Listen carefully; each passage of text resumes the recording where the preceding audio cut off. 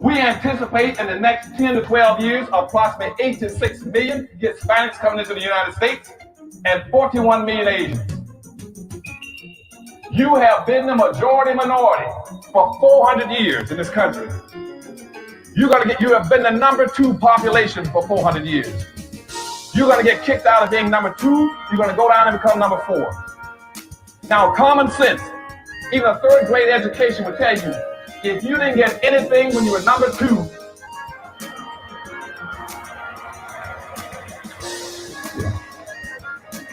you all jumped ahead of me, but anyway, you can guess what you're going to get when you become number 4. President Biden, do you support reparations? Look, I mean, since I haven't spoken on this, got a chance. Number one, the reason we're the country we are is because of immigration. We've been able to cherry pick the best from every single continent. The people who come here have determination, resilience. They are ready to stand up and work like the devil. We have 24 out of every 100 children in our school today is Hispanic.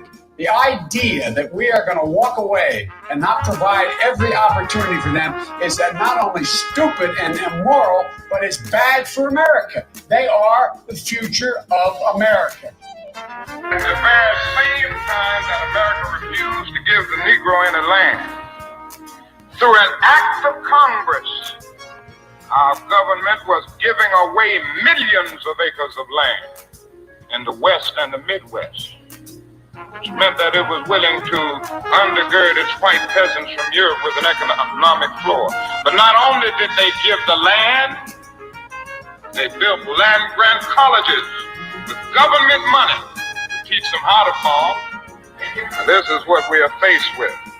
And this is the reality. Now, when we come to Washington, in this campaign, we are coming to get our check.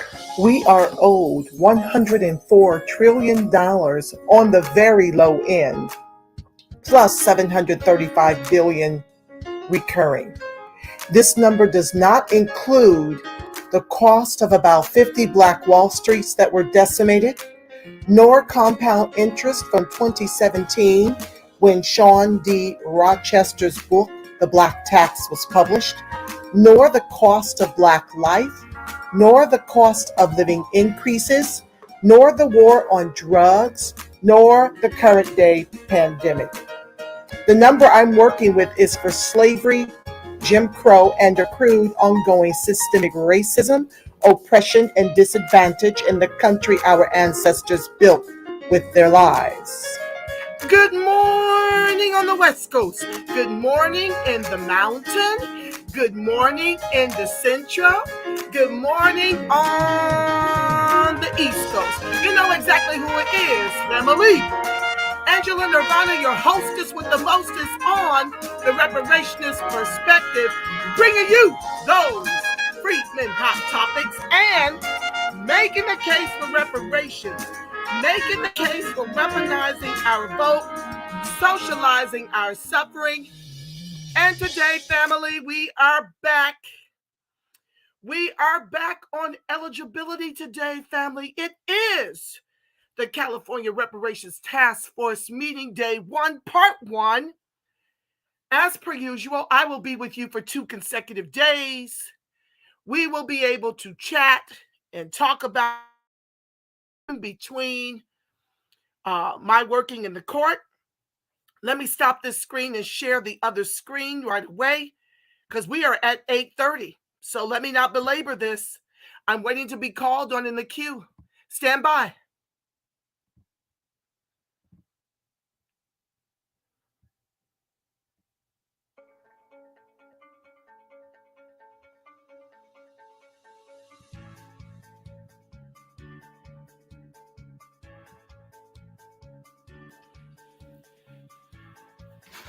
So I'm waiting to be called on. Prayerfully, I will be called on. Just so you guys will know, I've been in the queue since last night. Around 7:45 this morning, I was able to send my request to speak to the moderator. Now, we know what happened the last time, how I was the first in the queue and was ignored until the end of the comment section.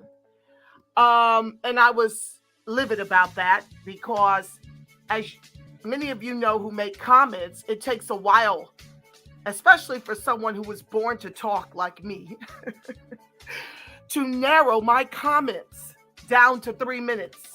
Is an exercise of exponential proportion, and it takes me practically the entire month between the time we met last to get what I've got to say down into 3 minutes. And what I've got to say is very, very important. It's dealing with the egregious racial wealth gap, not only between us and all the other immigrants, but particularly the Black ones who believe that they are entitled to our reparations. Ain't that about a blip? It is unconscionable how we got here. It is unconscionable that we were in sessions for 6 months and then Senator Bradford decides to stall on the vote for eligibility last month. So needless to say, the comments from last month just had to be, revised in order to make them relevant for today's broadcast, for today's task force meeting. It didn't require a whole lot, but it did require a little bit of edits. And so prayerfully, I will get to say them because it's very, very important that I get to speak on it, because I'm going to share some astounding numbers that is going to blow your hair completely back when it comes to these Black immigrants wanting to tie themselves to our reparations or kill the idea of us being repaired altogether. They're fully invested in either getting the reparations. Why? Because it gives them so much more advantage over us as freedmen whose ancestors built all the wealth they eat from with their lives. You're going to hear inherent in these numbers how egregious the racial wealth gap is just between us and them. And the problem with all of it is that capitalism requires a bottom caste, which means if we get the repair in the quadrillions that we are owed over, 400 years like we are owed, somebody else is going to have to take this bottom, because capitalism requires a bottom caste. And everyone's gotten quite comfortable with that being freedmen. Everyone has gotten comfortable with us being the bottom caste for this country's capitalism. And what we're doing here today, and every time we show up for the task force meetings, family, is we are leaning in and we are putting up a serious gate to let this country know, at every branch of government, we see your nefariousness and we aren't here for any of it. We've got over in the chat, I want to say, let's look specifically to see how many folks have arrived. We are at 106. Hold on. I'm waiting for the moderator to respond to my request. I got to make sure I keep my eye on her, because I'm certain she is doing this intentionally. I'm certain I'm being censored and I'm being shadow banned. Speaking of which, please like, share, subscribe, and turn on your notifications. Thank you so much. But we are at 8:35. We've got 167 participants. So when we sent the rallying call, the rally cry to freedmen all over the country, they are rearranging their schedules and we are in here 167 strong. Do you hear me? Well, that just jumped to 173. So we didn't come to play. And we thank God for the ancestors. We thank God for the technology called social media. We used to have to imagine what the ancestors had to go through just to get messages that Harriet was outside waiting for you so you can sneak on the Underground Railroad to freedom. Well, child, look at us today. We are able to get the word out to sound the alarm that our reparations is being encroached on by some who descend from African slave traders. Not all of us were kidnapped, family. We were absolutely sold into slavery. Otherwise, Africans wouldn't be feeling the need to apologize and set up for a way for us to return, okay? So miss me with all this, oh, you were kidnapped. No, that's the lie. They've done everything they can to whitewash our history, to make you forget the plight of your ancestors. And I am extremely proud of the grassroots reparations movement. We are the contemporary reparationist movement, and we are putting in work all over the country. And I'm grateful to each and every one of you that show up and out on behalf of the California Reparations Task Force. Why is that, family? Because as California goes, so goes the nation. And I am so proud to be a comrade amongst you. I see you, Shauna Kim, Lafayette Ward. And for those of you who are tuning in from Facebook and Twitter, welcome one and all to the live. I guess we'll be getting started shortly. I'm just chatting until we do. I have to pay close attention so that I can make sure I see when the moderator accepts my hand to speak. I'll be toggling back and forth so I can really see. And I will make this smaller. As a matter of fact, I will make this thing smaller and the screen larger once we begin. But back to my glowing commendations of the grassroots. I see you putting in work, family, and I'm so proud to be one of the comrades in this fight for our lineage, in the very, not just the survival of our lineage, but in the flourishing of our lineage.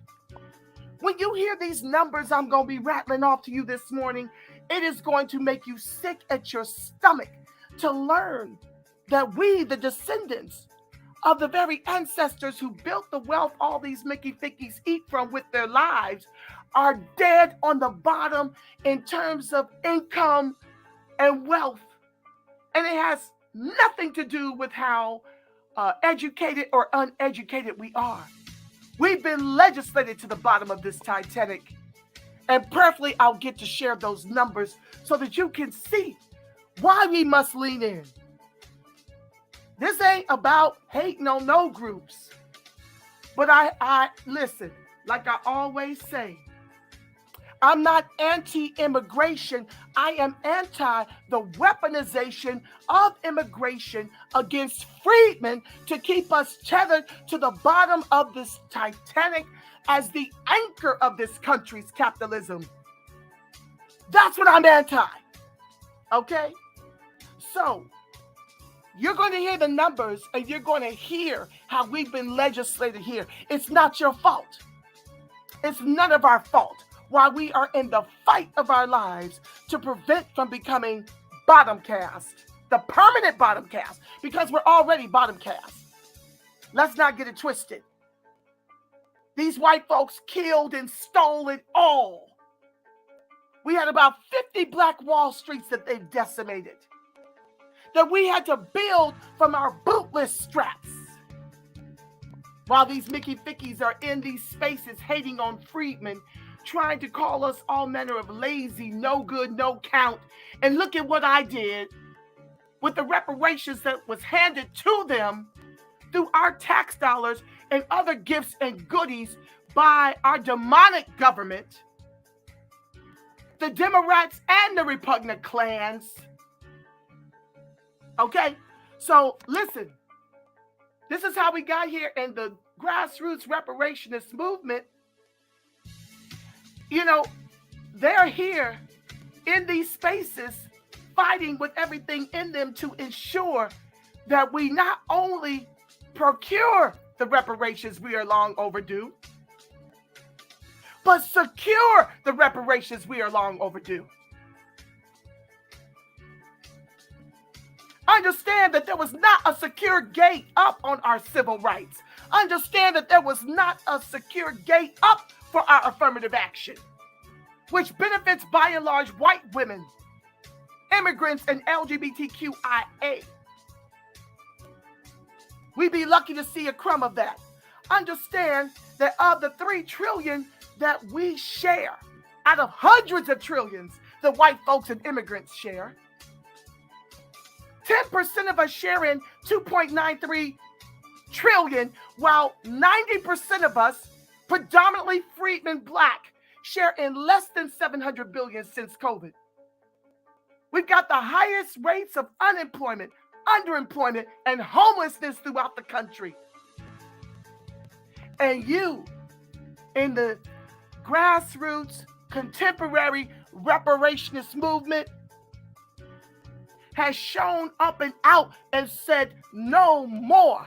We are screaming to Pharaoh to let our people go. We will not give in. We will not give up. We will not give out. And Narcan and Cobra tried it. They tried it. And that's why it failed epically for 30 years until the contemporary grassroots movement got involved. That's what happened. We got involved and helped this nothing burger of a bill, HR 40, get to 100, 67, 97 votes. And they were voting for it because they knew we'd get nothing. They knew that they were going to set this up to make it about race. When they see what's already happening to the freedmen farmers who are at risk of being foreclosed on after Biden set aside $4 billion for them and immigrants, okay? They knew that this would fail epically. But I'm not going to give away my public comments because that's a part of it. But look at how God woke us up and educated us. See, we are forever evolving in this movement. We didn't know that getting the thing from 3 votes to 197 votes was going to hurt freedmen. We didn't know that.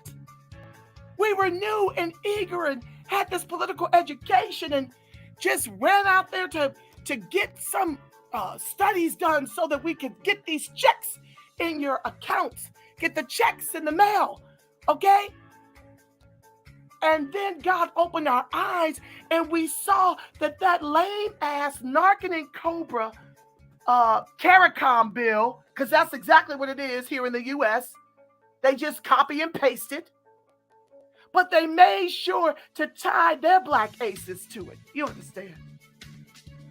And they had no specificity for freedmen. None for freedmen black. And they had no cash even being studied. And that's all you kept hearing through Sheila Jackson Lee's immigrant ass. Okay? That there would be no cash. How do you do reparations with no cash? And then all the coons sitting up here talking about black folks don't know what to do with cash. Excuse me? We had no Skrilla when we were free to our own peril after we fought and won our emancipation and they took back the 40 acres and the mule. How don't we know what to do with money?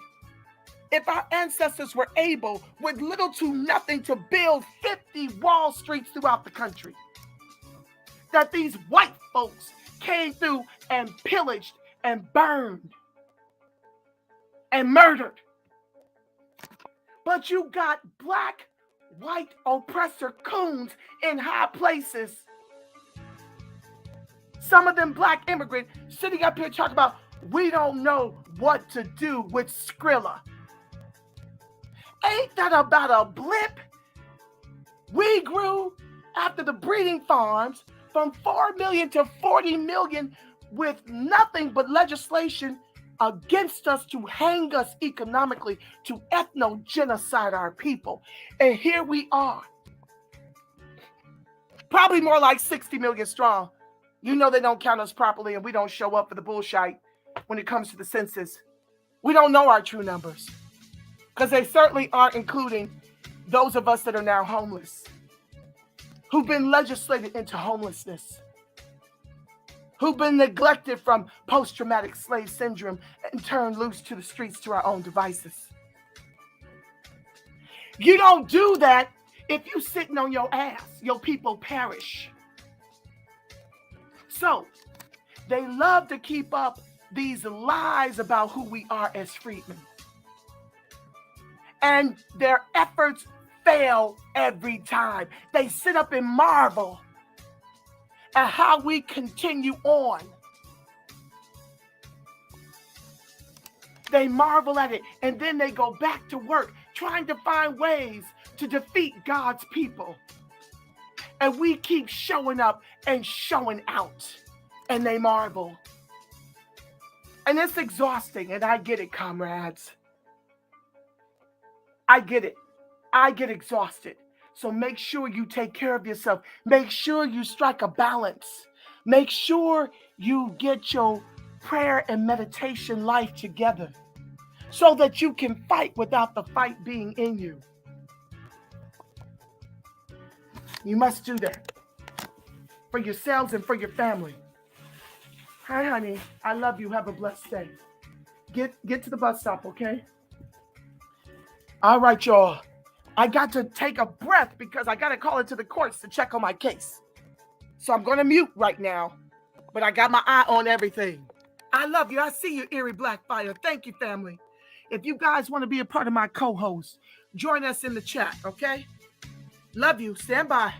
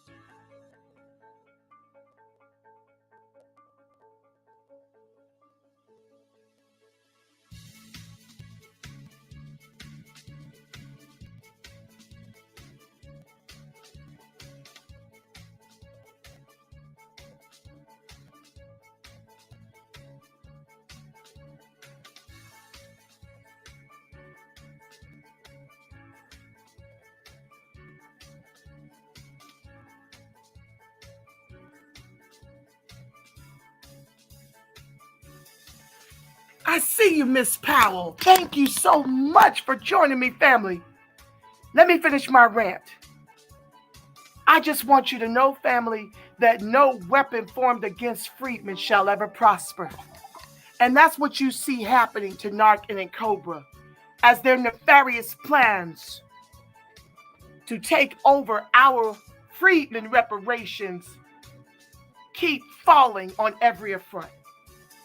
Even with political access, they can't get the last few signatures to get that H.R. 40 bill to pass in the House. I think it's about 3 is all they need. And so look at the covering that the God within you has over you. The blood is on the freedmen. We are protected, family. They can achieve this within 3 votes and it's stalled. And so that's why we have to continue to show up. Because their weapons are failing. They tried to take us out. They've used, oh, here we go, y'all. Let's get it. Hold on.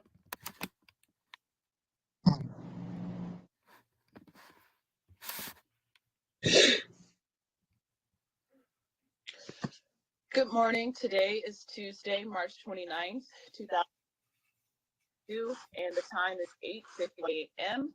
The AB 3121 Task Force meeting is now called to order.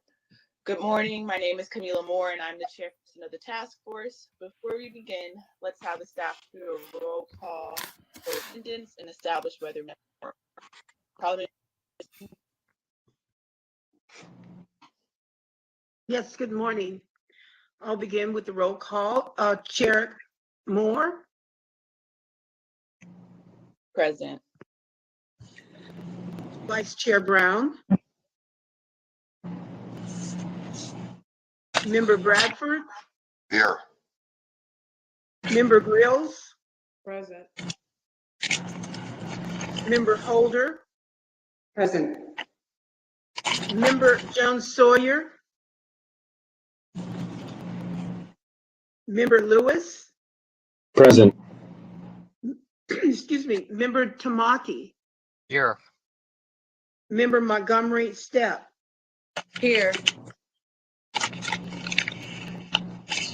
Madam Chair, there are 9 members on the task force. 5 members are required to establish a quorum. There are 7 members present. A quorum has been established.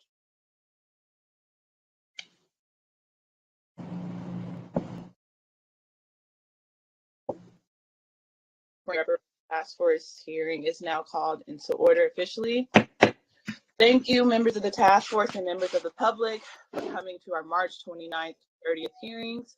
From the review of the agenda, you'll see that it is a full agenda and we are already behind schedule. So we are going to go promptly to the public comment period. Ms. Aisha Martin-Walton, you may begin the public period. Thank you. Thank you. Good morning, Chair Moore, task force members, and members of the public. My name is Aisha Martin-Walton, and I am with the Department of Justice. The task force would like to hear your public comments. The public comment period will be for an hour and a half. Each person will have 3 minutes. Please be advised that in fairness to everyone, at the 3-minute mark, you may be politely interrupted and your microphone turned off. However, please just know that there's a public comment period during each meeting. There will be a public comment period tomorrow, and the task force encourages everyone to participate. You may also submit written comments to the task force members at any time via email at reparationstaskforce@doj.ca.gov. To participate in public comment, use the raise hand function. Locate the button on the upper right-hand side of the screen. On the sidebar, you'll see the shape of a hand. Click on the hand to prompt the raised hand feature. On our end, we will accept your raised hand. Then you will see a notification at the top of your screen to continue. You have to click continue. You will then be elevated into the meeting as a presenter and automatically muted until it is your turn to speak.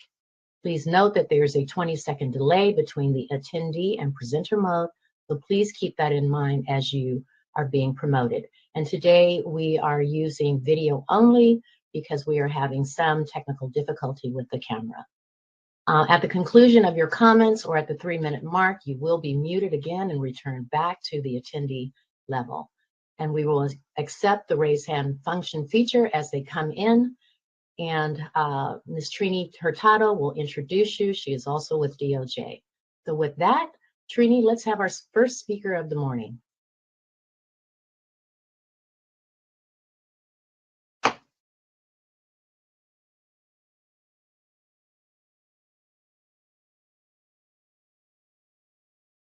It's not allowing me. The blue jeans. Who else is a moderator on here? Noelle, please, can you see if you can promote?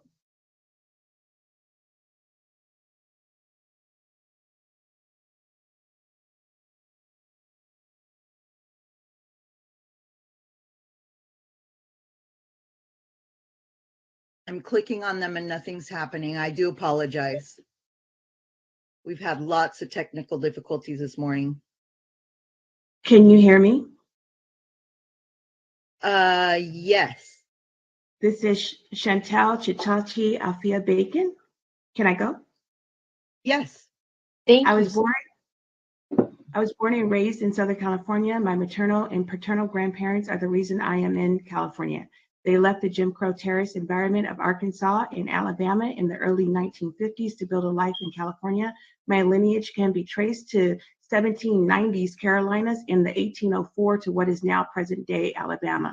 My family was instrumental in the economic and physical infrastructure of these United States of America. No doubt my family looked forward to what their life would be to survive a horrific experience. I had family who lived through the Civil War and probably heard of Frederick Douglass and were moved to fight for the Union. One of my ancestors would get bold and stand up, but get killed by his enslaver. I am a foundational Black American. I am a descendant of American chattel slavery. I know my lineage. I believe cruelty, the unbelievable cruelty and hardship my family suffered and managed to survive long enough that I could exist today is why I support lineage-based reparations. I do not support race-based reparations. I do not support immigration-based reparations. Immigrants from Africa, Caribbean, South America, or parts of Asia who share a Black skin tone that in proximity to Black Americans does not make them us, which is foundational Black Americans, U.S. descendant of chattel slavery, U.S. freedmen. And the discrimination they may experience is because we as Black Americans have not been rightfully repaired, but instead chose as a bottom to the American caste system. Black Americans who share African descent with those who were active participants in the slave trade makes us no more family to those Europeans who participate in our enslavement. Yes, I am, like many others, amalgamation of mixed blood because of forced migration of my enslaved ancestors, the rape of my enslaved ancestors, the breeding of my enslaved ancestors. Yes, we are a new people and we demand what is owed. No other is owed or even deserve what our ancestors toiled for just because they are of African descent. Vote yes for lineage-based eligibility. Thank you for your time. Thank you for your comments this morning. Rini, our next speaker.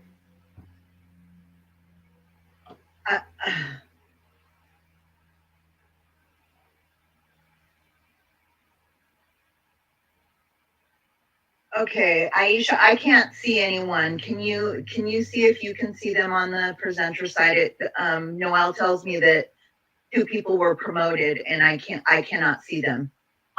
Let's see. Let's go with Rashawn Phillip Stories. Good morning. Good morning. We're not using video today? No, just we're having technical difficulties with the video. Okay, great. Well, good morning, task force members. Good morning, all. My name is Rashawn, and I'm a poet, a writer. I love language, and I want justice in my lifetime. I'm 39 years old. My wife and I consider ourselves to be pure reparationists, which in our house means reparations is religion. Currently, we live in San Francisco. I grew up in the city where my father raised me as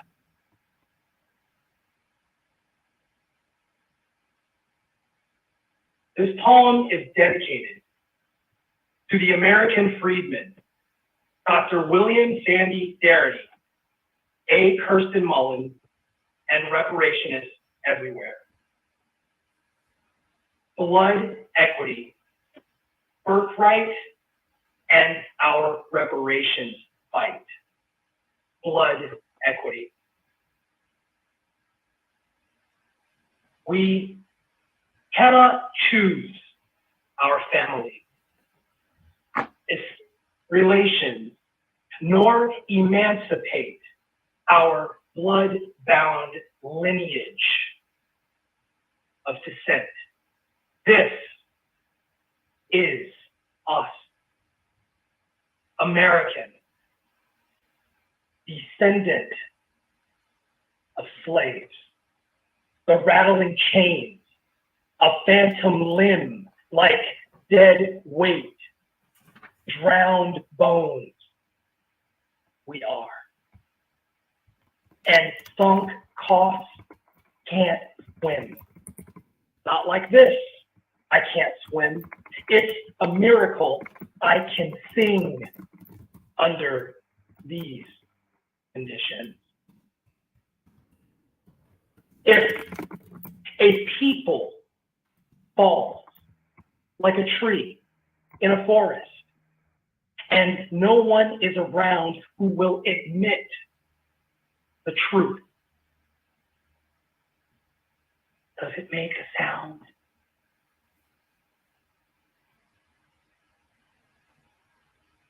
Thank you. Thank you, Mr. Soares, for your comment this morning and your poem. Trini, next speaker. Okay, thank you. I'm back in business. Chantel Brown.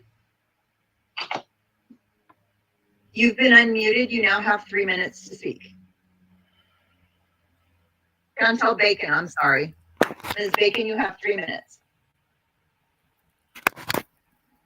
Also, people can use video if they want. Not everyone is going to be experiencing the same technical difficulties. So if the video works for people, they can use it if they want. Oh, okay, that's a good idea. Yeah. Can you hear me? I went already, so. Okay, thank you. Yeah, Chantel Chachia Bacon, I went already. Okay, thank you so much. Uh-huh. Okay, the next speaker will be Rashawn Phillip. This is Angela Nirvana. Rashawn just went. Rashawn just went. Trini, you were Rashawn just signing. went. Thank I you. do apologize. I had to readjust my computer and I'm back on. So we will go with. This is Angela Nirvana. I'd like to speak.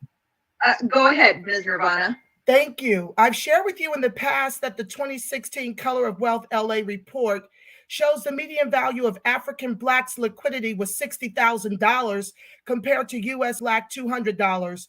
In that same report, the median value of their total assets is $152K, US Black $30K, whites $350K, Asian Indian $460K, and Japanese $595K. And it wasn't because we weren't educated. In this same report, U.S. Blacks were 44% degreed with a median income of $53,500. African Black, 58.9% degreed, median income $115,000. And although Mexicans were 17.8% degreed, their median income was within $3,500 of U.S. Black at $50K. Today, our median income in LA is $35K and the median home price is $834,400. This was 8 years ago, pre-pandemic. Just imagine how much more egregious the racial wealth gap is for freedmen whose ancestors built the wealth all of these groups eat from with their lives. The data is clear. Our never-ending Holocaust has been weaponized against us to enrich whites and immigrants with never-ending policies by our government at every branch to ensure freedmen are the permanent bottom caste, which begs the question, how many more freedmen have to be legislated out of California before seeing a dime of whatever becomes of this study? Chemerinsky made it clear that it's time to untether Black immigrants from our reparative justice claim, because if you attempt to enrich them some more with our reparations, it will be race-based, not lineage. And how's that working for freedmen farmers who are at risk of being foreclosed on because whites and Latinos have filed a class action lawsuit on the grounds of reverse discrimination after $4 billion was set aside for their debt relief, which includes immigrants, our albatross. In effect, Narcan and Cobra, you are setting freedmen up to fail at ever receiving reparations at the state and federal level when you insist it be for all Blacks, when freedmen are the Black immigrants' reparations per the data. You're seeking a white wealth transfer, which keeps us tethered to the bottom as the anchor of this country's capitalism, knowing full well we weren't entitled to CARICOM nor any repair from African colonizers. Even greater than Chemerinsky's testimony is Secretary of State Dr. Shirley Weber's definitive intent on eligibility of the AB 3121 bill she authored, that it is specifically for freedmen, Black American descendants of U.S. chattel slavery, lest we end up with 50 cents. The fact that this is even still open for debate is yet another assault of exponential proportion on freedmen. In closing, esteemed task force, in the words of Spike Lee, freedmen need you to do the right thing. I'll land there. Thank you, Ms. Nirvana, for your comments this morning. Okay.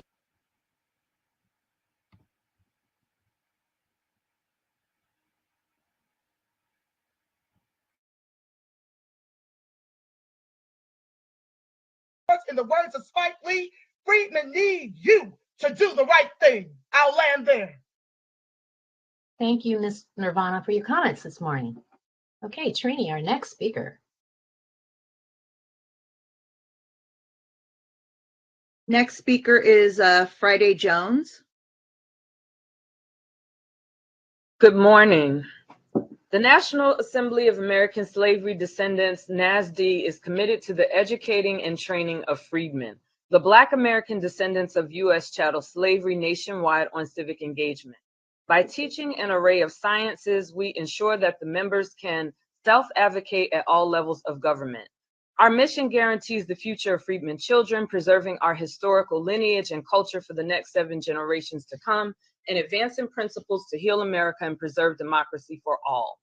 Institute of the Black World 21st Century was awarded 2 grants totaling $3 million as fiscal sponsors for both NARC and NCOBRA by the MacArthur Foundation. $1.5 million in support of NARC's general operations and $1.5 million in support of NCOBRA's non-lobbying activities to support reparations for people of African descent in the United States and the global Black diaspora. An olive branch extended to NARC by NASD LA resulted in Baba Gregory Akili ending the conversation by stating, "Back in the day, positions like yours would get you killed," to the 3 female co-chairs. The olive branch extended to NCOBRA resulted in gatekeeping access to dialogue with Sheila Jackson Lee and NASD's national arm being told to test our work in California. Just because something is written doesn't mean it will be enforced, and they stated they saw no value in meeting with us. Dr. Grills is a NARC commissioner, and it is apparent that NCOBRA and NARC have a pan-African global Africa agenda to manifest what Sir Hilary Beckles called an intellectual theory. The leaders of these organizations have rejected the self-advocacy of CJEC and NASD as the heirs of our ancestors' legacy. And now the same organizations that had little influence on the specificity language in AB 3121 and the passing of this legislation are being given prime time as experts to silence the voices of the descendants, like Callie House was silenced by Congress, and like the Freedmen's Bureau was vetoed by President Johnson while he deferred to enlightened public judgment. After 30 and 40 years in this space, where is the work product from the legacy organizations proving the descendant community supports the intellectual theory of a global Africa? We will not dishonor our ancestors and subordinate our reparations claim in California or the United States in an effort to appease foreign heads of state when the people from Skid Row to the rural South live in abject poverty. The California DOJ has a fiduciary responsibility to the people of California and to serve as legal counsel to this body. It would be obscene for this DOJ to not advise this commission on the beneficiary class, particularly if complicit silence means the people foot the bill. I'm unapologetic in support for lineage-based repair. I am Friday Jones, co-facilitator of the National Assembly of American Slavery Descendants and a founding member of CJEC. Thank you for your time. Thank you, Friday Jones. All right, Trini, next speaker, please. Our next speaker is Joe P. Joe P., you have 3 minutes. Hi, good morning. I am an ally of the descendants of persons enslaved in the United States, also known as American freemen. I stand united with this community. I strongly urge the task force to vote for lineage-based reparations as intended by the author, as well as being recommended by the best legal and constitutional experts. I also strongly urge the task force to reject race and harm-based peers eligibility. Race-based legislation would be considered illegal both at the state and federal level, and harm-based lineage would be open to all races throughout the world, actually. The language of AB 3121 is clear. The legislative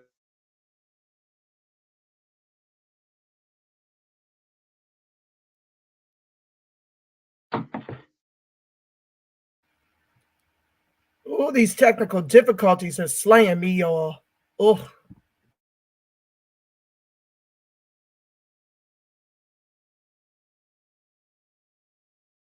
Mr. Joe P., are you there?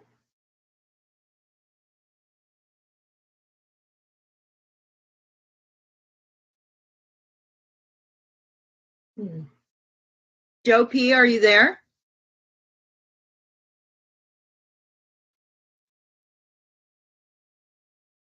Oh.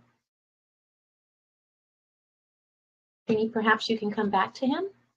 Maybe he will stay on. My only other person that I have that was promoted is Akili. Has that person spoken already? No. Akili?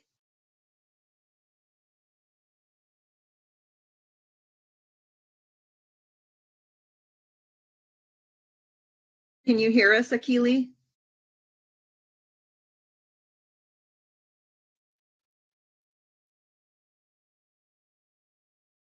Yes, I can hear you. Can you hear me? Yes, thank you. Please begin. You have 3 minutes to speak.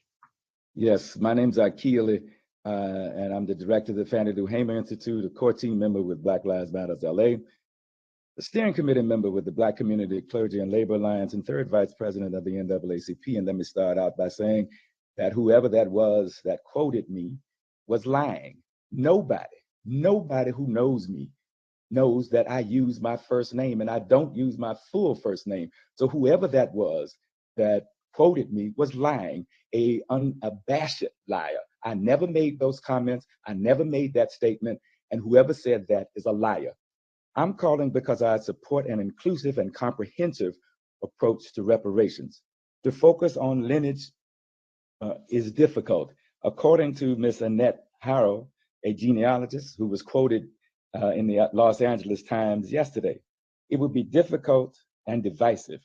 The hurt, harm, and damage that was done through the Holocaust of enslavement and American apartheid has left long-lasting impacts on African Americans and Black people here.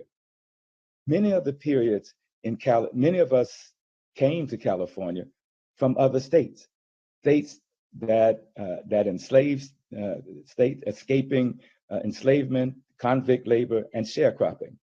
Black people have been purposely, deliberately, and methodically excluded from the benefits of this country. We need to take the same approach to include us. Let us not take a narrow and divisive approach. Let us start with an all Black people and then prioritize. We have descendants right here in California from Allensworth. What if they can't prove their lineage? What do we do about them? I think that we need to start with all Black people who have been harmed by America, in America, to be repaired by and in America. It's a understandable approach.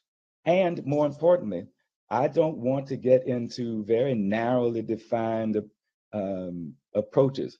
We have seen what that narrow approach has done in our community. We have seen the impact of some of us versus the rest of us.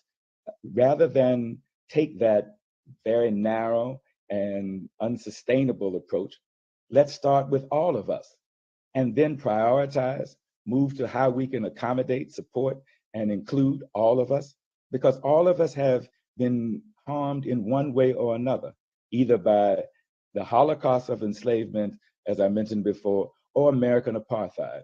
And so I would urge this committee to start with all and then prioritize, move to the broader, and then look at how we include versus exclude.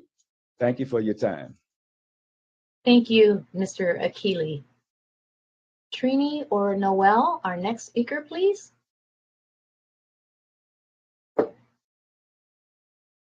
Tamisha Muhammad. Can you hear me? You've been unmuted. You now have 3 minutes. Okay. Good morning. My name is Tamisha Muhammad. I am a stay-at-home mother. Black Americans are an ethnic group, a unique amalgamation of white settlers, indigenous peoples, native tribes, and enslaved peoples brought to this land via the transatlantic slavery. A people that were bred for massive people, a people that literally built the infrastructure and industry in this country. A people that were traded as currency, a people who innovated modern medicine, especially the field of gynecology, by sacrificing our bodies. A people that stood on the front lines on battlefields in this country to free themselves from chattel slavery. A people that adapted to new forms of tyranny over several decades after slavery ended. All of these things make the case for Black American reparations by including any other group whose family did not bear the cost and the totality of these experiences. It's theft, legacy, and inheritance. It will be met with imperative consequences. Please vote yes for lineage-only reparations. Thank you. Thank you, Ms. Mohammed, for your comments this morning. Trini, our next speaker, please. Our next speaker is April. April, you've been unmuted. You now have 3 minutes. Thank you. Can you hear me? Yes, ma'am. All right, thank you. So I'm April. My roots originate from North Carolina, South Carolina, Georgia, Virginia. I am not here representing an organization. I am here representing the people. My ancestors have fought in every single war. The matriarch of my families have a lineage of teachers and healers. My blood, my bone, my skin is in the soil of this land. We literally built it. Reparations, right, it is for repair harm to a specific group of people. So it's quite insulting, right, when Lisa Holder, who is a civil rights lawyer, right, comes and gives emotionalism and adds it. You know, my 2 children as well died at birth and CHOP, right, and they butchered me, and I had to receive cesareans for the duration of birth, all 6 of my children. That has nothing to do with reparations. It was insulting, and it was disgusting, and it's really unethical. I can't believe that it was done, but it's another example of people trying to shoehorn themselves into something that just is not even repair for them, right? It is literally for Black American descendants of chattel slavery, U.S. freedmen, foundational Black Americans. I'm lost as how someone so bright could be so confused as to race over lineage, right? We have Cheryl Grills, who is in mental health, right? How do you know what we have been through, right? And how are we confused on who should receive this repair, right? It is for repair for a specific group of people. I mean, are you kidding me? Y'all playing with that. And I'm going to relax just a little bit because I'm getting emotional, right? But for the people, right, it should be a lineage-based repair. No one else went through hundreds of years. No one else did. In fact, it was a plan. You planned, you packed up, and you flew here, right?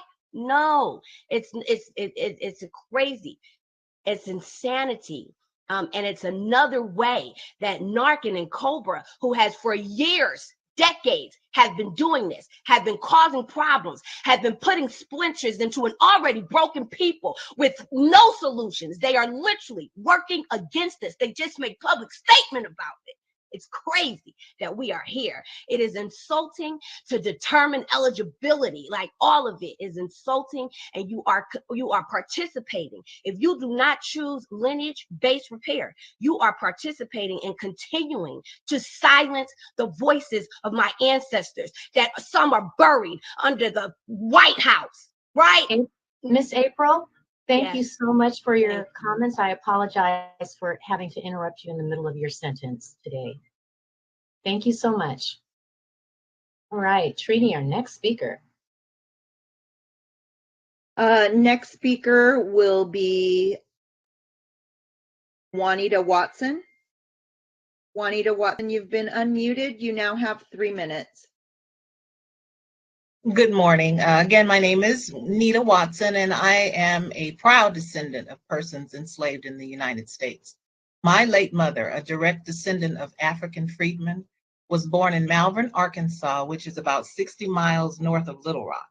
My 83-year-old aunt, who is still living, tells us stories of their father, who was a builder, packing up an ice box he'd built, hitching it to his truck, filling it with food, yellow meat, watermelon, and beverages, and taking them down to the river to celebrate Juneteenth every year. She told me how her father was also a farmer and struggled to take care of his family and the racism they experienced as children growing up in the Deep South. Then she told me of the time they discovered documents at the Santa Monica Genealogy Library that revealed that our family landed in America on a slave ship. Today, I came forth to show solidarity and speak boldly as I stand unified with other descendants of American slavery and our allies. It is crucial that this task force cast their vote for lineage-based reparations for the Black American descendants of chattel slaves. The criteria for eligibility without misperception was made clear by its lead author, California Secretary of State, Dr. Shirley Weber. Dr. Weber shared how her family, too, is from Arkansas and were sharecroppers. AB 3121 is highly recommended and endorsed by some of our most respected legal, economic, and constitutional experts, and has overwhelming support by the public who have presented testimony at some point in these hearings over the past 10 months. With this, I strongly implore this task force to reject any race-based tiers of eligibility proposals. I strongly implore this task force to reject harm-based tiers eligibility proposals. As we all know, race-based legislation is unlawful as well as unconstitutional federally and in the state of California. Any harm-based lineage-neutral legislation would unfairly open our reparations justice claim to anyone of any nationality. Please vote for lineage-based eligibility today and reject any race or harm-based tiers eligibility. The language in AB 3121 is straightforward, and its author's legislative resolve is sensible. The legal and economic expert advice is feasible. The public commentary is logical. Please vote for lineage and not tiers. Thank you. Thank you, Ms. Watson, for your comments this morning. Trini, our next speaker. Our next speaker is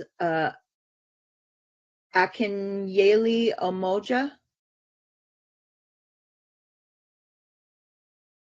You've been unmuted. You now have 3 minutes.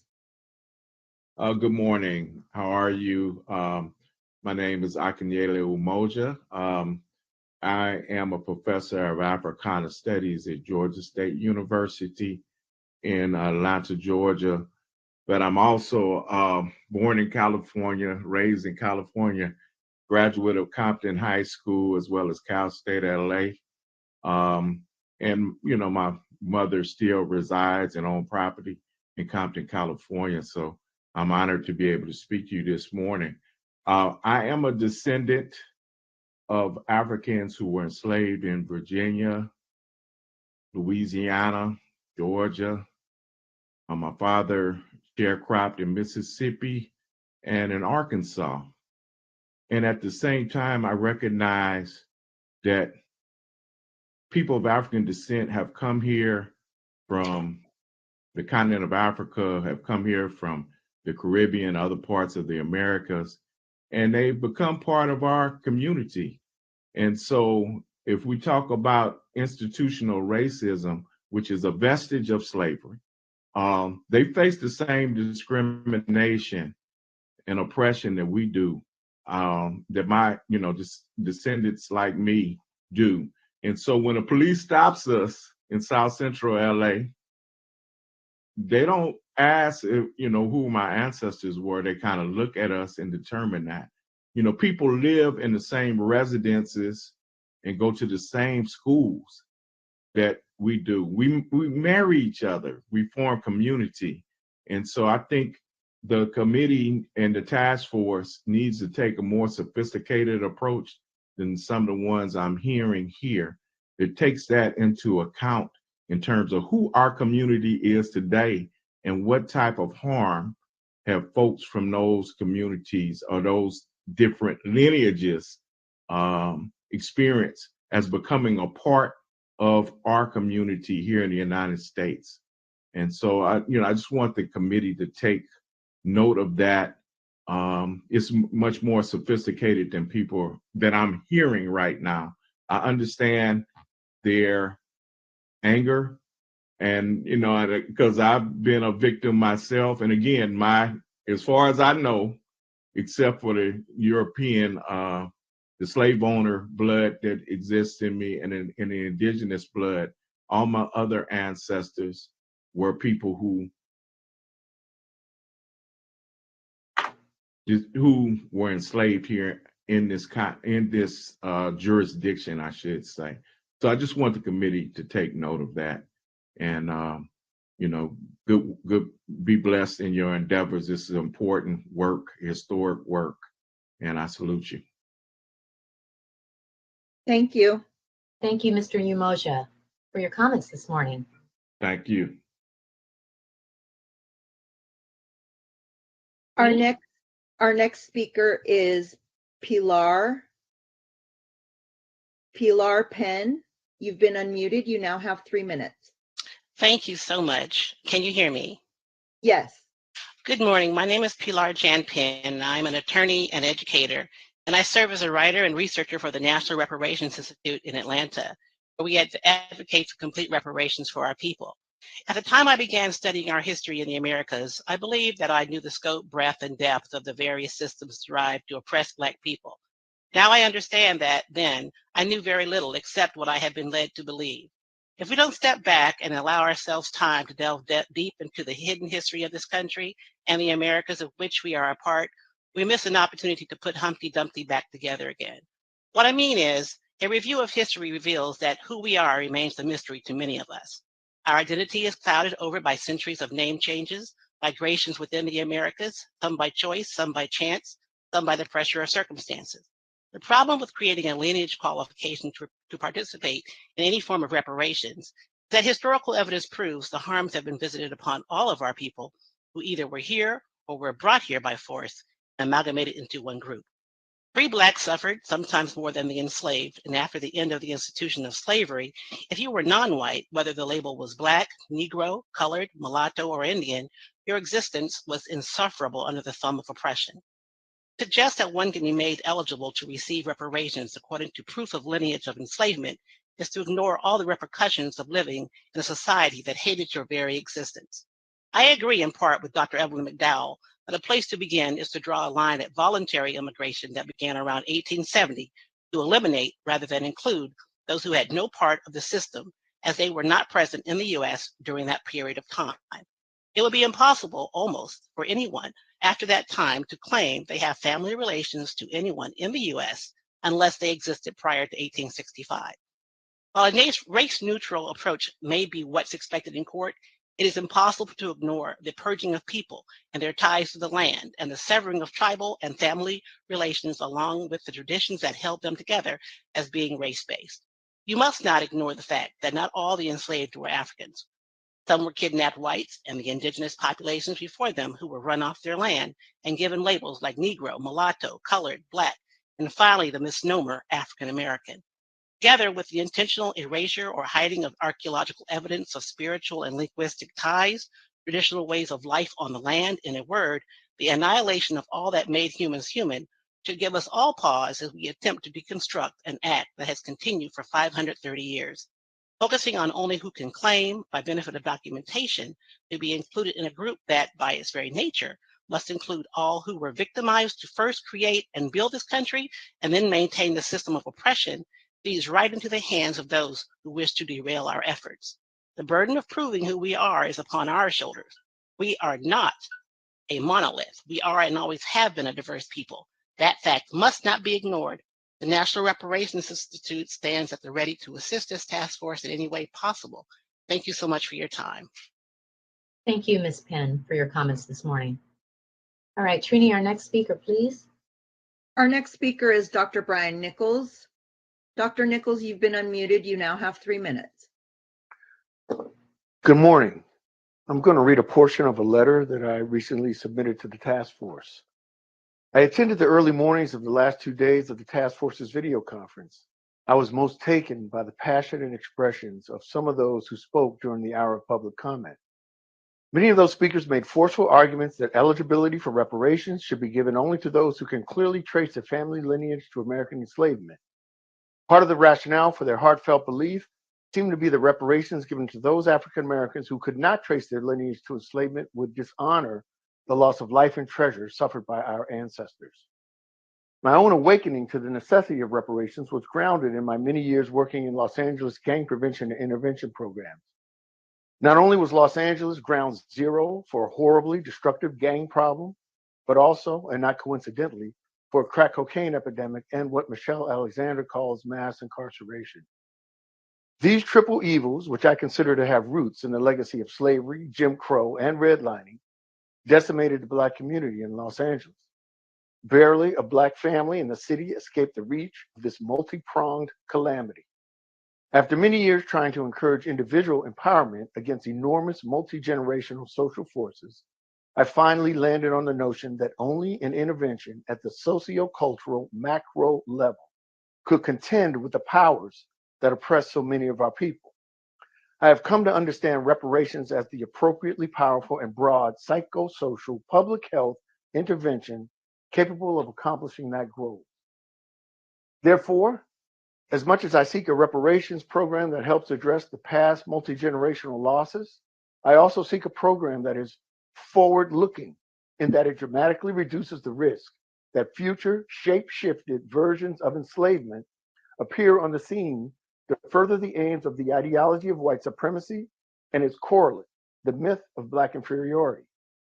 Consequently, my focus is on the 5th UN guideline on the issuance of reparations to historical victims of gross human rights violations, guarantees of non-repetition. Should California make reparation eligibility strictly on the basis of lineage, in keeping with the guarantee of non-repetition, I believe that it is very likely to promote non-repetition of de jure slavery. But what about the de facto progeny of slavery? Jim Crow, redlining, mass incarceration, voter suppression. The apology offered for enslavement lineage suggests no accountability for these other scourges of Black life in America and, consequently, a freedom to repeat. Thank you. Thank you so much, Mr. Nichols, for your comments this morning. Trini, our next speaker. Our next speaker is Arthur Ward. Arthur Ward, you've been unmuted. You now have 3 minutes. All right, thank you. I'm Arthur Ward. I'm a resident of Chicago, Illinois, but I have a lot of family in California who are interested in this, so I'm going to speak for them. So good morning. I'll make this quick. I get tired of others, including our Black elected representatives, always pushing hard to make the descendants of American slaves the mules for all other groups, including Black immigrants. This is ridiculous. My lineage does all the work, absorbs all the pain, suffers through all the deprivation, but when it comes to some kind of justice, some kind of recompense, we are supposed to step to the back of the line and allow Caribbeans and Africans to be prioritized. Taking this long to decide on something that should not even be a question in the first place is an insult.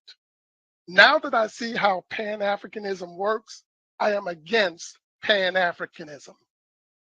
If a correction is for the descendants of American slaves, why does it always have to be inclusive? Correction is too good for just Native Black Americans, even though the slavery and abuse and reconstructional failure was exclusively targeted to us, not targeted to Black folks that just landed here voluntarily after the smoke cleared. Tired of this. Got to include Eskimos, Martians, bluebirds, and any African that just flew in yesterday that got his feelings hurt by a random policeman. Really? And he then somehow deserves slavery reparations here? No, he doesn't. Anyone that thinks that he does is wrong. Everyone on this panel understands that a race-based bill at this point is morally, legally, and constitutionally improper. If this were a Jewish American issue, there would be no question as to eligibility. There would not be this level of open disrespect. Everyone would respect the legalities and sensitivities involved. Everybody on this panel would stay on subject. As a special and designated group of people that built this country, we exclusively deserve that special respect, and we should not have to demand this. This time, I hope that this panel will stay on subject, do the proper thing, and vote in favor of lineage-based reparations. And Narcan and Cobra, the people are not having your over-scholarized nonsense. Thank you. I'm landing here, and you have a good day. Thank you, Mr. Ward, for your comments today. Trini? The next speaker is Barbara Oakes. Barbara Oakes, you've been unmuted. You now have 3 minutes. Hi, good morning. Can you all hear me? Yes, ma'am. California oftentimes is the benchmark for national change. It is pertinent to get this right. America's greatest sin, a stain on American history. Those are the phrases used to describe the atrocity of American chattel slavery. Reparations is the chance to right a specific and unique injustice. As such, descendants of those enslaved are the only ones with the rightful claim to stand in place of their ancestors. Anything else would be insulting. Insulting to the history of this flawed nation, insulting to the humanity of those whose forced labor built this nation. 400 years, 4 centuries of sweat, blood, turmoil, and torture. They did not seek the land of milk and honey. No, they created the land of milk and honey. This task force must not allow tethers to shoehorn their way into this most historic claim. Lineage-based reparations is the only way to begin repaying the generation after generation after generation of institutionalized theft. Proper redress must not allow those who voluntarily set foot on this land to scream, "Me too," over the backs of a kidnapped and enslaved people. Righting the wrong of America's greatest shame can only be done through the descendants of those painfully wronged. Thank you. Thank you, Ms. Oakes. Trini, do we have Our another? next speaker is James Matthews. Mr. Matthews, you've been unmuted. You now have 3 minutes.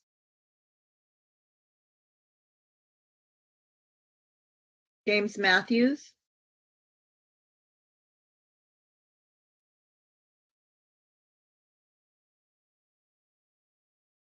Okay, we'll come back to Mr. Matthews. The next speaker will be Ray Winbush. Mr. Winbush, you've been unmuted. You now have 3 minutes. Morning. Can you hear me? Yes, sir. My name is Dr. Ray Winbush. I am director of the Institute for Urban Research at Morgan State University in Baltimore, Maryland. It is not surprising that the issue of eligibility has emerged in the California Task Force on Reparations, since certain groups have been aggressive in ringing the phones, flooding the emails, and pounding the doors of commissioners about the non-eligibility of African people in the diaspora.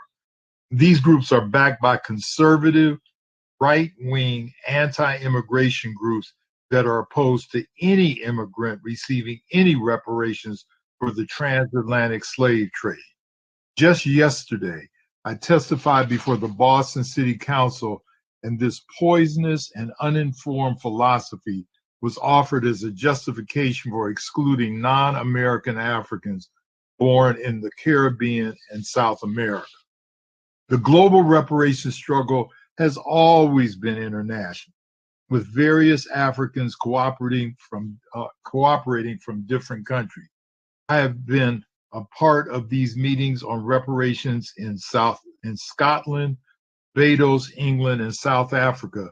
And what all these groups have in common is the goal of obtaining reparations for the descendants of those enslaved during the transatlantic slave trade.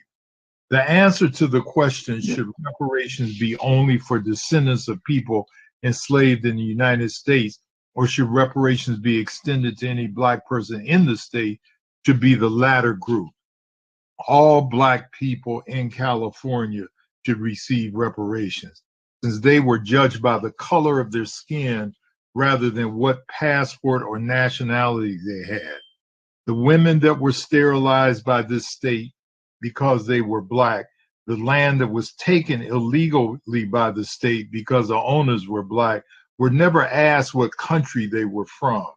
Indeed, 95% of those Africans in the Western Hemisphere, from Brazil to Brooklyn and from Curacao to California, have enslaved people in their family's history.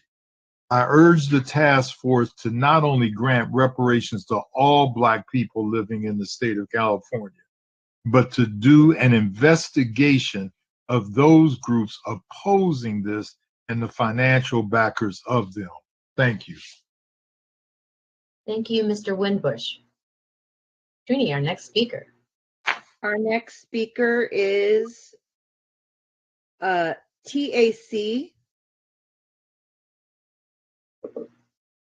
You've been unmuted. You now have 3 minutes. Hello, panel. Can you hear me? Yes, ma'am. Great. Good morning, task force panel. My name is Dr. Tish Crawford, and I'm a member of California Black Lineage Society. I'm a proud descendant of an unknown name of a person enslaved in the U.S. and also an American freeman. I stand united with my community of descendants of unknown and known descendants who are buried in the killing fields of slavery. I strongly agree that this task force to vote for lineage-based reparation eligibility intended by the author of AB 3121, Secretary of State Shirley Weber, as well as recommended by the best legal and constitutional experts. To not do so is a vote to erase our ancestors and to re-traumatize our descendants again. I strongly urge the task force to reject any race or harm-based eligibility proposal. Race-based legislation is illegal and unconstitutional in California. And once again, you're re-traumatizing our ancestors, which is not okay. Any harm lineage neutral legislation would open reparations to anyone and any race, and once again to erase the descendants of the enslaved persons who died in that killing field. Reject race or harm-based tier eligibility. The language in AB 3121 is clear. The legislation intent is clear. The legal advice is clear. And most of all, the public is clear. Vote for lineage, no tiers. We will not be erased, and stop the re-traumatization of our descendants. And I'm going to reach out to someone on that task force who knows and feels what it's like to be named and unknown. And they are buried in Evergreen Cemetery. Evergreen Cemetery is where my ancestors are buried, and some of them have no names and dates of birth. And it's also a place where Japanese Americans are buried also too. And they were buried there because guess what? They could not be buried in any other type of cemetery. I am California born. I am a descendant of an unknown person, an unknown slave who died in that killing field that moved forward and gave my family birth. They gave birth to a doctor. They gave birth to a police captain. They gave birth to an academic, quote unquote, teacher. This is really and truly deep in my heart, to the point where, yes, we created the California Black Lineage Society because those ancestors are important to us. Dr. Crawford, Dr. Crawford, I'm Thank so you. sorry to interrupt you in the middle of your sentence this morning. Thank you for your comments. Thank you very much, panel. Please do the right thing. Lineage-based. Next speaker, please. Thank you. Our next speaker is Cheryl Cobb. Cheryl Cobb, you've been unmuted. You now have 3 minutes to speak. Hello, can everyone hear me? Yes, ma'am. Okay, my name is Crystal Cobb, actually. I'm sorry. Oh, no, no problem. It happens all the time. I would just like the task force to know that I am a descendant of U.S. chattel slavery living in Sacramento. My parents came from Mississippi and Tulsa. My father served in the U.S. Air Force and my brother served in the Navy. I just wanted to quote from The Color of Money by Mirza Baradaran, chapter 1, page 10. Slavery, America's original sin, according to James Madison, created the foundation of modern American capitalism. It was slavery and the blood drawn with the lash that opened the arteries of capital and commerce that led to U.S. economic dominance worldwide. The effects of the institution of slavery on American commerce was monumental. 3.2 million slaves were worth $1.3 billion in market value, almost equal to the entire gross national product. Slaves are also a valuable store of capital because they were liquid assets that could be exchanged on markets more easily than other forms of property. Slavery's unparalleled bounty is what caused many Americans to tolerate such a barbarous institution. Growing international demand for cotton fueled the growth of slavery, and the legal and political arms of the state maintained and protected it. More cotton led to more profits, which led to more demand for slaves, which led to more legislation supporting slavery, and then even crueler methods of oppression to extract more work from slaves. We're all aware of this information. The point is that a specific debt is owed to a specific group of people whose ancestors were brought here in chains and were used as unpaid labor, among many other heinous acts. And those are those of us who descend from U.S. chattel slavery. I am asking the task force to adhere to the intent of Dr. Shirley Weber's language in AB 3121 in that reparations are for descendants of U.S. chattel slavery, and to also follow the advice of Erwin Chemerinsky, who made it clear that a reparations claim should be race neutral and lineage based to hold up in our California courts and not be ultimately struck down by the U.S. Supreme Court. Thank you so much. Thank you, Ms. Cobb, for your comments. Trini, our next speaker. Our next speaker is Michael Hicks. Mr. Hicks, you've been unmuted. You now have 3 minutes. Hey, can everyone hear me clearly? Yes, sir. Thank you very much. Good morning. My name is Michael Hicks. I am a co-founder and board member of the NCCFR, that is the National Coalition of Churches for Reparations. I am a proud descendant of persons enslaved in the United States, also known as the American Freedmen. My lineage goes to, from my mother's side of the family, Limestone County, Alabama. On my father's side of the family, my lineage extends to Hinds County, Mississippi. I stand united with my community of descendants, and I strongly urge this task force to vote for the lineage-based reparations eligibility intended by the author of AB 3121, Secretary Shirley Weber, as well as recommended by our best legal and constitutional experts. With listening to all the testimony this morning, one thing that we have to keep in mind, I want to push back on the concept that the opinions of the people are not sophisticated, quote unquote. I would say they are quite sophisticated because these are people that understand that they have been the burden bearers of generational poverty and being permanently placed as a bottom caste. I strongly urge this task force to reject any race or harm-based tiers eligibility proposals. Race-based legislation is illegal and unconstitutional in Florida and federally.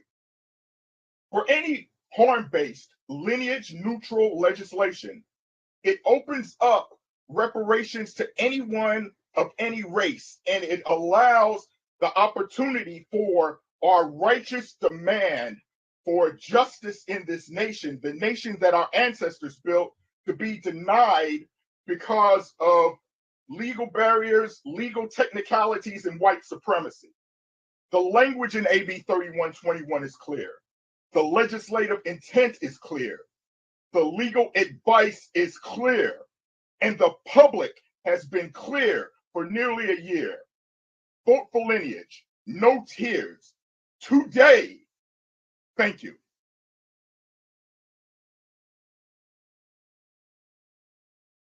Thank you so much, Mr. Hicks.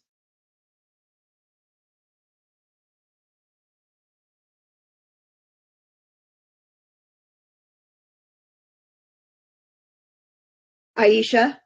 Yes. We'll be going ahead with Jessica Needs.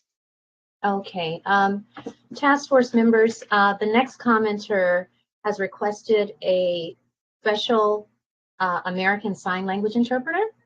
So in order for the commenter and the interpreter to see one another, we will have to temporarily mute your videos, if that's okay. But we'll turn them right back on. Okay. Trini, we are ready for Ms. Needs and her interpreter. Okay, I am unmuting Jessica Needs. Can the panel see me, the interpreter?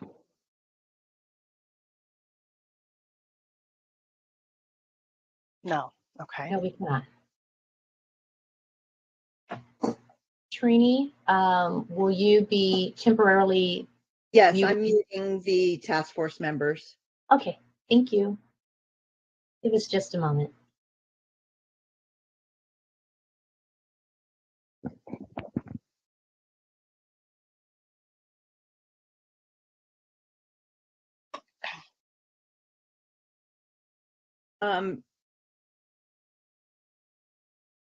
Jessica, I do not see your camera. I'm not able to see Jessica's camera either, or my own.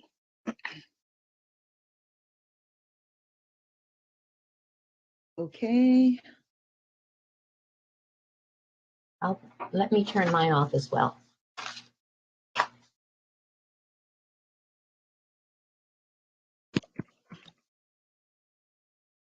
Trini, go ahead and put the interpreter on the camera. Okay. She is on. You can see me now. No, Sydney, do you have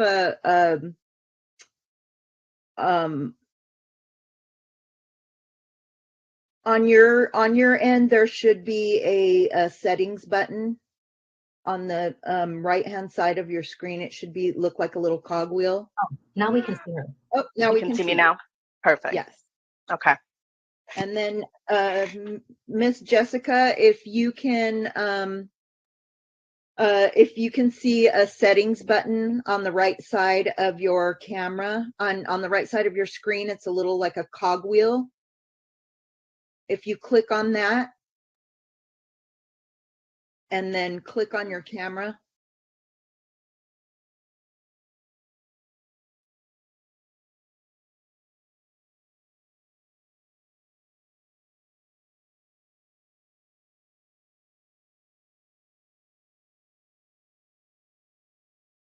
Can you ask her if she's using a Mac computer or a PC?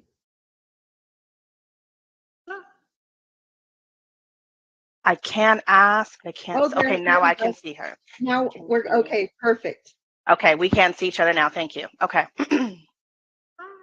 Dang, I want to apologize about that. Some technical issues there. I was trying to get it together with my camera. I have 3 minutes to speak, correct? Yes. Yes, ma'am. Okay.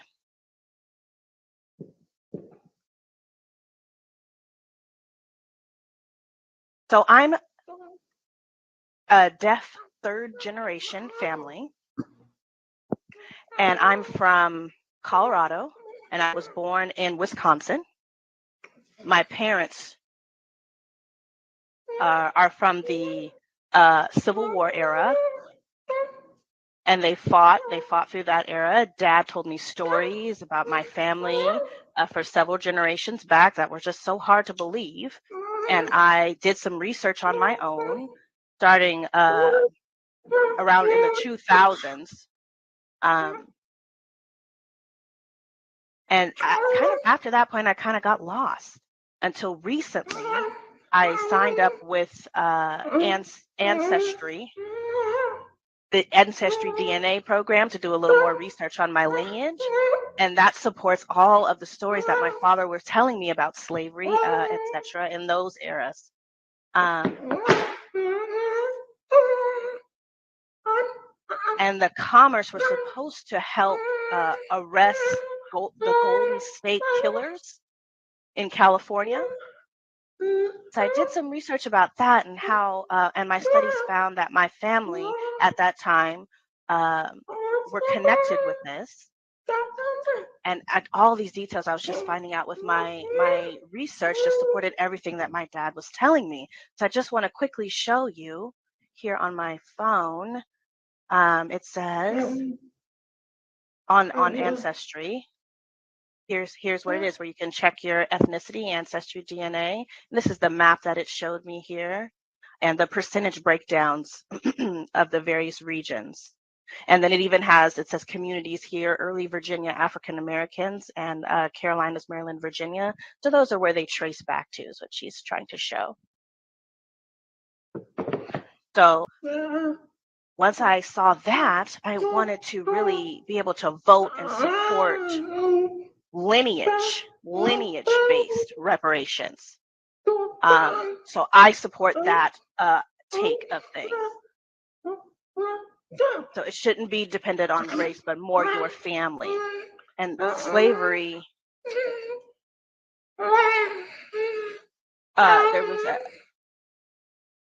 there was a family with the Grayson last name that we were tied to, and the wife's name is Shanty. And I feel that at that time, that family promised our family to be a part of their inheritance, but that was not received. And when we through over the years we were oppressed,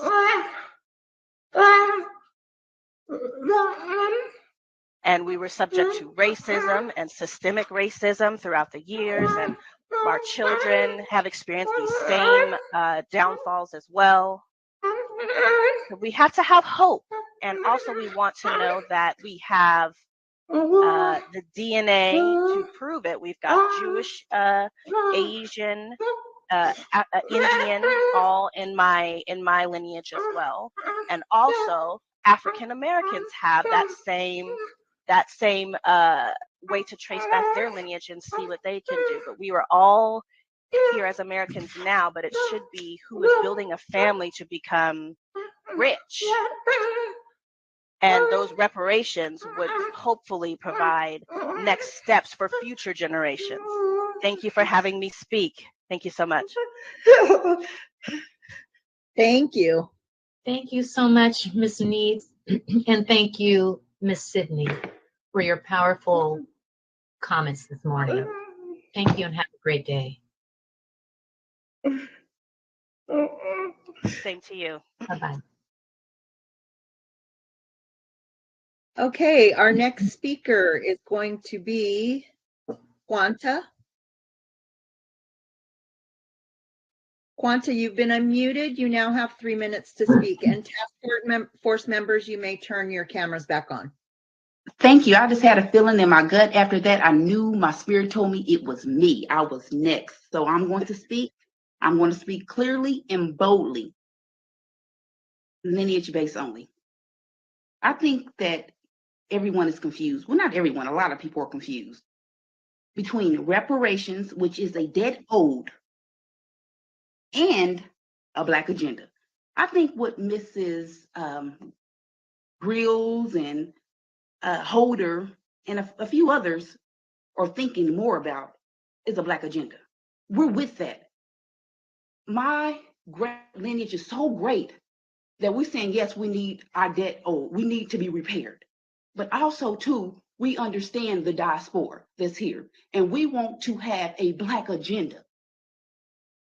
But everybody's so hateful towards us that they're saying, no, we want the Black agenda, but we want what's owed to you as well. That's divisive. Man, that's divisive. Or divisive, however you want to say it. The disdain for freedmen is sick. You gotta watch the way you lay. You laying wrong. I'm at the headboard laying. Then when I look down, you at the footboard watching me. I gotta watch the way you lay, and the way you laying is raw. I'm from Kansas City, Missouri. My lineage is here. I support you going with the CARICOM. I support that. We back you. But you're trying to shoehorn yourself into something that's old, a debt that's old. I come from a lineage that's owed something. And you guys are confused. So I'm trying to help you get on the right and right, as they say. This is a reparations that is specifically for a Pacific people. And the Black agenda that you're trying to push over reparations is uncool. And we're not going to allow it. Tamaki, you're not divisive, I know. Grills, I hope you're not divisive, I know. You're trying to push a Pan-Africanist mindset, which is okay, cool, fine. But let me be who I be. I'm freedman. Let me come up that table as a freedman. Quit telling me who you think I should be. It's not fair. You telling me that, hey, shoot, it's supposed to be the whole diaspora. And I say, okay, well, fine, I'll sit down at the table. Then you tell me, no, ma'am, you're going to sit over here. And also, too, you're not Negro. You're not freedman. You're African. And I said, no, madam, I'm not. No, I'm not. I have African ancestry, which I'm happy for. God bless. Heck yeah, we wear it proud. You know, African Americans, as we say, freedmen, we're that part of us proud.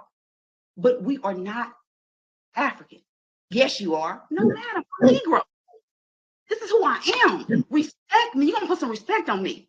Like my girl, Michelle Obama said, who is of the same lineage that we're talking about now. Respect us. Let us come to the table as who we are. Quit trying to push and force something that we're not. We should be able to sit down at this table as who we are. Excuse me, Ms. Quanta, I'm so sorry to interrupt you. Thank you for your comments, though, this morning. Thank you. You're welcome. All right, our next speaker, please, Trini. Next speaker will be Alexis.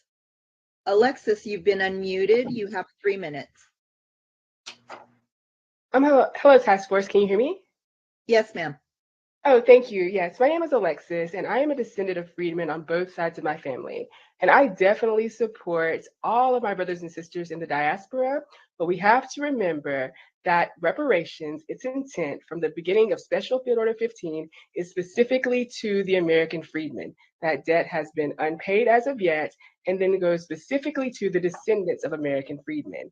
Any other move on here is going to be difficult. It is easy to prove our lineage. And let's remember the intent of the bill is for the descendants of American freedmen. I implore you to vote specifically on lineage-based reparations. Thank you. Thank you, Alexis.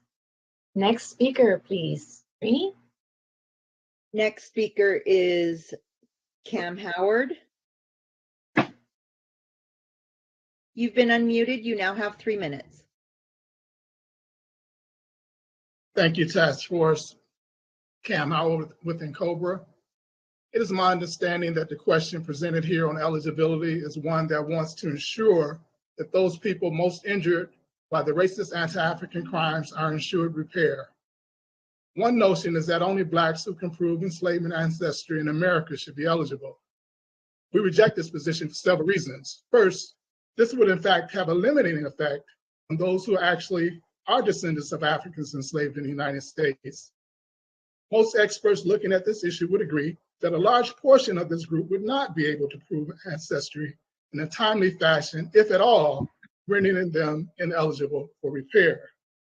This would certainly dismiss those Blacks who came after enslavement, but would also dismiss 20, 30, or possibly even 40% of Blacks who fit this category, but could not technically prove it.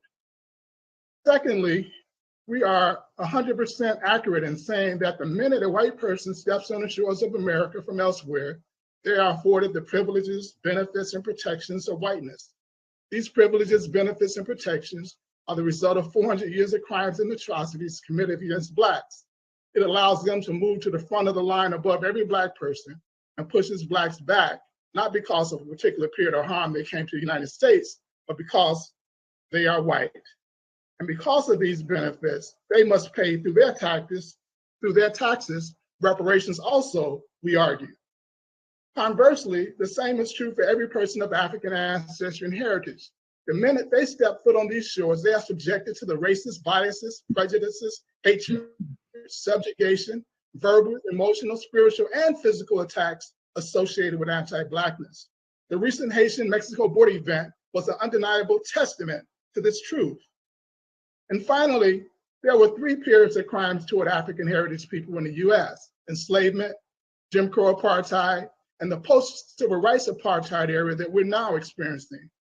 Those of us who considered ourselves Black Americans or New Africans are really the various ethnic groups who either brought to America or came to America in one of these 3 periods and coalesced ourselves into a unique ethnic group in America based on the oppression and resistance to that oppression, utilizing our unique African cultural traditions in this new space. We all experience anti-African harms. Thus, the eligibility, prioritization, and specialization should be on the remedy end once proposals are developed and not on the demand end. Using this format allows us both to honor all of us who have been injured and to emphasize remedies specific to the degree of the injury that we occurred. This is where lineage may come into place, but not on the front end. This is why Cobra says all Blacks harmed in America by America should be repaired by America in America. Thank you.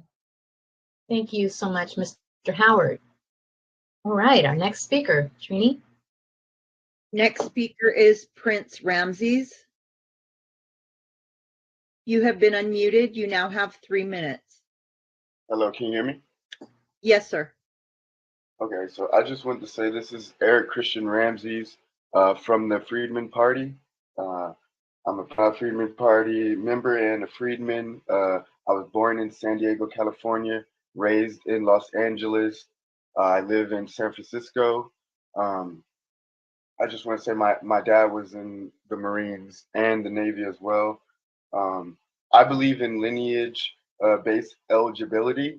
If anybody is familiar with the 9/11 Victim Compensation Fund, the reparations given to the victims of 9/11, there was no race needed to define the victims of 9/11. It was a lineage-based reparations, just as all forms of reparations are lineage-based. Don Tamaki, for example, as a Japanese citizen, knows that not all Japanese people in the world or in America received reparations, for example. Kenneth Feinberg was the lead person on the 9/11 Victim Compensation Fund. That's going till 2090, to give you an idea, and it's all lineage-based. A few other things I'll say. For Lisa Holder, for the child that you lost, I feel for you, and you have a civil and criminal trial that you can take up, but that is not reparations for freedmen. For the guy who mentioned the cop situation, you have a civil or criminal trial that you can take up, but that is not reparations. For Haitian Americans, they can take up their reparations with France. Jamaica as well can take up theirs with UK. I know Javon Lewis. I also went to Stanford as well. Jamaica had their reparations or have their reparations situations with the UK. And I would not immigrate to those countries, whether it be Haiti or Jamaica, and go there and claim their reparations from the UK, from Jamaica, or from France, from Haiti. I would still be talking about where the harm was made from, which was the US. And then a few other things I'll say. Anyone who immigrates here, as Sandy Darity and Kristen Mullen said, they not only enjoy the benefits of the American dream and land of opportunity that our freedmen ancestors built for free, they also inherit the debts and obligations and values of this country. And that's the last thing I'll say. I'll end there. Thank you for having me. Thank you, Mr. Ramses. All right. Our Excellent. next speaker is Kevin. Kevin, you've been unmuted. You now have 3 minutes. Hey, can you hear me okay? Yes, sir. All right, perfect. All right, so I want to say that I don't know if, well, I'm pretty sure some people know it. I know some people know it, but in this country, the number one threat, or should I say the number one,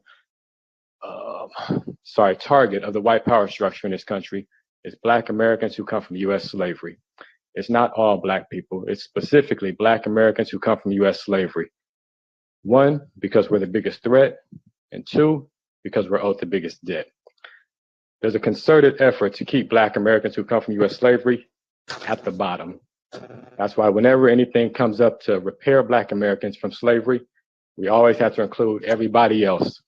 That's the number one tool that the white supremacists on the left use to avoid having to repair Black Americans.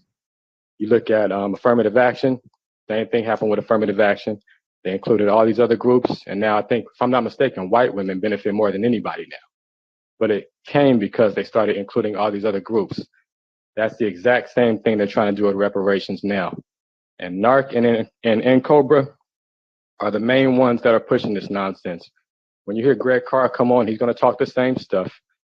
I also have to say, I also thought it was pretty despicable that Lisa Holder and Cheryl Grills, instead of sticking to the facts, because they knew all the facts were on lineage-based reparations, they used a bunch of emotional manipulation to try to convince us to include immigrants in slavery reparations, even though those immigrants came after slavery. And even when the expert testimony said it's going to make it less likely to stand in court, they're still pushing it. They ignored all that and just went to emotional manipulation. That's NARC 101, NCOBRA 101. So let's just stick to the facts real quick. The facts are Black Americans who come from U.S. slavery built this country for free by force while going through rape, while going through murder, torture, lynchings, having our children sold. We built this country by force. We're promised 40 acres and a mule. We never got it. And we're owed reparations because of that. That's the anchoring of it. Nobody else can claim that. On top of that, the lead attorney lets you know it's less likely to hold in court if we do it by race-based and harm-based, which basically includes everybody. That's basically all lives matter reparations, which is very disrespectful. It's actually despicable in my opinion, I have to say. Lineage reparations should be the only reparations that are considered, period. Again, there's a concerted effort in this country to make sure Black Americans who come from U.S. slavery stay at the bottom. The main tool that the left uses is to include everybody in everything that Black Americans are trying to get. Excuse me, Kevin. So sorry. Thank you so much for your comments this morning. All right, our next speaker, Trini. Our next speaker is Adoja Ortiz Ayatoro. You've been unmuted. You now have 3 minutes. Thank you very much. Am I being heard? Yes, ma'am. Okay, thank you.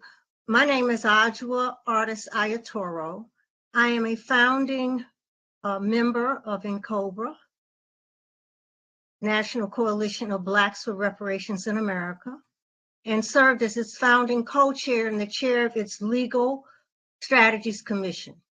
I'm a member of the National Conference of Black Lawyers, NCBL. And in 1987, I was its national co-chair at the time NCBL became one of the 3 founding organizations of NCOBRA. I am a descendant of enslaved Africans. I am a legal expert that knows that it is constitutional to develop a reparations proposal, a reparations plan that is based on race and injury. That is the Japanese American Restitution Bill.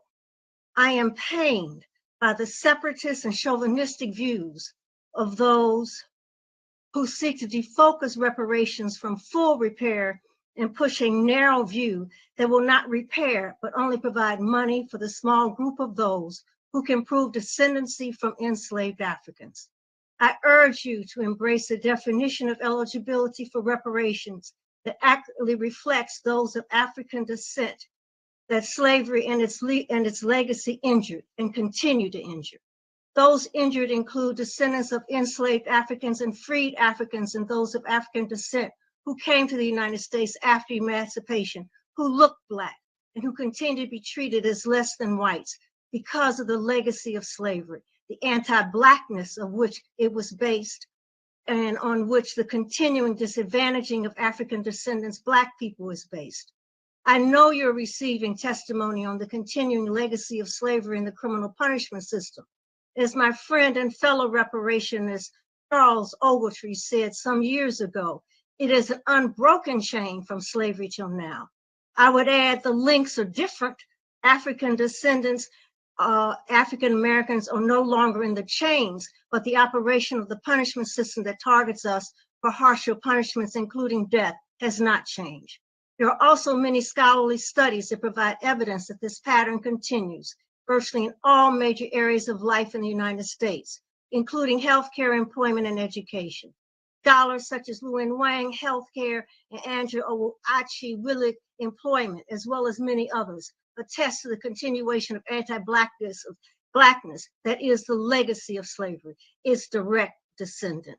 Providing reparations only for those who can prove their descendancy from enslaved Africans is yet another win for white supremacy, as it dismisses and devalues the harms done to African descendants not enslaved, who were injured by slavery due to their Blackness and who are injured by the legacy of slavery due to that Blackness. Thank you very much for this opportunity. And we know that when you look at reparations, it's more than a check.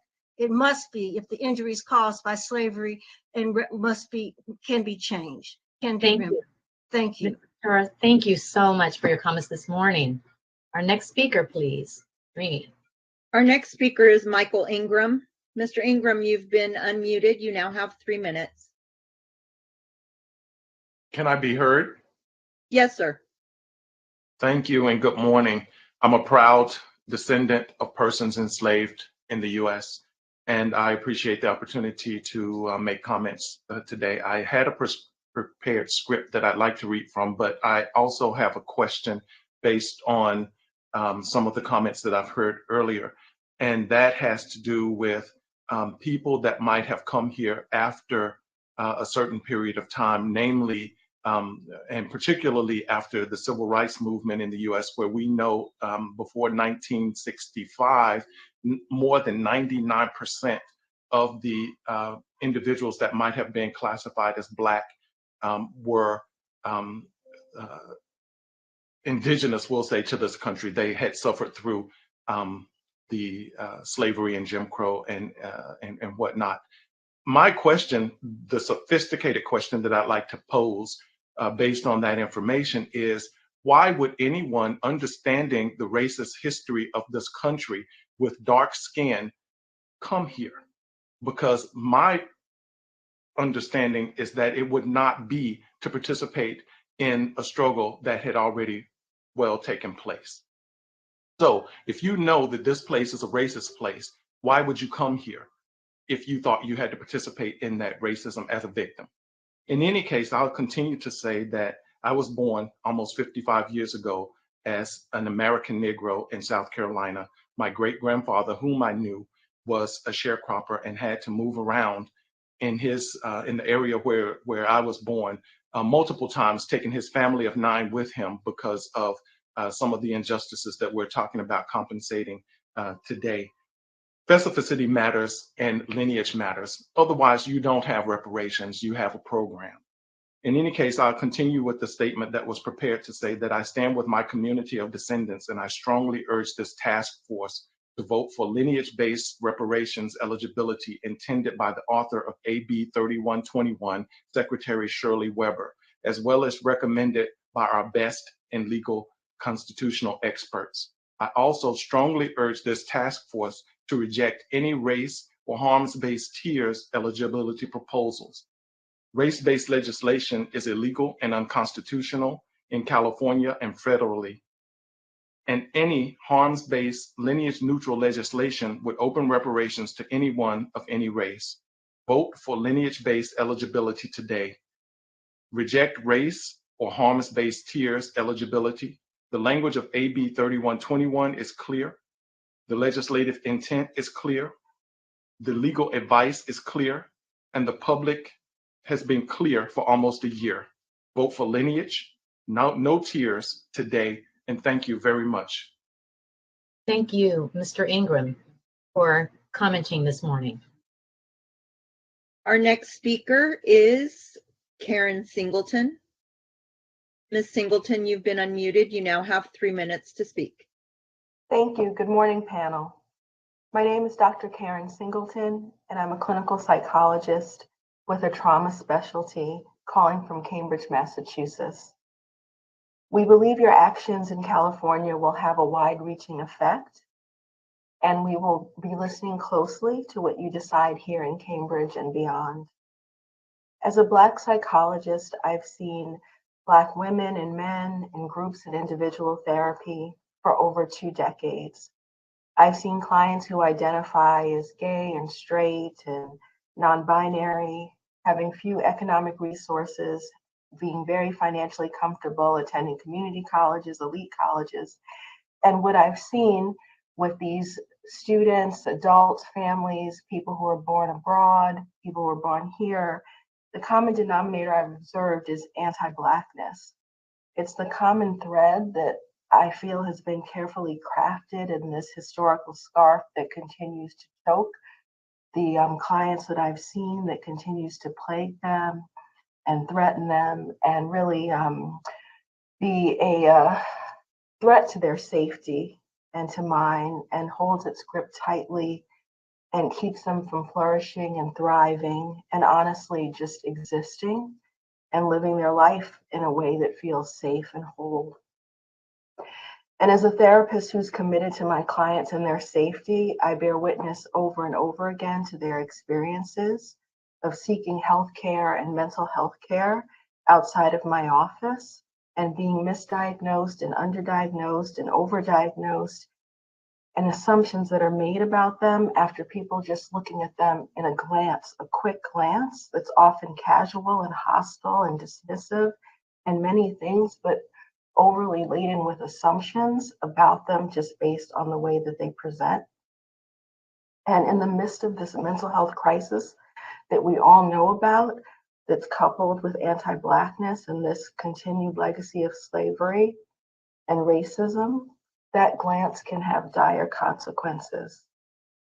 And these experiences, in my opinion, can lead to them and their families to understandably distance themselves from mental health care, which can often have dire consequences as well, and negative mental health consequences that I've seen all too close when I'm comforting families that have dealt with loss. And so as someone in the healing profession who intimately understands this from a personal experience, from an academic experiences, from professional experiences, I really implore you to ensure that this harm doesn't continue and that it doesn't reoccur. So thank you for hearing me out today. Thank you, Dr. Singleton.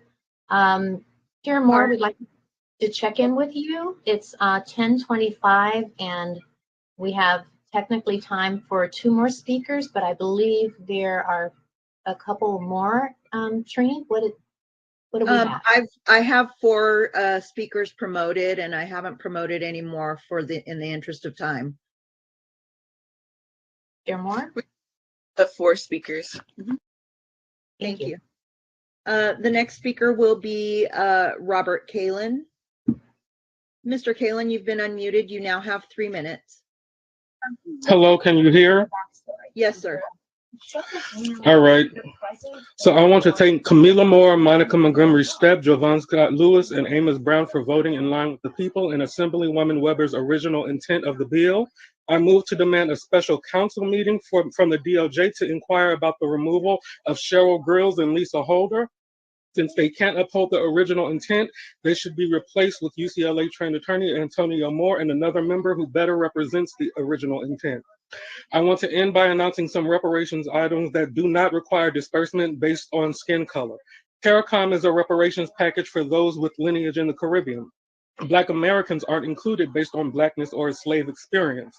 Al Jazeera reported in February of this year that Uganda was to pay reparations to the Congo, and Black Americans aren't included in that either.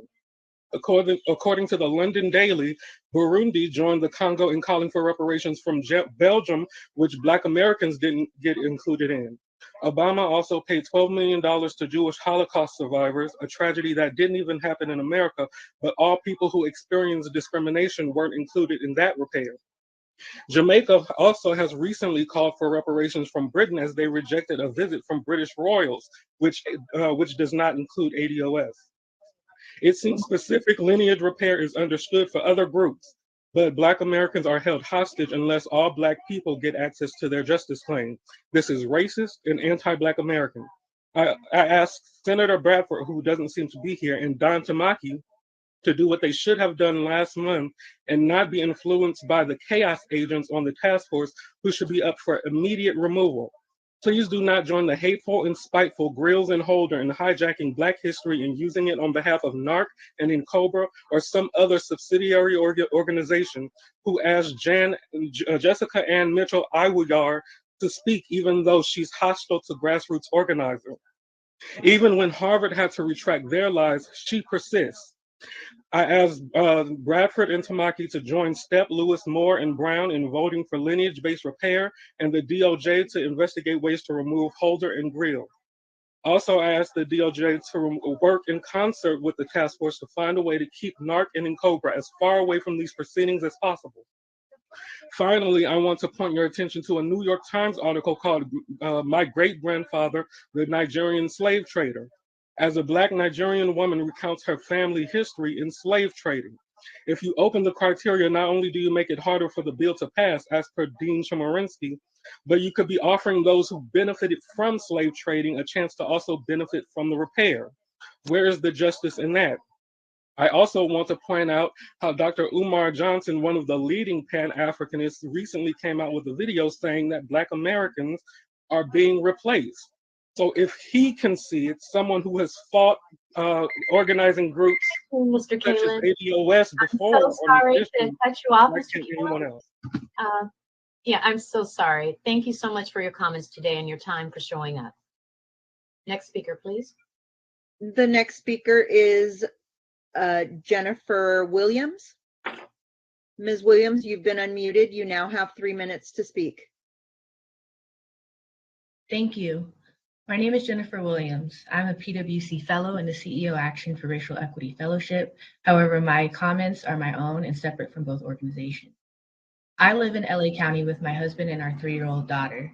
I must note that my husband is a Black Caribbean Canadian who is now a US citizen. In contrast to my husband, I was born and raised in California.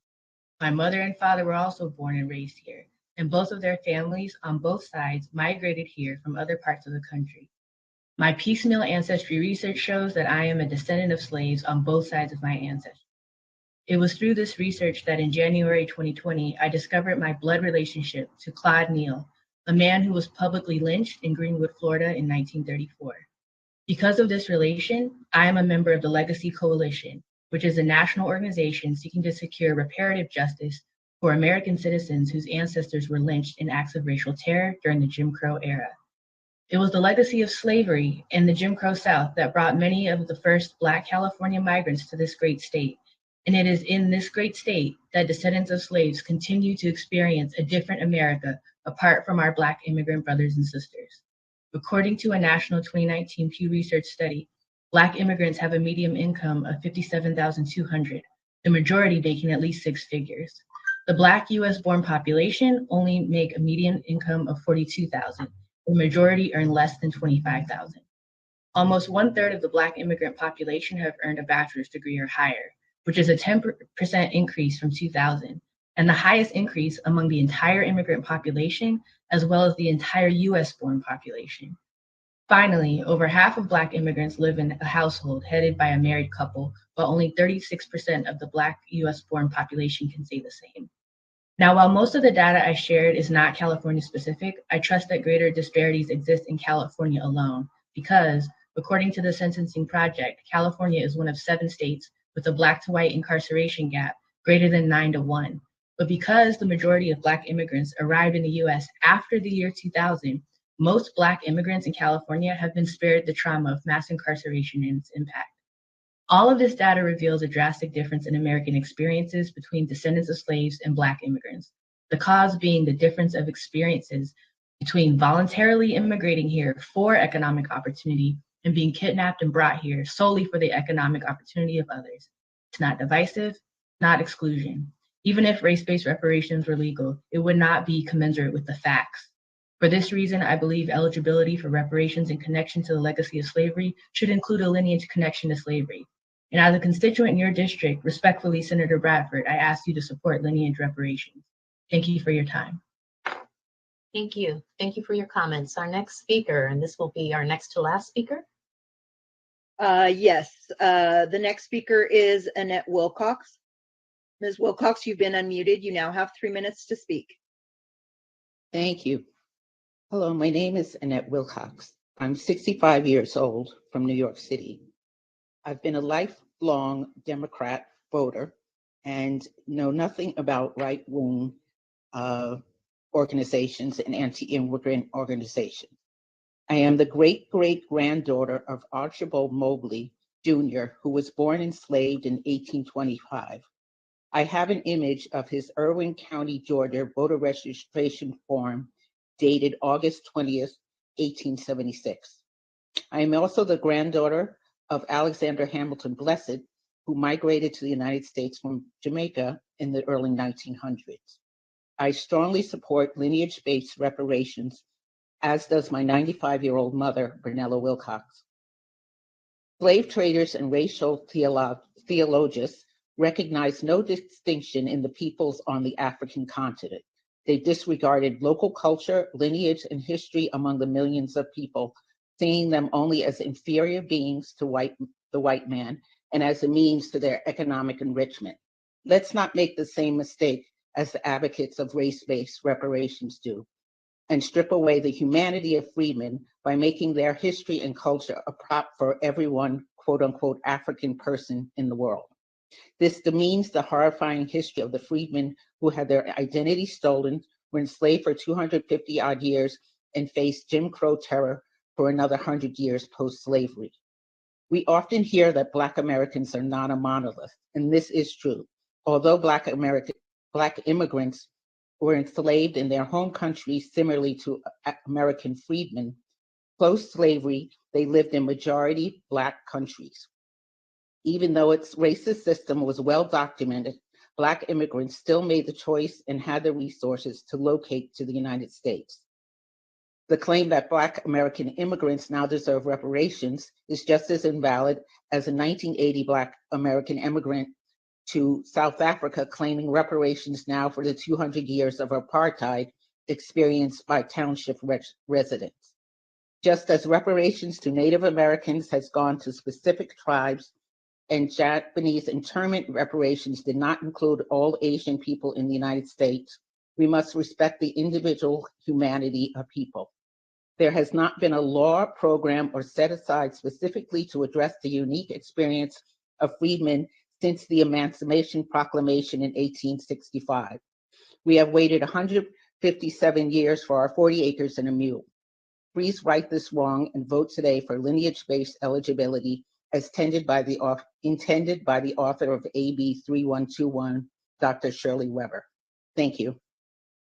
Thank you, Ms. Wilcox. And our last speaker of the day, Trini. Our last speaker of the day is Marjorie Melvin. Ms. Melvin, you've been unmuted. You now have 3 minutes to speak. Good morning, task force. Can you hear me? Yes, ma'am. Thank you.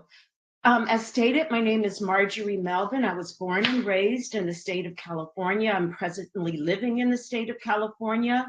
I am a descendant of U.S. chattel slavery, both sides. Mom is from Louisiana, dad is from Texas, came to the state in 1960s.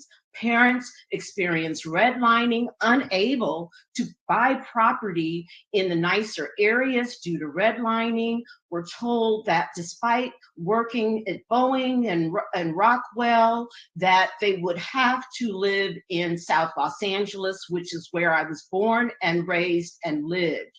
While there as a child, I witnessed things that no child should have to witness. Under the policies of former LA Police Chief Daryl Gates, I witnessed battering rams being run through properties in South Los Angeles.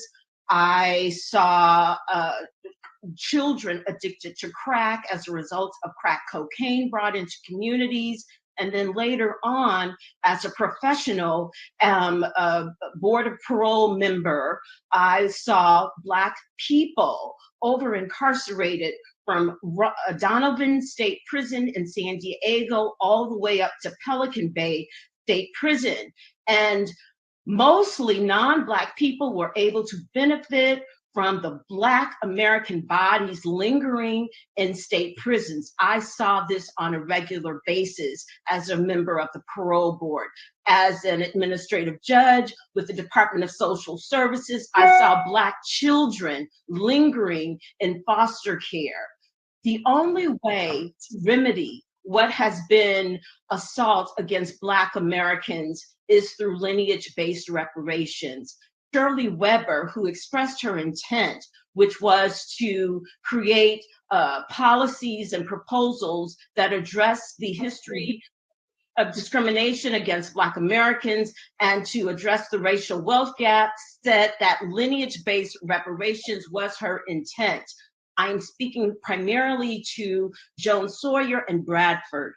Your colleague used her political will and her social capital to push for reparations-based policies that would target and address our needs as Black Americans. I am asking you to support lineage-based reparations. Do what your colleague wanted. Follow her intent. You all have the power to do that.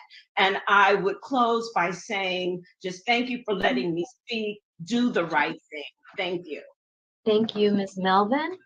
Thank you all of the speakers today. We've reached the allotted time for public comment. If you were not able to provide public comment, we invite you to join tomorrow morning. There will be another public comment session, and you can attend future meetings or submit written comments or testimony via email at reparationstaskforce@goj.ca.gov. And again, we apologize for the technical difficulty that we had this morning starting the hearing. Chair Moore, I'd like to turn it back over to you. Thank you, and thank you, Trini.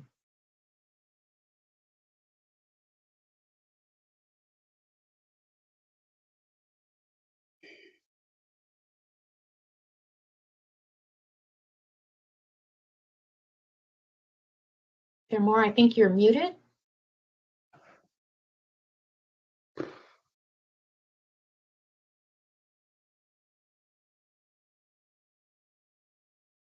We just lost her, Aisha. Okay, perhaps she's probably logging off and logging back on. Everyone, we will be with you momentarily to continue the hearing. Thank you.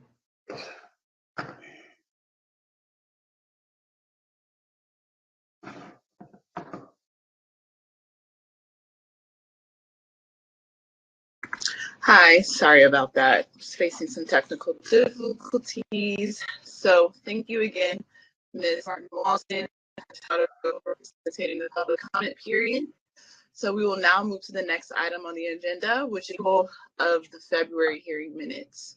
So the minutes from the February task force meeting were sent to task force members with the materials, and we've had a chance to review them. Are there any questions, comments, or corrections regarding the minutes?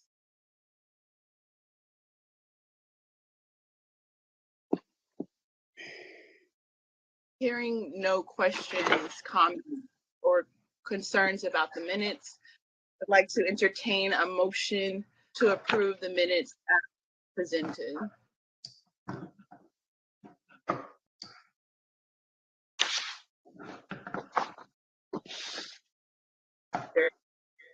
Because I can't see everyone on the screen.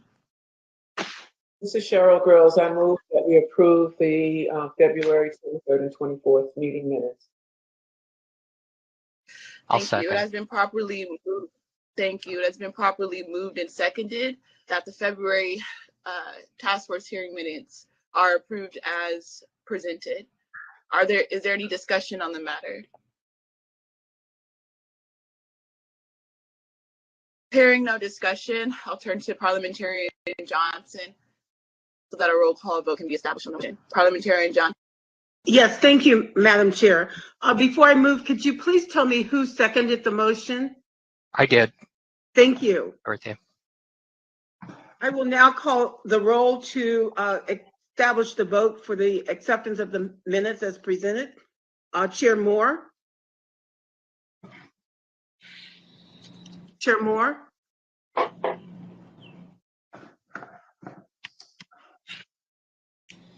Vice Chair Brown. Chair Moore, I see you. Can you nod your head, or either way? I can't hear you. Okay, thank you. Vice Chair Brown. Member Bradford.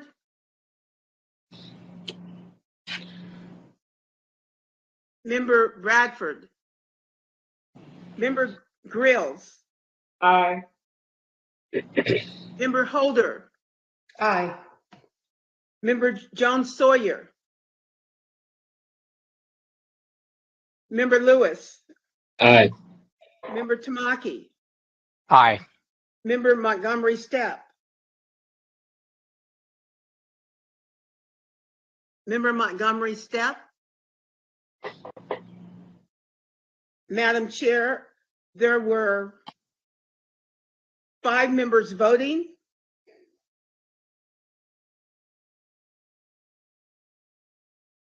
And there were 5 members voting aye and 0 nays.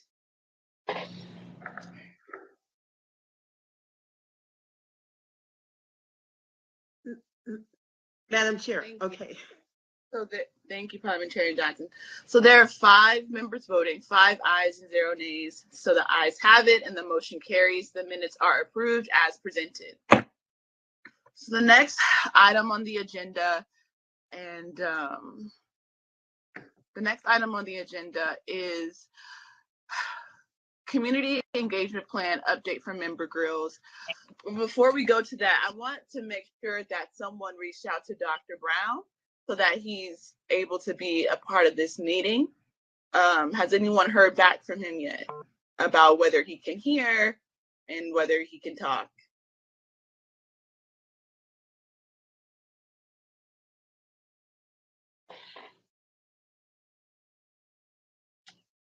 Chair Moore, we've tried to promote him. He's actually on the attendee side. We've tried to promote him, but he hasn't accepted the, he hasn't clicked the continue button to promote over. So someone may need to assist him with a presenter link.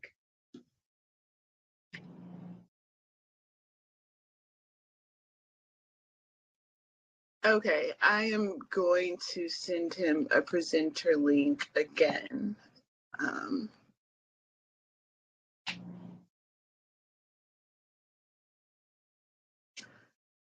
Can I just say, give me one moment, please?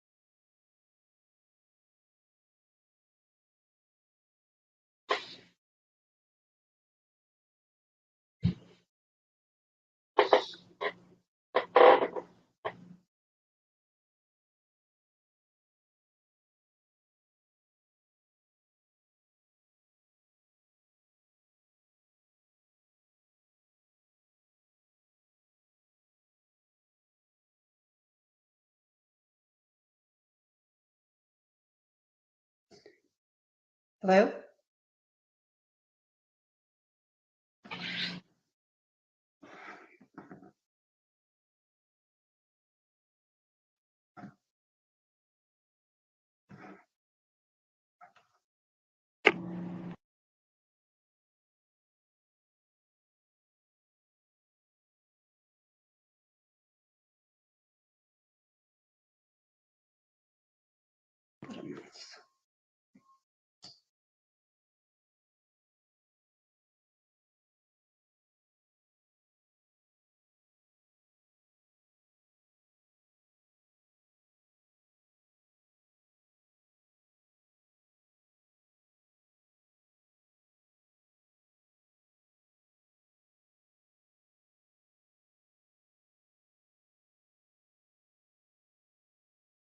So I sent Dr. Brown the link directly, so he should be on shortly. We shouldn't proceed until we're able to get him on the call.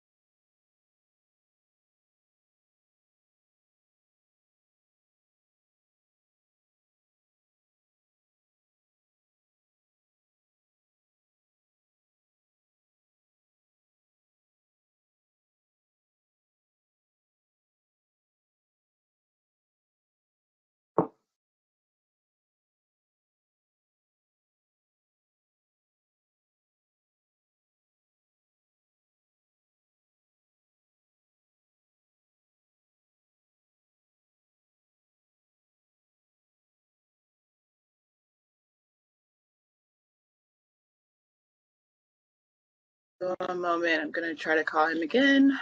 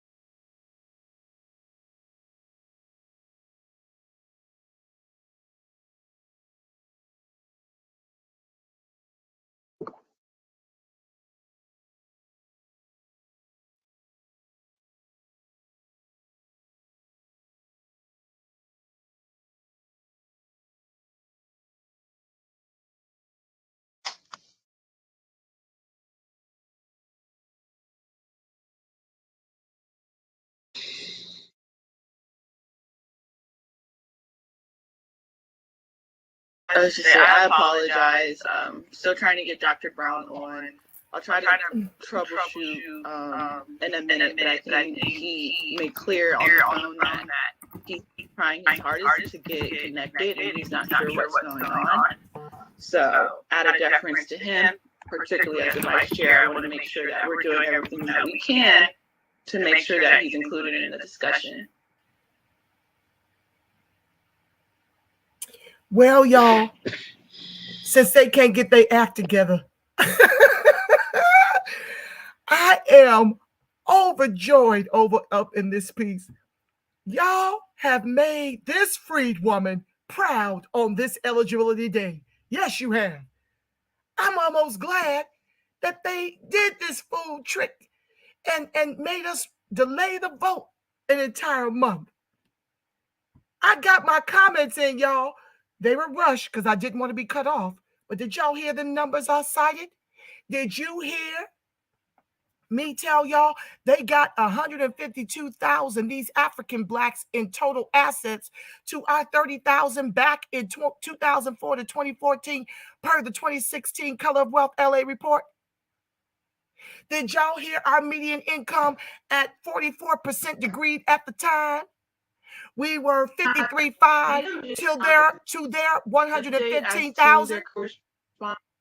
To assist him to get on. These Mickey Fickies are complicit in trying to ethno-genocide freedmen. They are co-opting and co-conspirators with our government to replace us, family. And they crowbarred their way into our federal conversation and has locked us out of that table. Do you hear me? You hear what I'm telling you? They have locked us out of access to our Hello, own Chair Moore. This is reparations Noel. table. We are trying different avenues to go ahead and try to contact Dr. Brown and assist him via text, email, and phone. We're going to continue doing so just to make sure that yes, he can get in. Well, y'all, it's going to be a long day. Okay. That means we ain't get up out this piece till probably 6 o'clock. In the service of time, and given that we have a quorum, might we go ahead and proceed? I know you want to proceed now with your scheming ass. Yes, sure. We can proceed, but I'm just putting it on the record that Dr. Brown Thank you, Cynthia. would like to be a part of the conversation for this agenda item and the other agenda items. So we need to make sure that he's I love y'all, included black in this and strong. conversation. We need to do everything that we need to do to make sure he's included in the conversation. You absolutely right. Yes, I do understand, and I think they Your are ass trying, is just gonna have to sit up here to 7 o'clock tonight like the rest of us. Shut the hell up. Okay. I'm done with the bullshit from these with your narcan and Cobra people encroaching on our reparations. I'm over this. Okay, so this is just, and I'm going to make this very brief again in the service of time. This is a brief update on where we are at with the listening sessions in terms of planning and activities. So we have now a sense of the calendar of listening sessions. Of course, one already was held in January. There's another listening session that's actually happening this week. And there will be listening sessions that are slated for April, May, June, and July. Some of the anchor organizations, in fact, will be holding multiple listening sessions rather than just a single session. What are the listening sessions going to be focused on? They're going to provide some basic information to all participants about reparations without taking a particular side or perspective about the definition of reparations or any aspects of reparations.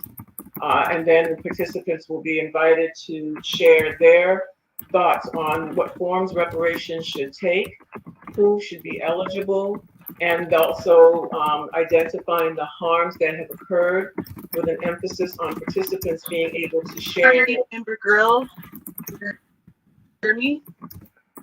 Over. I'm on the phone. Stop.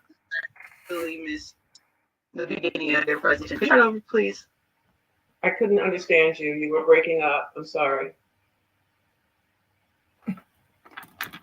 You're on mute. I can't hear you. As you were beginning your presentation, Dr. Brown called me again, trying to get on the line. So I did not hear the beginning of your update. Can you please start over? Thank you. Sure. Okay, so this is just a quick synopsis of where things are at with the listening sessions. We now have a working calendar of when the reparation listening sessions will occur. Of course, one already happened in January. There's a listening session that's actually happening this week. And listening sessions are slated for April, May, June, and July. And I noted that some anchor organizations are actually holding multiple listening sessions, not just a single session. What will the listening sessions address?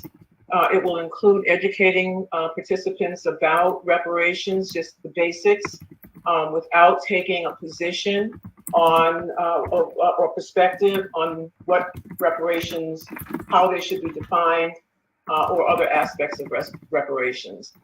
The listening sessions will also then look at and encourage participants to share what forms of reparations they would recommend, who should be eligible, and the harms that have occurred as a result of the period of enslavement to the present, with an emphasis on participants being able to share their personal and family stories of various forms of harm.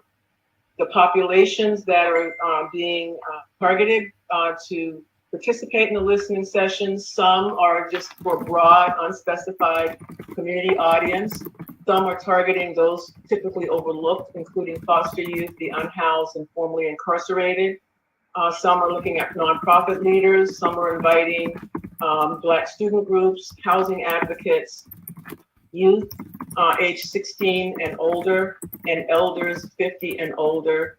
And the listening sessions are covering a variety of regions of the state. The reparations task force members are being and will be encouraged to sit in on the listening sessions while adhering to Bagley-Keene Act. And we will be sending, or Bunch Center actually, will be sending a list of the listening sessions once it's complete.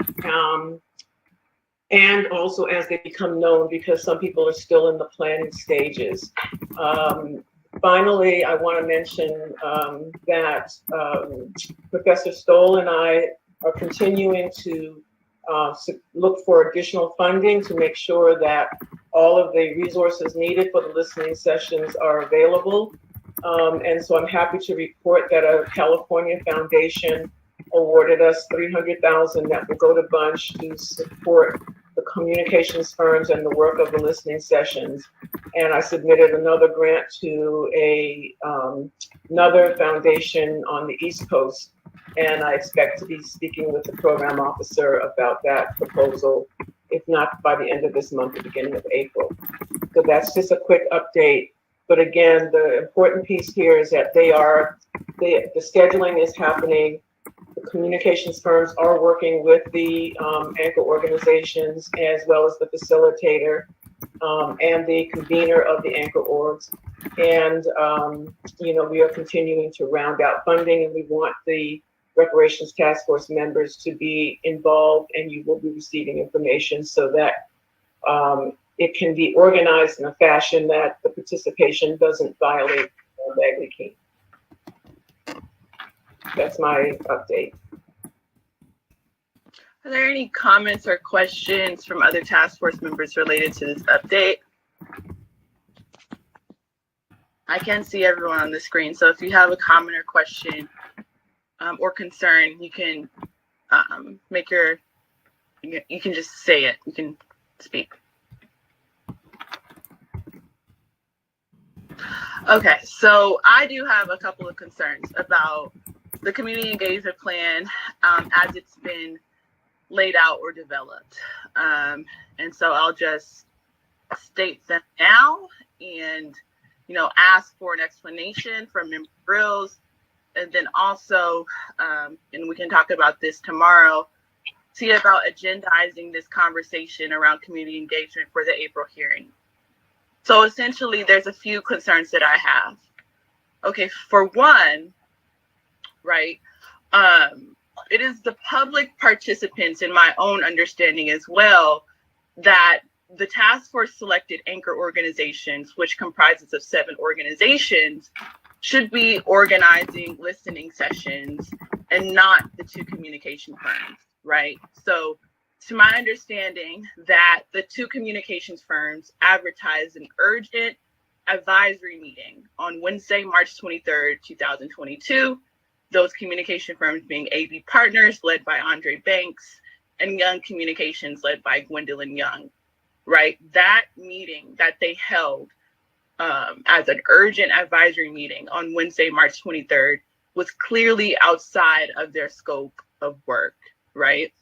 The 2 communication firms were recruited to educate the California public generally about the task force and what we have planned, right? But instead, what happened is that these 2 communication firms sent a Google form invite to select groups, which included a question about eligibility. And to my understanding, the 2 communication firms did not invite the anchor organizations to the meeting, which are the organizations that are actually supposed to organize meetings of this kind. In addition, the 2 communication firms advertised the meeting to be an hour long, but the meeting instead ended up being 15 minutes. And once the meeting started, the participants list and the chat function were disabled.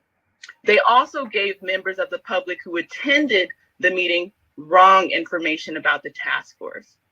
For instance, someone asked for the Reparations Task Force website, and then Gwendolyn Young from Young Communications gave out the wrong email. She didn't even provide the website. She gave out an email, and it was the wrong email. So those are some of the concerns I have about the 2 communication firms. But then I also have some concerns about the Bunch Center. The Bunch Center, and I looked and analyzed and read through the contract between the DOJ and the Bunch Center. The Bunch Center has missed several deadlines for at least 2 deliverables explicitly stated in the contract. One being logistical support for listening sessions, and then also the creation of the website. Logistical support for the listening sessions was supposed to be communicated to the anchor organizations by January 31st, and the website for the listening sessions was supposed to be created last month on February 28th. Also, the Bunch Center has failed to meet with anchor organizations twice a month, as stated in the contract, and has failed to inform anchor organizations of their duty to provide them with logistical support, like recording equipment and technicians and location costs. In fact, some anchor orgs have reached out to me stating that they believe that they had to use their stipends for these recording equipment, technician, and other logistical support costs. Although the contract clearly states that the Bunch Center is supposed to be providing logistical support to these anchor orgs. So in summary, I'm putting on record my concerns, not only with the Bunch Center, but with the 2 communication firms that were also recruited by U-Member Grills. The 2 communication firms clearly hosted a meeting outside of their scope of work. They have not promoted or created any graphics for the hearings. In fact, I reached out to them via email asking if promotional graphics were a part of their deliverables, and they didn't respond, which then I had to create the flyers for myself. I had to create the flyers on my own to send out to social media. We have given the Bunch Center and these 2 communication firms upwards to $1 million to do a job. And they're not doing it by virtue of what has been stated in the contract. This is a serious concern. And that is why I know we don't have enough time, because the agenda for this particular item is only set for 5 minutes, but these concerns have to be addressed sooner rather than later. I will be talking about this more tomorrow to entertain a motion to get a comprehensive conversation about this at our next meeting, and then also to see about opening up the process again. I think this is what Dr. Brown was pointing to at the beginning of this process, where he was calling for transparency. We may have to open up the process again to allow other folks the opportunity, other communication firms, other people like the Bunch Center, to come in and to give an open and public presentation to the public about what they can do and what deliverables they can bring to this process. So we'll talk about that more in detail tomorrow, but I just want to make those concerns. Yes, thank you for doing that, Chair Moore, and I have to respond. I wish that you had taken an opportunity to give me some heads up about some of your concerns. I'm hearing this for the first time.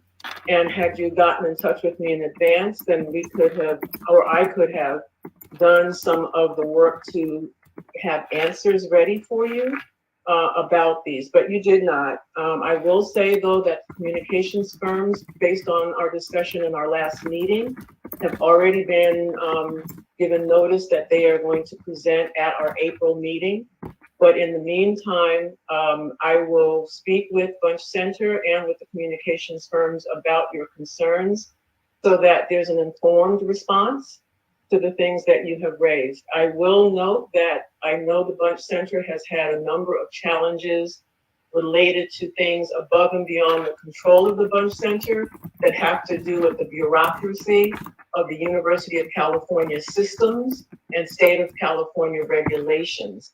And that has slowed things dramatically. And that is above and beyond their control. That's University of California rules and regulations and state of California policies. But again, I will definitely follow up with your concerns with both the Bunch Center and with both of the communications firms. Thank you, Member Groves. I truly appreciate it. Is Dr. Brown on the call yet?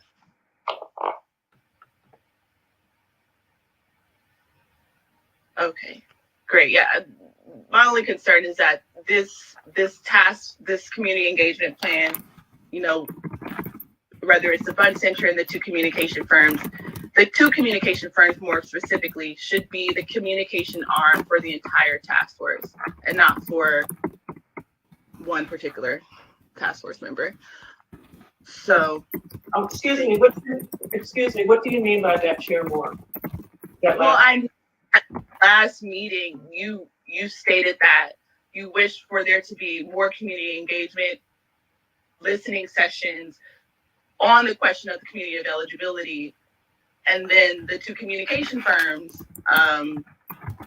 organize an urgent advisory meeting on the community of eligibility. Please,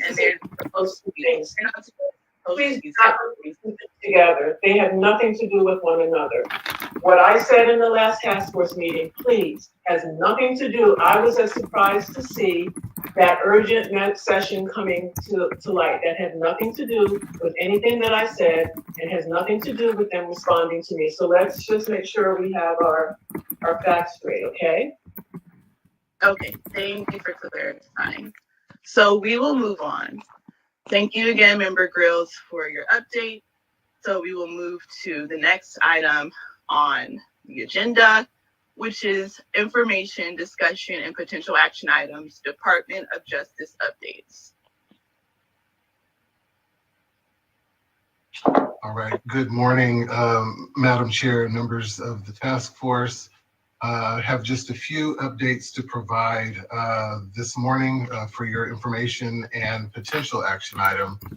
First, during the February meeting, there was a request for DOJ to circulate a doodle poll gauging the availability of the task force members for a May meeting in the event that there was a desire for the task force to convene.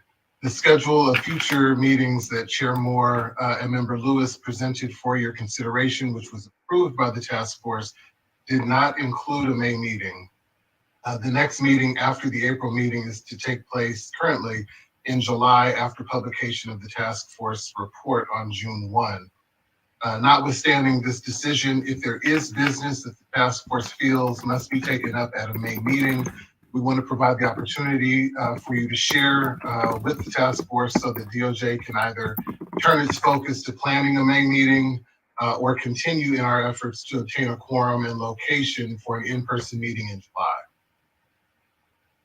Are there any questions or comments on that point? Okay. Moving on to the April meeting. As you all know, the next meeting of the task force is approximately 2 weeks away, April 13th through the 14th. In keeping with the public notice requirements under Bagley-Keene, the agenda must be posted by this Friday, April the 1st. The task force voted in the February meeting to spend 1 day of the April meeting receiving testimony on various issues related to education. And that means that we must expeditiously confirm these witnesses. I would appreciate if you would forward the names to us no later than the close of business on Monday, April the 4th. Due to the sunset on Governor Newsom's executive order suspending the in-person meeting requirements under Bagley-Keene, all witnesses must appear in person for the April meeting, which will be held at the Third Baptist Church in San Francisco.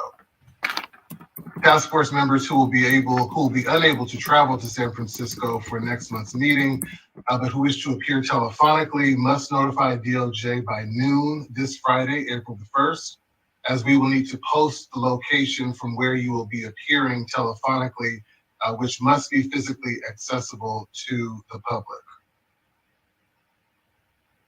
The next item that I would like to raise with you is to seek direction from the task force on how it would like to see witnesses confirmed for future meeting.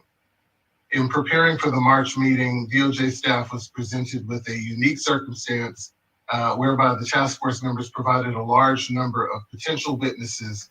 A large number of those individuals confirmed their interest and availability, more than could be accommodated by the time that the task force had allotted for a particular topic. The decision of which witnesses are selected to provide testimony or to expand or limit the amount of time determined by the task force for each topic falls outside of DOJ's role to provide administrative, legal, and technical support to the task force. Therefore, we're looking for you to institute a system by which the task force will decide which witnesses are confirmed for any given panel, particularly when the number of confirmed witnesses exceeds the time for that topic. And in setting out this system, we recommend that objective bases be utilized to decide which witnesses are included and which are not. And we can work with you to prioritize witnesses who are not included for future meetings. Do any task force members have any thoughts or ideas on this particular point before I move to the next? Can I, this is Lisa Holder. Can you all hear me? Yes. Okay, I am having some technical difficulties, so I'm not sure whether I can be seen or heard. I do have a comment and reflection regarding this item. Now, my understanding was that at our last meeting, we were very specific that we wanted only a few witnesses to address some very specific concerns about the issue of eligibility. At our last meeting, we indicated that we wanted witnesses to come in and talk to us about issues regarding genealogy, etc. And we specifically said that we wanted no more than 1 hour witnesses because we wanted to spend a significant amount of time discussing the issue of eligibility. We did not want to be limited to 1 hour like we were at the last meeting. Now, somehow, there are now 10 or 11 witnesses allotted to that small period of time that was designated for witnesses at this meeting. I do not know how that happened when the task force specifically gave a directive that we only wanted a few witnesses and we wanted to make sure that we could get to the issue of eligibility to discuss as a task force by 11 o'clock. So when I believe that when the task force as a collective gives a directive and votes on it at meeting, that directive needs to be followed in whatever transaction takes place to put the agenda together. That did not happen at this meeting.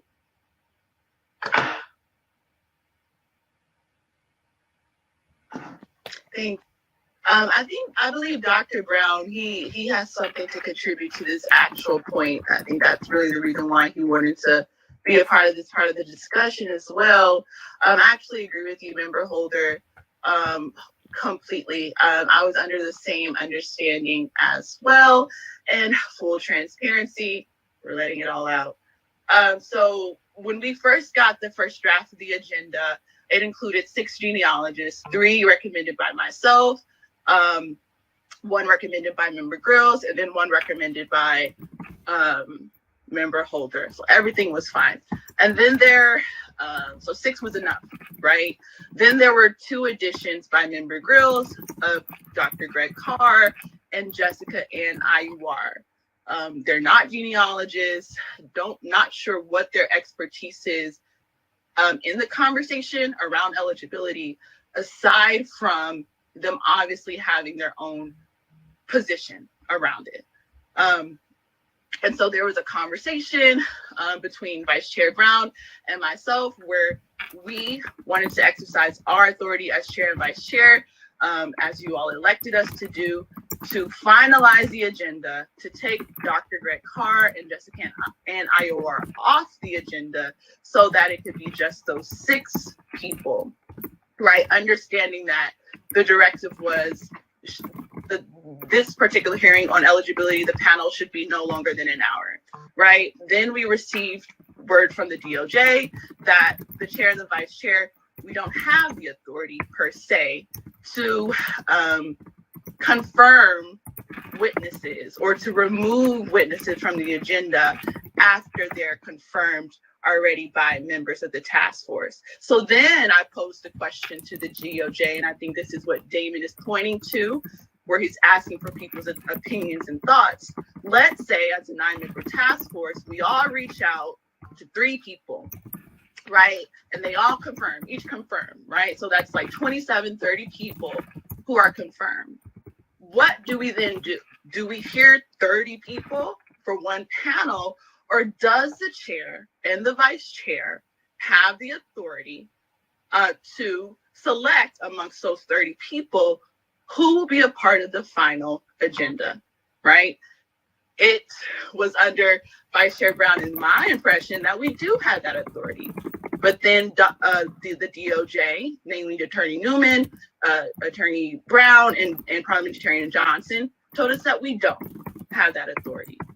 And so that is how all of these names appeared on the list.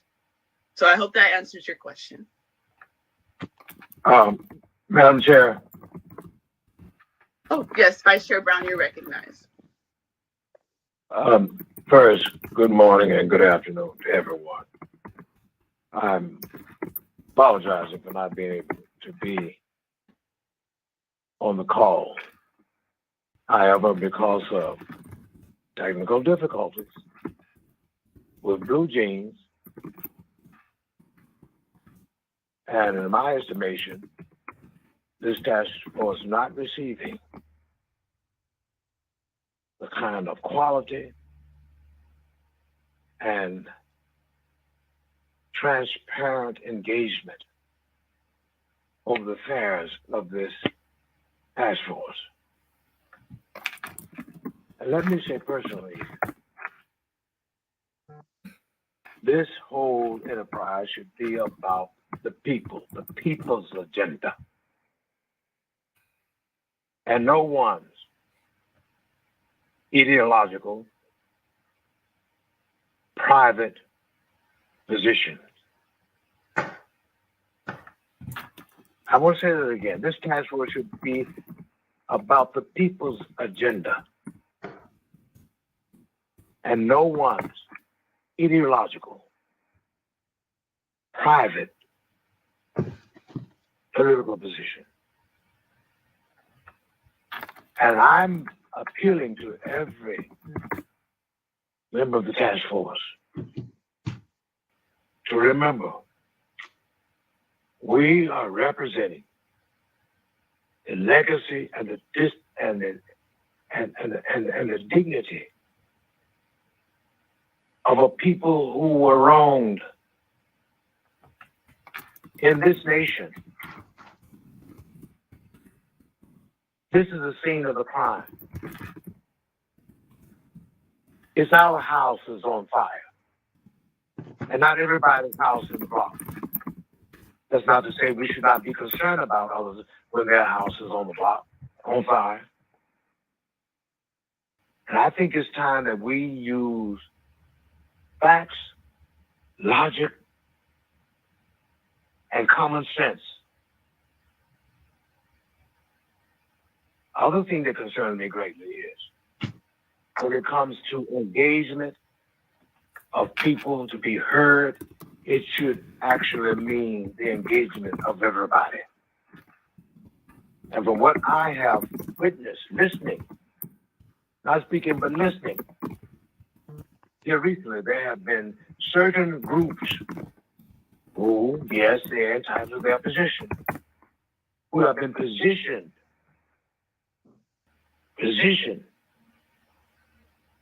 to becloud and compromise the process. And I feel it's our moral responsibility, the chair and vice chair, to give leadership. Not to be dictatorial, not to refuse everybody being heard. We're about that. So with all the resource that I have and the love that I have for my people, I'm not going to be quiet in the face of what can prove to be our being set up for failure. Set up for failure. And what I hear happen, what has been kicked around about inclusivity, that's fine, that's great, that's good. But are we gonna act like we live in a country where there are no political realities, no laws? Are we just gonna go through an exercise and end up, at the end of the day, coming up with no measurable outcomes whatsoever? We must be looking for outcome. I end with this, Madam Chair, and I thank you for giving me this personal privilege to say it. There's an old story. Yes, it's a fable, but it has a truth in it. The story is told about Dr. Grasshopper and Mr. Centipede. Dr. Grasshopper was always giving advice about this and that, about what ought to be done. But Mr. Centipede had a problem. With all of those legs, couldn't get around. So one day he went to consult Dr. Grasshopper and said, Dr. Grasshopper, my life has been difficult. With all of these legs, I don't have the mobility that I deserve. Said, what should I do? Dr. Grasshopper said, well, if you become a butterfly, you'll be able to just flop your wings and move from limb to limb and spot to spot. And you won't have a care in the world. Mr. Centipede said, that sounds great. That's good. But how do I become a butterfly? Dr. Grasshopper's retort was, oh, that's a practical, tactical issue. I only give advice and say what ought to be done. My friends, are we doing justice to this process? If we're only about what ought to be and are not positioning ourselves to be practical, social, political engineers who at the end of the day, will have more that we will have done of just giving presentations and analysis. As I said before, Dr. Martin Luther King Jr., my late teachers once said to a group of us during the movement days, my God, if you all don't stop talking and going around in circles, we're going to make this thing a paralysis of an analysis. And I plead with respect with passion that as I am not able to be with you today, I'm here in Washington, D.C. Why am I here? At the White House to witness Joe Biden signing that Emmett Till anti-lynching act that took this nation 104 years to come around to even through the U.S. Congress saying Black folks have value and we are more than 3/4 human. We are people, persons whose dignity should be recorded and respected. So my friends, it shouldn't have happened.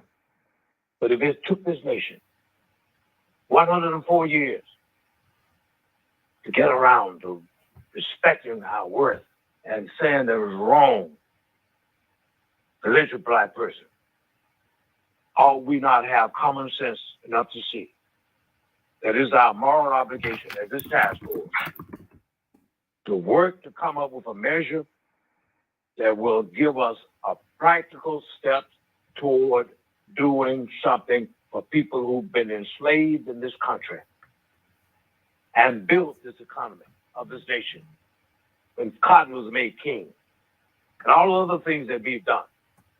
That ought to be our task. That ought to be our challenge. And that ought to be our practical duty so that whatever we come up with, it will bring a better quality of life for our people. Yes, I know a whole lot about Pan-Africanism, Pat Moore, Marcus Garvey, and they were great men. And they had great vision for Black people. But what we're dealing with in this instance is about what we're going to do to bring some healing to those folks who were wronged in this nation. I have the facts of where my grandfather was enslaved in Franklin County, Mississippi, 1821. The evidence is there. And it's disingenuous, in my estimation, for any of us to say you can't find the record. The record is on high. Since the U.S. census has been taken, and with all the technology that we have in this nation, and many of us as scholars, I think we are not looking for enough to say we cannot quantify what enslavement was in these United States of America over 240 to 250 years old. So thank you for hearing me. But again, remember, we have a task, we have a charge to keep, and we should not let the governor, the assembly, any of them have an excuse to say we can't do what ought to be done to be fair, our Black people who deserve reparations because of the law that says you can't do this, you can't do that. No, you got to be smart. That's what we got to do. And at the end of the day, be the winners. Thank you, Vice Chair Brown. I just want to make a note of time that we're 15 minutes behind on the schedule, and I know that you're in Washington, D.C. right now, so you're on Eastern Standard Time. So this is just a friendly reminder that the task force will discuss the community of eligibility from 1:15 to 3:15 p.m. Pacific Standard Time. So that's 4:15 Eastern Time to 6:15 Eastern Time. So just putting that on your purview. Someone please check that to me because I'm in a spot where I'm not able to. Yes, I will check that to you. Thank you. Hopefully the DOJ will also be in steady communication with you as well. Thank you for that. Thank you. Okay, so thank you. In interest of time, I don't know essentially to Damon's point, again, member holder, Vice Chair Brown and concerns. We, received a particular directive from the task force in terms of the particular types of people we wanted to hear from. That was on the first agenda with those 6 genealogists.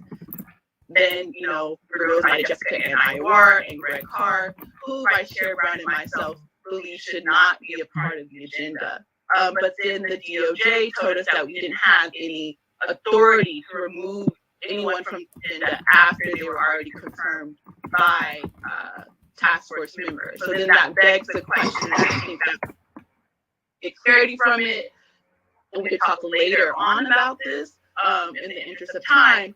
But again, it goes to the question. Let's say there's 30 people confirmed. Does the chair and the vice chair have the authority to vet and confirm and finalize the witness list?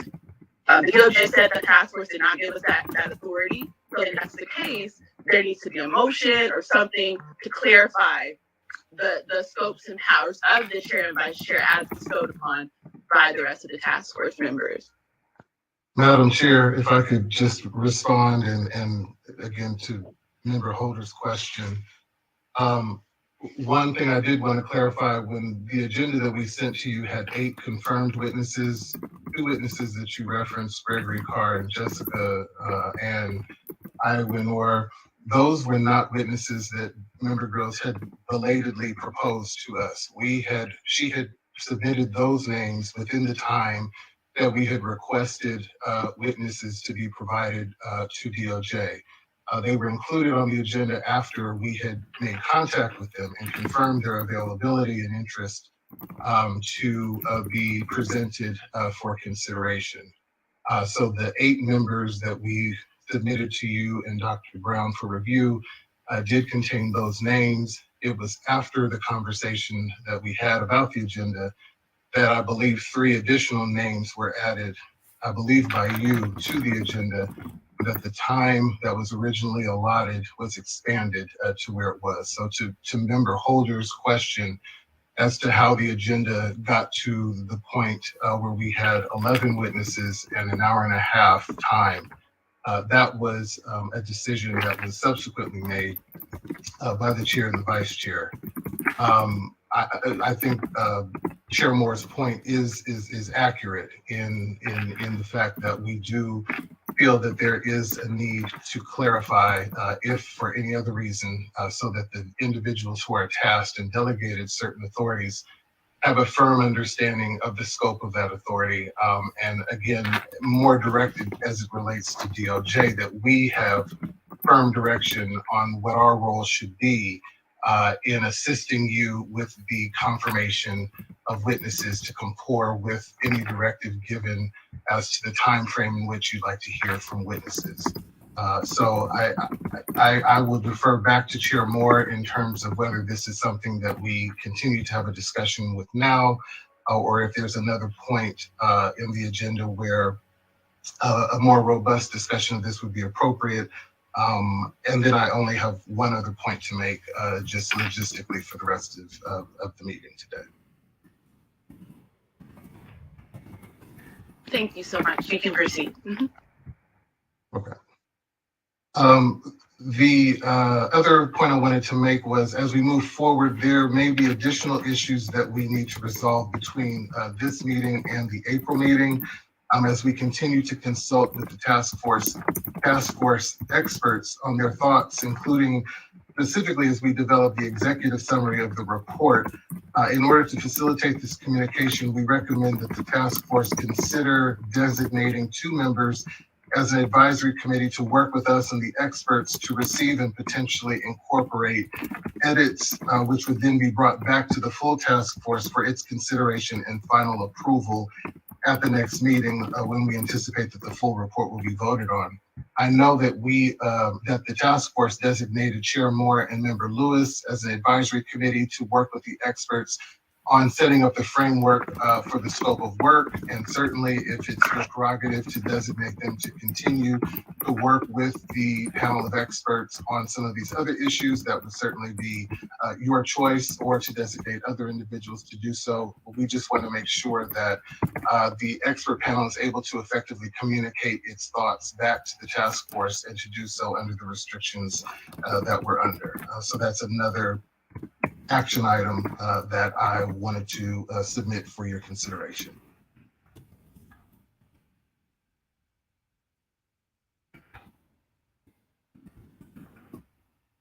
This is Member Holder. I think these are important action items, but I really think that we need to stay on task right now and get to the witnesses and get to the discussion on eligibility. So I would ask that we table some of these important items to unfinished business for either today or tomorrow. Very, very good. We can do that. The last point I'll just make, as everyone has observed, we've been having some challenges with Blue Jeans today.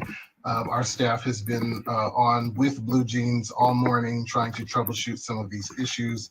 And so one thing that we think we're going to try to do is to log off at the lunch break, if everyone can log off of Blue Jeans and then log back in at whatever time Chair Moore determines that we'll reconvene after the lunch break, so that we can try to reset some of the internal operations of the platform to hope to have a better service in the afternoon. So that concludes my updates, and as directed at the conclusion of today or at some point tomorrow, we can take up some of the additional items that I raised.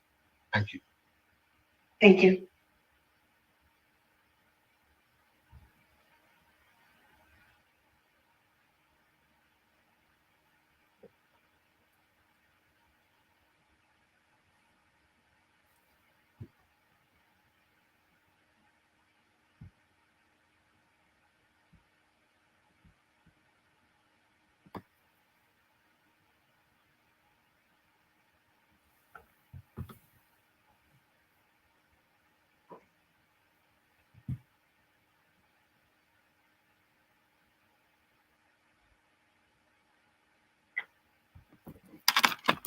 Oh, sorry, had some technical difficulties, but I'm back on. So, yes, we will table the discussion on those points, namely also Jovan and I's advisory hearing update in terms of future hearing proposals will be moved to unfinished business, as well as this discussion about chair and vice chair authority around the agenda and the other points raised by Damon. We'll move it to unfinished business so that we can move along with the rest of the agenda. So, Madam Chair, the next item. Oh, 11. Yeah. Mm-hmm. Yes, I would ask you to do it by consensus. You don't have to go through a formal motion, but you need to have the agreement of the body. So you can do it by consensus. Mm-hmm. Okay, we were texting and you didn't say that, but okay, thank you. All right, so consensus. I guess we can just start with Don Tamaki. That's fine. I think that's a real practical approach. Totally in agreement with it. Okay, thank you. Member Grills, are you okay with that? Member Grills, are you okay with that? Okay. Member Scott Lewis? Yes. Okay. Member Holder? Agreed. Member Montgomery Stepp? Yes, I'm fine with that. Member Jones Sawyer? Member Bradford? Vice Chair Brown? Yes. Well, that is everyone. Okay, so we will move on. So now the agenda is lunch. All right, short one. Because the agenda is supposed to start at 11:45. The next panel is supposed to start at 11:45. Please excuse us for the technical difficulties and the time. Okay, also need to go back to the task force members. Should we start at 11:45 or should we delay? And 11:45 is in 5 minutes. This is Member Grills. I think that we really need to be able to be informed for our discussion. So if task force members are able, I would suggest we move forward. And if we need to go get a snack or a bio break, we just put ourselves on mute and black out our camera and come back when we can. Okay, thank you. Any opposition to that? Okay, hearing no opposition, I actually agree. We can start promptly at 11:45. And so we have about 5 minutes as a break. Thank you. And we should log on and log off, correct? Yes, excuse me, this is Trini. I am going to have to stop the entire meeting. So this goes for the audience members as well. Yes, I have to stop the entire meeting so that Blue Jeans can clear their servers and get us back on track. So everyone in this meeting will have to log back on when the meeting reconvenes. And he says it'll only take about a minute to do. So we should have enough time in those 5 minutes that you allotted. Okay. However, everyone will need to log back in. Okay? Okay.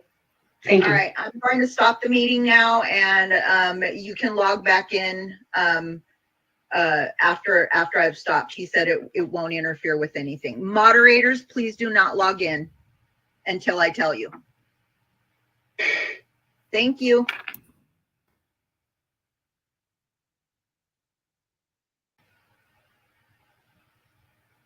Okay, family. Every time it's something for us, they give us this whack apps and carrying on. It's just so deplorable how we are treated by everyone. We have no friends. All we've got is our tribe. Let me stop that and try to go back in. Yes, I want to thank you guys for being over here. Ivy Dreams, Easy Axe, BB Rodriguez, Eerie Black Fire, all my co-hosts, Tanzania Flakes, Oil King, Ivy Dreams, Sam, aka the Kalesi. Who else is up in this joint? I saw Miss Powell earlier. Y'all, my co-hosts, thank you. Love my folks. Derek Askew, Cynthia Blaine, Real Beauty Mess 25, Herb Saint, Renee Ritchie. I see FBA DOS, cut the check. Quabina. Let's see here. Y'all have been active in the chat. Mystery L08. Oh my gosh. If I don't call you, know that I love you black and I love you strong for holding it down in the chat. Let me try. I don't want to miss any of it. They're just going down and trying to come back up on this crappy Blue Jeans app. They should have had this on Zoom. If you want to participate on their app, I'll miss you over here because you can't do both. But please Gmail me at thereprospect@gmail.com. I'm a little selfish. I like y'all over here. Sometimes the public comments can be a little traumatizing over on that app. So I like being over here with my family. But I do know that some of y'all want to go to that particular app. So if you like the link, I can send it to you in an email. Just Gmail me at thereprospect@gmail.com. I put it in the chat, okay? Please like, share, subscribe, turn on your notifications. Another great reason that I love you guys being here, Shanna Kim, I know you were in the space earlier, is because you guys, when you give a thumbs up, it helps the algorithms. I'm being shadow banned for my work as the reparationist perspective, fighting exclusively on behalf of freed men, women, and children. And folks aren't fond of my position. Folks aren't fond of my Freedmen voter strategy. for closed border candidates only, including Marcel Dixon to unseat Coon Clyburn in District 6, South Carolina, and Tamara Johnson Shealy in the state of Georgia to unseat the Coon Warnock. It is time for us to get rid of all the black white oppressors on the CBC, Sheila Jackson Lee being one of them, who's working in collusion with Narcan and Cobra to deny us a seat at our own federal reparations table where the quadrillions are. Okay? Yeah, they put up a gate. So they've got to go. I'm gonna try not to cuss. I'm a cussing Christian if y'all ain't figured that out. Okay. Anywho, let me share. Let's try this again. Let me bring it up. Stand by.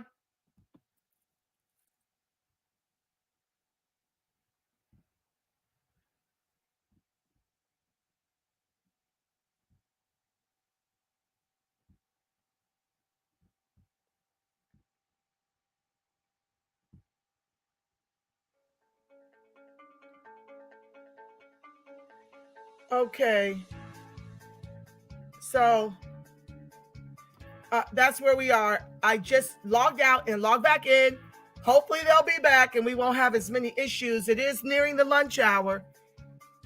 Ooh, it's been interesting, y'all. Y'all just saw Chair Moore get Dr. Grills all the way together about that secret meeting.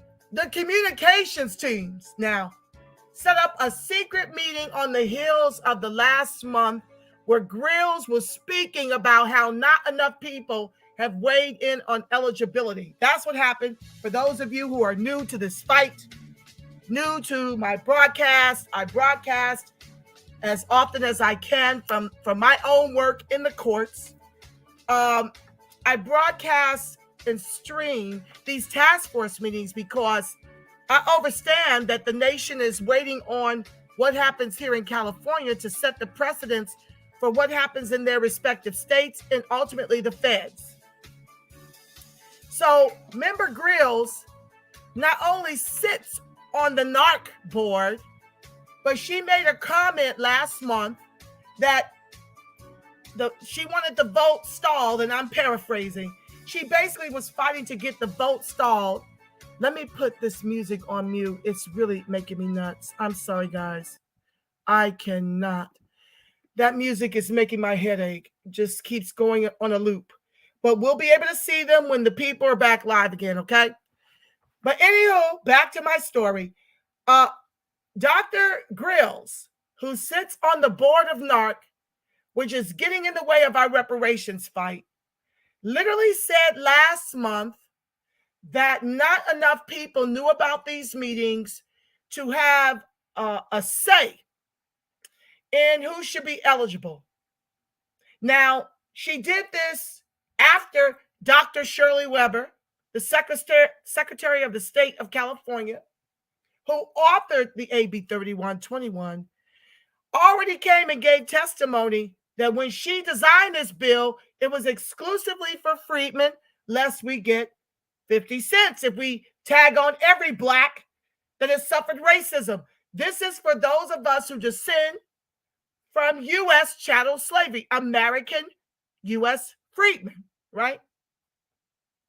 So after Chermaninsky said that if you try this on the basis of race, it's going to be shot down.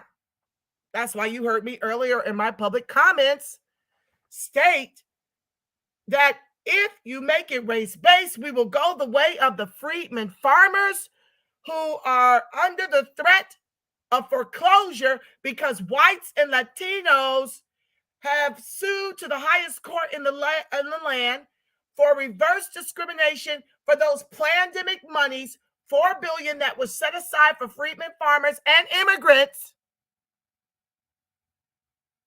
That's been shut down by this lawsuit because it was race-based, not lineage.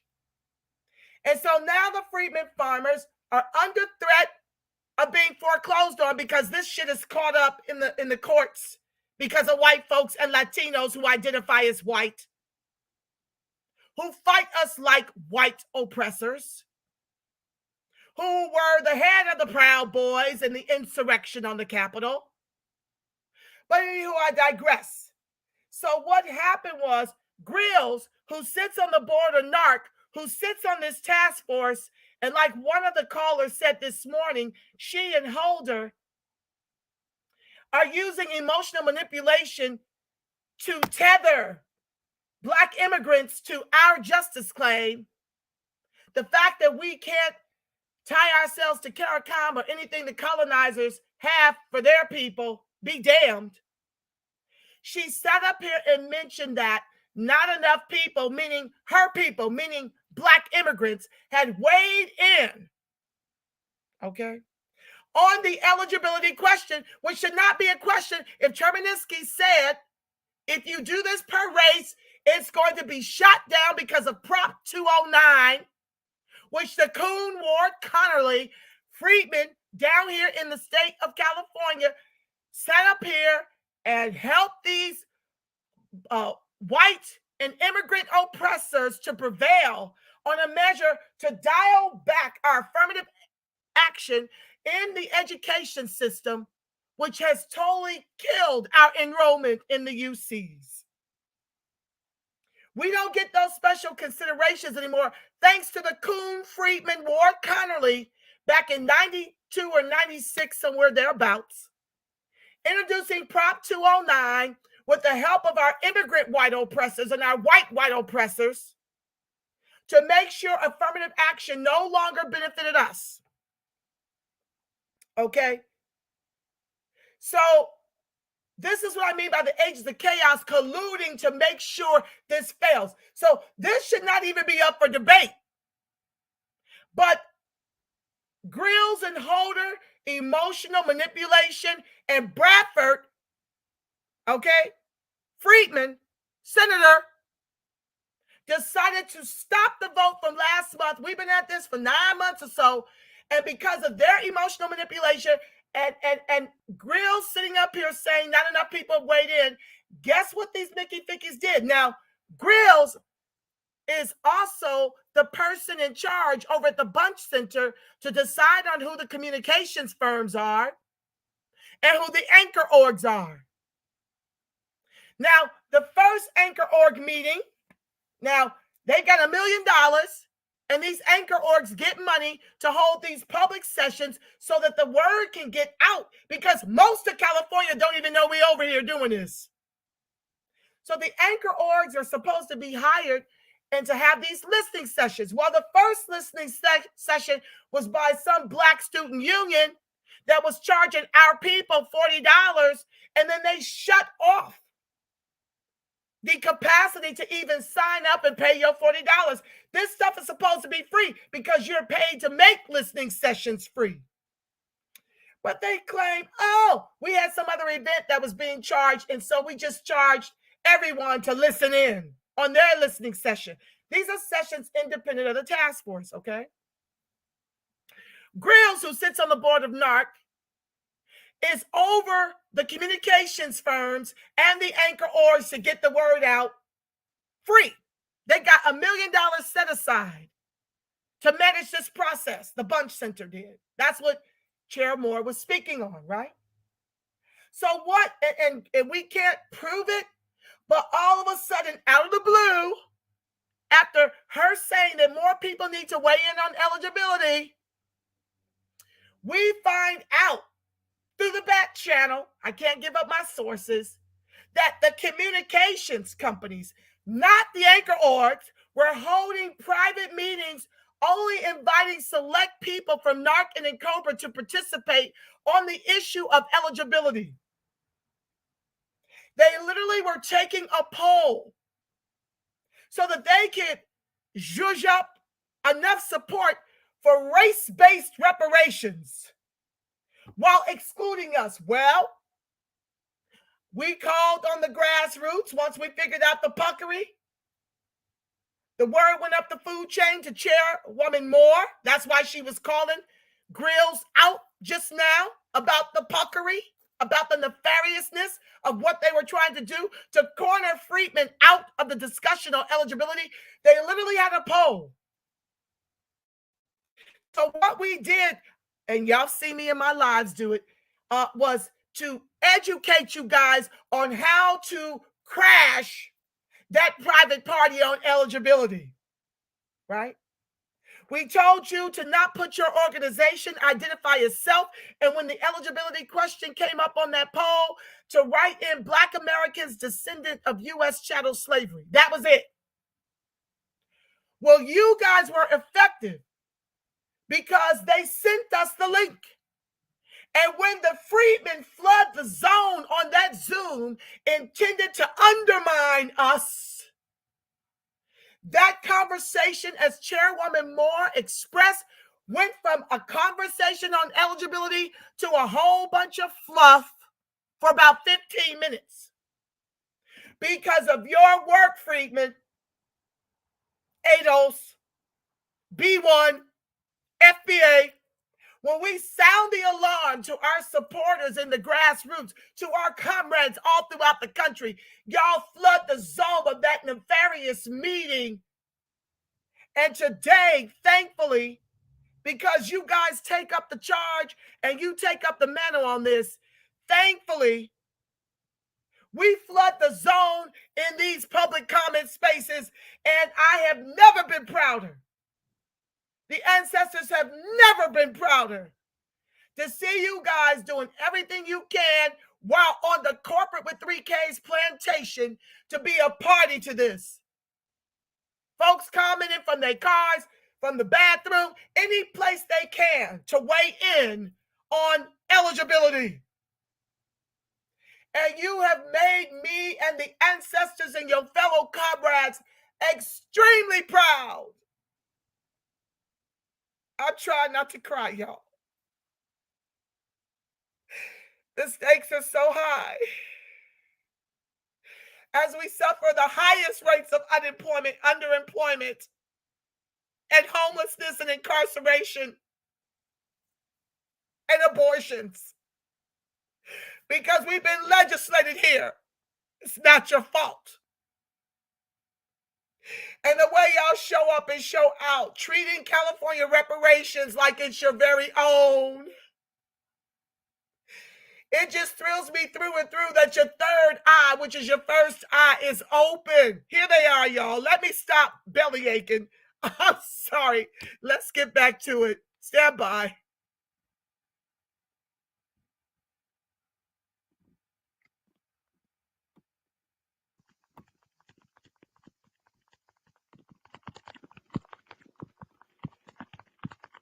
Chair Moore, I think you're muted, or you're unmuted but not talking.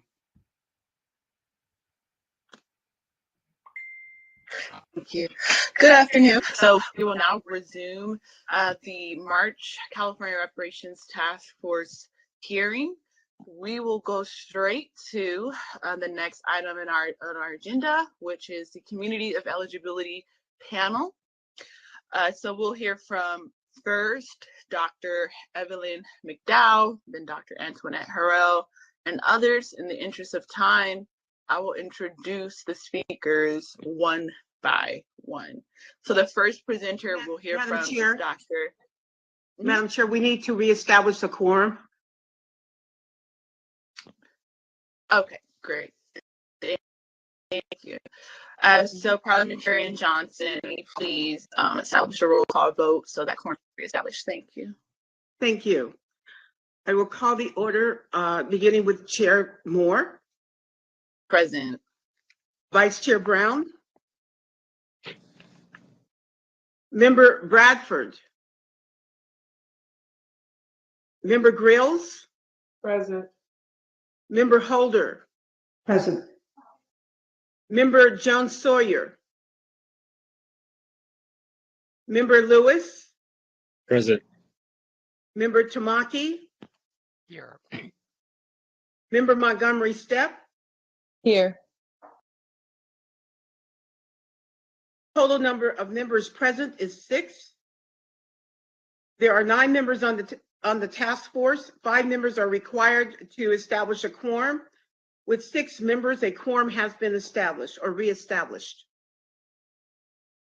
Thank you, Parliamentarian Johnson. Now that a quorum has been reestablished, the task force hearing is now called back into order. So again, we will go straight to the community eligibility now, and we will hear from a series of speakers who have less than 10 minutes each, and I will be timing people in the interest of time. So the first person we'll hear from is Dr. Evelyn McDowell. Dr. Evelyn McDowell is an associate professor and accounting department chair at Rider University in New Jersey. Dr. Evelyn McDowell, you may begin your testimony now. Okay, can you hear me? Can you hear me? Okay, yes? Can you hear me? Hello? Okay, all right. Yes. Yes, we can hear. Okay, great. Okay, good morning, maybe this afternoon. Thank you to Camilla Moore, chairperson of this task force, and her fellow committee members. Special thank you to the Secretary of State, Shirley Weber, for her leadership. I am honored to be called to speak before this groundbreaking, history-making committee. I applaud your efforts. I am also the president and chair of the board of the National Society of Sons and Daughters of the United States Middle Passage, the first lineage society specifically for descendants of enslaved people born in this country. We have close to 100 members who, in order to join the organization, they had to successfully trace themselves to someone who was enslaved under the system of inhumane U.S. chattel slavery, where millions of individuals over many generations lost their freedoms and suffered cruelties, both documented and beyond imagination. We celebrate our ancestors' triumphs over the extreme adversity and their contributions to our country and the world.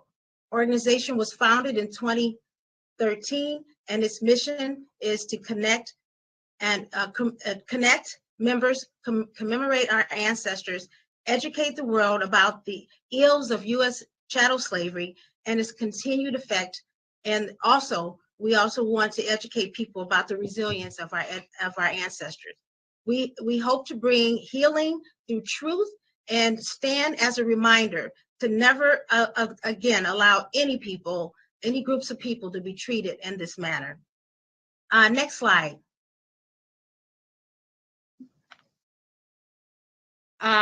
You can go one more slide.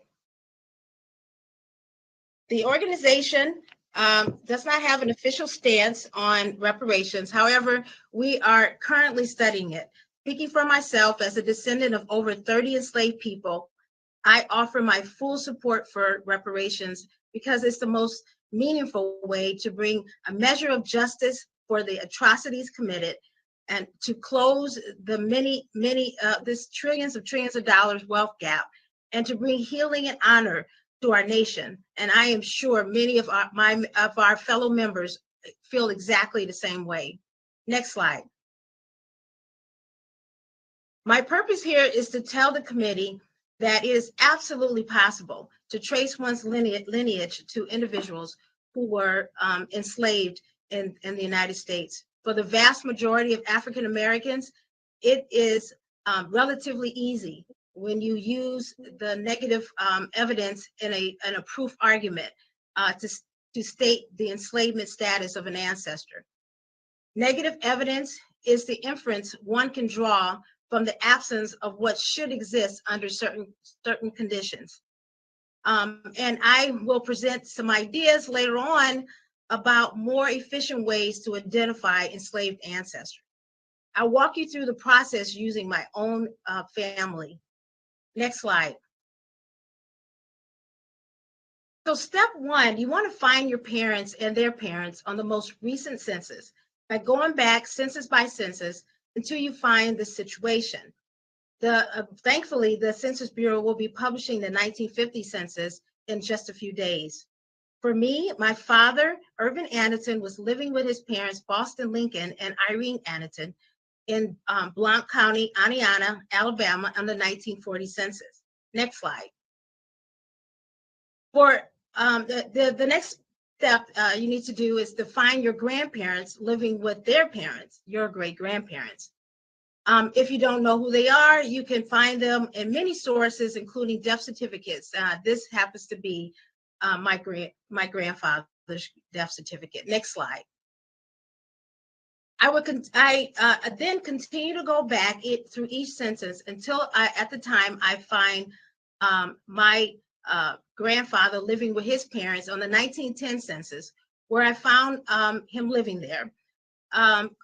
Please note his race, age, birth dates, birthplaces, and of these ancestors.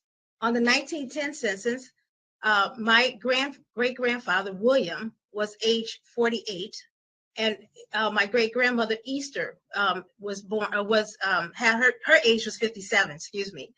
If you do the math, she was born in 1852. Next slide. And on the next slide, we see this very key piece of negative evidence.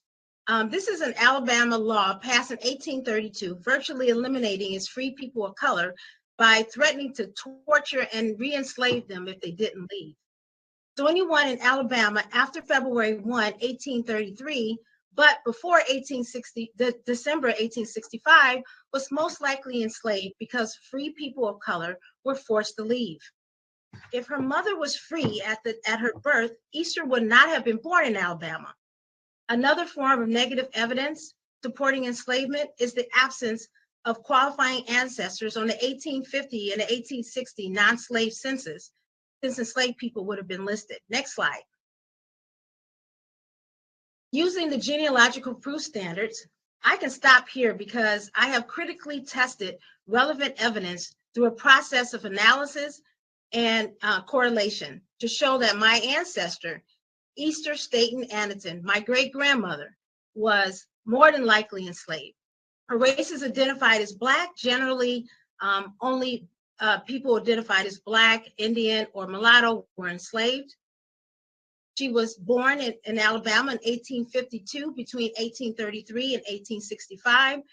Her mother was born in Alabama as well and was most likely enslaved, since she too resided in Alabama in the effective dates of the law. Many slave states had this similar law. Also, I did not find Easter Staten nor her parents enumerated as free on the 1850 or the 1860 census. So I believe I have successfully proven that my ancestors were enslaved in just a few steps using negative and other evidence. But for membership in Sons and Daughters, we ask people to go a bit further to get more detailed information because we want their stories to be told. In this particular case, my uncle, who actually saw and heard Easter Staten speak about her enslavement, he's still alive today, and he's seen her with his own two eyes. I also traced Easter Staten's mother to which would be my second great-grandmother, to a will of the enslaver. He was only 8 years old and listed as inventory just above the hogs and the furniture. Very devastating to see that. The same use of negative energy can be used for, yes. You have a minute and a half. Okay, I'm okay. Next slide. Okay, so in conclusion, finding evidence of enslavement is fairly easy to do using this process. It's a powerful, simple, and it's a great tool when positive evidence like bills of sales, inventory lists, deeds are difficult to obtain. Additionally, to add to the power of negative evidence, I'm proposing a creation of a database of free Black immigrants and their descendants arriving between 1808 and 1865, according to the 1850 and 1860 censuses. Less than 10,000 people actually immigrated voluntarily to the United States. If an ancestor was born before the end of chattel slavery, they would be listed. I mean, they would not be on this list, and we can use this as negative evidence. In addition, I would like to also propose that the government prepare a database of enslaved people and use reverse genealogy to connect those enslaved people with their descendants. Thank you so much for giving me this opportunity to speak with you, and I look forward to your questions.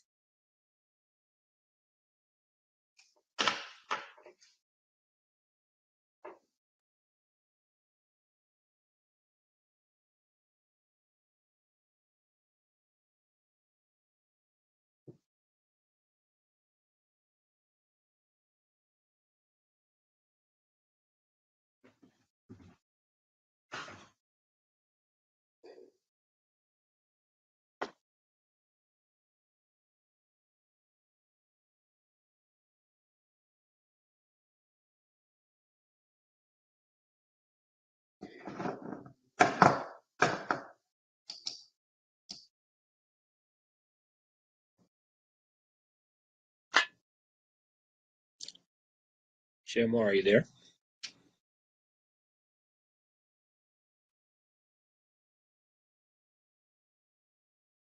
It looks like the chair and the vice chair are not here. So perhaps DOJ can help us out and move us to the next speaker.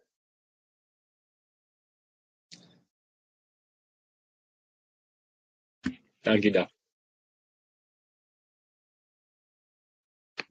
Sure. This is Michael Newman. I think we'll move on to Dr. Antoinette Harrell. Well, I do not have the bio, so please, Dr. Harrell, if you're on, please proceed with your discussion.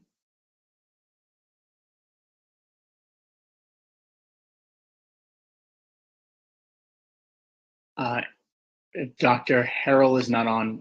We can come back. Dr. Hollis Gentry, you're next on the list. And I do see you in there. So thank you very much, Dr. Hollis Gentry. Thank you. Please proceed with your discussion. Yes, good afternoon, and thank you to the members of the California Reparations Task Force, fellow genealogists, and attendees at today's meeting. I'm honored to participate in the discussion connected with this important legislation. Determining who belongs to the community of eligibility is at the root of today's discussion. My personal journey reflects and supports that African Americans can document their connections to enslaved ancestors. Next slide, please. I trace my maternal ancestry to enslaved matriarch Florianne, whose daughters Rose and Marianne Reynolds emerged in Norfolk, Virginia court records in 1825 after Rose paid $500 to free her younger sister from a slave trading family. I trace my enslaved paternal ancestry to Civil War veteran Corporal Fielding Lyle of Company B of the 114th Regiment of U.S. Colored Troops, who used his $200 military bounty in 1874 to buy 20 acres of land. Those acres formed the nucleus of a town that still stands today called Lyletown, named after its founder and located in Clark County, Kentucky. Next slide, please. And finally, I trace my maternal enslaved ancestry to Rachel Hodges of Portsmouth, Virginia, a woman sold away from her family in the 1850s. A woman whose son, Mills Sumner Jr., found his mother in Atlanta, Georgia, after a 26-year search. It required the same number of years to research these ancestors, to reunite mother and son visually with photographs, because different elders held different heirlooms, and each only knew small parts of our family's history. I offer these stories to exemplify the types of discoveries possible through research.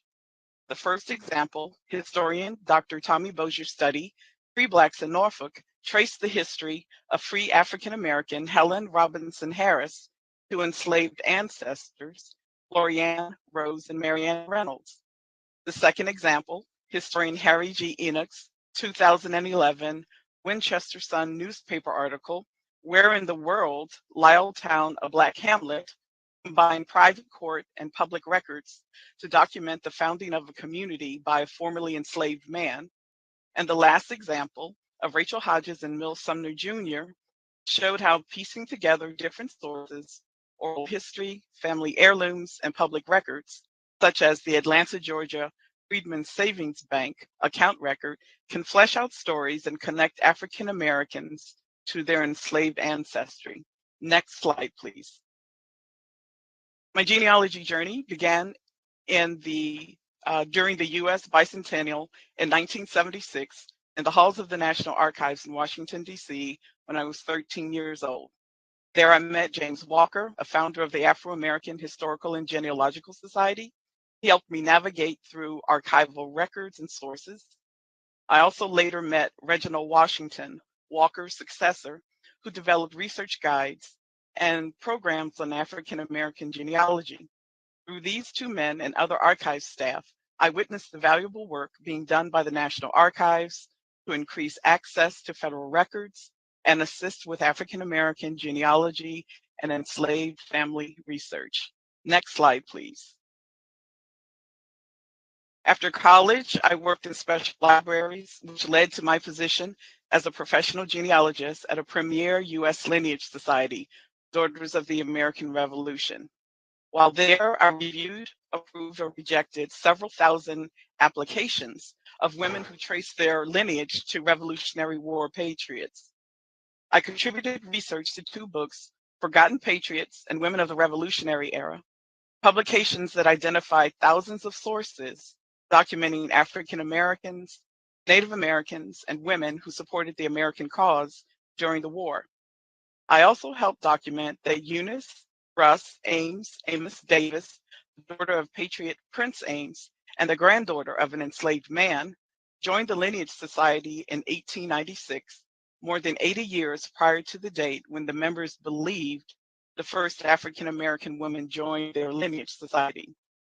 My years at the DAR exposed me to an array of genealogical sources, publications, and institutions that documented African American lives dating before America's founding. I discovered published sources with segregated information, and by this I mean records where African Americans and people of color were listed separately from whites. I realized, ironically, that some of those biased record-keeping and publishing practices help current genealogists identify African American ancestors more readily. I shared this part of my journey to further emphasize that enslaved Africans, African Americans, Native Americans, and others appear in multiple types of sources and records as enslaved people. And that evidence needed to trace enslaved ancestry exists in abundance in primary, secondary, and derivative sources. Next slide, please.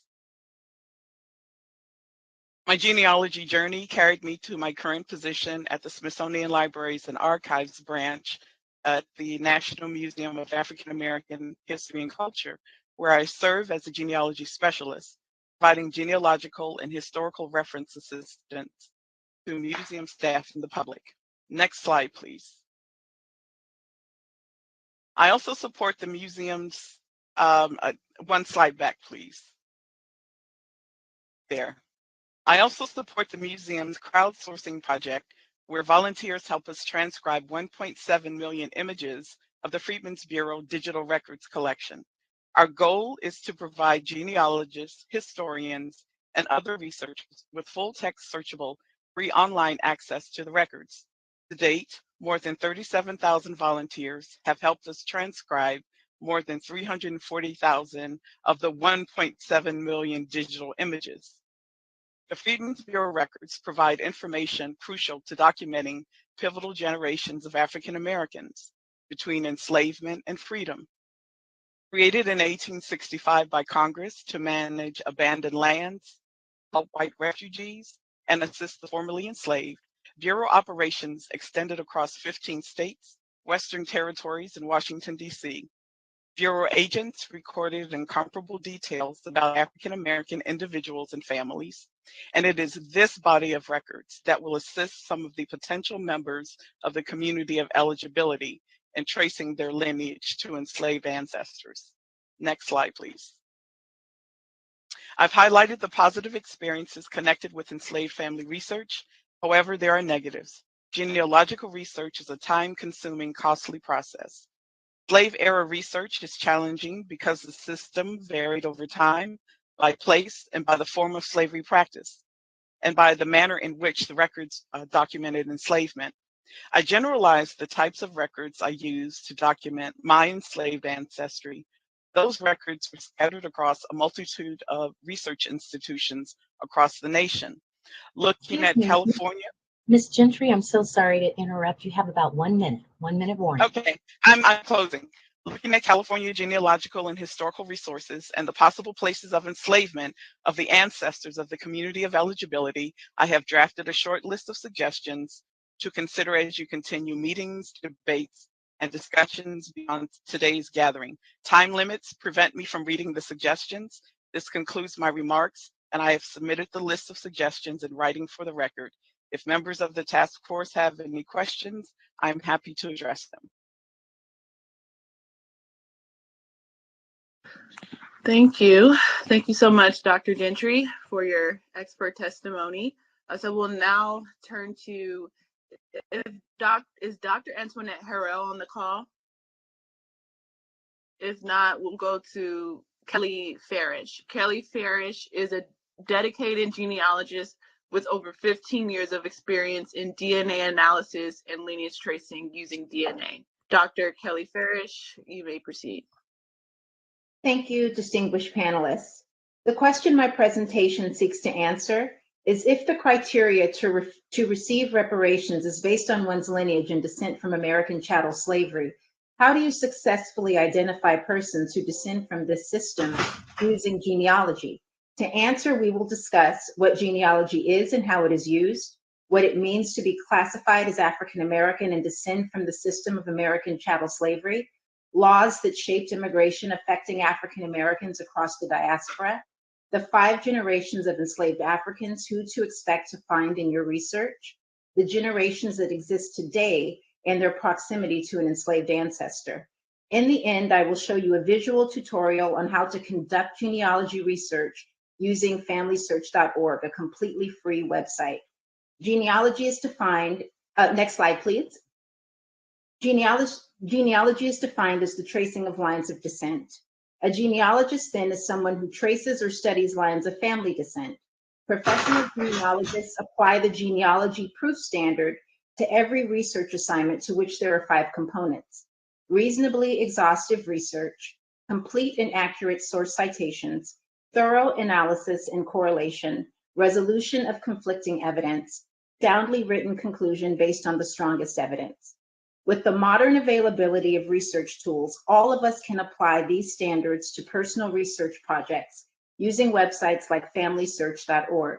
If we have time, I can point out how the standards were used in the visual example. When applying genealogy to an assignment like this one, it is important to consider the question and the many ways the question can be answered. First, we must define what it means to be African American. For the sake of this discussion, African Americans are those involuntarily brought to the United States for the purpose of being enslaved. Using genealogy to prove descendancy from this group would involve tracing one's lineage back to either a person enslaved in this system or a time when there was little to no presence of legal voluntary immigration from African or Caribbean countries. While the system of slavery existed, there were no immigrants from either African or Caribbean countries coming to the United States voluntarily.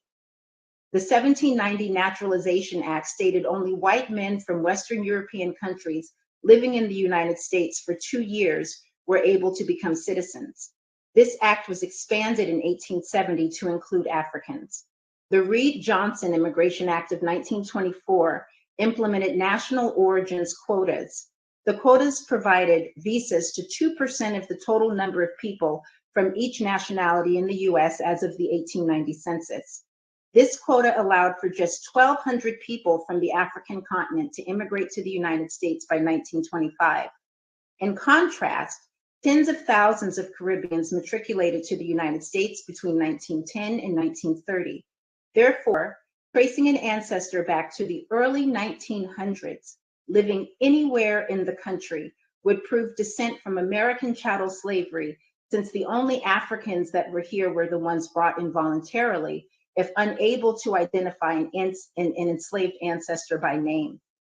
A survey of census data at the time also showed there to be a negligible number of voluntary immigrants to the African diaspora living in the South prior to the Great Migration of 1910 through 1940. Therefore, tracing one's ancestry to the Southern United States prior to the Great Migration of 1940 would also prove that one descends from American chattel slavery, even if not being able to identify an enslaved ancestor by name. Because freedom came in waves. Oh, if you can go to the next slide, please. Thank you. Because freedom came in waves during slavery, depending on the state you were enslaved or the interpersonal relationship with an enslaver, one's descendancy from American chattel slavery may connect you with one of 5 generations of enslaved persons, as described in Professor Ira Berlin's book, Generations of Captivity. The first generation is the charter generation. This represents the 1600s during the colonial period. 1 in 5 enslaved persons were able to negotiate their freedom during this time. The plantation generation represents the late 1600s to early 1800s. This is when the system of plantation slavery was very robust and completely developed. Slaves worked harder and died younger during this period. So it's pretty difficult to trace ancestry back to this period, but it is possible if your ancestors were freed early on during slavery. The revolutionary generations represent late 1700s to early 1800s. The North abandoned slavery at this time. Slave rebellions more frequent and violent. Slave laws become strict in the South. Enslaved identify home as Africa and not individual tribes during this time. The migration generation, 1810 to 1861, is the second Middle Passage, and this is when slaves were moving deeper into the South from areas like Virginia, North Carolina, South Carolina. In a research assignment, you more than likely will back into someone from this generation of slavery. And the last generation is the freedom generation. That is between 1861 and 1890. And these are those enslaved persons that were freed because of the Civil War and lived post-Civil War. And if you can go to the next slide. Lastly, before watching the tutorial, depending on the generation you are in now, will determine just how far removed you are from an enslaved ancestor. Those in the World War II generation up to the Gen X generation, there is a separation from an enslaved ancestor as little as 1 to 3 generations removed. If tracing back to the 1940 census, the millennials up through Gen Z need only identify a grandparent or great-grandparent and are within 4 to 6 generations of an enslaved ancestor. Next slide, please. So I believe, yes. And so the proving eligibility, one of 3 ways. The first is identifying an enslaved ancestor by name, and that's an African-American ancestor born in the South prior to 1865. The second is identifying an ancestor living in the United States prior to 1900. That is, African-American ancestor can live anywhere in the United States prior to this date because of the lack of voluntary African and Caribbean immigration to the United States. And the third is identifying an ancestor or family member, because we're talking about the 1940s. Many of those people are still living today, living in the South prior to the Great Migration of 1940. And so if you go to the next slide, I demonstrate how to search for an enslaved ancestor using FamilySearch.org. I used FamilySearch.org because it is a completely free site. They have over 8 billion records, and it is run by the Church of Latter-day Saints, which also has 5,000 in-person brick-and-mortar resource centers spread across the country if you needed to get help tracing your lineage. So if you can begin the tutorial, I'd appreciate it.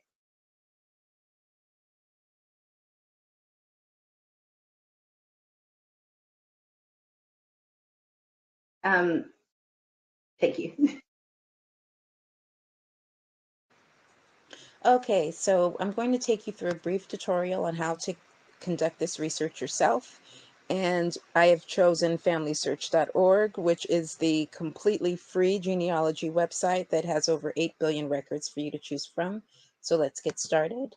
We'll go to Records, and I'm choosing my deceased grandmother, Mittie, as the example. Mittie, last name Morrow.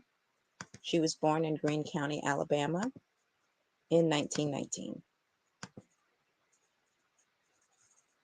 Immediately, we are able to see that she shows up in the 1930 census, living in Mantua, Greene, Alabama, and her birth year is 1918. So she's 12 years old in this record, and what we want to do is find someone a little older than she is, even though this record would satisfy the eligibility requirements because she is living in the South prior to 1940. But let's go and view the original document.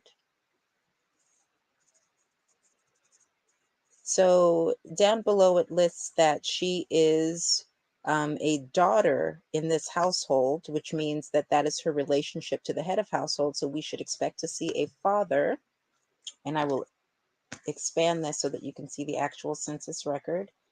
And lo and behold, here is her father, Percy Morrow, listed as head of household. So since we found Percy, and let's look at some details about Percy. Oh, too far. Let's highlight him. So he is born 1896 in Alabama, and he's living in Mantua, Greene County, Alabama. So we're going to put that in our next set of search criteria for Percy.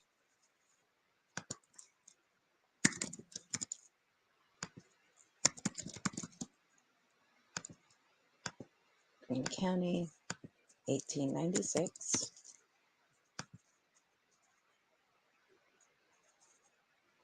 Excellent. So the first record that shows up is Percy, except for it has his birthday as November 1894. All of the birth dates are estimates at this point in history. So we see here that Percy is 6 years old in this record. And let's scroll down. And let's see. He is born in Alabama. The relationship to head of household is grandson. So we actually are able to go back in time and see someone who is possibly a member of the Freedom generation.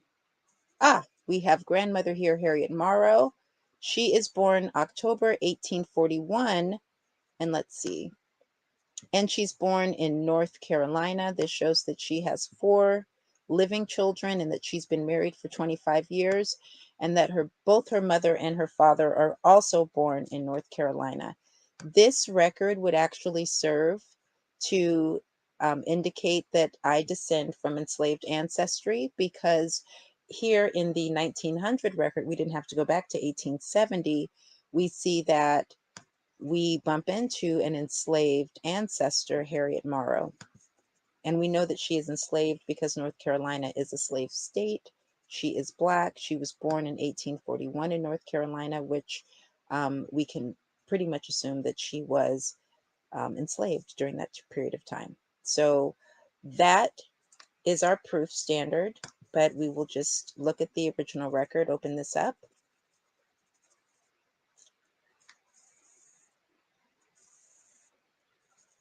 And let's find them here. Let's see. Down, and here she is.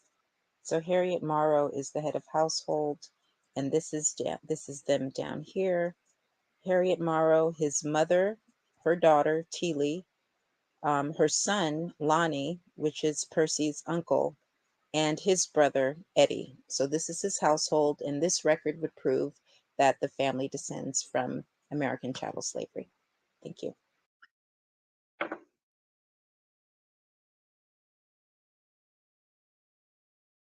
I can't hear you if you're speaking, Chair Moore. Thank you for that presentation, Dr. Kelly Farish. So now we'll go to Dr. Antoinette Harrell. You have 8 minutes, and in the interest of time, I will be timing you. So thank you. Dr. Antoinette Harrell, you may begin. Thank you. A rewarding hobby, some may say. Genealogy, the second most popular hobby in America, according to an article in Time in U.S. Today. I personally disagree with Time on this subject. Please allow me to state my personal reasons. I am a descendant of those that was held enslaved in America. My enslaved ancestors on my maternal side, as well as my father's side of the family, was held as slaves in Nancy-Mount, Virginia, North Carolina, South Carolina, Mississippi, and Louisiana. When slavery was abolished in America, many formerly enslaved people walked miles in search of their families. Mothers were searching for their children, husbands searching for their wife and their children. Many mothers lost their minds because they couldn't find their children. In 1994, I started researching my family tree, only to learn that I had to travel to those states with my family, in search for my family. Traveling to those places came with a cost. The most important point I want to make today is the amount of money it takes to conduct research. Either researching for yourself or hiring a professional genealogist there is a cost. The cost for travel, hotels, memberships to some genealogy databases, copies, equipment, a computer, cameras, etc. Those costs and fees that many would like to research their family history, but just can't afford to. 157 years later, I'm still searching for family members who were sold away from each other. Today, I still have trouble accessing records due to what is called the gatekeepers of the records. Now, what are the gatekeepers of those records?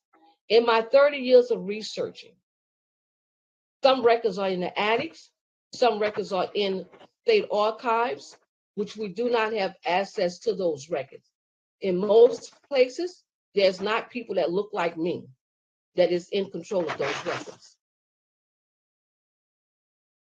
From one moment, I will each of you to think about when parents, your siblings, and other family members being sold off, traded off, or auctioned off, never to see them again. You spend your lifetime, there's that can ever repair the damages of breaking up families, the mental suffering my ancestors and others went in. I just want to point out something very clear. Discuss, should it be lineage-based or should it be basically by the race? Some people will not be able to prove their family history. Courthouses have been burned. When it comes down to the slavery records, yes, we can use family search, ancestry, and other databases, but some records are destroyed. I still have difficulty retrieving those records that have been away from people in America search their family history. Genealogy is important. Study reparations, consider funding to research their family history. It is the very, as I said, put the amount back together. There are purpose, but for the most part, many of them charges you. You have 1 minute, and then there's some technical difficulty, so it's choppy. But you have a minute and a half. Just went out.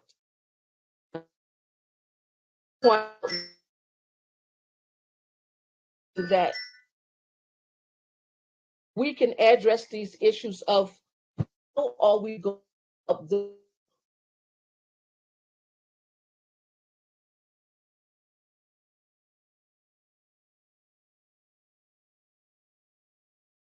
minute is up. Yes, thank you, Dr. Harrell.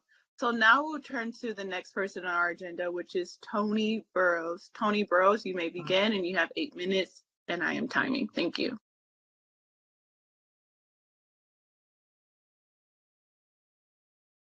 Tony Burrows, are you available? Yes, can you hear me? Yes, you may begin. Started your 8 minutes. Okay. All right, thank you. I want to thank you, Chairperson Moore, as well as the California Reparations Task Force, for inviting me here to speak on my favorite subject today. I also want to thank Alicia Turner for the grunt work she has done, but more importantly, I want to thank Dr. Cheryl Grills for suggesting genealogists address the challenge of tracing African Americans into slavery. I don't have a lot of time, but I want to give you the 40,000-foot view of proving slave ancestry. Next.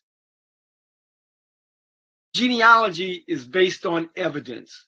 It's very similar to a court of law where a person dies without an estate. People have to bring in evidence to prove who's related to the deceased and how they're related to the deceased. And those rules in a court are very similar to the rules that we use in genealogy. We're trying to prove two things. The first thing we're trying to prove is identity. Is this our ancestor, or is it merely someone with the same name as our ancestor?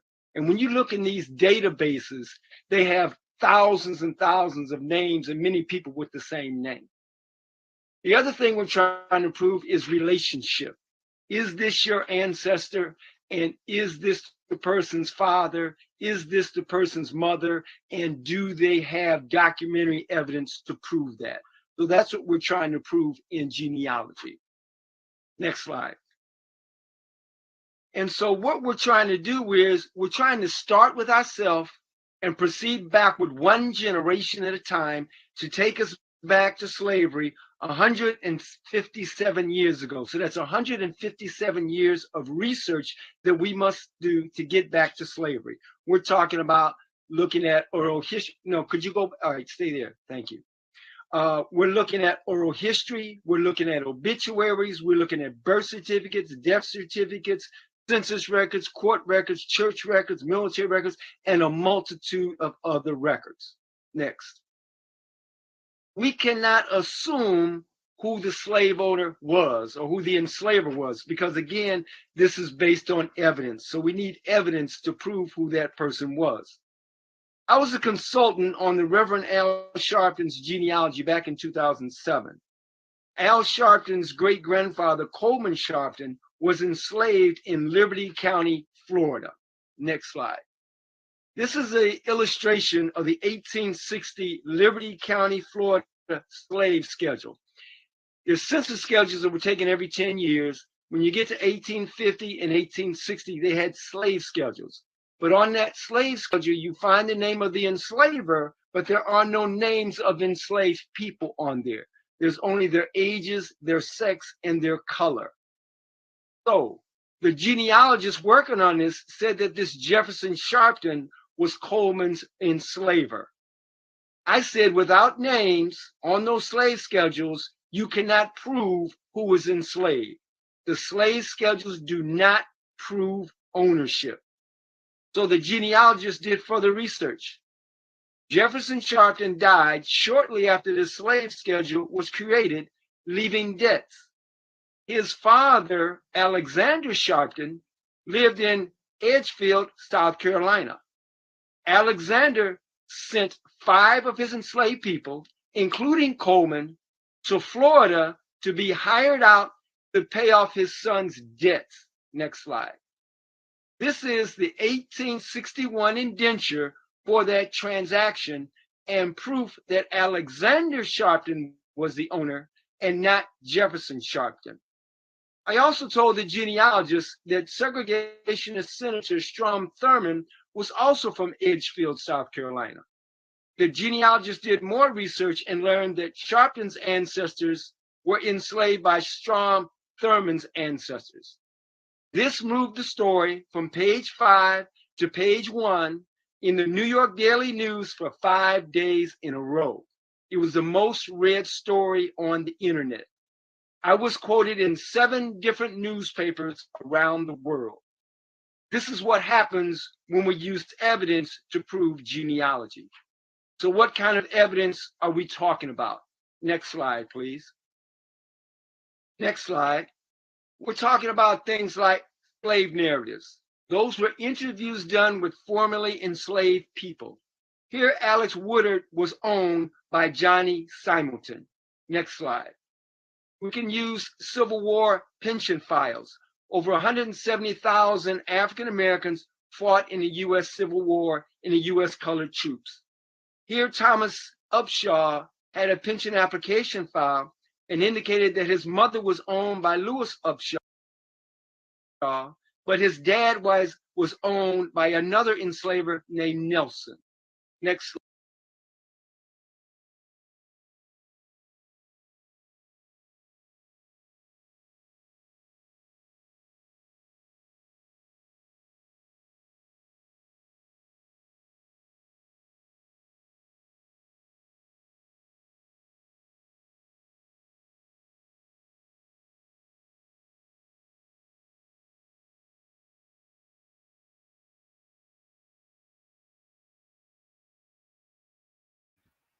See, God don't like ugly. That's why they asked us is buffering on him. What you see right now is them trying to make a case for race-based reparations. Ain't this about a blip? It can't be both possible and impossible at the same damn time. Oh, they're making it complicated on purpose. You're right, GK. And I mean, they putting all they saying it with their goddamn chest up in this. These are found in the courthouse.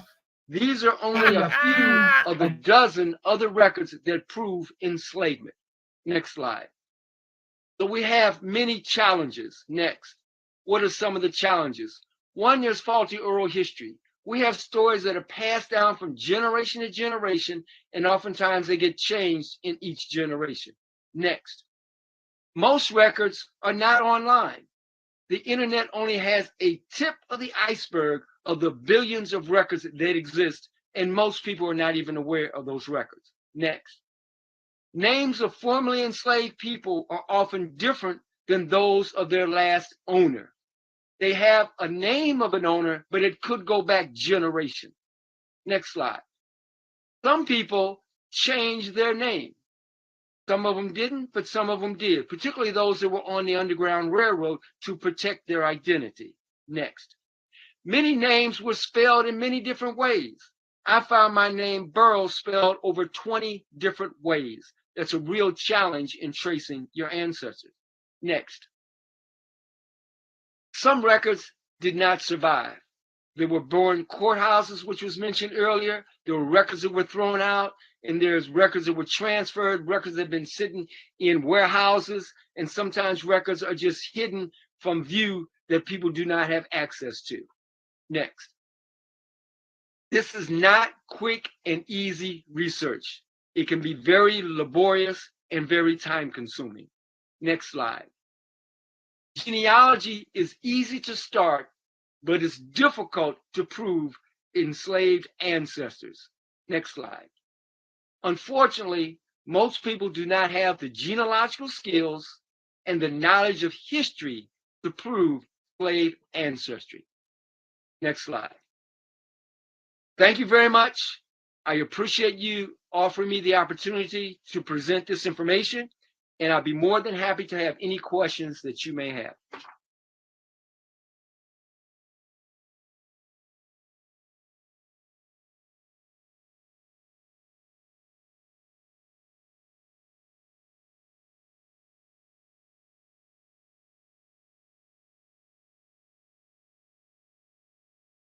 We missing Chair Moore? Looks like we're missing Chair Moore and our Vice Chair. So could DOJ staff step in and help us get to the next? Right in there. I'm gonna take this. Oh, Vice Chair Brown, you're there. Can you help us move forward? The White House there. We can't hear you, Vice Chair Moore. Brown.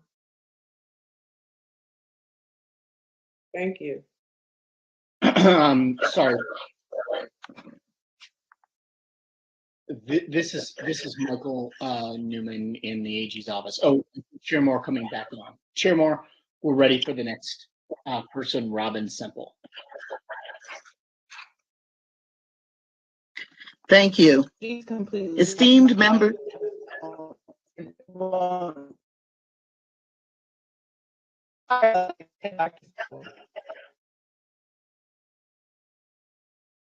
Would you like me to begin? Yes, I do. Okay, okay. Yes. Esteemed members of the Reparations Task Force, I am honored and thank you for inviting me to address this body as you consider the issue of reparations for the descendants of the formerly enslaved. I speak to you today as a family historian who has been researching since 19, a professional genealogist and holder from Boston University Metropolitan College's certificate in genealogical research. I have completed and hold a certificate from Gene Proof program, which prepares genealogists for board certification in genealogy, and am a current graduate certificate candidate in forensic genetic genealogy at the Henry C. Lee College of Forensic Science at the University of New Haven. Perhaps the most importantly, I also come before you today as a descendant of the formerly enslaved. My personal research focuses on Virginia, southwestern Virginia, in fact, where the Blue Ridge Mountains control the skies. My client work has been broad, but has almost exclusively focused on the descendants of the formerly enslaved from many states. I believe we may all agree that the harms done to the enslaved and their reverberating effects on generation after generation command a repair, a restitution on par with the damage done to all of those before and those who represent them today. It is my hope and objective to offer a genealogist's view of the type of documentation of the formerly enslaved is available, gaps we may encounter in recreating the lives of the formerly enslaved, and how we conduct this research according to the Board of Certification of Genealogists, BCG, Genealogical Proof Standard, known as the GPS. Next slide, please. You can go 2 slides ahead. These insights may enable this body to apply a specific threshold or proof standards of descendancy from the formerly enslaved that will allow the greatest number of descendants to meet the standard.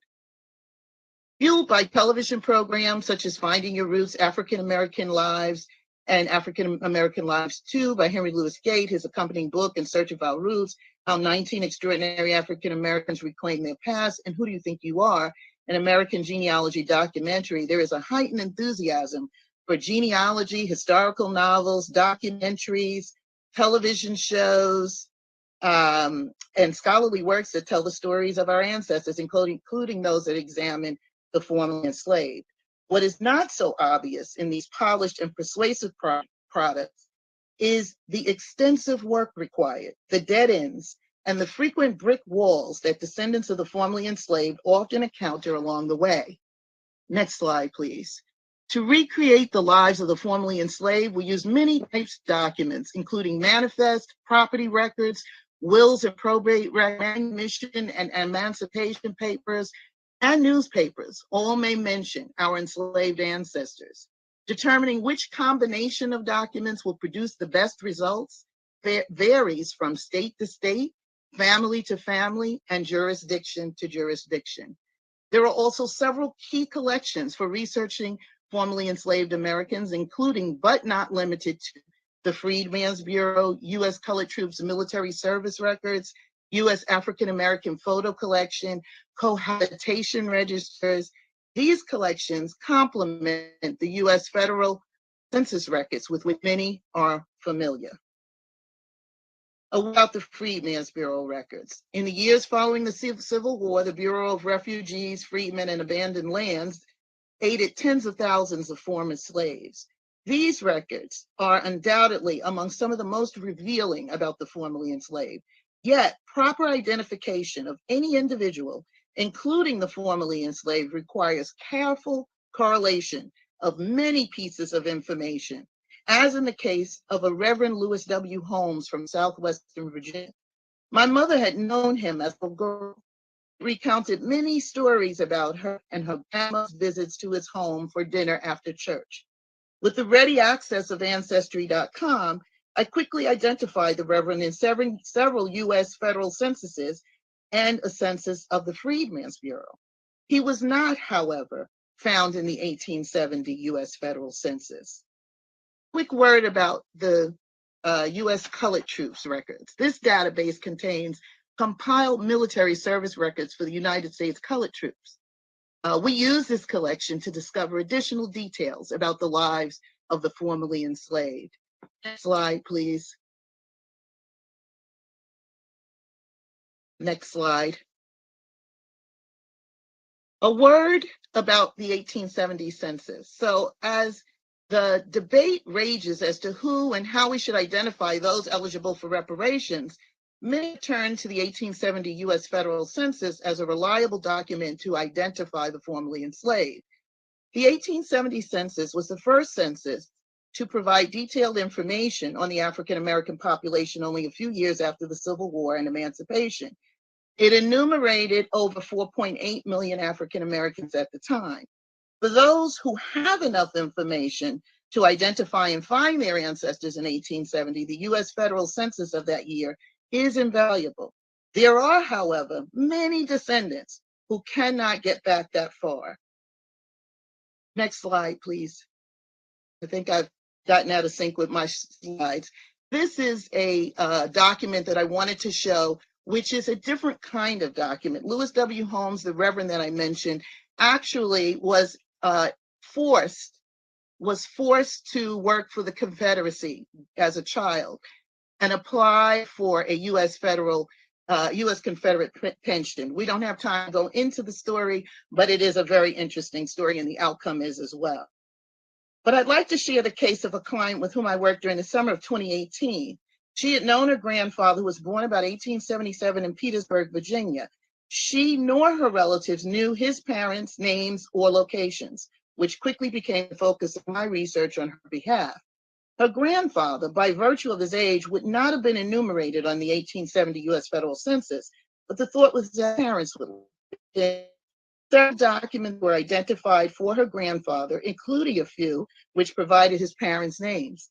Unfortunately, they had first names that were very common, coupled with surnames that were highly prevalent in the region, names such as Peter Smith and Mary Jones. Next slide, please. For this client, and many like her, a threshold of identifying her ancestor in the 1870 census might prohibit participation in a reparations program. So this is an 1870 census, which actually has my great-grandfather, who was 3 months old at the time of the census. So I happen to be fortunate that at least one set of my great-grandparents are enumerated in 1870, but there are many people in our community for whom this would be a tall task. So I think I'm a little bit ahead of my slides. Next slide. You have a minute. Next slide. Thank you. This is an important consideration if the federal census is to be the main threshold for participation in the reparations program. The truth of the matter is, for descendants of the formerly enslaved, it will take a correlation of several documents to prove their ancestors' identities. Lastly, I'd like to say, let us ensure that each applicant meets the genealogical proof standard, which says that we do reasonably exhaustive research, complete and accurate source citations. Next slide, please. Thorough analysis and correlation, resolution of conflicting, next slide, evidence, and soundly written conclusions, next slide, based on the strongest evidence possible. I encourage this body to consider a broad threshold for participation in the reparations remedy. Thank you again for inviting me, and I look forward to the recommendations of this task force as you lead the way for the nation. Thanks so much, Dr. Simple. So now we'll go to Dr. Greg Carr. Begin. Can you hear me, Chair? Chair Moore? Sounds like I have some. Can I be heard?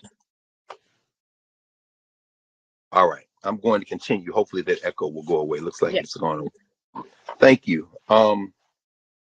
Thank you for the invitation, and thank you for the opportunity to speak. As a son of Africans enslaved in the United States, in Alabama, North Carolina, and Tennessee, I'll call the name of my mother's grandparents, Peter Hayes and Mabby Hayes, North Carolina and Alabama, respectively. While migration, and what I'm about to say really isn't new, I'm just adding my voice to those calling for creative ways to approach specific questions of eligibility. While migration is a central theme in human history, violent, modern forced migrations, as the consequence of settler colonialism, provide direct source and context for the modern world systems of nation states. Global, regional, national, and local obligations and efforts to address and remedy ongoing effects of harm against specific groups deprived of natural and human resources by these serial forced migrations present discrete polities with an opportunity to model a wide variety of repair methods. Consequently, the United States State of California Task Force to Study and Develop Reparations Proposal for African Americans may find it useful to consider the following four broad assertions, pursuant especially to considering defining eligibility beyond race and lineage, which of course carries on its own particular problems of relying on record keeping, among other things, by those who had us enslaved and not even as human until the mid-19th century, is another point of departure for exploring reparative relief for descendants of Africans, for whom group identity as African captives begins, as described in Section 8301.1B1A and Section 8301A3, with their capture and procurement on the African continent. And that second section I referred to refers to African citizenship rights, which of course is something that had to be back mapped in history as a legal concept, as we know, if we were to take that route. So here are the four kind of broad assertions I want to make in brief. Number one, demands for and questions of reparations have been raised since before the transformation of Western settler colonies into settler states as a challenge to undertake structural, modern social transformation. The essential guiding question at all levels of policy-provided repair is, quote, how do we decolonize the modern world, end quote, especially when the harm being redressed predates the imposition of today's state borders. Enslavement was illegal at the time that it was going on, of course, and remedies will require organized international networks of will that shape law to will in their specific contexts, and California would be no different in that regard. Number two, questions of race and or lineage have cultural, social, and political definitions that are best addressed by studying how they intersect with, influence, and interact with legal definitions, and also how they function beyond specific legal definitions and broader historical frameworks. Therefore, popular legal notions of race and lineage are inadequate tools for tracing group-based harm. Number three, the racial category of Black, as used in the modern world system, emerges directly out of the process of Western or white colonialism that established Black as coterminous with fluid, racialized, unfree labor regimes, thereby establishing the eligibility category for redressing a global harm through varied local repair efforts. Accordingly, Black merely parrots the paradigm of colonialism and is inappropriate for any effort to aiming to decolonize the modern world. And then finally, number four, polities, country level, regional, state level, local, municipal level, repair efforts should not automatically preclude any other form of remedy.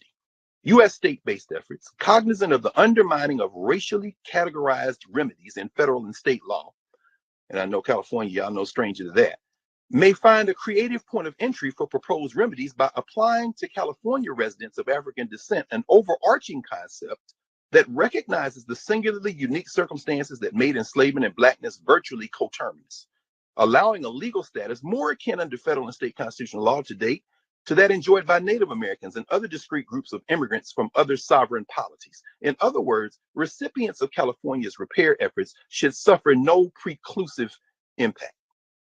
Now, I'll take the last couple of minutes to kind of go back over those very briefly. The first issue I raised of the four, especially when we're talking about harm, that the redress for harm that predates the imposition of today's borders. You know, when we read Martin Luther King, chapters 4 and 5 of Where Do We Go From Here, Chaos or Community, he traces the status of Black people in the United States and elsewhere to European attacks on the African continent, and he proposes reparations in the form of educational, employment rights, and civil rights and human rights and housing. He proposes them in the context of structural reforms that will aid Black people, but are not exclusive to Black people.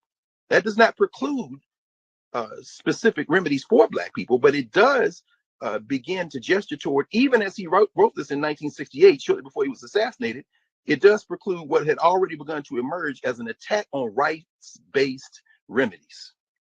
Of course, 68 is what, half a decade before Baki. We certainly see the turn back, and it doesn't have us relying on that 1938 famous footnote for Carlene Product's notion of minorities. In other words, trying to get away from that concept because we know that the legal challenges will be coming whenever it's proposed. Number two, just briefly as a kind of wind to conclusion, using popular legal notions of race and lineage would be inadequate in many ways because they rely on the same field of violence that created the harm in the first place. We look at Howard French's recent book, Born in Blackness, where he traces how the French and the Dutch, the Spanish, the Portuguese, they're not the same people, but collectively they all treated the very different peoples of Africa as one people. That's where the creation was created. Colonialism is the point of departure, not enslavement. Enslavement directs the standing practice to the site of the continuing harm, not the original harm. And what if we can reposition that, we can address local harm through policymaking in an international and regional network. And in that regard, Chair Moore in particular, your work, I know you're no stranger to some of those arguments, having done work beyond the United States and seeing how we can think creatively in tandem and apply solutions in different places in the world to our local challenges. Finally, and I'll just go through 3 and 4 very quickly. I've got my eye on the clock and I realize I've been talking about 7 minutes. Accordingly, the third of the 4 points I raised, how Blackness in many ways parrots the paradigm of colonialism. Ira Berlin, who was quoted earlier, he did another series of talks at Harvard, and he published in a book called The Long Emancipation, Demise of Slavery in the United States, where he makes the argument that enslavement in many ways is an asymmetrical war that never had a truce created. And Mario Bedelli makes a similar point in his work where he says, you never asked Black people what they wanted. Citizenship was extended to us in the 13th, 14th, 15th Amendment, the Reconstruction era amendments, but there was no poll of Black people. That's impossible. Well, then the question then becomes, how do we start talking about a group harm when the group itself is constantly shifting? The solution to that would be to construct that group not based on legal arguments within the context of specific areas where we've been harmed, but rather to construct that group almost like a class, construct that class before the creation of the state formations we are now seeking redress from. That might obviate the need for a kind of race-based solution that would certainly not be sustained in the federal courts. I'm sorry, I'm sorry, Madam Chair. I didn't hear you. My timer went off, just telling you. Then your timer went off, which means I'm going to stop talking and see if anybody has any questions. Thank you for your time. Thank you. We'll get to questions at the end. So thank you, Dr. Carr. We'll now hear from Jessica Ann Mitchell-Ayuwar. You have 8 minutes. Can everyone hear me? Can you? Okay. Thank you for having me. It's an honor to speak before this historic task force. My name is Jessica Ann Mitchell-Ayuwar. I'm a descendant of Africans that were enslaved in Georgia and South Carolina. The oldest known ancestor on my maternal side is John Hamilton, born in 1853, and his wife Delaney, born in 1857, both designated as mulattoes in the 1880 U.S. Census and Black in later census records. Their granddaughter, Flossie Hamilton, is my maternal great-grandmother. When she married my great-grandfather, George Wilder, slavery had been abolished. However, like many other African Americans living in the South, Flossie and George were not allowed to live freely due to the oppressive system of sharecropping that made many Black families indebted and criminalized for seeking to leave. So they fled in the middle of the night with their children to Augusta, Georgia, where most of my maternal family resides today. I bring up their story because it highlights two significant factors of importance concerning community of eligibility, lineage, and harms. For reparative justice, both lineage and harms should be considered with special prioritization towards harm-based reparations. Concerning lineage and special consideration to direct descendants. Lineage is important to reparations discourse because our lineage was subjected to ongoing terror and systemic oppression. However, the concept of lineage should not be limited to the system of chattel slavery. This limited description minimizes and erases the historical, ethnic, and cultural identities of our ancestors and ourselves, which is essential for understanding and identifying the harmed communities. African Americans are a mixture of descendants of various African ethnic groups. Over time, these shared experiences, cultural fusion, and combined progeny, African Americans became an ethnic group through the process of ethnogenesis. And we are part of a larger ethnic identity consisting of the greater African diaspora with other Africans that endured the transatlantic slave trade and merged identities in the Western world also through ethnogenesis. These expansive ethnic identities though more recently affirmed and identified, emerged before the formation of the United States and continued forming following the construction of the United States as various African ethnic groups continued combining and creating communities during and after the transatlantic slave trade. This expansive ethnic categorization is often referred to as African descendants, Afro descendants, and or people of African descent, institutionalized and officially recognized by the United Nations. The Durban Declaration Program of Action, adopted at the 2001 World Conference Against Racism, Racial Discrimination, Xenophobia, and Related Intolerance, also has an ongoing working group of experts on people of African descent. Understanding people of African descent as a special category and African Americans as an ethnic group among this category of transatlantic slave trade survivors is a critical factor in better understanding lineage and how to navigate potential issues concerning race-based and race-neutral legislation. Concerning the community of eligibility, Black immigrants and Black American migrants, reparations should be implemented through a streamlined, non-invasive approach that gives as many African Americans the opportunity to receive remedies as possible. Strict mechanisms of approval that would force families to take DNA tests or endure extensive genealogical background searches should be avoided. This would be an invasive, time-consuming, and costly strategy that potentially excludes families that refuse to submit DNA or refuse genealogical background searches. Furthermore, the assertion that everyone can or will trace this ancestry independently does not account for accessibility and or disability issues. Many who disagree with limiting eligibility to the enslavement era do not disagree in order to dilute or harm African American justice claims, but to protect it. Specifically, in the case of Black Californians, much attention has been given to the question of Black immigrants, and not enough attention has been given to the descendants of Black American migrants from Southern states.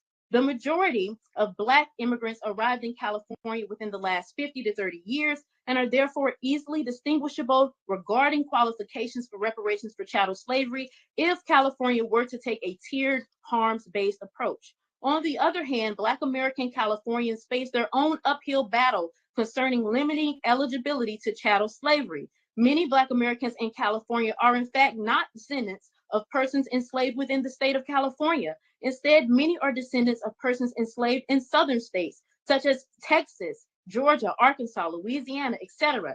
Their families later migrated to California during the Great Migration from 1910 to 1970, especially during and following World War II.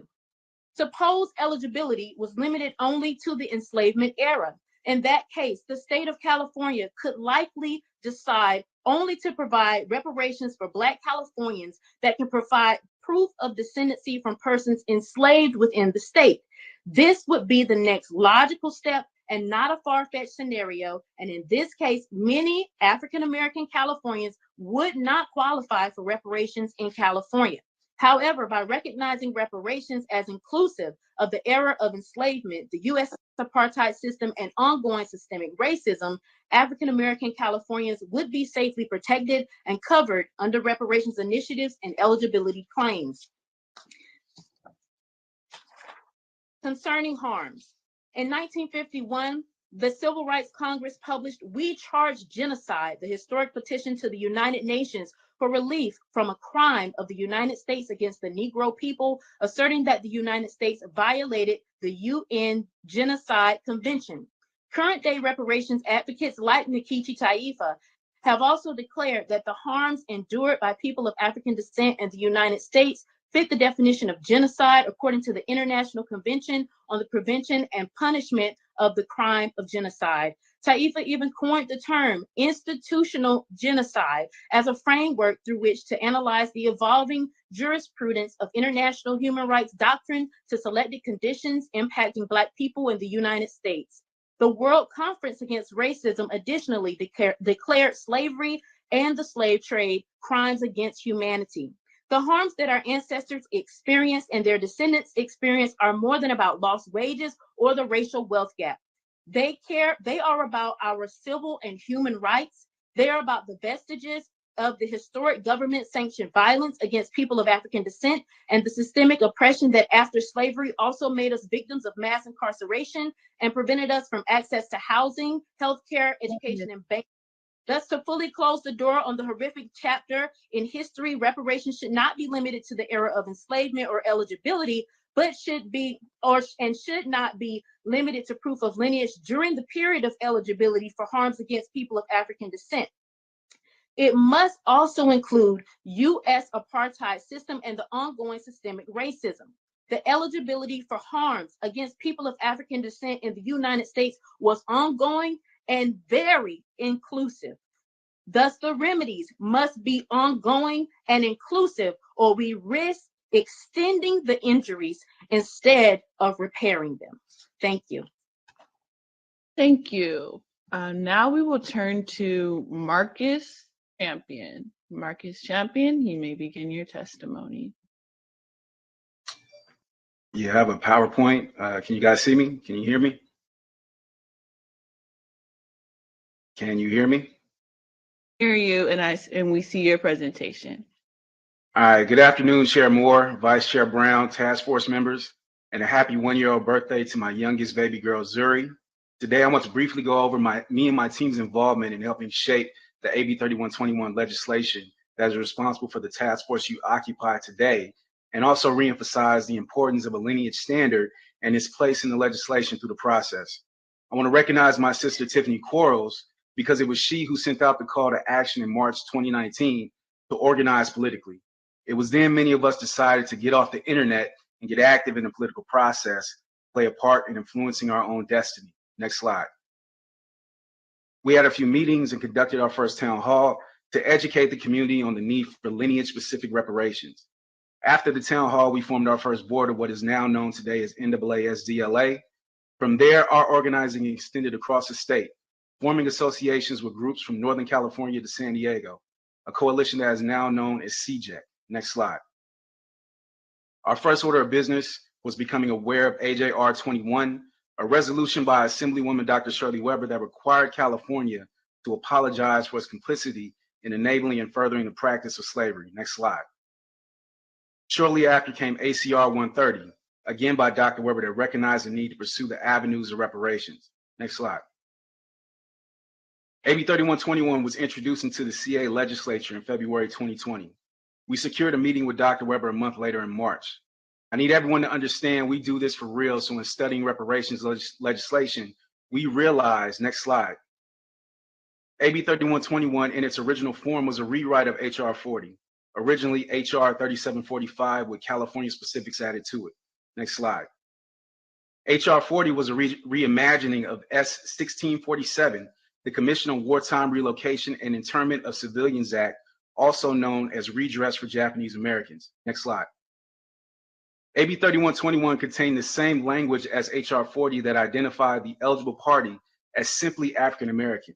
This made sense for the Honorable John Conyers to frame this bill this way in 1989 because, next slide, as a 2015 Pew Research study shows, the percentage of the US Black population that was foreign-born in 1980 was 3.1%, and had only risen to 4.9% in 1990. So the title African American referred to a specific type of person at the time with a specific lineage. Because of this, we thought we were going into the Dr. Weber meeting to make a case for make our case and explain to her the importance of lineage specificity. We did, but it was really unnecessary because Dr. Weber was already there. And recently in the January task force meeting, now Secretary of State, Dr. Shirley Weber, shared her passion for the need of not just reparations, but lineage-specific reparations. We began meeting on a weekly basis directly after our initial meeting to identify areas where we felt we could improve the legislation. Dr. Weber's office agreed to review our amendments in the May meeting. The problem was this meeting was midday on a Tuesday, and the next committee in the legislature was reviewing the bill that Thursday morning. So we had less than 48 hours to not only submit the amendments, but submit them in a way that would pass legislative council because we didn't have the time needed to do revisions if necessary. Next slide. I want to pause here and get everyone to understand we aren't politicians or professional political staffers. We are regular people who decide to come outside and get active in real life, not the internet. We don't get paid in any way. We spend our own money to get things done. So in reality, for the last 3 years, we all have been operating at a net negative financially when it comes to this cause. We do this because we all believe in the justice of reparations. the philosopher Army Osei Frimpong asked a question I stand by. Would you rather have a few wealthy Black folks or a stable middle-class Black community? Being a product of Inglewood and South Central LA in the late 80s and 90s, I'm blessed to survive the times, and it's because of this I will put everything in my being to seeing the stable Black community across the nation, and that is facilitated by reparations. Back to the legislation. We had a time crunch, no margin of error, and no expertise in the field to ensure this would get done. Next slide. By this time, after meeting weekly, we had crafted 9 amendments, but we needed guidance to make sure we got this right. So my wife tapped into a former colleague who was a lobbyist and was familiar with generally how legislation should be crafted. Originally, our language read American descendants of slavery, but it was quickly realized that term had zero legal precedent and would be thrown out immediately. He insisted African American had to be part of the language, but unlike in 1989, this term is now used as an umbrella term for anyone who is Black with American citizenship. So we worked through terms to make it more specific to the proper community of eligibility. It was here we came up with African Americans who are descendants of persons enslaved in the United States. Again, I am just a citizen, but understanding the urgency of the moment, I researched how to properly edit a bill, striking old language, adding new, etc., and went through AB 3121, adding in our 9 amendments where they made the most sense. My brother Chris Lotson took what I had done afterwards and put the finishing touches on it, but we wanted to make sure.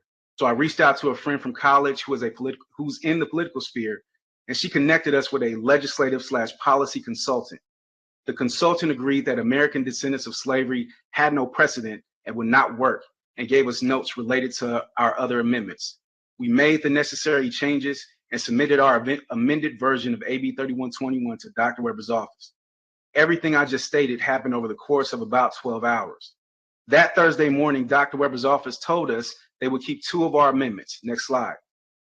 And that is the identified eligible party, African Americans who are descendants of persons enslaved in the United States, as well as Article 6, Section 8301.5, that reads any state level reparations actions that are undertaken as a result of this chapter are not a replacement for any reparations enacted at the federal level and shall not be interpreted as such. Of course, we were ecstatic because we've been working hard for this, but we also understood this was just the beginning. Chris Lodson and I were later tapped by Dr. Weber's office to provide expert testimony for one of AB 3121's hearings. Everybody who knows me knows well I don't need the spotlight, and it's no problem for me to do what's necessary for the greater good. I took a step back to allow my brother of almost 2 decades, Dr. Kenjis Watson, to take my place and give testimony, and Chris graciously gave up his spot to another individual who we thought could provide the best testimony at the time. I have to reiterate that the greater good trumps my feelings and my ego. It's about the end goal, period. Next slide. In August, the bill was amended, adding with special consideration language to the community of eligibility. After lots of scrambling and many conversations, we learned from Dr. Weber directly that she made the change herself to ensure the descendants of free Blacks were not excluded. We remained in the process even after passing the legislature. Tiffany Quarles tapped Congresswoman Maxine Waters and Ice Cube to put pressure on Governor Newsom to sign the legislation because he waited until the very last day. Next slide. I also have to recognize Tiffany for leaning on the governor's office to do a public signing ceremony for this historic action that many of us attended. Next slide. In closing, I want to reiterate that the standard is a lineage standard. And this is a message directly to my Pan-African brothers and sisters. The world at large has committed atrocities against us through time, but that does not take away our responsibility, the responsibility I owe to myself, my people, and my ancestors to do things the right way. It would be an injustice on my part to let my feelings get in the way of what is just, what is logical, and what is legal. Historical precedent, whether it was Japanese redress or Holocaust reparations, all have the same thing in common. A narrow scope of community of eligibility was identified in initial legislation. As clarified on pages 274 and 406 of Pablo de Grief's Handbook of Reparations, adjacent groups, whether it was Japanese Peruvians who were interned by the US or people of Jewish descent who suffered outside of Germany during the Holocaust, found success with subsequent legislation and legal action. Dean of Berkeley Law, Erwin Chemerinsky, the foremost constitutional scholar, possibly in the world, testified before this body and indicated the standard should be a lineage standard because a race standard will violate Proposition 209 and the 14th Amendment. Feelings are not facts. But the fact is, your feelings of trying to reshape this into a race standard will ensure that the history books record your names as the people who selfishly orchestrated the failure of reparations for the African American descendants of persons enslaved in the United States because they chose their feelings and ideology over what was legal, logical, and just. Next slide. My father was from Tyler, Texas. My mother is from New Smyrna Beach, Florida. In a single afternoon during a FamilySearch.org workshop at their Los Angeles location, I was able to trace 2 strands of my family back to the 1840s, including a great-great-great-grandfather who fought in the Civil War. I'm just about done. I categorically reject the disrespect and insult conveyed by groups like Narcan and Cobra, who routinely reduce the bedrock people and backbone of the United States, the African-American descendants of persons enslaved in the United States, as nothing more than a small group. You are a disappointment and disrespectful to your ancestors, but it's cool. We are here to step in and complete the mission. This body is not the place to solve racism in America. This body is tasked with delivering reparations in California. Make the eligibility standard a lineage standard today. Thank you. Thank you, Marcus Champion. So the next to last speaker is Mike Davis. Mike Davis is a former state assembly member and currently works for the Board of Public Works after representing the 48th District, South Los Angeles and Koreatown, Wilshire area from 2006 to 2012. He served as a vice chair of the California Legislative Black Caucus and also chaired the Select Committee on Rail Transportation. Mike Davis, you may begin your testimony.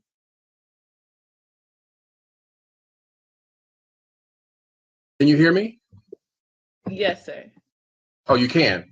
Thank you so very much. I want to commend Governor Gavin Newsom for signing the measure to have this commission, and certainly Secretary of State Shirley Weber and the entire committee, all of those of you as distinguished citizens who have conducted this discussion, which I find to be very intriguing and welcoming.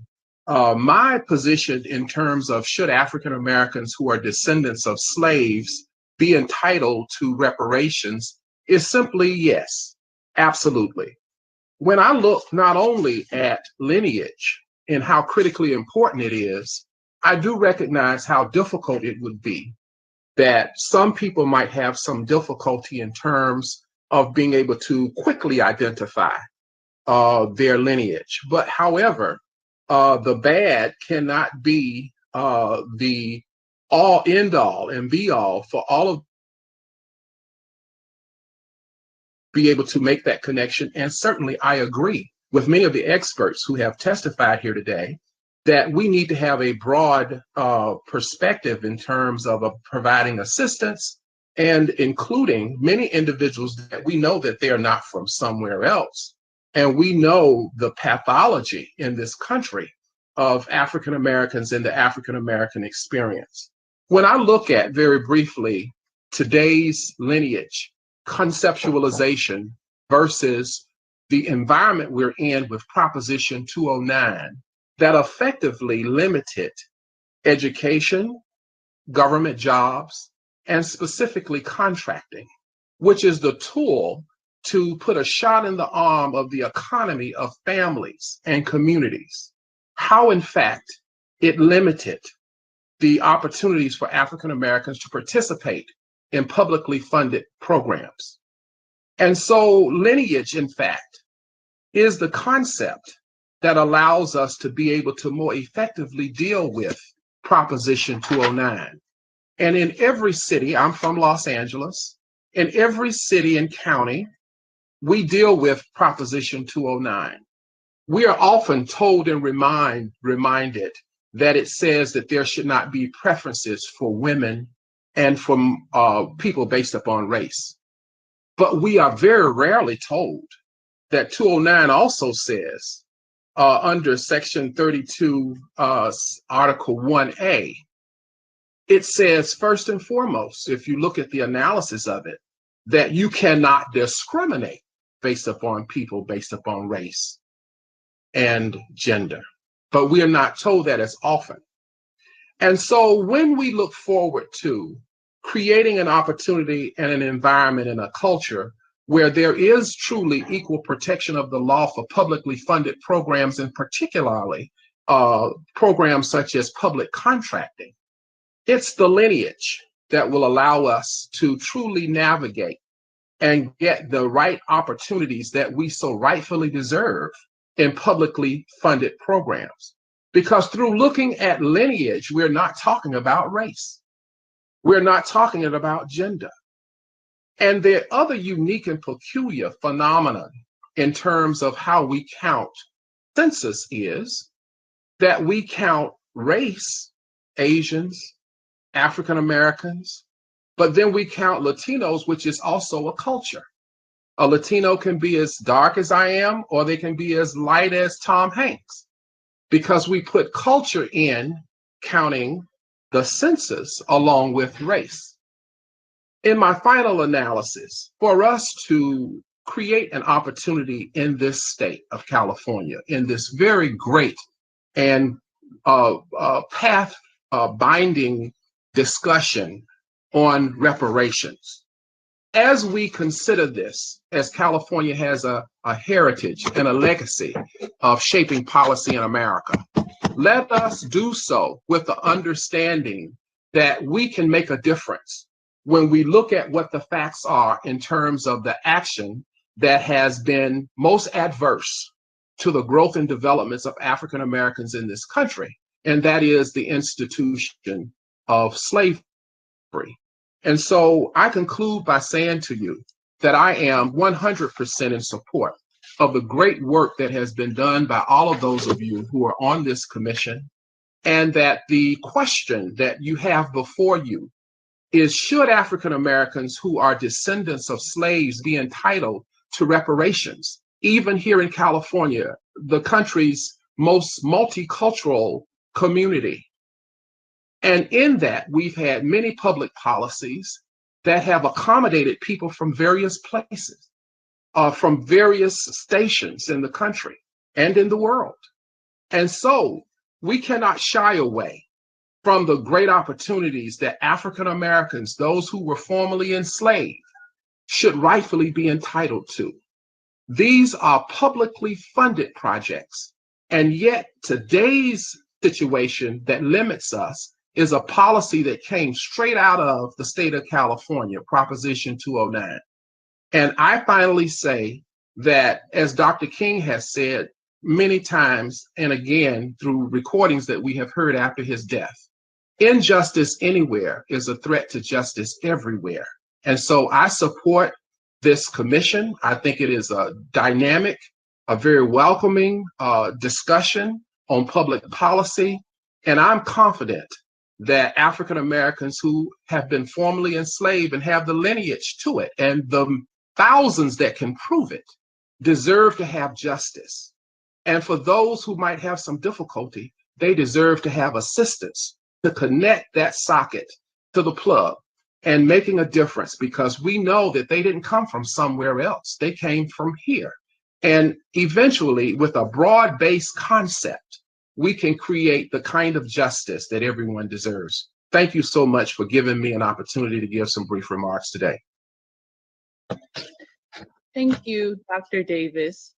So the last speaker that we'll hear from is Kevin Brown. Kevin Brown is the Director of Policy, Advocacy, and Legislative Affairs at Safer Foundation, which is one of the nation's largest nonprofits working tirelessly to disrupt the cycle of recidivism and social justice in society.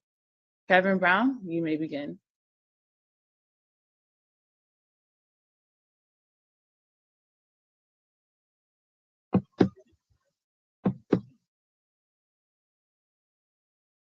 I don't see Kevin's name on the call, actually.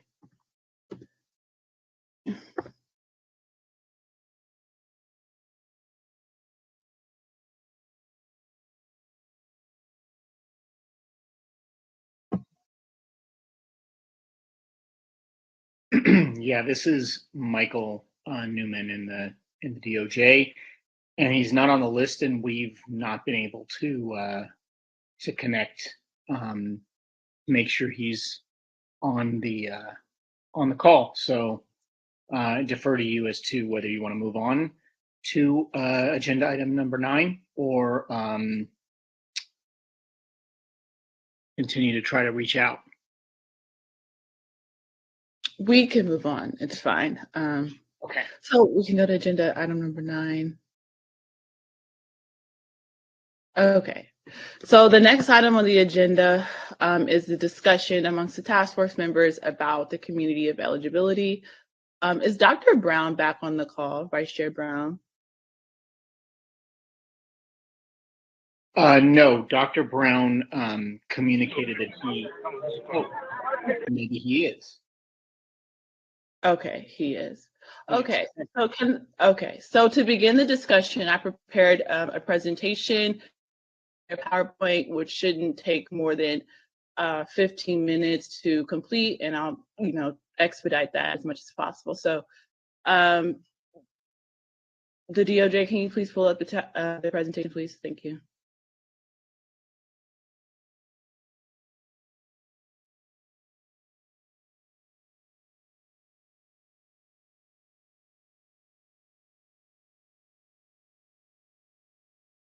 All right, I think Trini is bringing it up right now.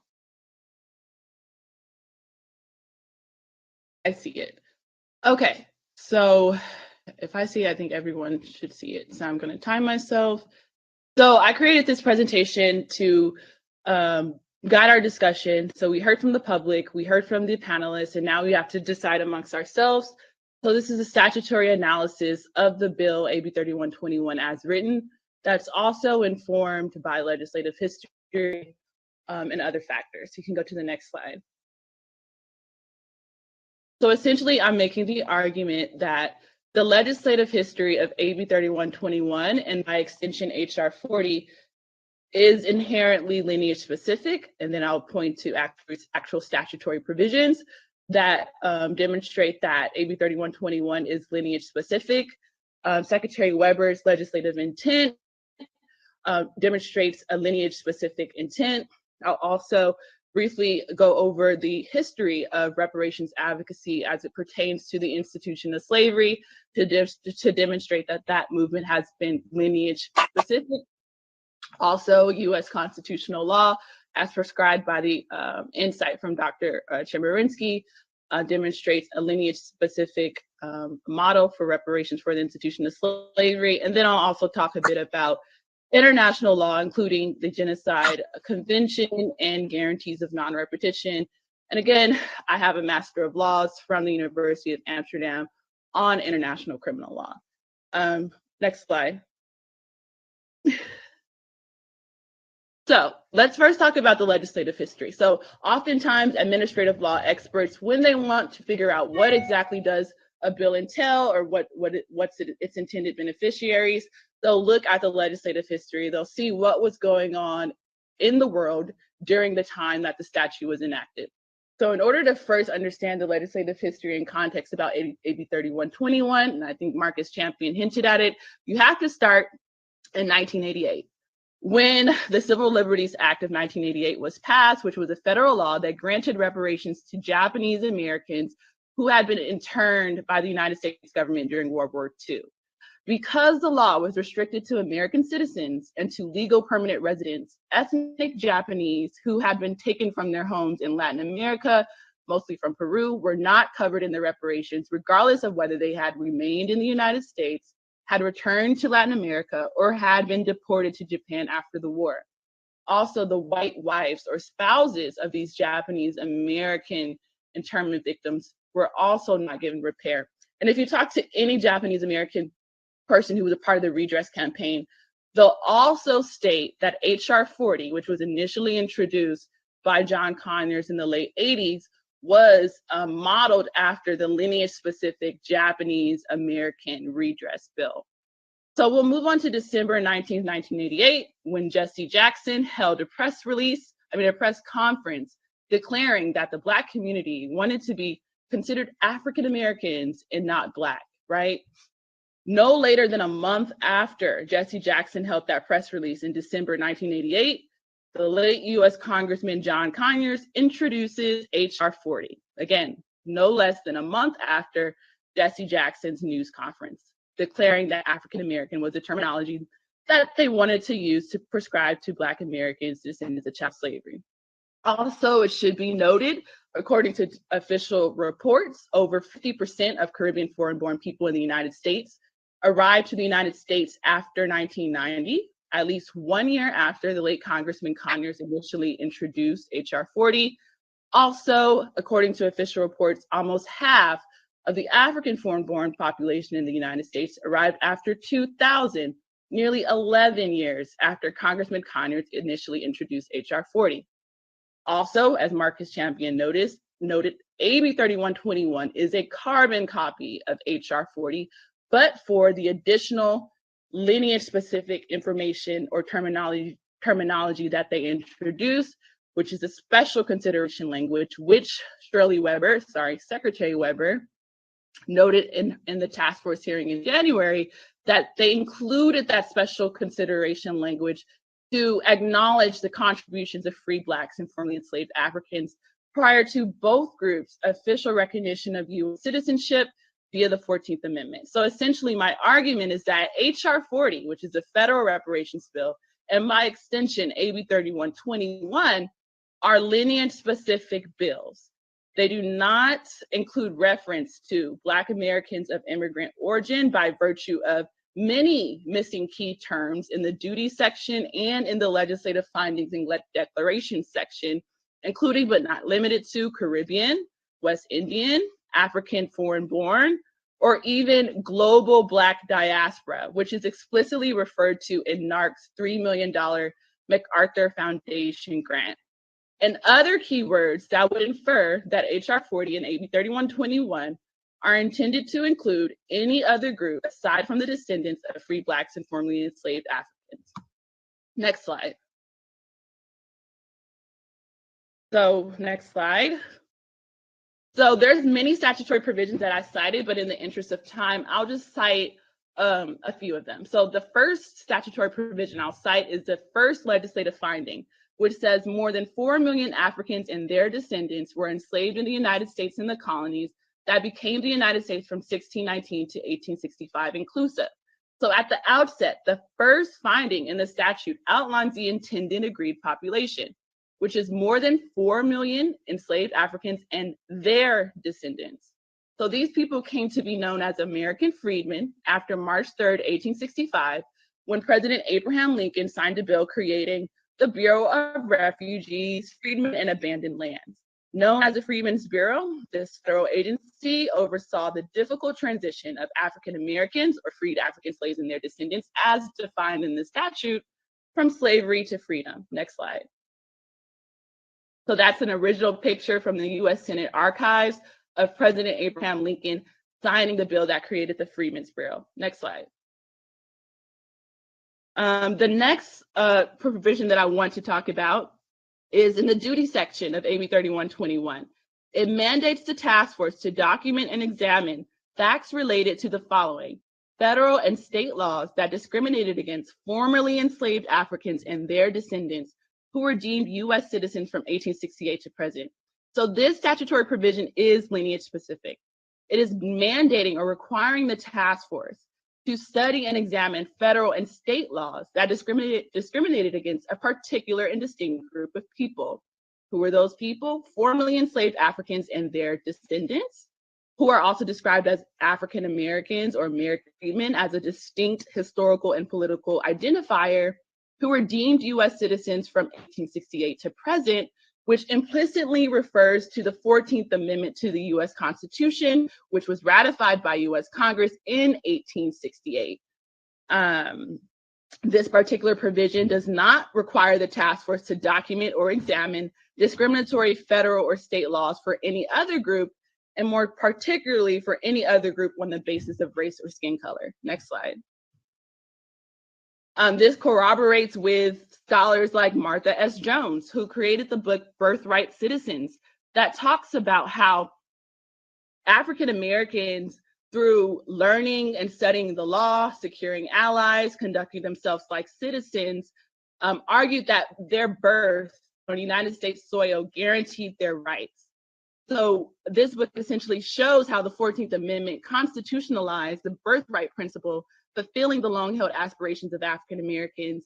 And that is why this particular statutory provision cites 1868 to acknowledge free Blacks and enslaved Africans all becoming citizens at one particular time, and that was in 1868 by virtue of the ratification of the 14th Amendment. Next slide. So again, I'm not going to go through all the statutory provisions, but there's a few more that I would like to hit on. The next point is about, no, we can move on. This is saying the same thing. Same thing. Next slide. Okay, wait, no, go back. This is what I want to talk about. So there has been a lot of conversation about in this task force about which groups are particularly impacted by the lingering negative effects of the institution of slavery. Is it the direct descendants of enslaved Africans in the United States, for instance, or is it all Black Californians by virtue of race or skin color? So this particular statutory provision in the duty section of the statute mandates the task force to study and document and examine facts related to the lingering negative effects of the institution of slavery and the matters described in this section, particularly on living African Americans who are descendants of persons enslaved in the United States and on society in the United States. So this particular provision is lineage specific, and it's requiring that the task force study the lingering negative effects of slavery specifically on a particular group of people. And the term society necessarily is race neutral. Next slide. Okay, again, this statutory provision states the same thing. The task force is required to study and develop reparations proposals for African Americans as a result of de jure and de facto discrimination against who? The statute verbatim, very clear, and said against freed slaves and their descendants from the end of the Civil War to the present, including economic, political, educational, and social discrimination.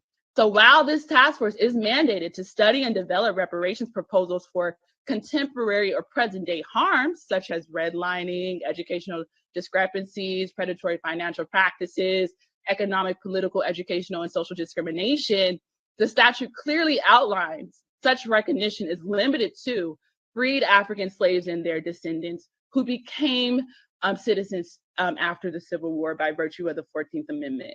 Next slide, please. We're going to move on. As I will bring one comment I want to say about this. There are some other slides in the presentation that talk about why the statute references the term living African Americans. Next slide. I'll discuss it afterwards. Next slide. Okay. This slide. Yes, this slide. Now, this is a statutory provision that talks about the apology that the task force has to draft, right? And let's look at what it says verbatim. The task force shall address, among other issues, all of the following: how the state of California will offer a formal apology on behalf of the people of California for the perpetuation of gross human rights violations and crimes against humanity on African slaves and their descendants. So under international law, the apology is a symbolic form of reparations, and it governs the universe of the subsequent material reparations to follow. So this statutory provision is quite clear on who the state of California has to apologize to. It has to apologize to particularly African slaves and their descendants. This statutory provision is not requiring the task force to offer, or the California by virtue of the task force, to offer a formal apology on behalf of all Black Californians on the basis of race or skin color. It's requiring the task force to draft an apology for a specific crime against humanity on African slaves and their descendants, which are African Americans who descend from persons enslaved in the United States. Next slide. We will move on in the interest of time. Next slide. Again, the special consideration language, Dr. Shirley Weber came to speak and talked about how It was included to reference the contributions of free Black people and enslaved Black people. Next slide.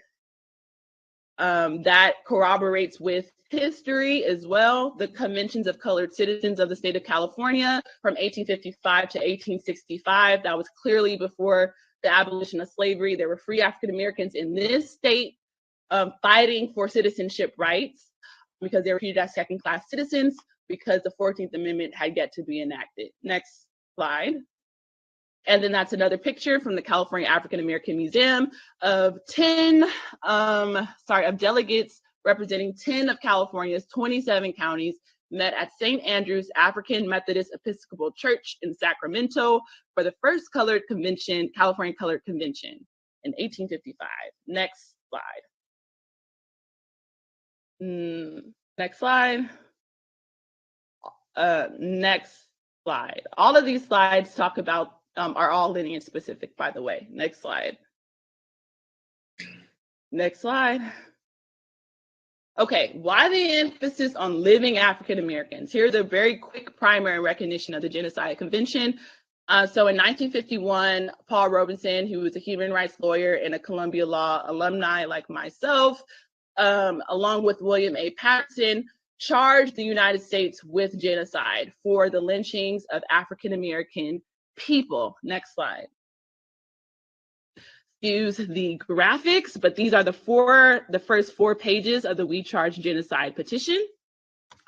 And if you see the definitions of genocide under international law, they include killing members of the group, causing seriously bodily or mental harm,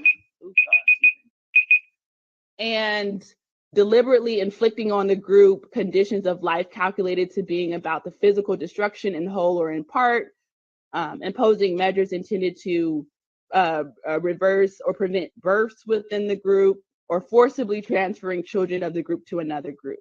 And so essentially these human rights lawyers in the 50s essentially stated that the African American community was going through genocide.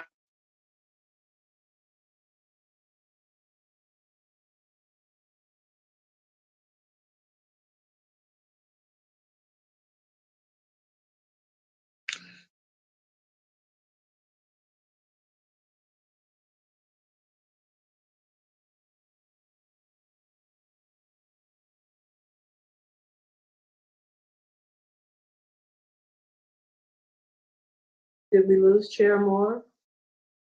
I'm here. I can hear you, Member Grills. Can you hear me? Yeah, no, I was just asking, did we lose Chair Moore? Oh, yes. I think we did.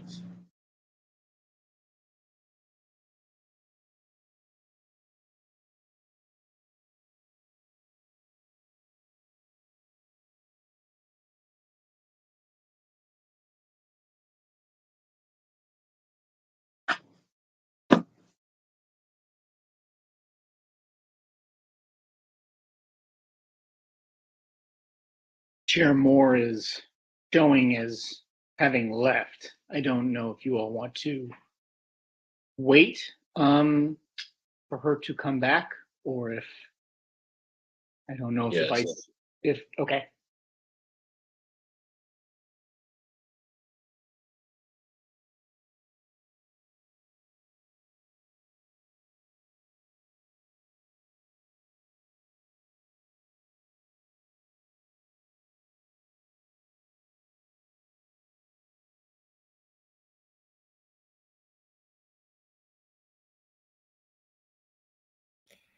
Okay, y'all, excuse excuse the technical difficulties. I will speak briefly. We've been having a very hearty exchange over here in the chat. Shout out to Marcus Champion, CJAC, NASDLA. While we're waiting for Chair Moore to return, by the way, to take a 5-minute break. We had a 5-minute lunch break, and for that we started from 8:30. Does that make sense to any of the other task force members? Makes sense to me. Yeah, that's fine. That's fine. Fine with me. So Okay, we'll pause there with her presentation as is, and then come back at 2. Yeah, it's 1:55. Be back at 2, and I'm going to remain logged on. All right. Thank Okay, family, we're taking a little break because we lost our amazing presenter, Chair Camilla Moore. Let me just address a couple of things. We've been having a very hearty exchange with YC and Tone loyalist and Tyreek loyalist. Okay, a lot of y'all just got here to this movement, but let me set the record straight yet again. Since y'all knew and y'all want to sit up here and tell me how we've been getting work done, I've implored upon each of you I'm happy to compare records as to who's been paying lip service, who's been the screw tube and the Patreon personalities, as compared to those of us that are getting in the real work. Since y'all want to drag Marcus Champion of CJAC NASD LA, because he came over here and put it down about the origins of how we got here. Tony and Yvette were not here as we've gotten here. Let me just set the record straight for you newcomers, you loyalists. I have been rocking with YC, had been past tense, since she was with Boyce Watkins. Okay? And I got sick of trauma bonding. Okay, so we're taking a break until 2 o'clock. That's right. We're doing a 5-minute break until 2 o'clock, and then you'll be able to resume. Okay. Sure. I got sick of trauma bonding, as did many of my comrades, and we kept asking YC what was the solution. She told us we were the solution. So we went out and became the solution. We started forming up chapters all throughout the country to get this work done because she never wanted a movement. Okay? She never wanted a movement. Reparations was the grift. Okay? So we got busy. And as we got busy, we kept getting shut down at every turn, everything we tried to introduce. Okay? From super PACs on, trying to get our people in office so we could make reparations a reality. We were shot down by your very precious YC and Tone. Now, everything you saw them do is because we gave them position. Nothing they earned. They just showed up and we rolled out the red carpet to try to make them the face of this movement until they pulled that federation nonsense and wanted us to turn over all of our intellectual property for the bag. You know, like after George Floyd was executed by the race soldiers, the Black Lives Matter Federation made a grip. They made a grip like about 90 mil the year he was executed. That's what this was becoming under Yvette. And we said hell to the no, and we broke ranks. And ergo, why you see all these newly named chapters all over the country. Okay? All these newly named chapters, we had to drop the ADOS, we had to drop Tone's consideration off of this particular task force. He was an embarrassment, and so was she. All the mudslinging and chair throwing going on. Okay? And that's how we got Camilla Moore, and that's how we got her chairing in this space. We don't have nothing to do with all the other coons sitting up here caping for all Black reparations. That is not what we do. We did not get to pick these coons in these spaces. Why y'all want to blame us for why they here? The governor and a couple of other, I think a House of Rep and a representative and a senator had the lion's share of these picks. And Antonio Moore was our pick until he started dragging us along with YC. Because they wanted to form a federation after we built it.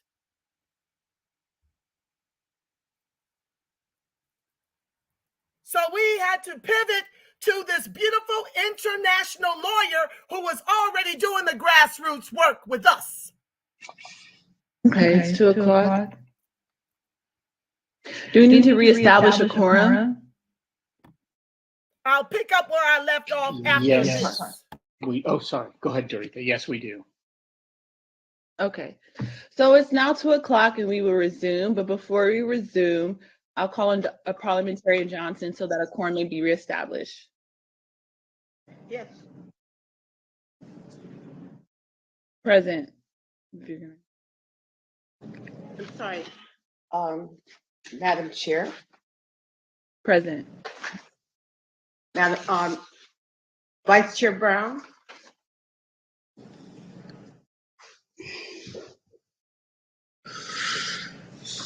Member Grills.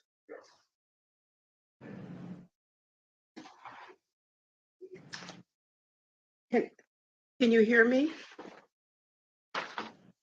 Member Grills isn't on screen. Oh, okay, thank you. Member Bradford? Member Bradford, Holder? Chair. Okay, thank you. Member Holder? What are they asking, Chris? They want the camera on? Present. Thank you. What? Member Jones Sawyer?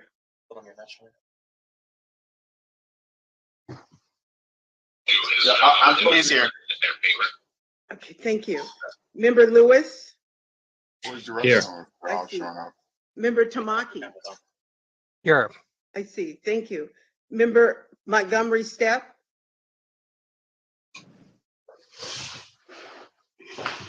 And then I'll call again Vice Chair Brown and Member Grills. Present. Thank you.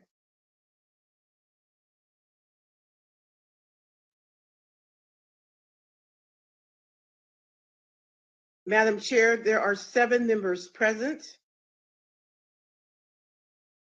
The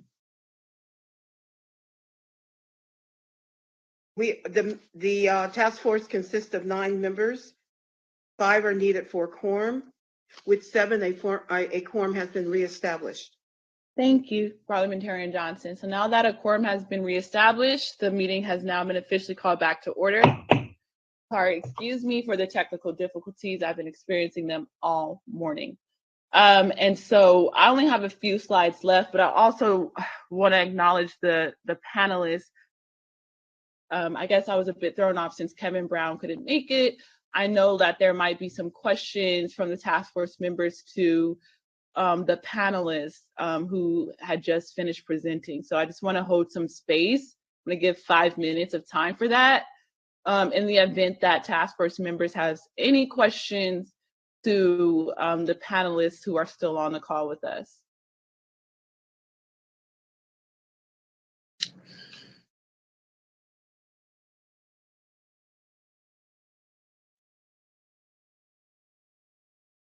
Okay, and now I see Kevin Brown is here. Do we know on the call still?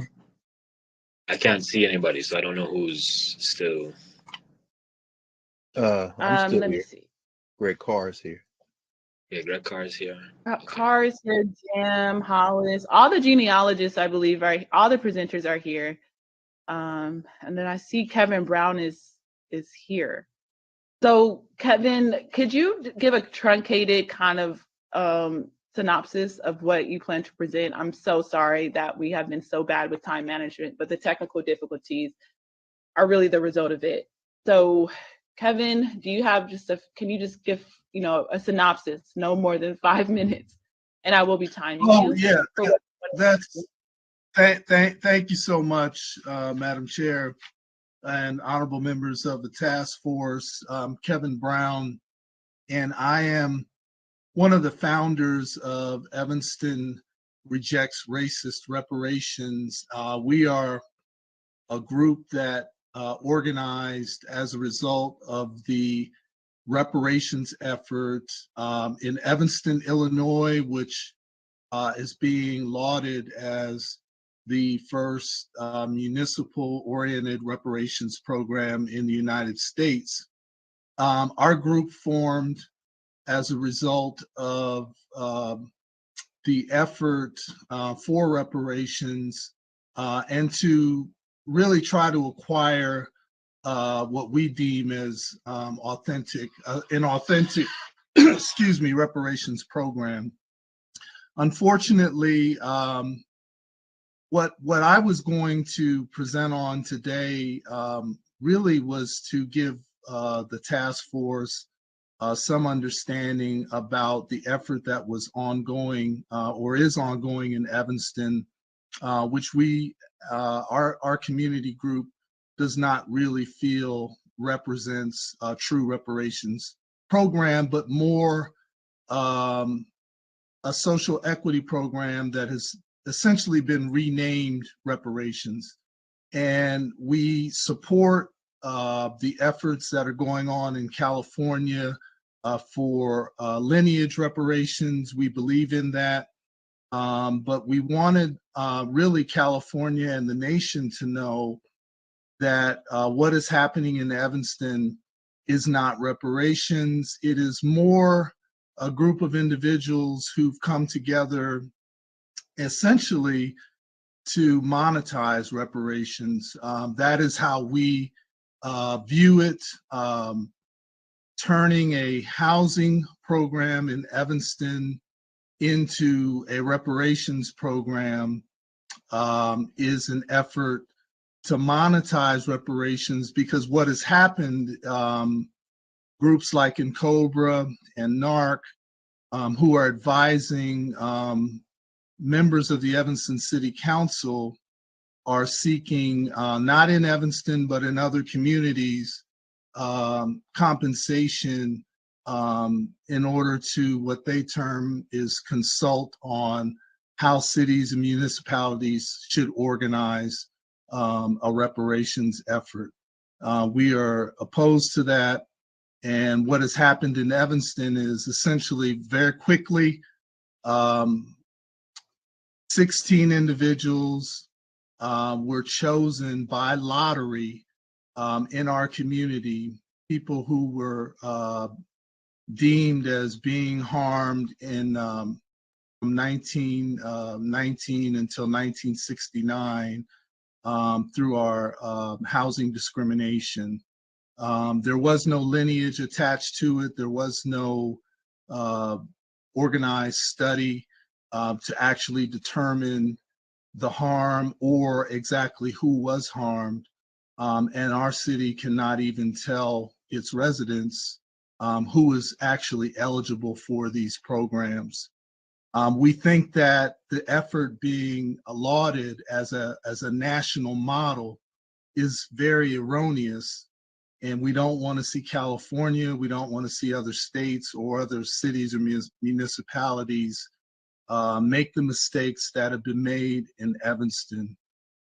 We think that it's really an effort for a group of individuals to really enrich themselves on the backs of what people would call reparations.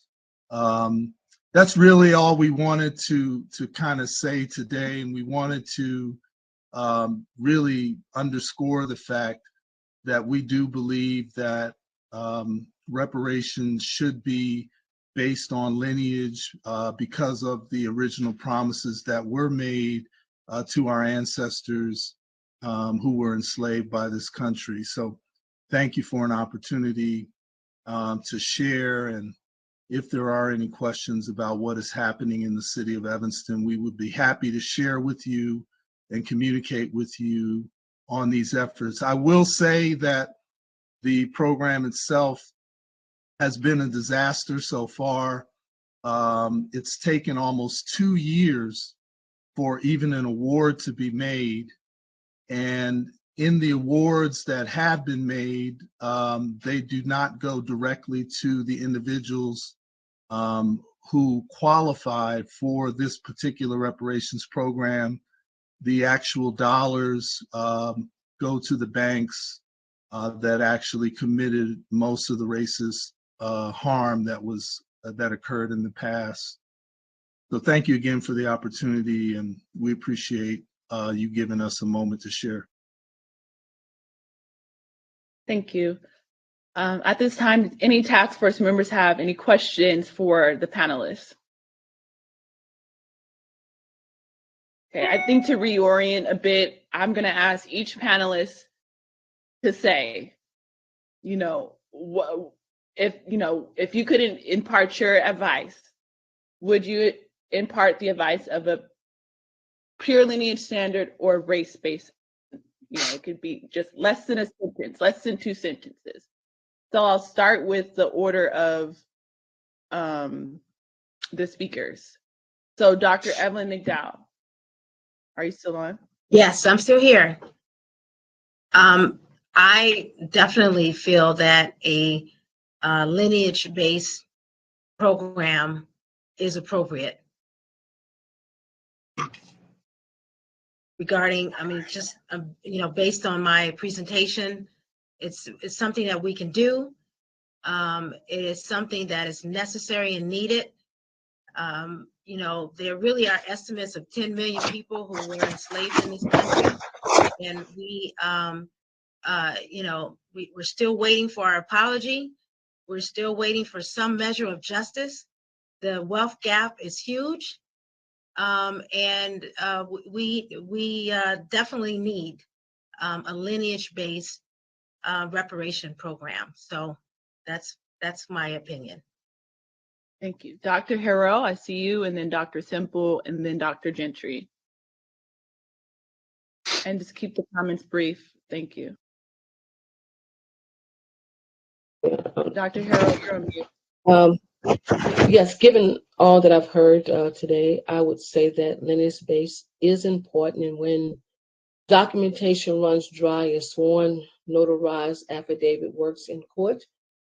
Because like I stated earlier, that everyone may not be able to research their family history due to the lack of records that's available. But I do want to say this, that in the study for reparations, there should be fundings allocated to different nonprofit organizations that can help those that want to research their family history, but may not have the fundings to do so. That's just as equally important to me. Thank you for that. Dr. Semple? I agree that it should be lineage-based. I would add to that the broadest possible combination of documents that we might provide, prove our descendancy from the formerly enslaved will be very important. So not just one document that is approved as the standard, but perhaps many that will allow us to include the broadest possible group. Thank you.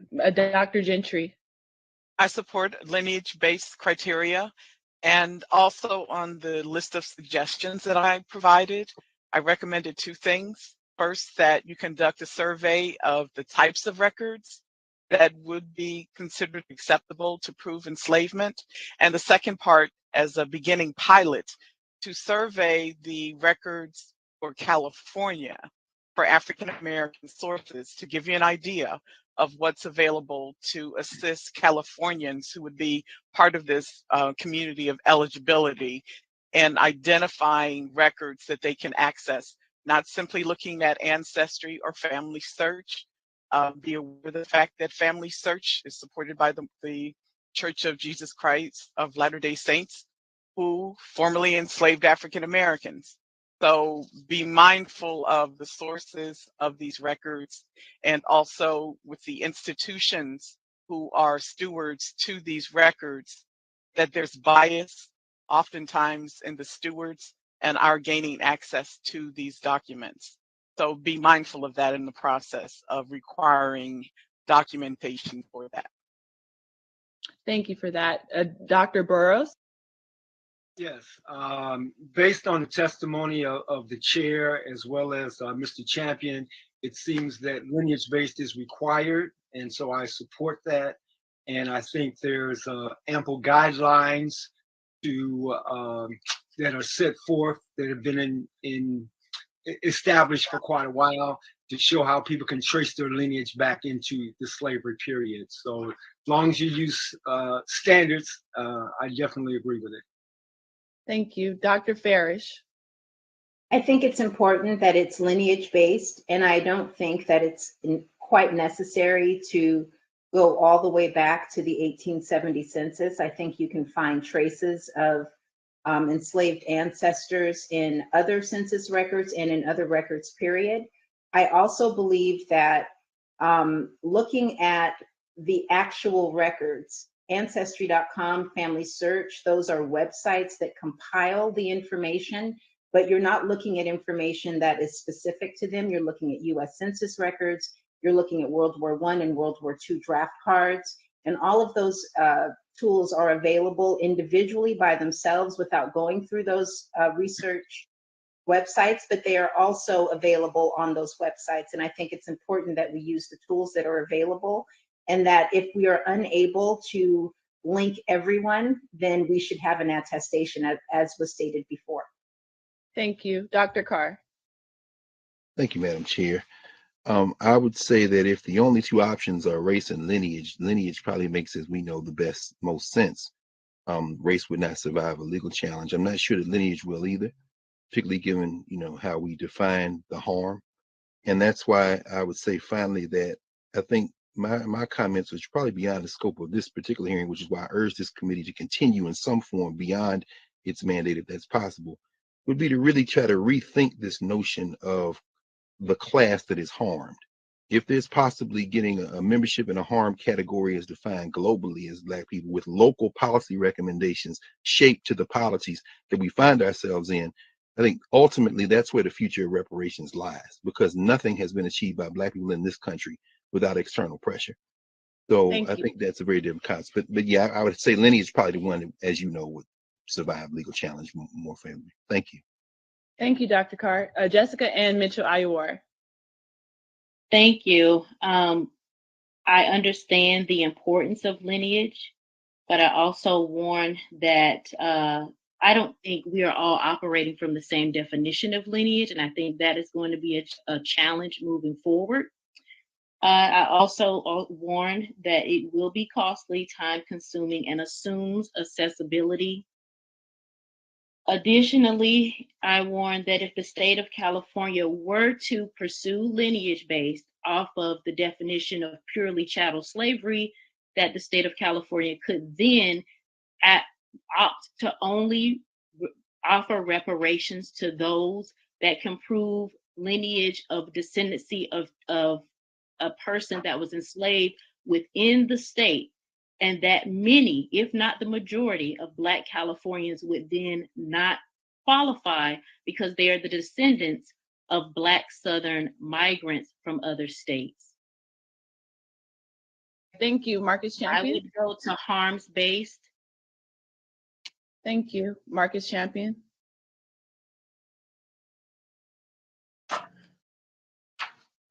Marcus Champion. Yeah, can you Mike guys hear me? Davis. Oh yeah, we can hear you. Mm-hmm. I would say, besides what's logical and what's just, the legal side requires that this be a lineage standard, because a race standard will violate Proposition 209 as well as the 14th Amendment. So whatever came out of this will be thrown out in the court of law. Also, for those who say that there's an accessibility issue, I agree with Dr. Harrell that the state, as a part of this, opened up an office, a government office similar to Japanese redress, the Office of Redress Administration, which was completely in charge of the eligibility, including finding people who were eligible. So to sum it up, a lineage standard. Thank you, Mike Davis, Dr. Mike Davis, excuse me.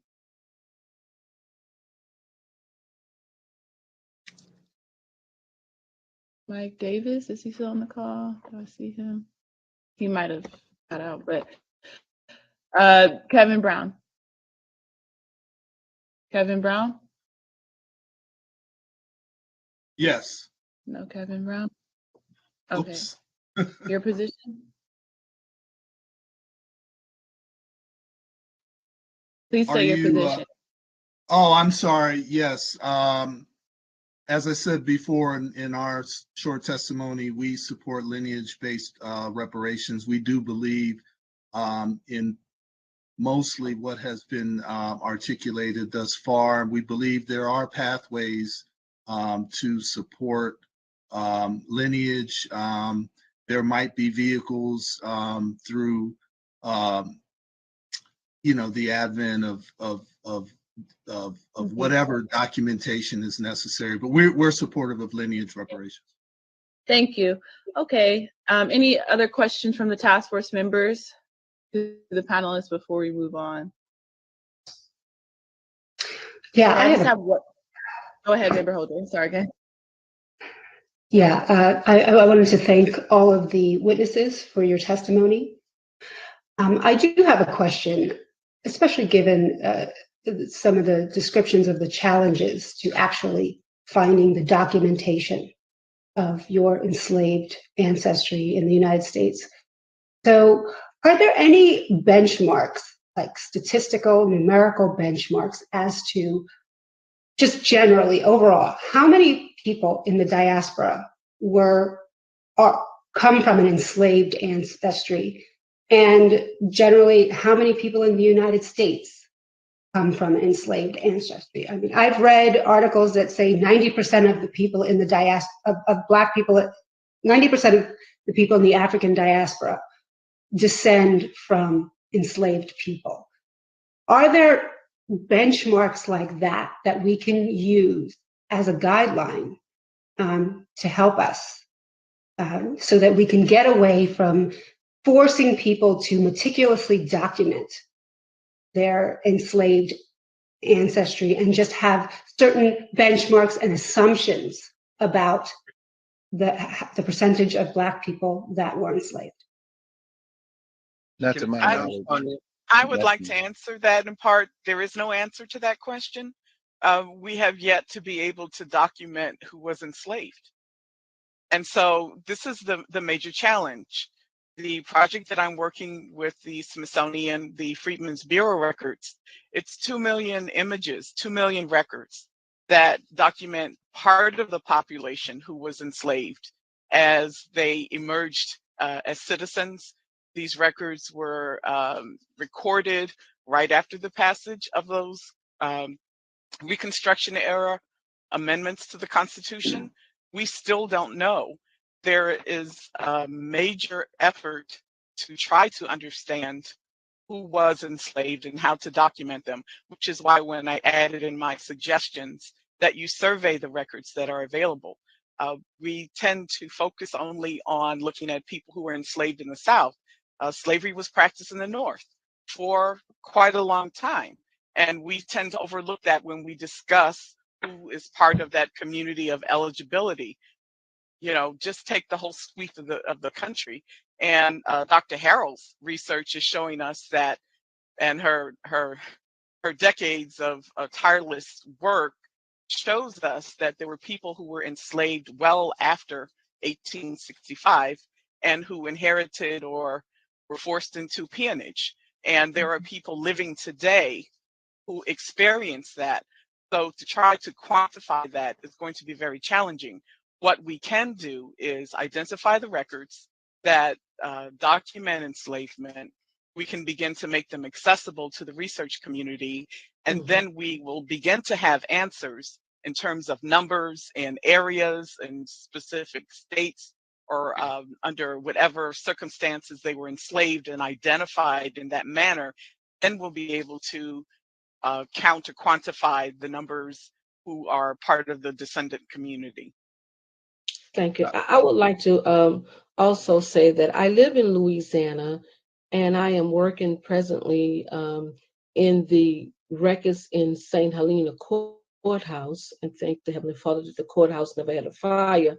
So what I did, I sort of made copies of all the slaveholders, and so I'm going through their inventory and their succession records and building a database for each one of them. And it's very time consuming, but it's well worth it and very needed. So I can do really have a great analysis of just how many people was enslaved in St. Helena Parish. I think it's important to look at the laws in the country at the time. Right. So most African Americans that are considered African Americans, they only came to the United States one way, and that was through the slave ship. Whether or not when they got here during colonial America, or whether they got here and were enslaved in Pennsylvania, where slavery ended in 1783, if they got here by a slave ship, the intention of their stay here was to be a slave. That's right. And so prior to 1900, you can look at the fact that there are no voluntary immigrants from African, Caribbean, or other countries in the African diaspora into the United States.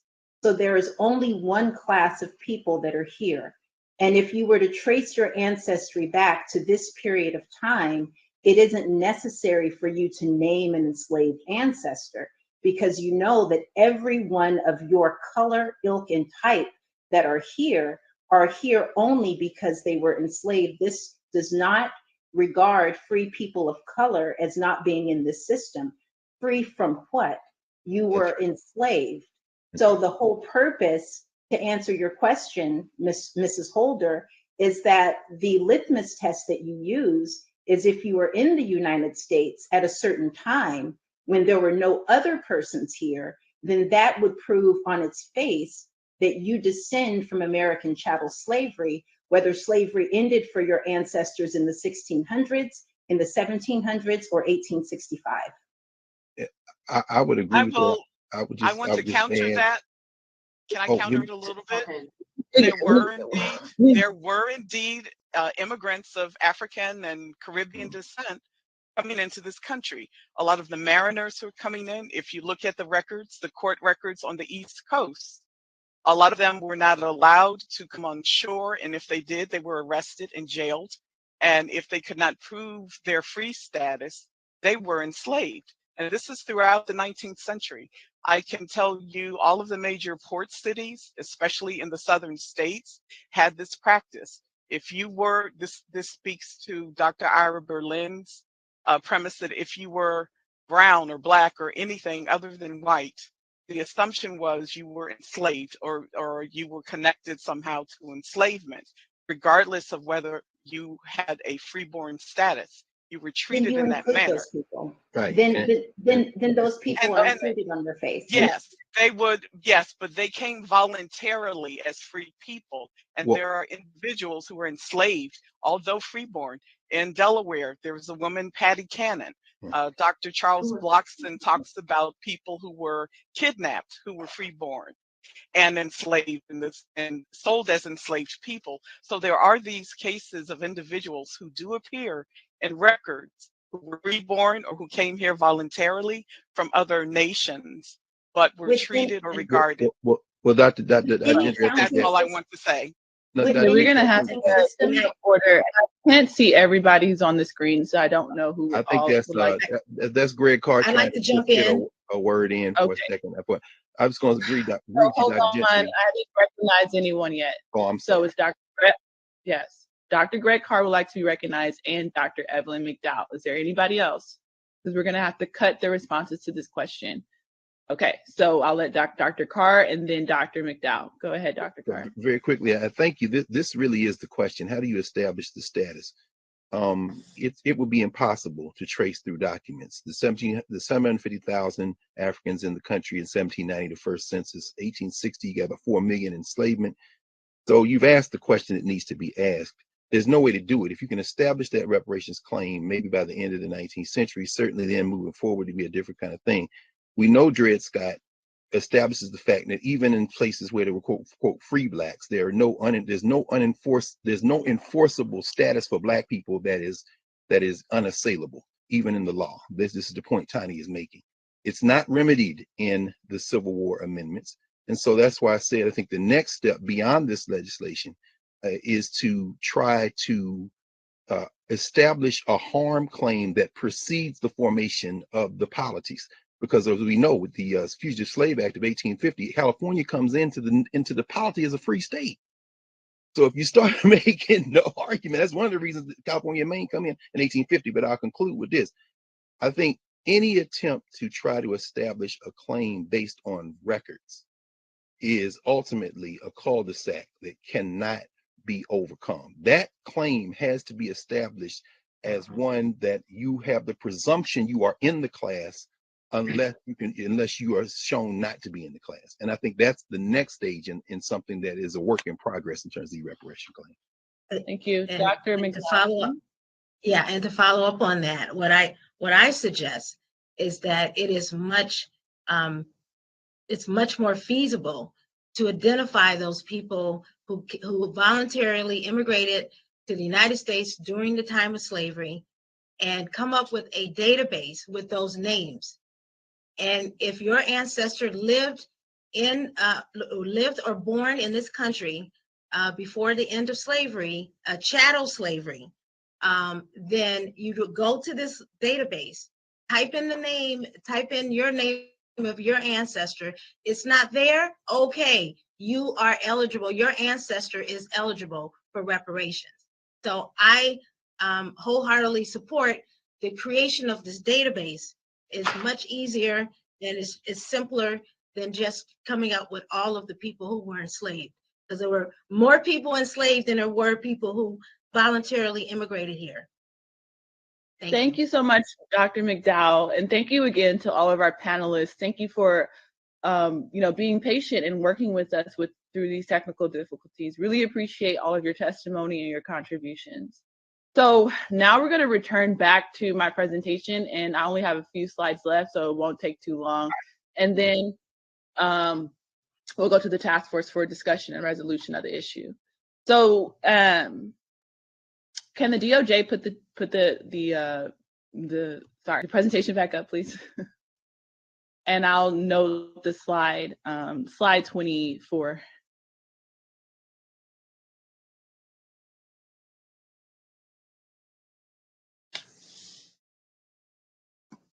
We're working on those slides. I think we have phone calls going to try to get people onto Blue Jeans. Maybe I can just share my screen if I'll wait. It's fine. If you want to go ahead with your discussion, we'll try to get the presentation up as soon as we can. Okay, one moment.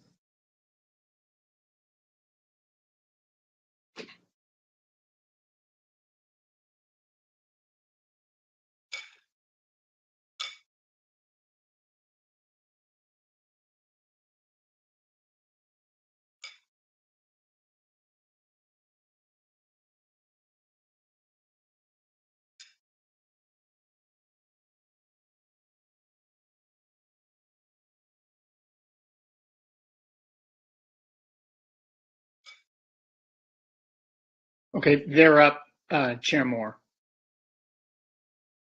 The slides are back up. Okay, great, thank you. Okay, so essentially, these are the four pages of the We Charge Unicide petition filed by human rights lawyers Paul Robeson and William A. Patterson, along with other African Americans. And essentially, their argument was that the United States was responsible for enacting and being complicit in committing genocide against African American people, particularly due to the lynchings of African Americans. And essentially, their argument is that our numbers, the African American descendant of persons enslaved in the United States, our numbers would be much larger in the United States if it wasn't for our slow and protracted genocide. Next slide.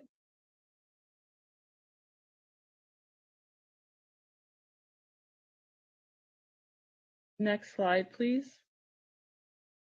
Okay, so these are 4 documents that I pulled to show that African American is a distinct political and historical identifier that has been used at least since 1782, to describe, Black Americans who descend from chattel slavery in the United States. So 1782 is a pamphlet written by an African American dated April 1782. There's the Afro-American Council that Booker T. Washington founded in 1898. And then the next picture is in 1899, which was a session held in St. Paul, Minnesota, to protest against the countless African-American deaths at the time. And then 1968, you have Queen Mother Audley Moore, who wrote a pamphlet for African-Americans, and it says African-Americans at the top left, why reparations, money for Negroes. Next slide.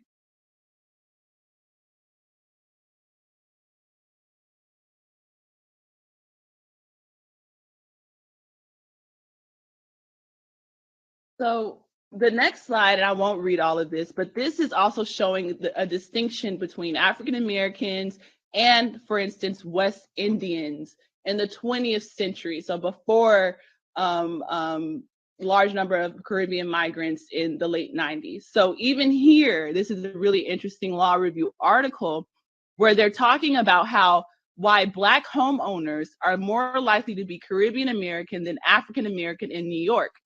It's a theory of how early West Indian migrants broke racial cartels in housing. And essentially, what this author is saying that you would think, right, that, for instance, West Indian Americans have long presented this It says, why are Black brownstone owners in Harlem and Brooklyn disproportionately West Indian? The landlords West Indian, the tenants African American. These are tough questions for students of housing discrimination. West and Indian Americans have long presented a quandary. If it is reasonable to assume that racial exclusions are being consistently applied to persons who are dark-skinned, one would expect to find that housing discrimination has had similar effects on West Indian Americans and African Americans. Yet this is not the case. West Indian Americans generally own and rent higher quality housing than African Americans. And then they talk about why that's the case, right? And they say, then first they continue to ask, since West Indians are overwhelmingly dark-skinned persons of African descent, they typically did not have the option of passing that may have been available to other groups. So what explains their high home ownership rates as compared to African Americans? And so this author states quite clearly, right, that West Indian brokers in New York were simply replicating the techniques that had been utilized by their land brokering ancestors. She talks about in the British West Indian Islands, where migrants originated, there was this busting of white monopolies in land ownership, particularly throughout the West Indian colonies, and contravention of racial norms in the British colonies of who was allowed to own land and where. So upon arrival in New York, these West Indians encountered another racial monopoly in real property ownership, namely Northern racial segregation, and they essentially appropriated the same techniques that they had utilized in the West Indies to break into white neighborhoods in New York. So that's a slide to show the distinction between West Indians and African Americans, even in the early 20th century.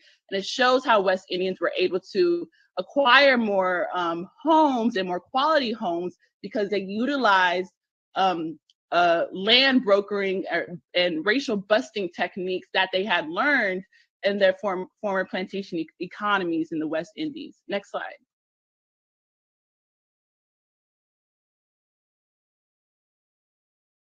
So again, the history of the reparations advocacy movement, particularly in California and the United States, shows and demonstrates that we have to come up with a lineage-based model of reparations. Particularly, we talked about Callie House. Mary Frances Berry was an expert and gave her testimony about how Callie House was an ex-slave and upon emancipation created the first reparations movement organization. And then, and I quote, she was harassed by the government, and government officials worried that the pension movement or the reparations movement is setting the Negroes wild, making anarchists of them. And history repeats itself because that language is still being used to apply to Black Americans who are advocating for a lineage model. And then also in the state of California, you have Queen Mother Audley Moore, who created the organization, the Reparations Committee for United States Slave Descendants in 1962. And her office was in Los Angeles, California on Jefferson Boulevard.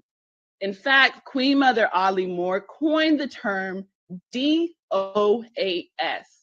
Descendants of American Slavery. This is a pamphlet that talks that she published in 1962 called the Reparations Committee for Descendants of American Slaves.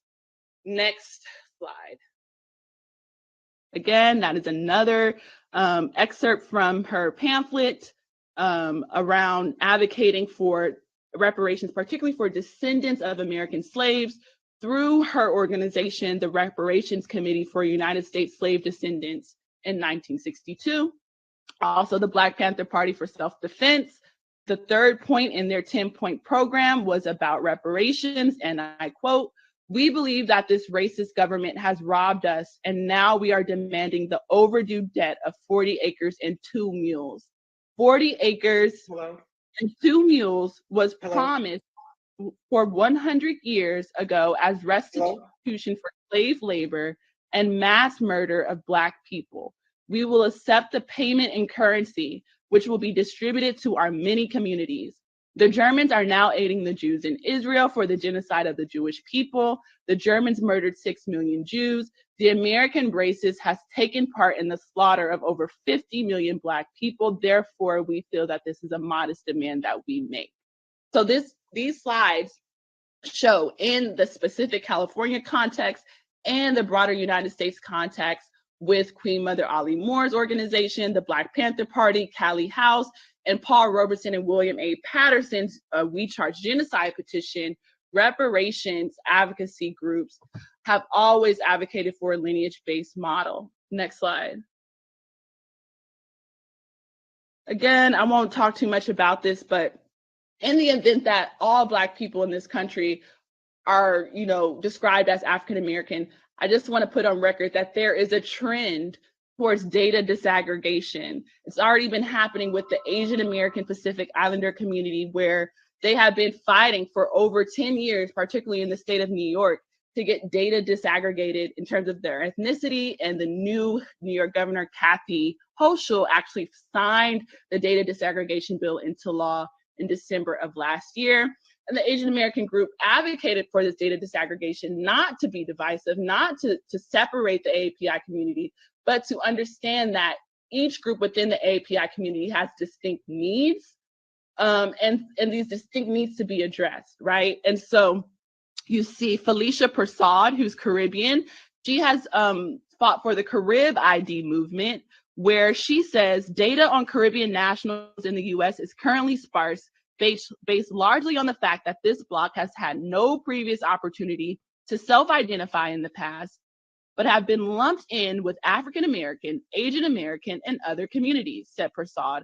Hopefully this goes away. This goes a long way in making sure we count in 2020 the ability to write in Caribbean on the 2020 census, so we can receive the respect we deserve as a huge economic and political bloc in this country, and our communities and businesses that have been dismissed because of a lack of economic data can begin to thrive.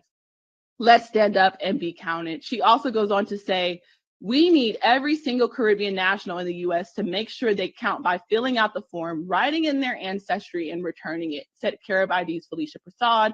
Census numbers determine every aspect of our lives in this country, and right now we are largely invisible as we have no accurate means of identification on the form.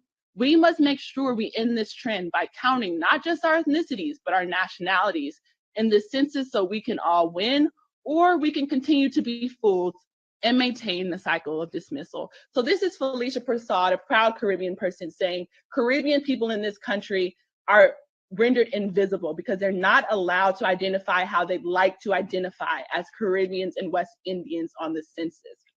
And so this slide, again, AB 1604 just passed the Judiciary Committee, and that is a bill being led by CJEC and NAASD to disaggregate data amongst Black and African American groups, similar to what the AAPI community did in New York, and similar to what Felicia Prasad is advocating, because there's a growing understanding that as the society becomes more multicultural, the needs of everyone in this community needs to be visible in order to be addressed. Next slide. And in the interest of time, in terms of international law, when we talk about compensation, how do international courts interpret compensation eligibility for human rights violations? So this is from the Handbook of Reparations. It's like a 1,000-page book. It talks about case law models around the world. And essentially, the Inter-American Court has stated that there are two types of victims: those immediately injured by the violation, which in this context would be slavery, the direct victim, and his or her next of kin, who later suffer the consequences of their loved one's ordeal.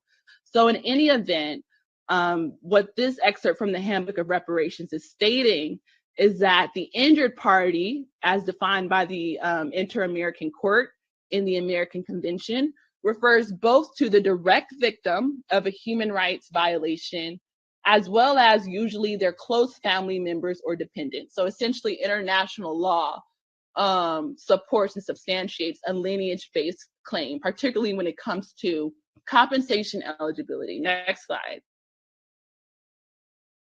And just lastly, when we talk about guarantees of non-repetition, again, these are excerpts from the Handbook of Reparations. There's an understanding among international law scholars that guarantees of non-repetition usually are not fully fulfilled promptly or completely by the states, because it requires guarantees of non-repetition, right? A complete, I guess you could say, a complete end to the ultimate causes of the violations and impunity. And so I'm saying that to say, one, guarantees of non-repetition and a lineage-based approach are not mutually exclusive. You can formulate reparations proposals in the form of guarantees of non-repetition, and they still can be lineage-specific, but you should not use GNRs to argue against a lineage-based approach, because usually GNRs in this specific context would be police and prison abolition, right? I don't know if all members of this task force are ready to propose that to the state legislature, particularly at this time that we're in. So don't allow GNRs to be a straw man around advocating against a lineage-based proposal. Next slide. And again, when we talk about GNRs, the guarantees of non-repetition, for particularly the institution of slavery, you have to talk about the 13th Amendment to the U.S. Constitution. So Section 1 is the crime exception clause, but Section 2 talks about giving Congress or empowering Congress to eradicate the badges and incidents of slavery, right? And so when the 13th Amendment was enacted, it was enacted with a particular group of people in mind, namely descendants of enslaved people.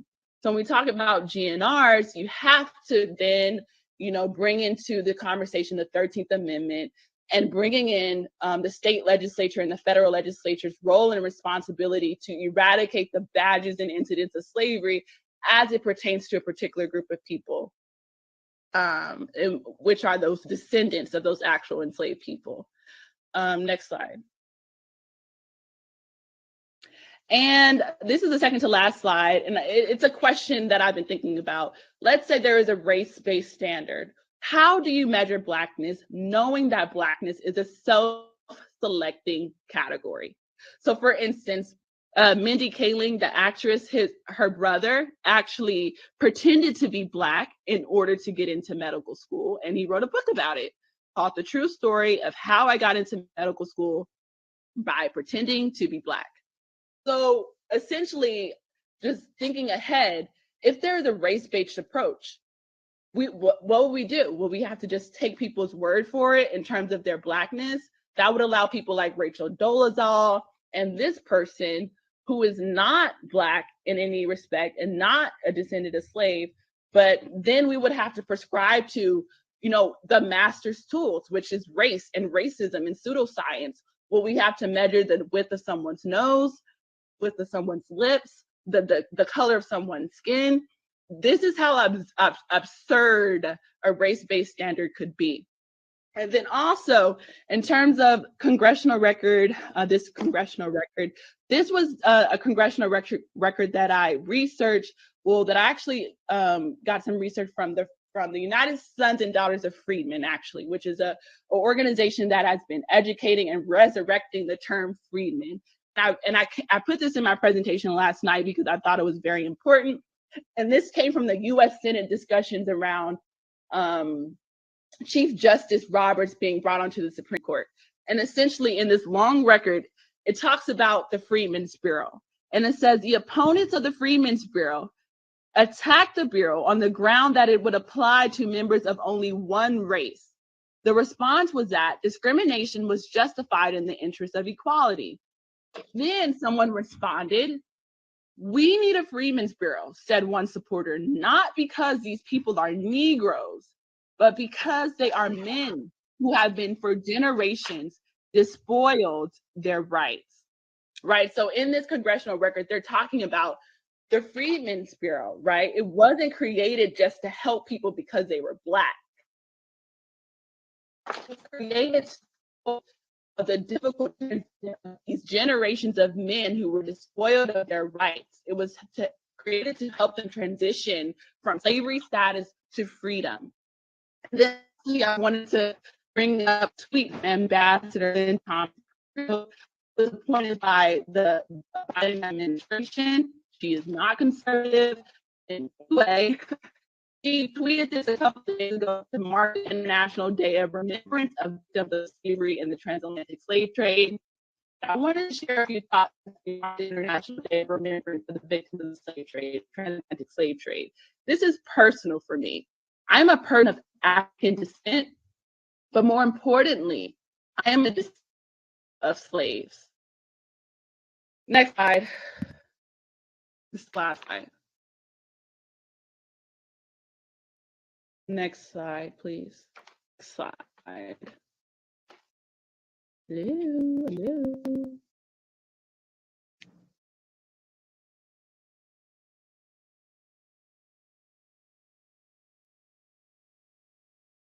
Do you need me to keep going? Yeah, the next slide. This is the last slide. Can you hear me? Oh, go back. To the slide about Isabel Wilkerson with her picture. Okay, so again, to end my comments, and I think the DOJ will talk about this because I have some suggestions for how we should frame the report. I think in analyzing AB 3121, given the legislative history, given the history of reparations advocacy in the state of California and the United States more broadly, all points to a lineage-specific or pure lineage model. And it also points to Isabel Wilkerson's book, Caste. She's the first African-American Pulitzer Prize in journalism. She also was one of the first expert witnesses on our task force in September about her book, Caste, and how caste or how racism is insufficient to describe the particular experiences of African-Americans who descend from chattel slavery. In fact, she said this to a community of Dalit Indians, or the Untouchables, who she compared the African-American experience to. She said that she wrote a 600-page book about Jim Crow era in the American South, the time of naked white supremacy, but that the word racism did not appear anywhere in the narrative. I told them after spending 15 years studying the topic and hearing the testimony of survivors of the era, I realized that the term race and racism were insufficient. Caste was a more accurate term. And then she sets out the reasons why. Next slide.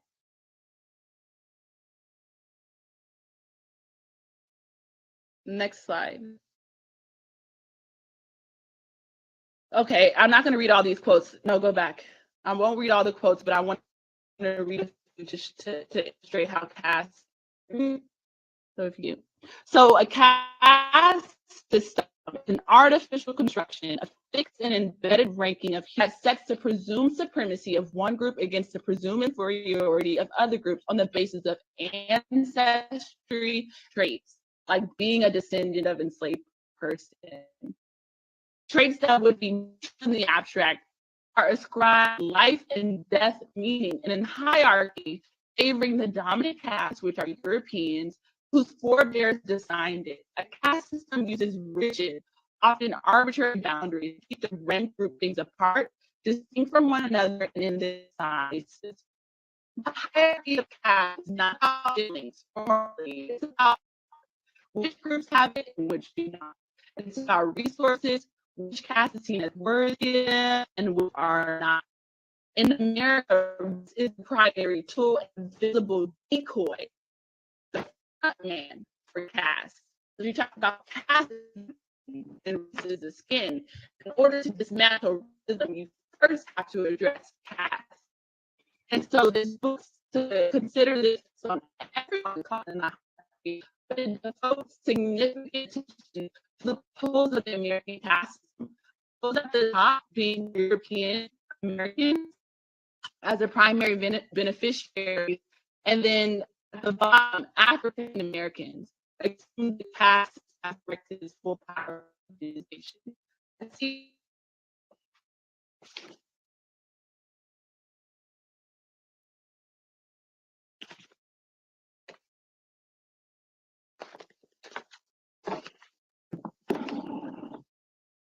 Okay, that's the end of my presentation. If you just go to the slide where it resembles the first slide, where it says lineage, lineage, lineage, go back to that.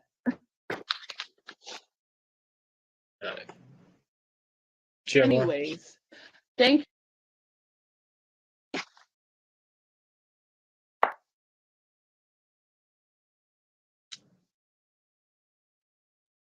Chair Moore. Hello. Can I do a point of order? Please, yes, please. Actually, I have a lot to say, but let me, just for the sake of time and for the rest of the committee members. Member Scott Lewis, you're recognized. On a point of order. Scott Lewis, Can you hear me? Because I think you're breaking up, Chair Moore. She recognized me. Okay. yeah, So on the point of, yeah, I recognize Member Scott Lewis. Yeah. oh. You recognize who? Me. Member Scott Lewis. Oh, okay. Thank you. Yeah, so to help structure and direct the remainder of our time, which is very little, I'd like to introduce a motion. And I move that we define the community of eligibility based on lineage determined by an individual being an African-American descendant of a chattel enslaved person or the descendant of a free Black person living in the United States prior to the end of the 19th century.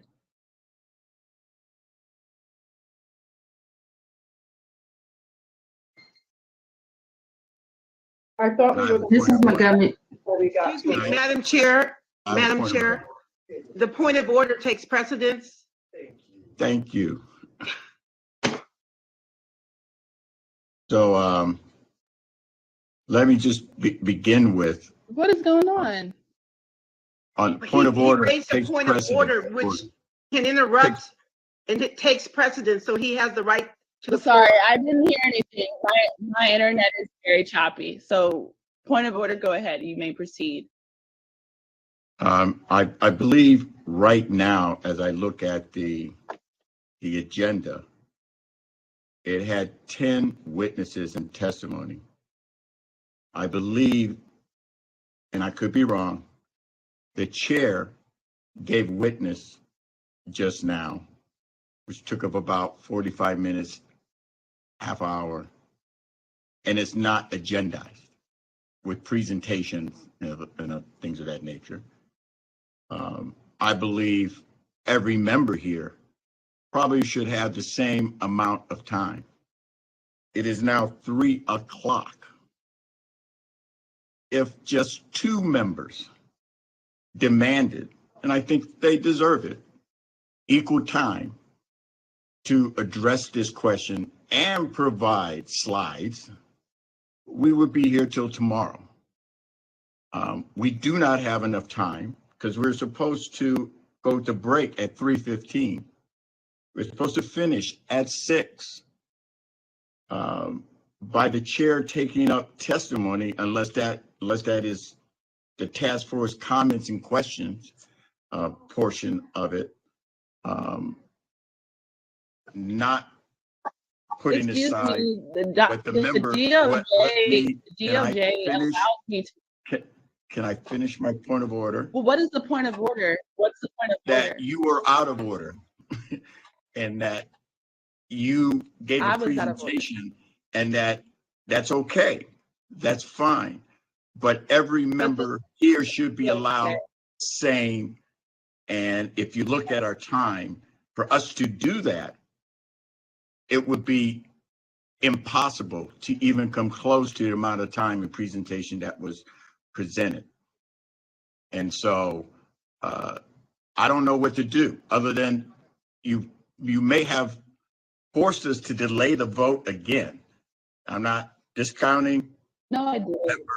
Lewis's not a point of order. Parliamentarian Johnson, can you please introduce Parliamentarian Johnson? Yes.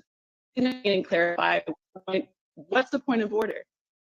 His point of order, Madam Chair, is that you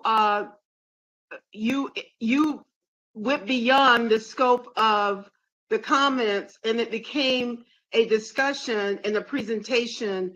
And his point of order is that was out of order. Okay, so Parliamentarian Johnson, one moment. If that was an issue, then why didn't you, as parliamentarian and Attorney Newman, inform me that that was out of order? Because I sent the presentation to you before the hearing, and I told you all. May I just say? Hold on, I'm not member Scott. I mean member Joan Sawyer. I am talking to Parliamentarian Johnson and Attorney Newman. I sent Attorney Newman, Damon, and Parliamentarian Johnson this presentation beforehand. Before I even sent them the PowerPoint, I told them that I had last week. You sent it this morning, not within the amount of time that you're supposed to send it,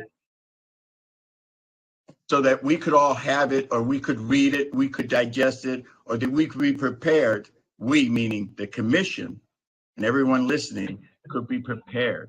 That is part of the order. There's a motion on the floor. Point of order. There's a motion on the floor by member Scott Lewis. The point of order takes precedence. Okay, may I please have the floor for a moment? I can't answer for Mr. Newman, and I'm not going to attempt to. What I'm dealing with is what was raised today at this time. It was the unfortunate part. So the unfortunate part is that it was raised at the end of the presentation. And the other issue is, to whom is the point of order raised to? And since it concerns the chair, it would have to be raised to the vice chair. And they would have to rule on that point of order. I don't know what member Joan Sawyer is asking for. I mean, his request, so I don't know what his request is. My request is equal time for every member here to have a discussion like the chair did on the community of eligibility. This is Bradford. Can I be seen or can I be heard? Because I can't see myself. Mm-hmm. We can see you, seen as well. Senator. We can see you. Oh, okay. I'm just curious, and I hear valid arguments on both sides. I think what the chair was saying, that she had presented the presentation, and I guess if it was out of order, she was expecting to be made aware of it at that time. I don't want to put my words in the mouth, but it was presented, so be out of order. She made aware of that, and she probably could have held off making a presentation. Mr. Jones Sawyer is on point again, and seeing that now members are entitled to equal time to make a similar presentation or argument on who's the community of eligibility. My question is, again, we're running against the clock. What prevents us from taking this vote tomorrow morning?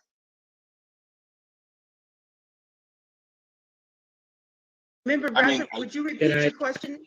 What prevents us from taking this vote tomorrow morning?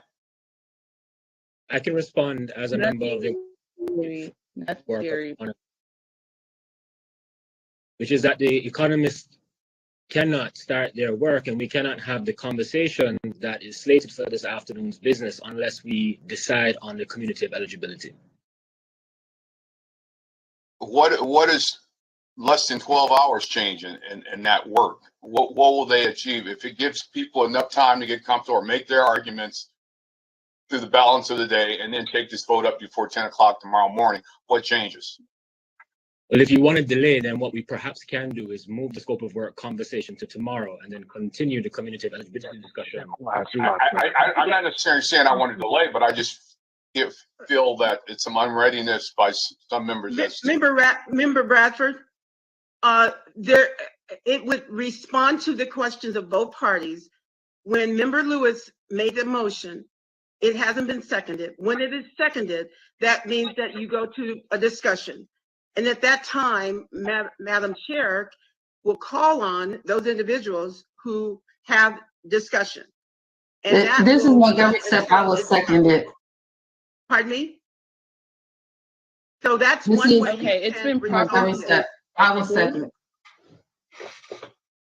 Okay, can we get some professionalism in here? Thank you. So it has been properly moved and seconded that the community of eligibility is defined or prescribed to a person who is an African American descendant of enslaved person in the United States, or Jovan Scott, could you repeat this?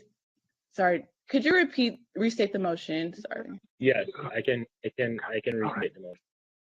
So I move that we define the community of eligibility based on lineage determined by an individual being an African American descendant of a chattel enslaved person or the descendant of a free Black person living in the United States prior to the end of the 19th century.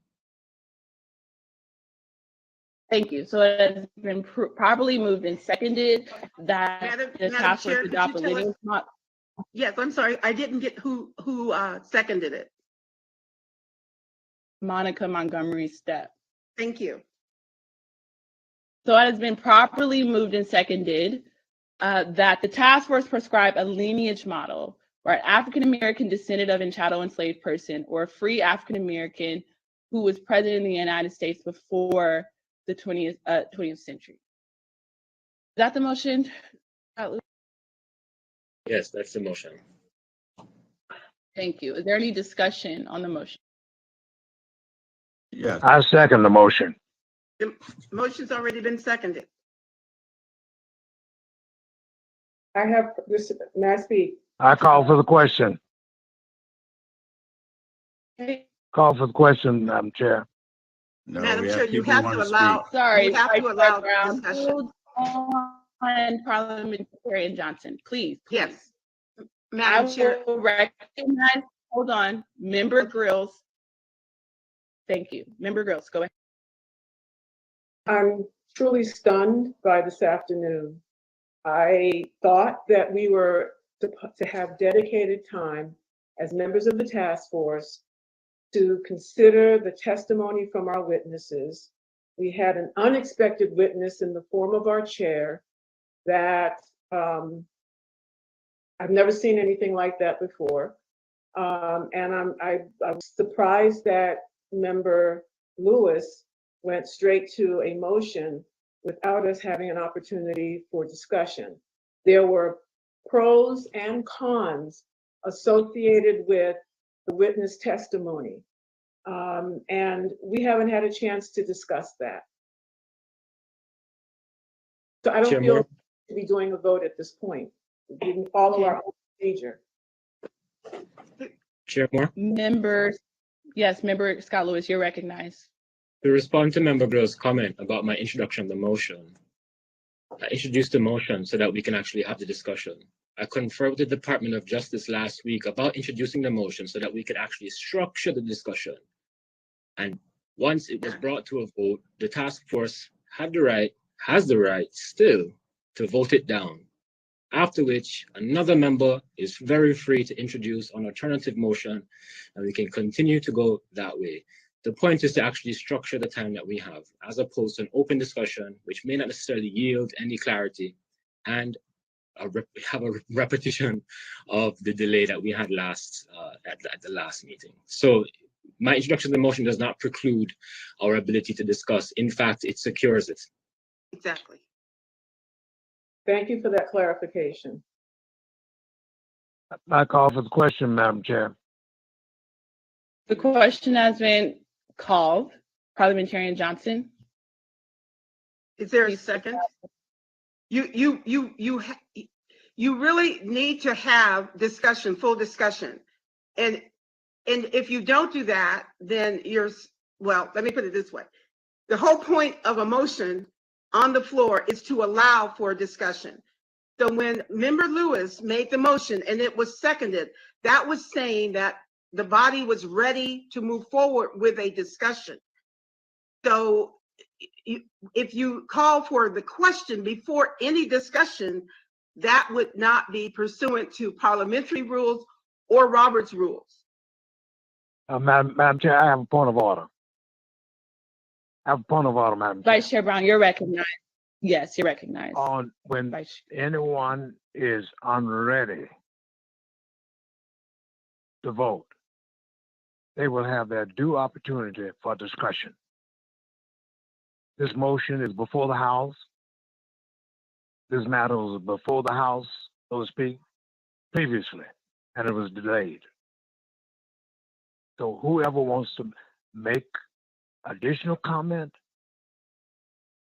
are entitled to do that during the time of unreadiness.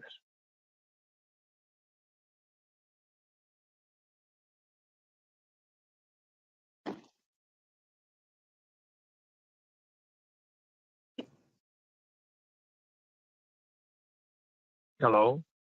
I'm not certain what you meant, so. That's what they're doing. I mean, if a person has any, let me back up and repeat it again. If a person has further information, input they want to give, to talk, that is done during the time of unreadiness. We're at the time of readiness, but you keep calling Parliamentarian Johnson, I have a question because at the last hearing, there was no discussion. Well, I think Parliamentarian Johnson, you as a parliamentarian, you didn't necessarily allow for discussion when I believe Reggie Sawyer at the last meeting called to table the vote. That's because that's a rule. That's a rule of order. Yes. When you move to table, you're not permitted to discuss it. You move right to the question. That's just the way the rule is set in Robert's rule. So there's no discussion. You move to vote, and then if it passes, then you table it and you move on with your agenda. In this case, you do have discussion. This was not a motion to table. So it is appropriate to ask for discussion after a motion has been seconded. In this instance, the motion was seconded. At that point, you were doing correctly, Madam Chair, when you asked for discussion. But you also have, if you remember that the rules say that you must allow for discussion. So you cannot use, a call for the question to deny the opportunity for discussion. So after there's been discussion, like as you normally do, you ask for discussion. And then when there's either no more discussion or when discussion has been going for a while, then it would be appropriate to move to, call the question, at which point, if the body decides that 2/3 of the body decides that they've had enough discussion, then they can vote for the call of the question, and that would lead you to the vote itself. But right now, it's clear that there's unreadiness, but that unreadiness is because they want to discuss it. All right. Okay. Okay, thank you. Is there any other discussion on the motion on the floor?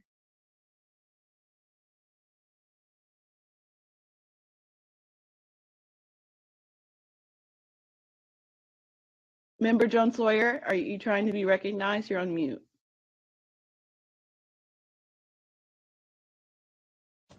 I'm looking at the time. we're supposed to be at break right now, and then we're supposed to in 15 minutes discuss the discussion of scope of work. If I spend the next, I don't know, 45 minutes as you did, the chair, to go into my presentation, and then another member goes into it, are we then now pushing discussion of the scope of work? Because I'm also trying to be sensitive to our 6 o'clock, hopefully our 6 o'clock hard stop this evening, so that we can also discuss other matters. And so I don't know what to do other than if we were supposed to bring back a presentation like you did, then I would like time to put together a PowerPoint presentation just like you did. That's all I'm saying. That means everybody on here has an opportunity to bring back a PowerPoint presentation. You were out of order by doing that, and that's what's complicating things. And this was supposed to be commenting on what was presented, not necessarily another testimony. Well, that wasn't testimony. I'm the chair, and I have the authority to guide the discussion how I see fit. If there was an issue, Attorney Newman, Damon, and Parliamentarian Johnson would have raised that before the hearing. You are absolutely right. And you're the so chair. The motion, do you have a comment you on are the chair, but you're not the dictator. You are the chair. You are supposed to guide, and you're supposed to follow the rules that are set aside for the proper way that a commission or committee should flow. We should not be having this discussion right now, because you're also supposed to keep target on our time, and that was not done. So that is part of what the chair is supposed to do. Madam Chair. If you want me to begin, and if I last until 6 o'clock talking forever, and then another one, I just want to make sure we all have equal time. Madam Chair. Vice Chair Brown, you're recognized. Madam Chair, members of the commission.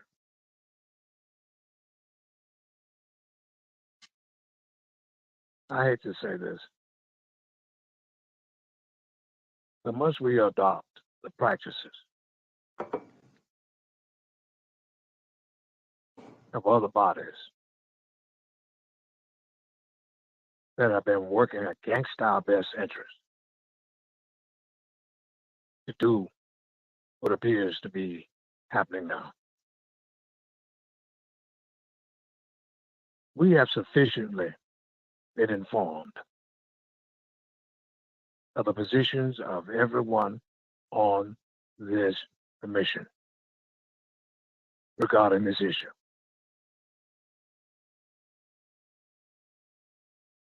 And finally, I still contend that for this mission to be, or this task force to be solved by positions that are obviously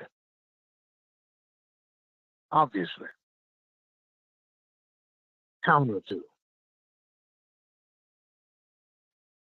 what Dr. Weber had in mind. That's the thing that's painful. Yes, people are entitled to their opinions. A lot of opinions have already been discussed by this body,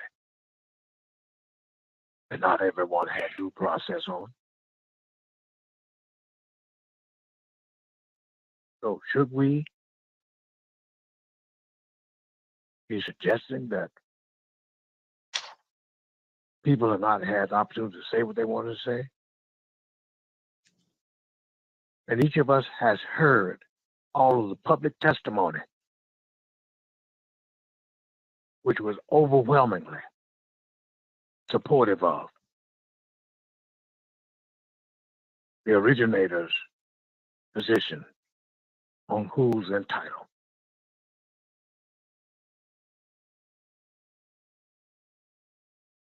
But if the body wants to give grace and additional time. Through a democratic process, it can be determined this afternoon. But in terms of additional information, an additional presentation, which we all know what it's about, I think we should get on with the charge, purpose, and task of this reparations task force.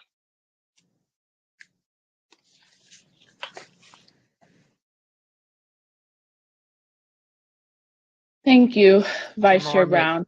Member Good morning. Tamaki, May I begin? recognized.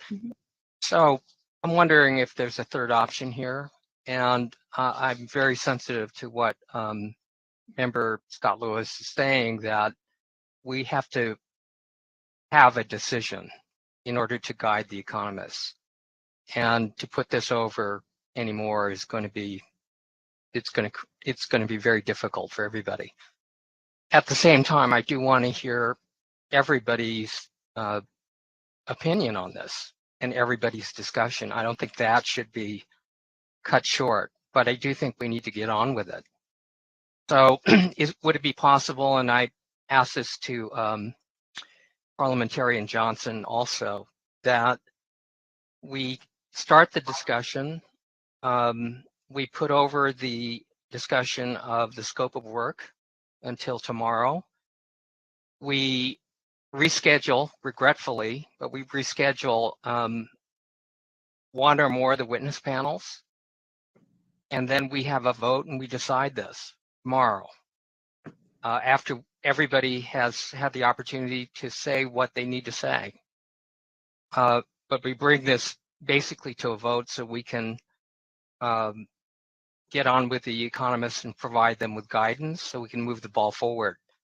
With respect to the witness testimony, we would have to renotice and apologize to them, but renotice their testimony for 2 weeks from now in April. But that would open up the morning or the morning and part of the afternoon to actually get this done. And I think that would accommodate every member's desire to speak their mind on this very, very crucial, pivotal issue. I wonder if that's a possibility.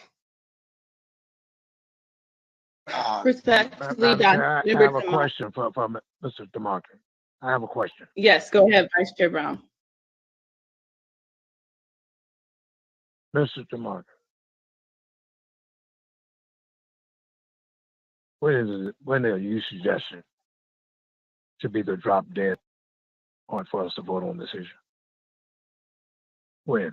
I would have expected that we would have voted today, but given the time constraints, I think what we're talking about realistically is tomorrow, sometime tomorrow morning, perhaps, or tomorrow early afternoon. What I'm saying, definitely. Definitively. When are we going to vote on the people's agenda? May I please interject? More? Yeah, Member Lewis, go ahead. Thank you. You're So recognized. today in our schedule, we had 2 hours slated for the discussion. We still have more than 2 hours remaining in our meeting time today. And so if we simply move this afternoon's business to tomorrow, we can have the allotted original time for discussion and come to a vote today. I'd like to also remind my fellow task force members that we also began this discussion last meeting. And there were some of us who actually took some time during that meeting to speak at length. So this is not a brand new discussion. We're not starting from scratch. We are continuing discussion from last meeting. We continued the meeting, meaning this discussion from last meeting, because some members wanted additional information, which the witnesses provided today. The purpose of those witnesses was to provide clarity to those members who were unwilling and unready to vote last meeting. So to my mind, if we move this afternoon's business to tomorrow, given the fact that those members who needed further clarification from witnesses have received it, We have enough time to come to a decision today. I'll remind everybody that the economist team does not feel comfortable moving forward with any discussion of the scope of work until we have concluded our discussion and have voted on the community of eligibility. We have enough time. It's 3:30. Thank you. Madam Chair. Mr. Bradford's Thank you. hands up. Yeah. Hold on. I'll just say this, Don Tamaki, then I'll recognize Member Bradford and then Vice Chair Brown. I agree with Member Scott Lewis. I think that we can take the rest of the meeting to discuss this. I do not agree that we should extend this any longer than, I don't think we should extend it to tomorrow, particularly because in terms of your suggestion, in terms of counseling witnesses, Brian Stevenson, who is the founder of the Equal Justice Initiative, he was supposed to present testimony on the criminal justice panel for this March. But because we delayed the vote at the February meeting, we had to reschedule the criminal justice panel, which was supposed to be today, until tomorrow. And he couldn't fit to March 30th on his schedule. So now we can't hear from someone like Brian Stevenson on these particular issues. So that's why I'm against delaying this eligibility vote, because it's impacting the rest of our work, like the scope of work for the economic consultant team and the other panels that we have. So Member Bradford, go ahead.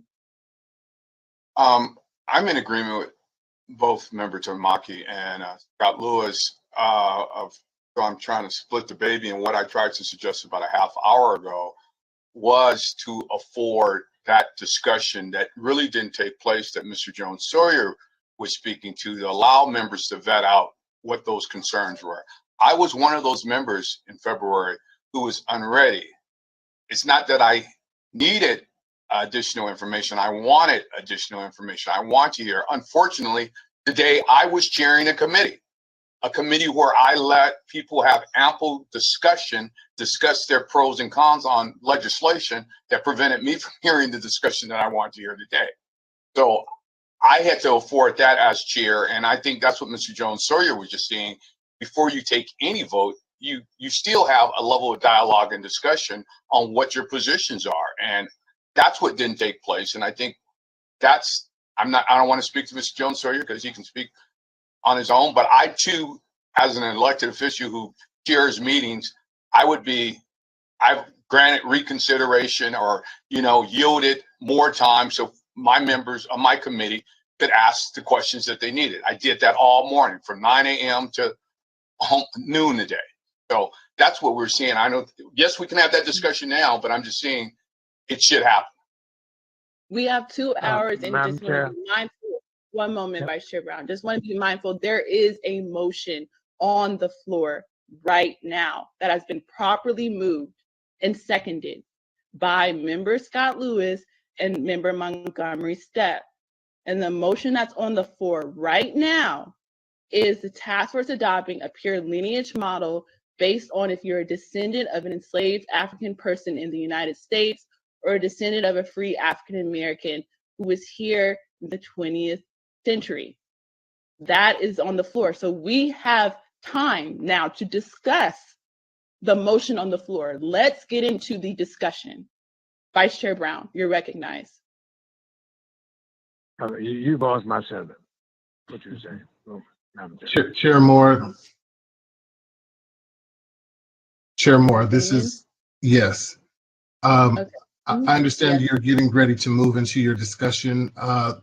The experts are waiting on the line because 3:30 was the time that they were scheduled to have the discussion of the scope of work. So I would need to get direction from the task force if it is your intent to hear from them tomorrow and to use the remainder of your time today to discuss community of eligibility, then we should probably let them know so that they can go on about their day, and hopefully they'll be available tomorrow to rejoin the task force. Okay, so we'll take consensus. So I'll go one by one to each member to see what, as a consensus, what our objective will be. I'll start with in the order of my screen, Member Bradford. Would you like for the economic team to meet tomorrow instead of this afternoon so that we can have more time to discuss the motion on the floor? I'm always going to yield to more time and more discussion, so the answer would be yes. Thank you. Member Tamaki? I'd like to take a vote on this today after we hear the discussion, and that I would expect that before 6:00 p.m. we will have made a decision. This necessarily means that we probably would have to talk to the experts tomorrow morning, if I hope that they're available. Thank you. Member Jones Sawyer? Yes. Member Grills?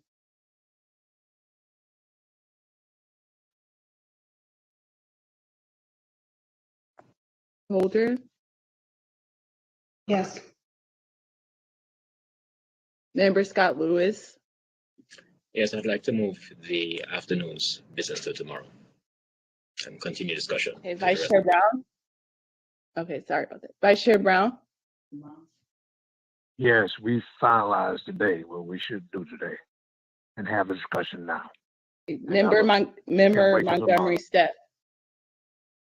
Hello? I really do not want to wait until tomorrow. Yes. Archie is going to be a while. Are you okay? Parliamentarian Johnson, could you mute, please? Thank you. I really feel like we need to make a decision today. We have been discussing for like 45 minutes procedure and haven't gotten to the substance of the actual motion, which I think that is also time wasted. I'm looking at the agenda for tomorrow.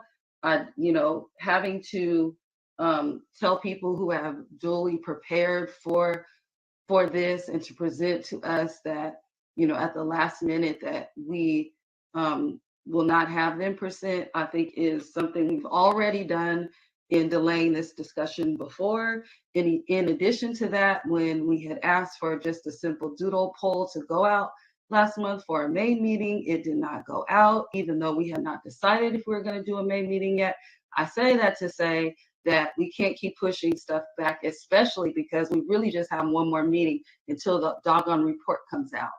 And so for me, I don't think that we should move anything. I think if we put a time limit on this particular discussion and then start with the economists after that until 6:00, then that would be something that we should do. But I don't think we should delay it. I don't know that any more information is going to kind of change where we are. I support the motion on the floor. I seconded it. So the answer is no, I don't think we should delay. Thank you. Member Gross, did you say anything? No, I didn't hear you call me. Oh. So I'm with the folks that said yes. Okay, so, all right, it's good to know where everyone stands. I do agree with Monica Montgomery's stuff. If we can, get the substance of the discussion going, and if we come to a vote, we could potentially still hear from the economic consultants, but they may have to be moved until the next day, till tomorrow morning. I know that's not a definitive answer, Damon, but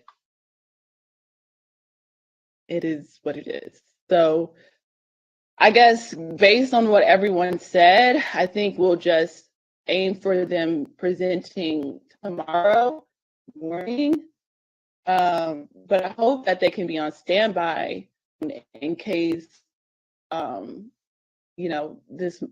case we can move forward this afternoon.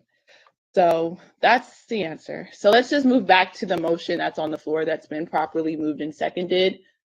Is there any discussion on the substance of the matter?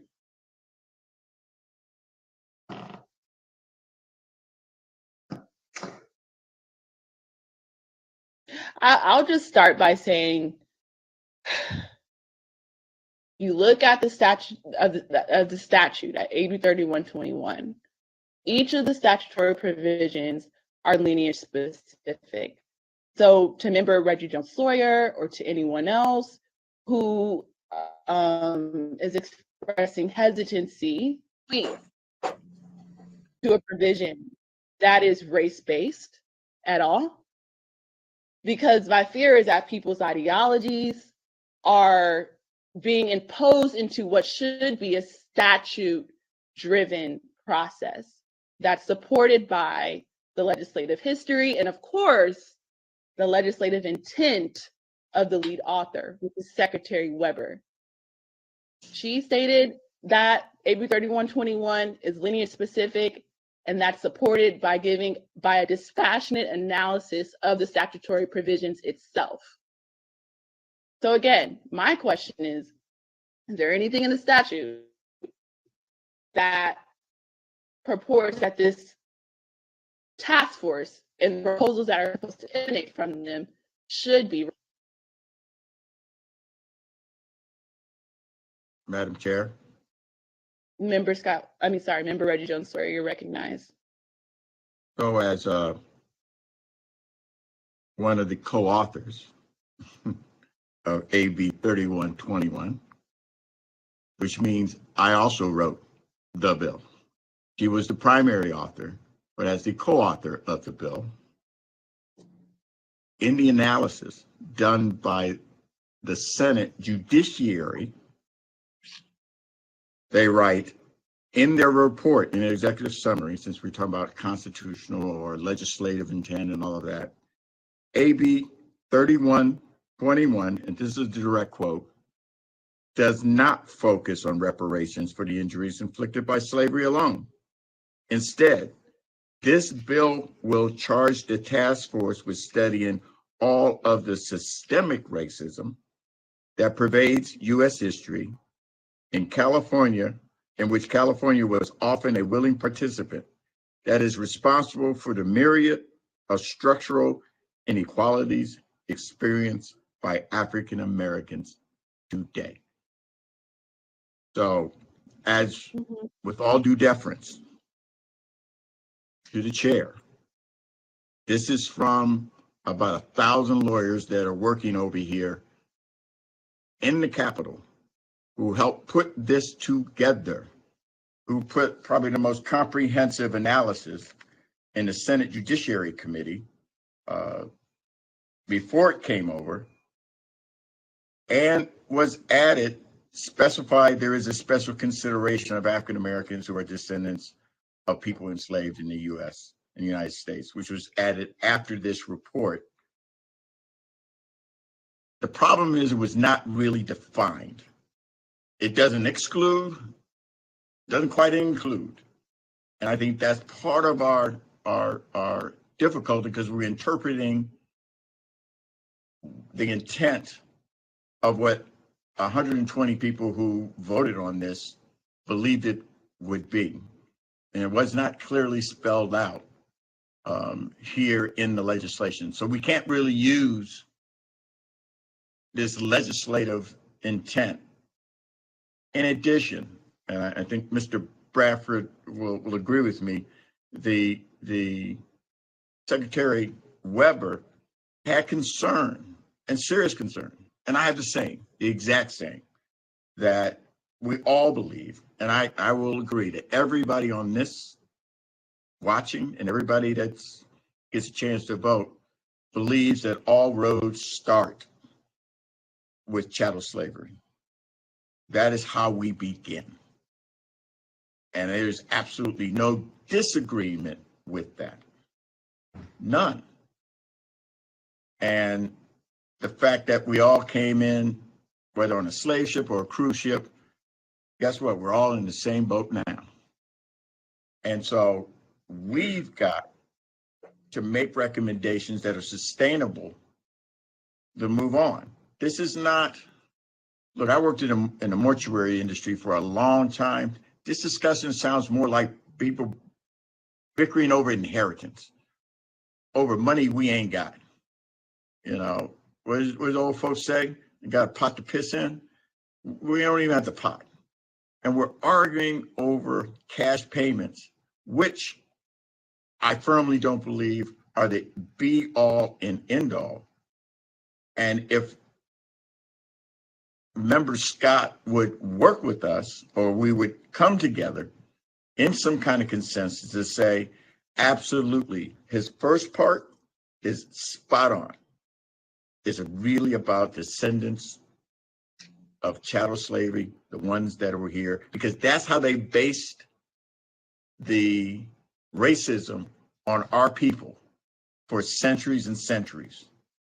But this is more of like a class action lawsuit where a company pollutes the river and that river flows into a community and poisons people. We have a river of racism that is perpetrated either by this government, by white people, by slavers, all started again with racism and is flowed into our communities and has been poisoning us for centuries. Now is the time, not only for us to get some type of reparations for that, for the harm, because that's what happens in a class action or lawsuit. There's financial reparations. But they don't leave the polluter. They don't allow that polluter to continue to pollute. And it's almost as if, give me cash, but I don't care if the river keeps polluting our people. I think we need to do jointly both making sure that systemic racism within the society and everything, that we do everything to make recommendations, again, to make recommendations to the legislature and ultimately the governor, because no matter what amount we recommend, no matter what laws we recommend, no matter what statutes we recommend, they're merely recommendations to the legislature who will ultimately make the decision of what moves forward. And so I believe looking at harm, again, beginning with descendants of slaves, that is the harm. I believe we can prove harm, just like you can prove harm with a polluting agency or a polluting company. We can prove harm, and that anybody in the right mind or who's not prejudiced will go ahead and go along and make sure that we are able to reduce and hopefully over a long period of time, eliminate that harm. The second part of this is this genealogy stuff. Look, genealogy and my PhD friends, people who've gone through peer review, who've gone extensive analysis on whatever their dissertation is, genealogy has not been recognized as a standalone field of academic study. A degree in history is probably the most best associated option or the closest option to genealogy. Now, there is a growing number of universities, colleges, which offer individual courses or affiliated diploma certificates. But bottom line, to become a genealogist, there are no educational requirements. And for some people, this is a hobby. We can go through, and I listen to all of the genealogy folks. Not one of them, I would say all of them, I would trust to go through my genealogy. I've had the Mormons go through mine. They can only go back to 1940. What about foster kids who was mentioned earlier, other people who may not know who their parents are and how far they can go? Do we exclude them even though they are descendants of chattel slavery? Do we take any one certificate or whatever saying that they are descendants of slaves when we have no real verifiable quantitative analysis of anybody that they are descendants of slaves? Very few of us can find those documents. But again, what about the ones, let's just say most of us can. What about the ones that can't? Do we leave them behind? And that is also wrong.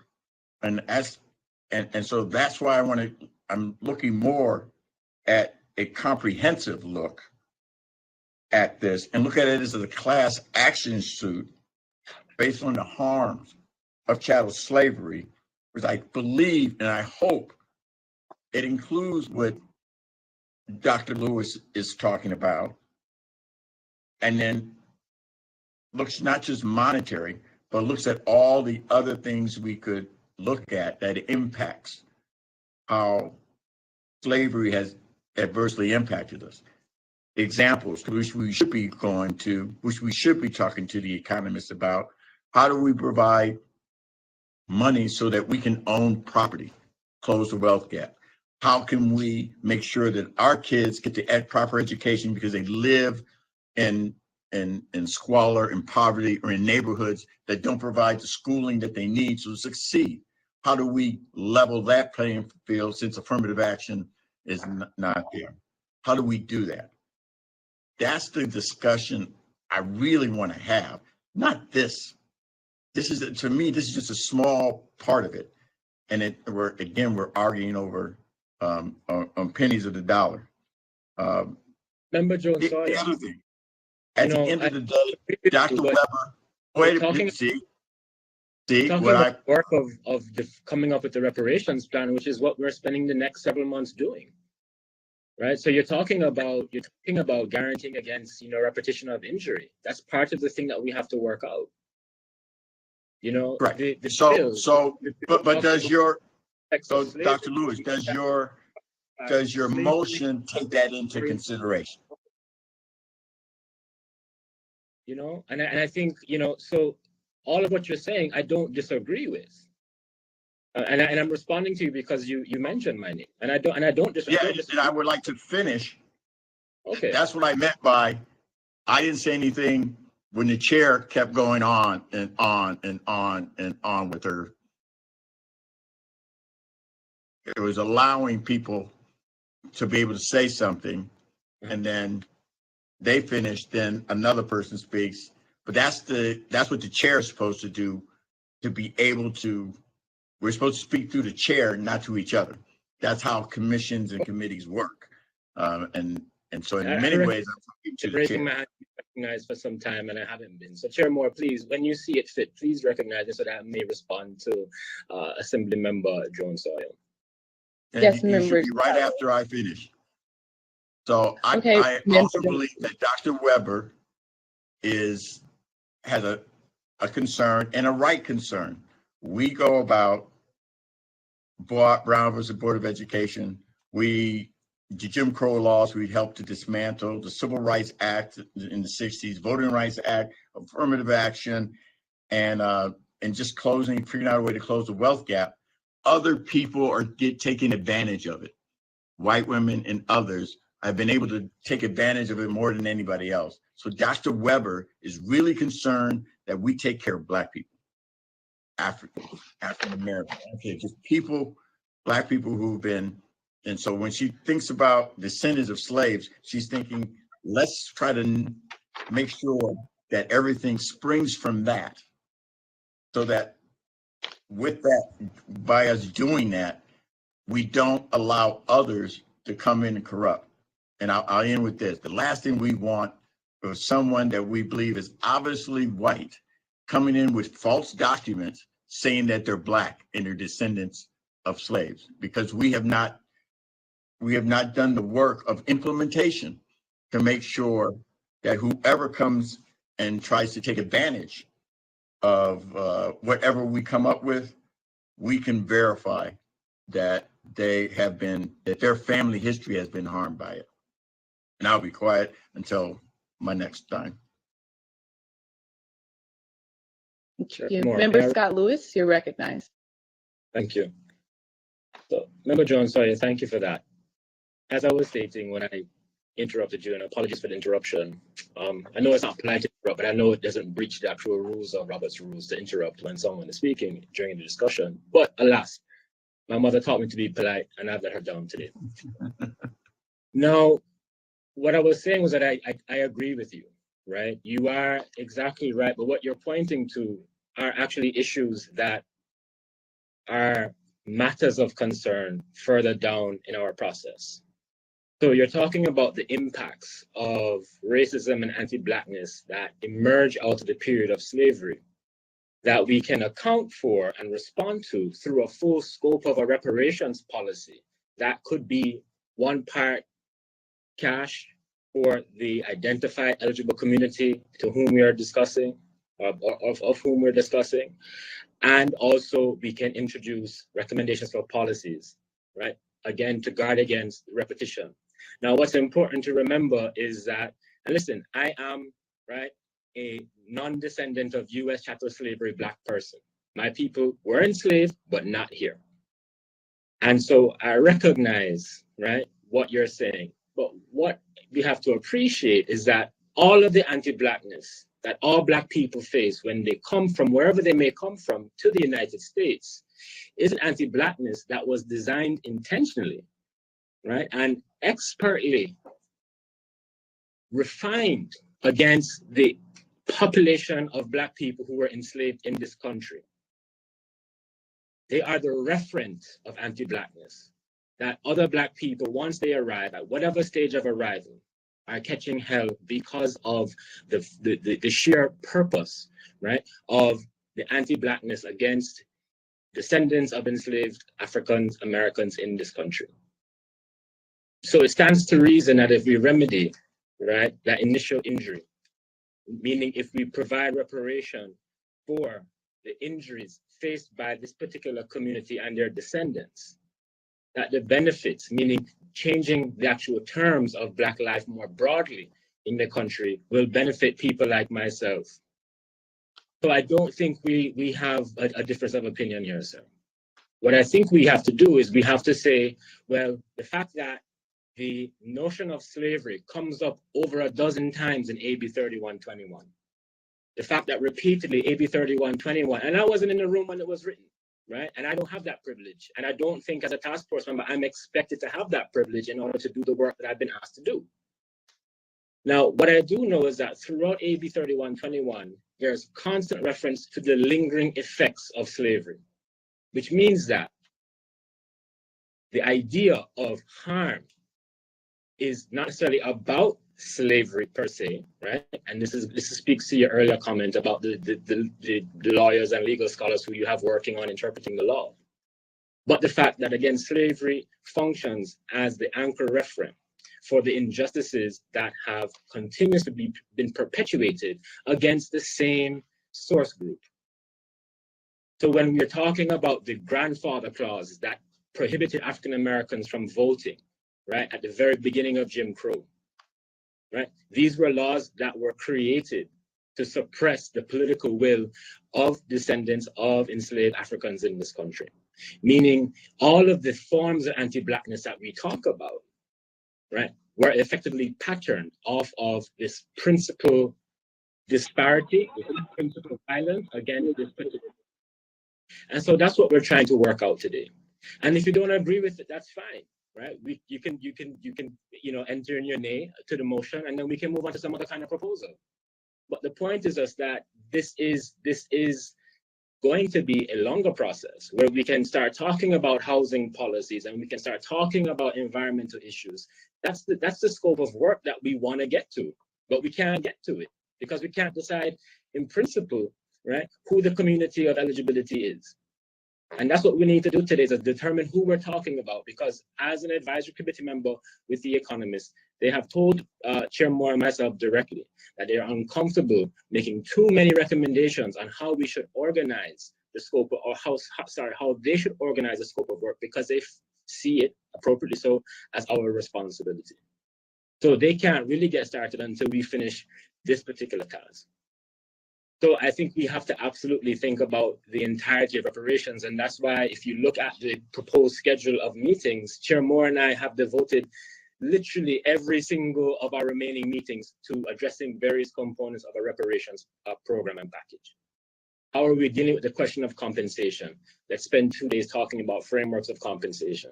How do we deal with the framework of atonement, right, and apology? How do we deal with policies? These are all things that we have plenty of time to incorporate and to debate on, but we can't do any of that work until we get this community eligibility question sorted.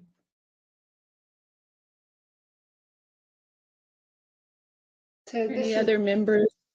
This is Member Holder, you're right.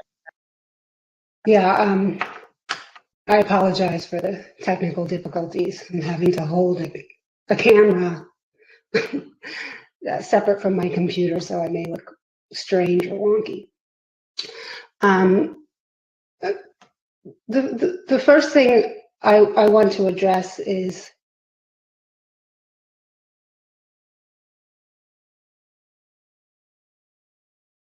really what I'd like to talk about is this legal framework. Because honestly, I think that's my value add. I think there's a lot of midnight, lawyers, making comments. I'm not addressing you, Assemblyman, but a lot of folks who are not lawyers and who have not actually been in the trenches for decades as lawyers, making comments about the state of the law, specifically about the state of the 13th Amendment and the Equal Protection Clause. So for the last 20 years, I have been a civil rights lawyer. And I have crafted arguments around the 13th and 14th Amendment in my litigation in both federal and state courts. Earlier on, in one of our first meetings, a young man named Queka Smith came in.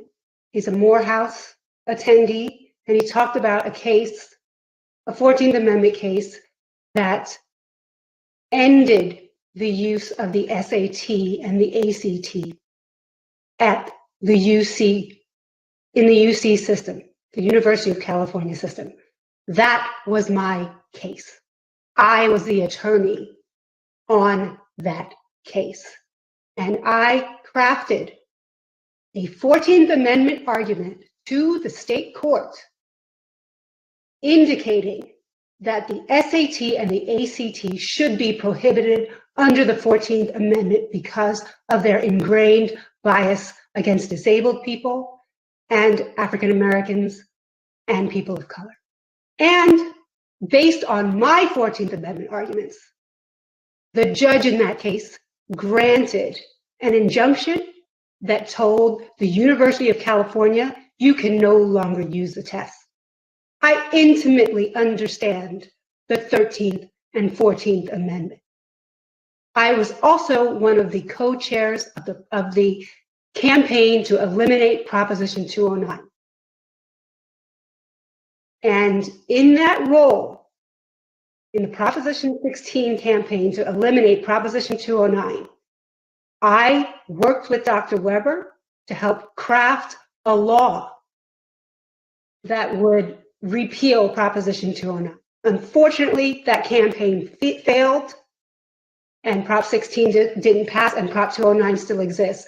But my point is that this is my field of study. I intimately understand Proposition 209. This is not guesswork for me. This is my work. So I'm going to talk to you today as a civil rights lawyer and as a legal scholar who understands Proposition 209, the challenges to affirmative action, and the 13th and 14th Amendment. So the first false argument here is that, oh, we can't do any, we have to do lineage-based because we'll never get past Proposition 209 if we're not lineage-based. You must understand, and I tried to make this clear through the testimony of Professor Chemerinsky, Proposition 209 only applies to state education, the state contracting, and state employment.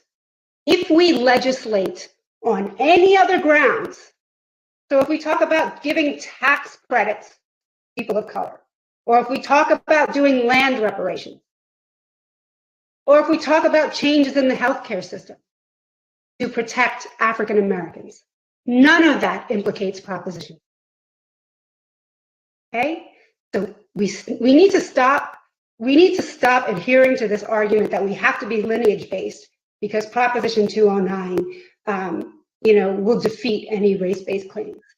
The other really important thing to understand about the 14th Amendment is that the courts, including the federal courts, and I've read all of the cases because I have to use them in my litigation on it, the court will allow for race-based claims. There's a complete misunderstanding of the law here, saying you can't have any race-based claims. That is incorrect. The court will allow for race-based claims, but you have to be able to show that those claims deal with contemporary harms and future harms, and that they are not remediating past harms. So from a legal perspective, a purely legal, scholarly, and constitutional perspective, we are going in absolutely the wrong direction if we focus only on the harm of slavery, because the court will not recognize or countenance that. That is a past-based harm. So we must make sure we include present-day harms and future harm. And that's based on domestic law. And that actually is contiguous with international law, which says that one of the critical tenets of reparations is that we have guarantees of non-repetition. Reparations from an international human rights perspective is present, looks at the present, and it looks at the future. And it says you must abate the harm. You must stop the racism. That is reparations. You do not use the term reparations if you are not prepared to do that. And the system that folks are advocating here, where we're going to splice things up and have this specificity where only one small slice of the Black population is being remediated, that will not abate the harm of racism. That is not reparations from an international human rights perspective. I'm going to say one other thing, because I'm trying to really focus in on the legal perspective, because I feel like I have the qualifications, being a 20-year civil rights lawyer, a graduate of NYU Law School. I'm going to talk a little bit about legal intent and statutory intent, rather. We're hearing constant refrain that, oh, the statutory intent, we can't do it because the statute is very, very narrowly defined based on. Incorrect, again. First of all, you don't even go to statutory intent unless the language of the statute is ambiguous. The language of this statute says African Americans with a special consideration for descendants of people enslaved in the United States. You look at the common parlance. You interpret the language of the statute based on the common understanding of the words. African American, the common understanding of the term African American means Black people, all Black people. All right, and so the actual language of the statute is not ambiguous. We don't even need to get to the legislative intent. We have unambiguous language that is broad, that says that we can create remedies for African Americans with a special consideration for descendants of US slavery. All right, so let's not get bound up in legislative intent at this point, because we don't have ambiguous language. And the last thing I will say about legislative intent is that the clear intent of this legislation is that we, the 9 of us, who are all experts and scholars in our own right and all champions of racial justice for decades, it is our task to take 2 years to listen to the evidence. And based on that evidence, we are to make recommendations. That task was assigned to us. And so that is what we're supposed to be doing here, listening to all of the evidence and crafting solutions based on all of that evidence. And we can take 2 years to do it. We don't have to do it in 6 months. So So ultimately, we have the discretion to decide based on the evidence that we have marshaled what this legislation and what these recommendations should look like. And they can be broader than any sort of limiting language that people are citing to in the statute. We have the discretion to broaden it. And from a legal scholar's perspective, that is how legislative intent works.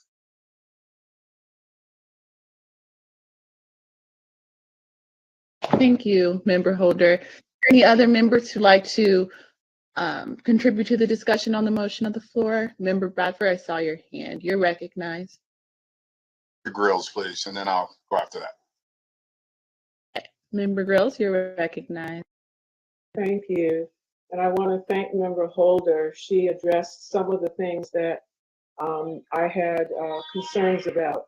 So I'm just going to try to share an overall observation and then just kind of address in a sentence or so a couple of things that I heard from the witnesses or in our discussions today and prior to today. I want to start with what I consider to be an irony. Europe and the United States concocted this thing called race to define and control us. And now we find ourselves being restricted from using the very thing they concocted to liberate ourselves from the legacy of the systems of oppression that they created.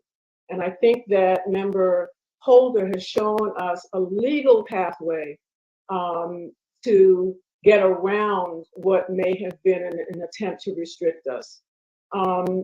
In addition to that, my interpretation of AB 3121, using the words in the legislation, is that we must address remedy for enslavement and its legacies.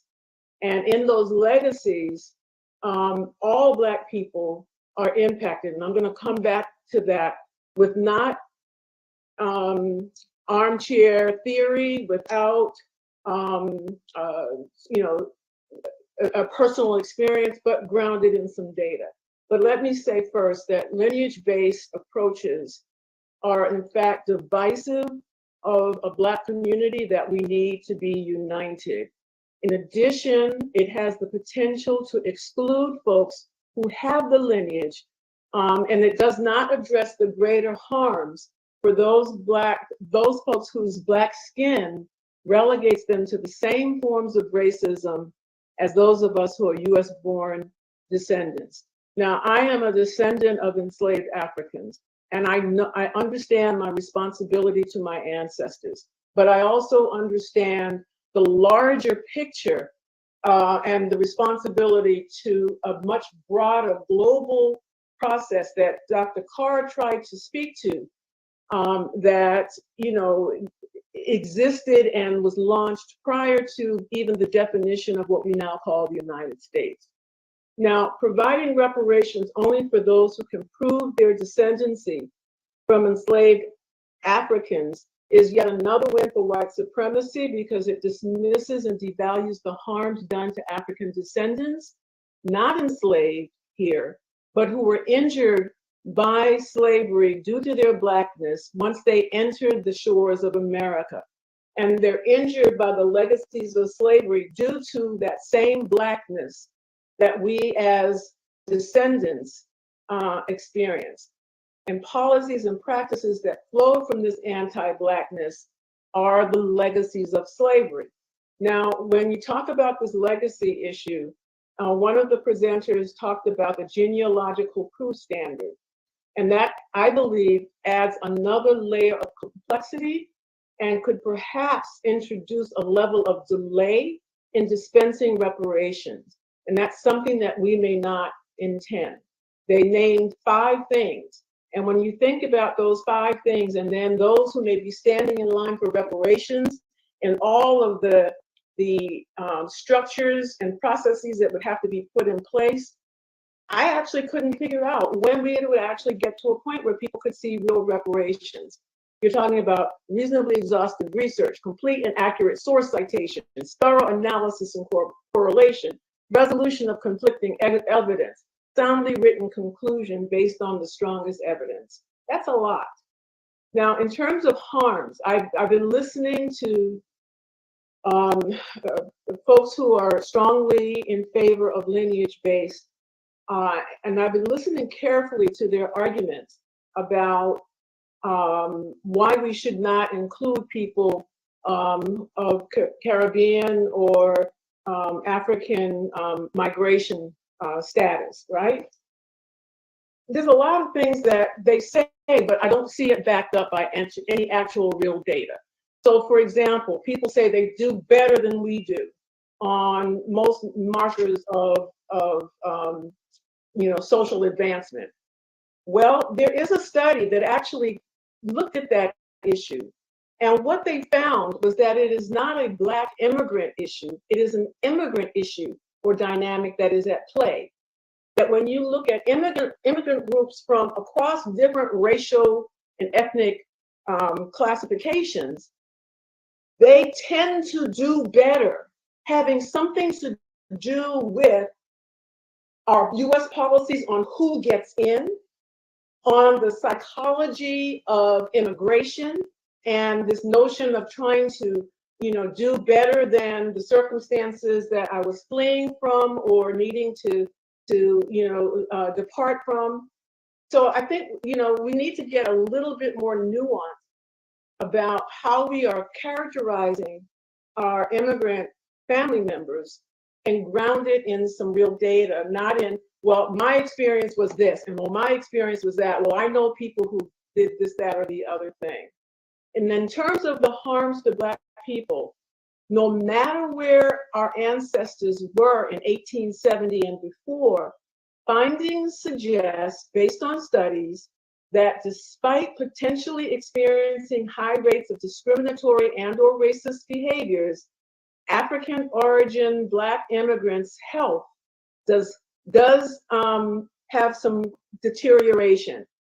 And in fact, to quote one of the articles, they said, as time spent within the United States increases, health correspondingly deteriorates and converges with that of the referent US-born Blacks.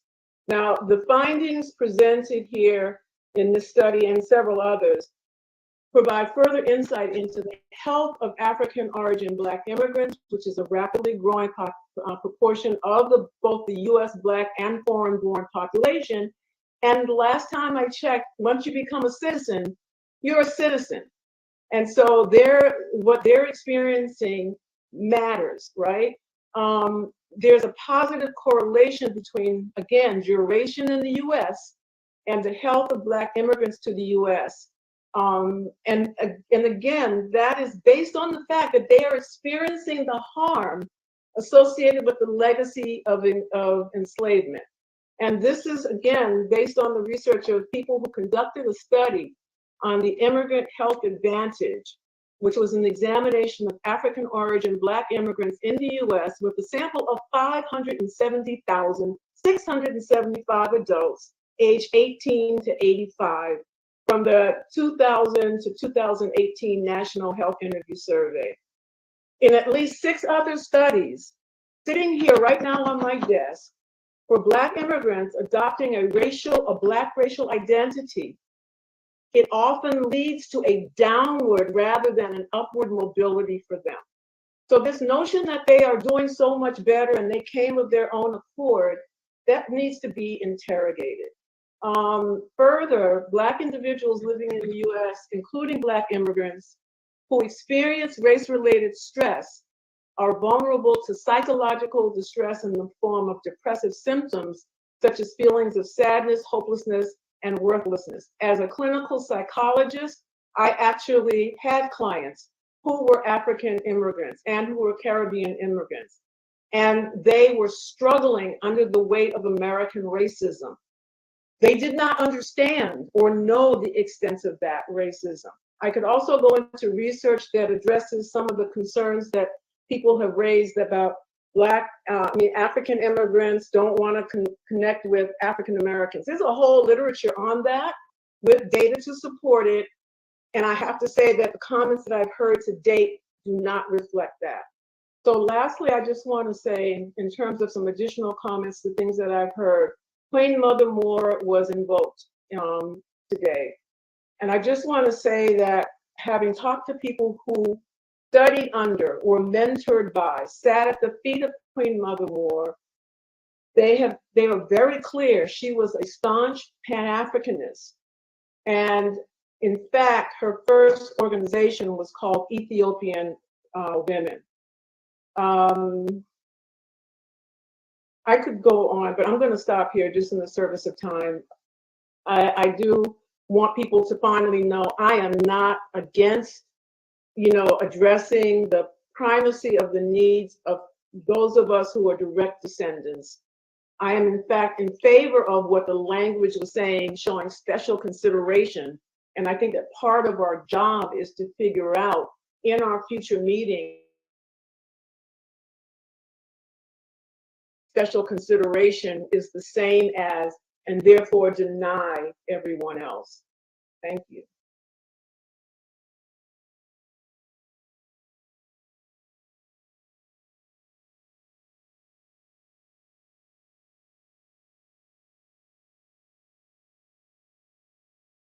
I appreciate it, and I want to thank Barrister Holder for that clarity on 209 and that brilliant presentation as even explaining the Constitution. I'm not a lawyer, nor do I play one on TV, so thank you for your expert testimony right there. My question would be directed to Barrister Holder. Understanding your description and who falls in this category, and kind of like parallels where Dr. Grills is, does Dr. Scott Lewis motion capture the intent of who needs to be included here? Can you hear me? No, now we can. Okay. As I said, when you're looking at legislation from a legal perspective, the first thing that you're supposed to look at is the language of the legislation itself. And if the language is unambiguous, you stop there. And so language that says African Americans with a special consideration for descendants of US slavery, in common parlance, that's very clear. African Americans, that means all Black people. And that's where you start. You start with the broad category of all Black people. And then you go to special consideration for descendants of enslaved people born in the United States. The language is clear. You don't need to go beyond the language. And that is how we should be proceeding. That is how we should be framing any emotions. And again, because we, the 9 of us, are charged with studying this issue, we have the discretion to interpret that language in the way that we see fit, consistent with the expert testimony that we are seeing.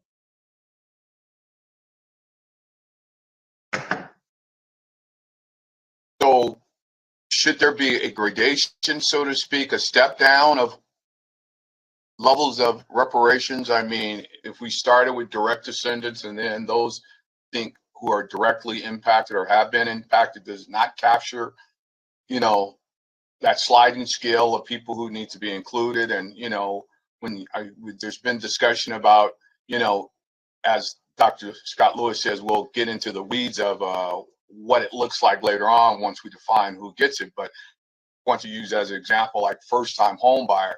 I mean, if someone in your family has bought a home before, I don't think you should qualify for a first-time home buyer. But if you're 3 generation, 4 generation living in housing projects, which there are many African Americans who've been 4 and 5 generations in public housing, they're the ones should be in the front of the line for, I think, housing assistance or first-time home buyer programs if we're doing reparations. Would someone like that qualify? I mean, I think that's what we should do, even when we talk about education opportunities.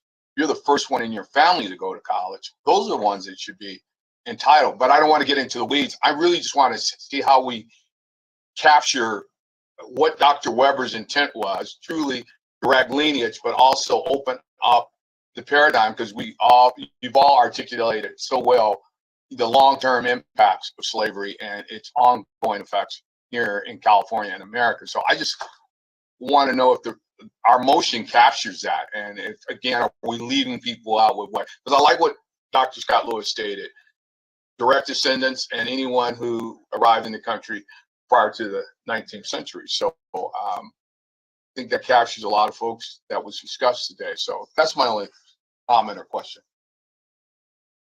Yeah, I think the motion is crafted in a way that is still narrower than the plain language of the statute.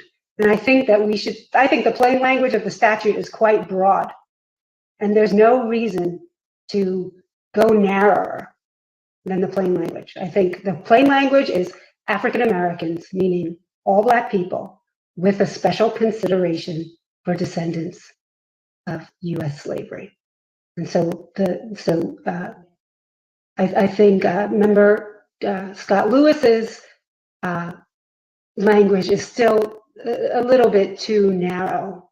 And again, I will echo Professor Grills here. I do agree that there should be special consideration for people descended from U.S. slavery. I think that they should get primacy, and that's written into the motion. But that does not mean that we exclude everyone else.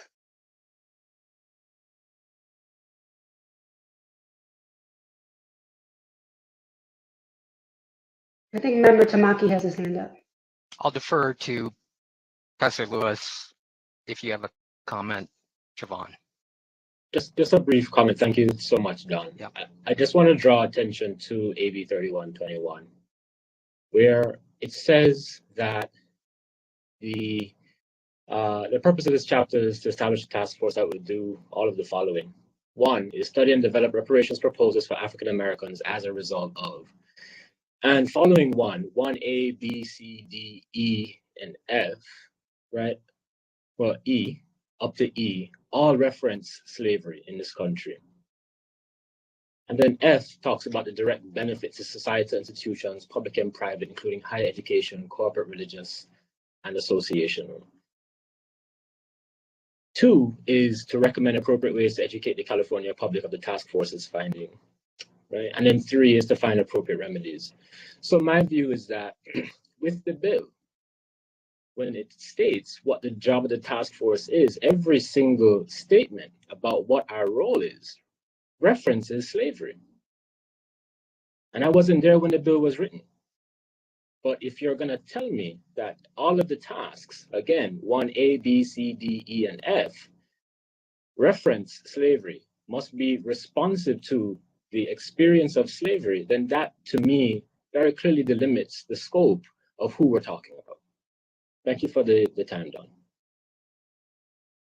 Thank you. Maybe, Professor Lewis, I can just jump off from what you just said. I just want to frame my remarks with the obvious. I'm the only non-Black person on the task force. So I really want to approach this with deep humility and appropriate utmost respect, knowing very well that this is a personal issue. And it's not just about the compensation or the reparations. It's about a group's identity. And that's why I think it stirs, such heartfelt emotions from everybody.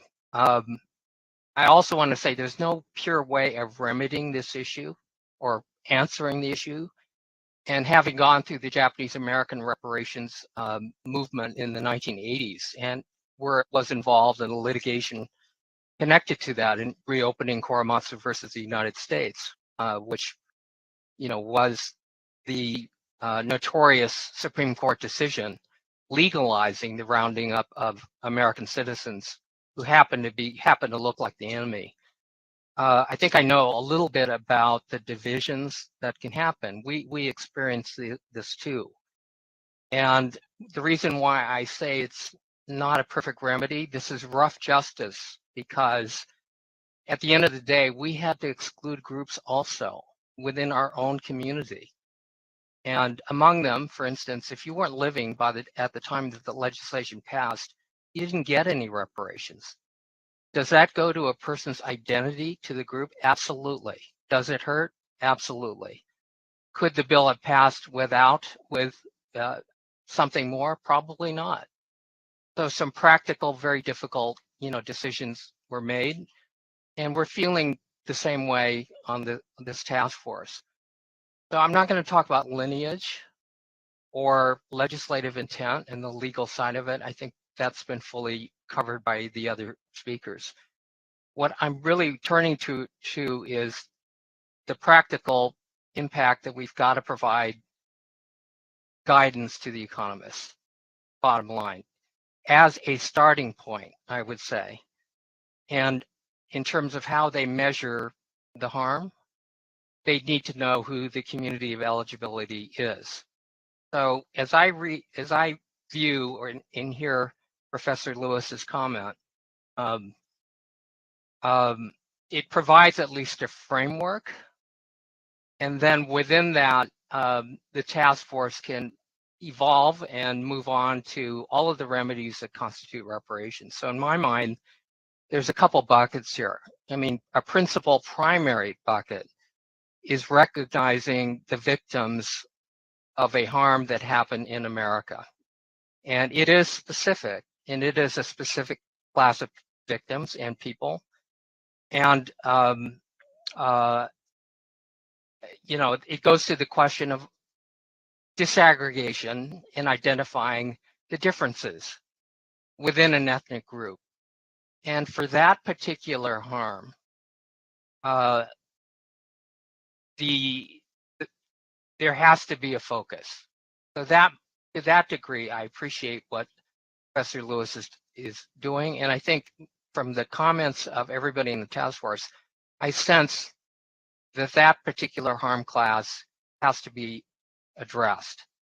But there is another bucket, and that is the other principal precept of reparations, which is cessation of the harm, is guarantee of non-repetition. And some of those, I'd say 75% of that harm is talked about and described in excruciating detail in our 600-page part 1 of the report. It goes into housing, it goes into education, it goes into criminal justice, it goes into mass incarceration. And those things aren't neatly differentiated by lineage. And so, not that lineage is not important, but to me, lineage is just the tool or the mechanism that you get to identify the harmed party. And lineage has its difficulties. Some people will be able to prove, right to the very beginning. Others may not be able to get past 2 or 3 generations, or may not get past the 1940s. And so I think if we still nevertheless approve the concept that we need to recognize the harm group, and these are the descendants of American slavery, and then wrestle in the months to follow with how that's proved. And lineage may be one way, negative inference may be another, where if it's impossible to prove a lineage, then there may be other ways of demonstrating the connection. So that is basically one bucket. And with respect to that kind of reparations, in my view, in my humble opinion, I haven't ruled anything out. It's all on the table in terms of forms of compensation and remedies.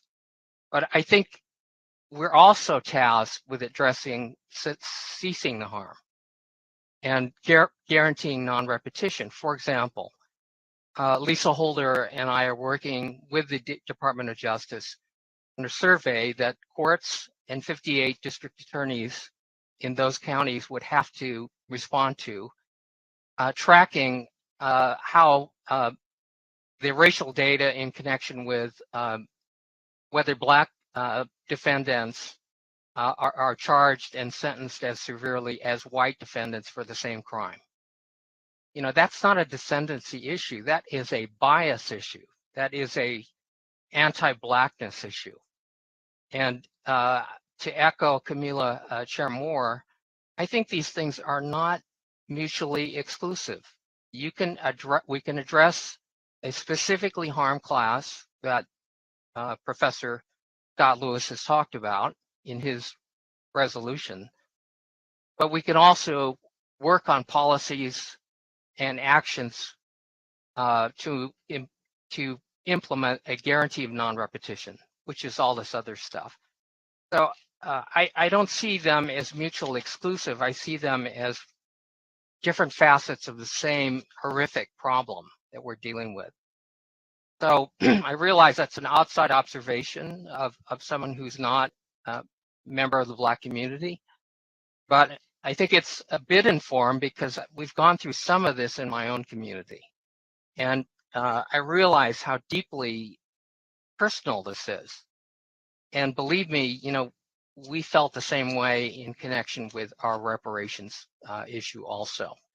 So I really appreciate the comments on all sides, but I would urge us that we have to move forward. We have to give guidance to the economists, let the economists do their metrics and measurement, and let's branch out from there, including, if you can't prove lineage, for example, how else can we do this? There's got to be other ways to recognize and acknowledge, an unacknowledged harm class of people. And also dealing with issues of ongoing discrimination in employment, housing, labor, environment, criminal justice, opportunities, everything else. That's all.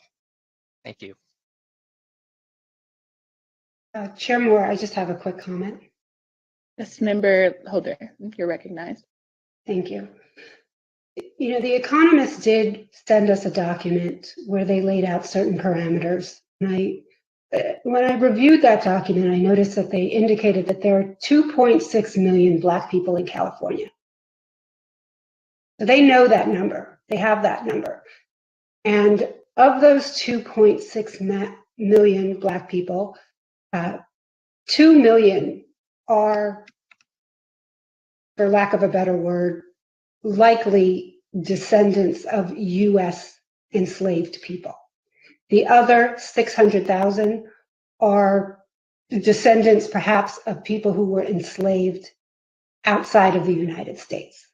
But we know that we have a body, a constituency of 2.6 million. And what I propose is that at this point, we keep that number. That's the number that we allow the economists to use as their benchmark.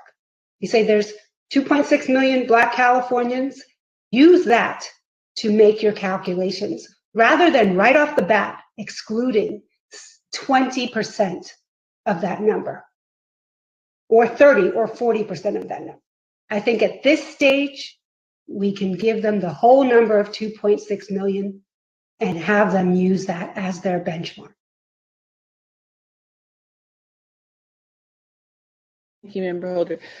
Are there any other comments or questions on the motion on the floor? If Chair Moore, Member Sawyer, you're recognized.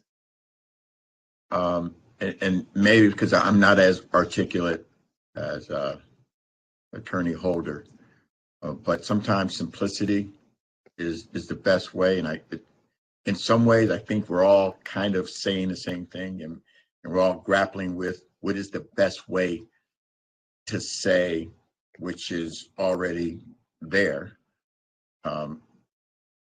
that we make sure that the harm is ceased and stopped for African Americans, with a special consideration for descendants of slaves. And I think what I was trying to say, and what the motion to the floor was trying to say, I think we're trying to get to the same place, but we may be arguing with semantics and how we want to phrase things. And so if this motion fails, hopefully we will immediately move on with African Americans with special consideration for descendants of slaves, because I think it addresses both. And then we can move on. I think that might give everyone not everything that they want, but maybe give everybody the comfort that we need to move forward and really get to the hard work of providing leadership on the recommendations for reparations. Member Jones Sawyer, we're not all saying the same thing. And the motion that is on the floor that was properly moved and seconded by member Jovan Scott Lewis and Monica Montgomery Stepp is aligned with what Secretary Weber stated. In fact, and I quote, Secretary Weber said, "It's an issue not about being Black. It's an issue of descendancy and lineage," Weber said.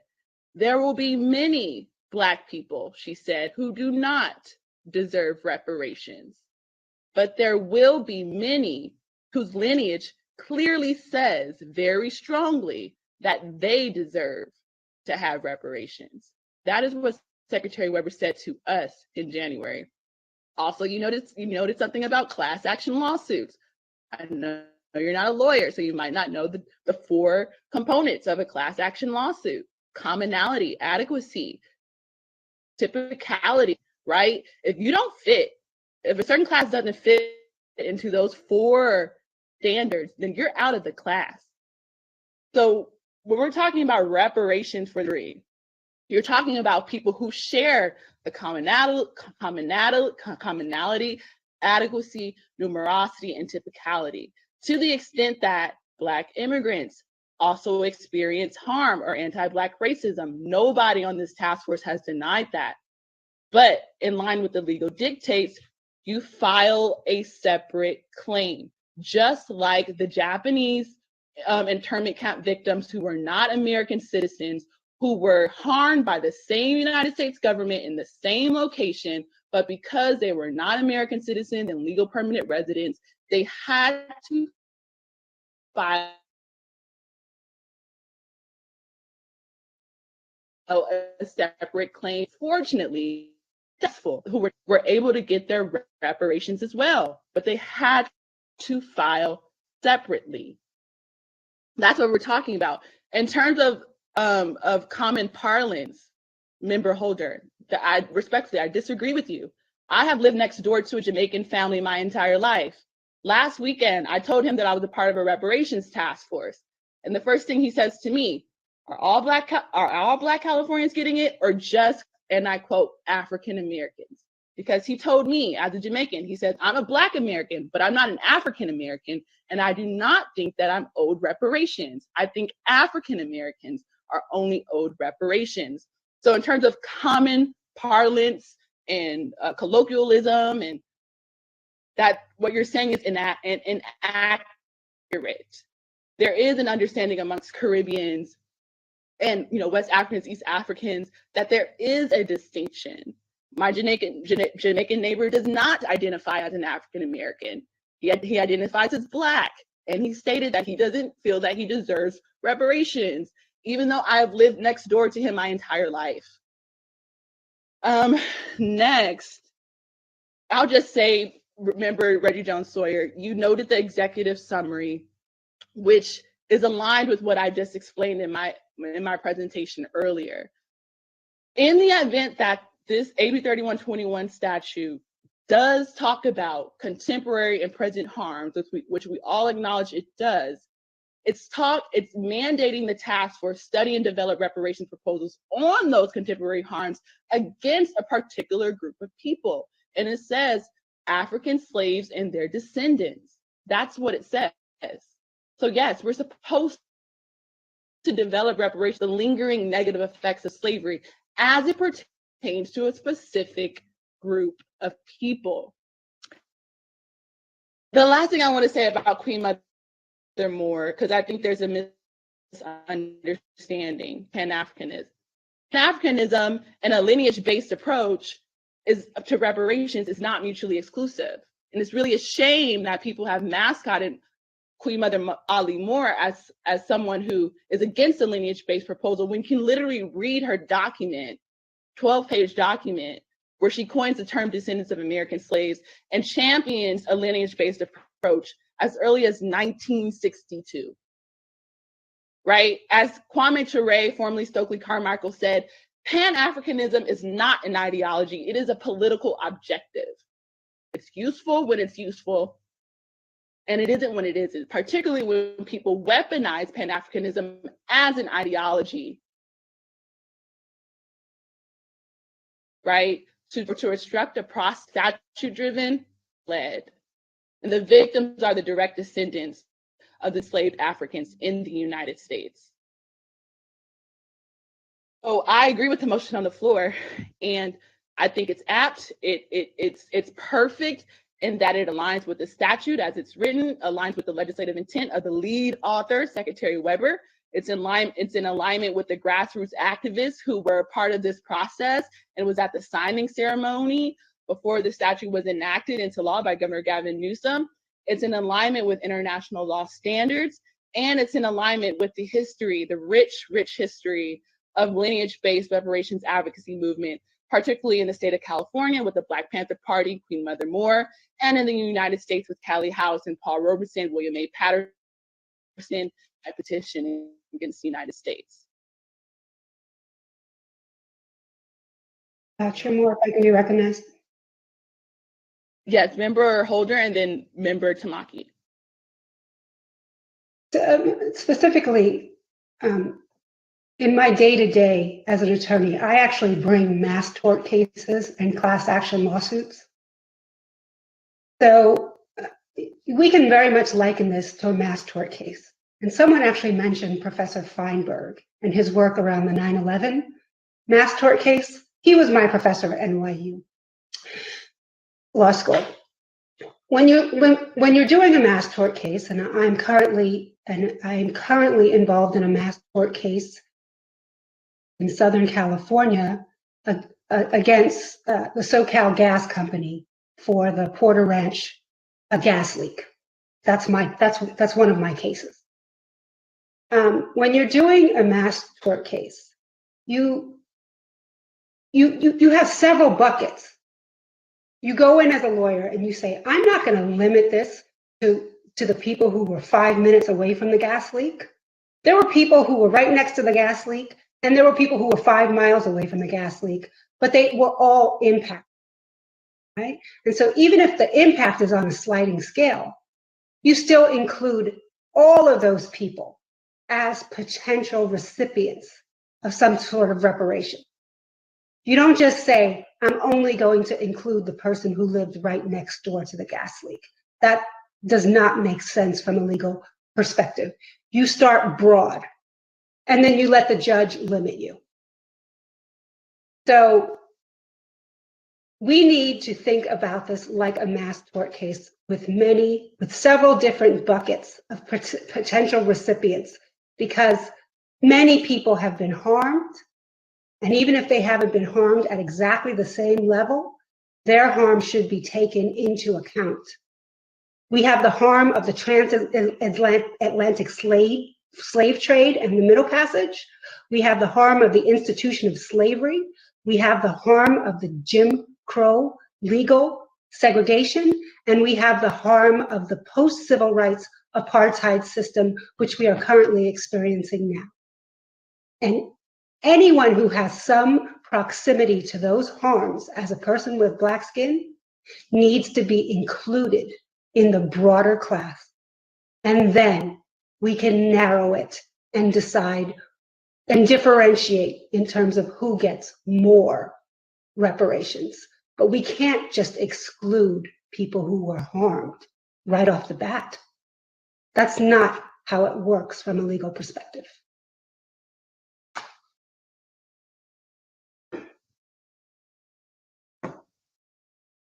Dr. Gross has her hands up. Member Gross, you're recognized. I believe you called on Member Tamaki, so I can go after him. No, I'll defer to you, Professor Grills. Proceed. Okay. Thank you. I simply wanted to respond to the example that you provided, Chair Moore, of your Jamaican neighbor. And with all due respect to his particular experience and identification, I think we would do well to perhaps try to move beyond anecdotal examples of things. And that this notion about how Caribbean or African immigrants self-identify in terms of race is a bit more complicated and complex. And so I would encourage you and others to look at Sanders Thompson's article called Socialization to Race, or another article called Black in America Too, that's in Social and Economic Studies, and especially an article written by Oswald Warner in Social and Economic Studies called Black in America, Afro-Caribbean Immigrants. There's a lot more there to when someone says, I'm Black, not African American, and this whole notion about racial identification.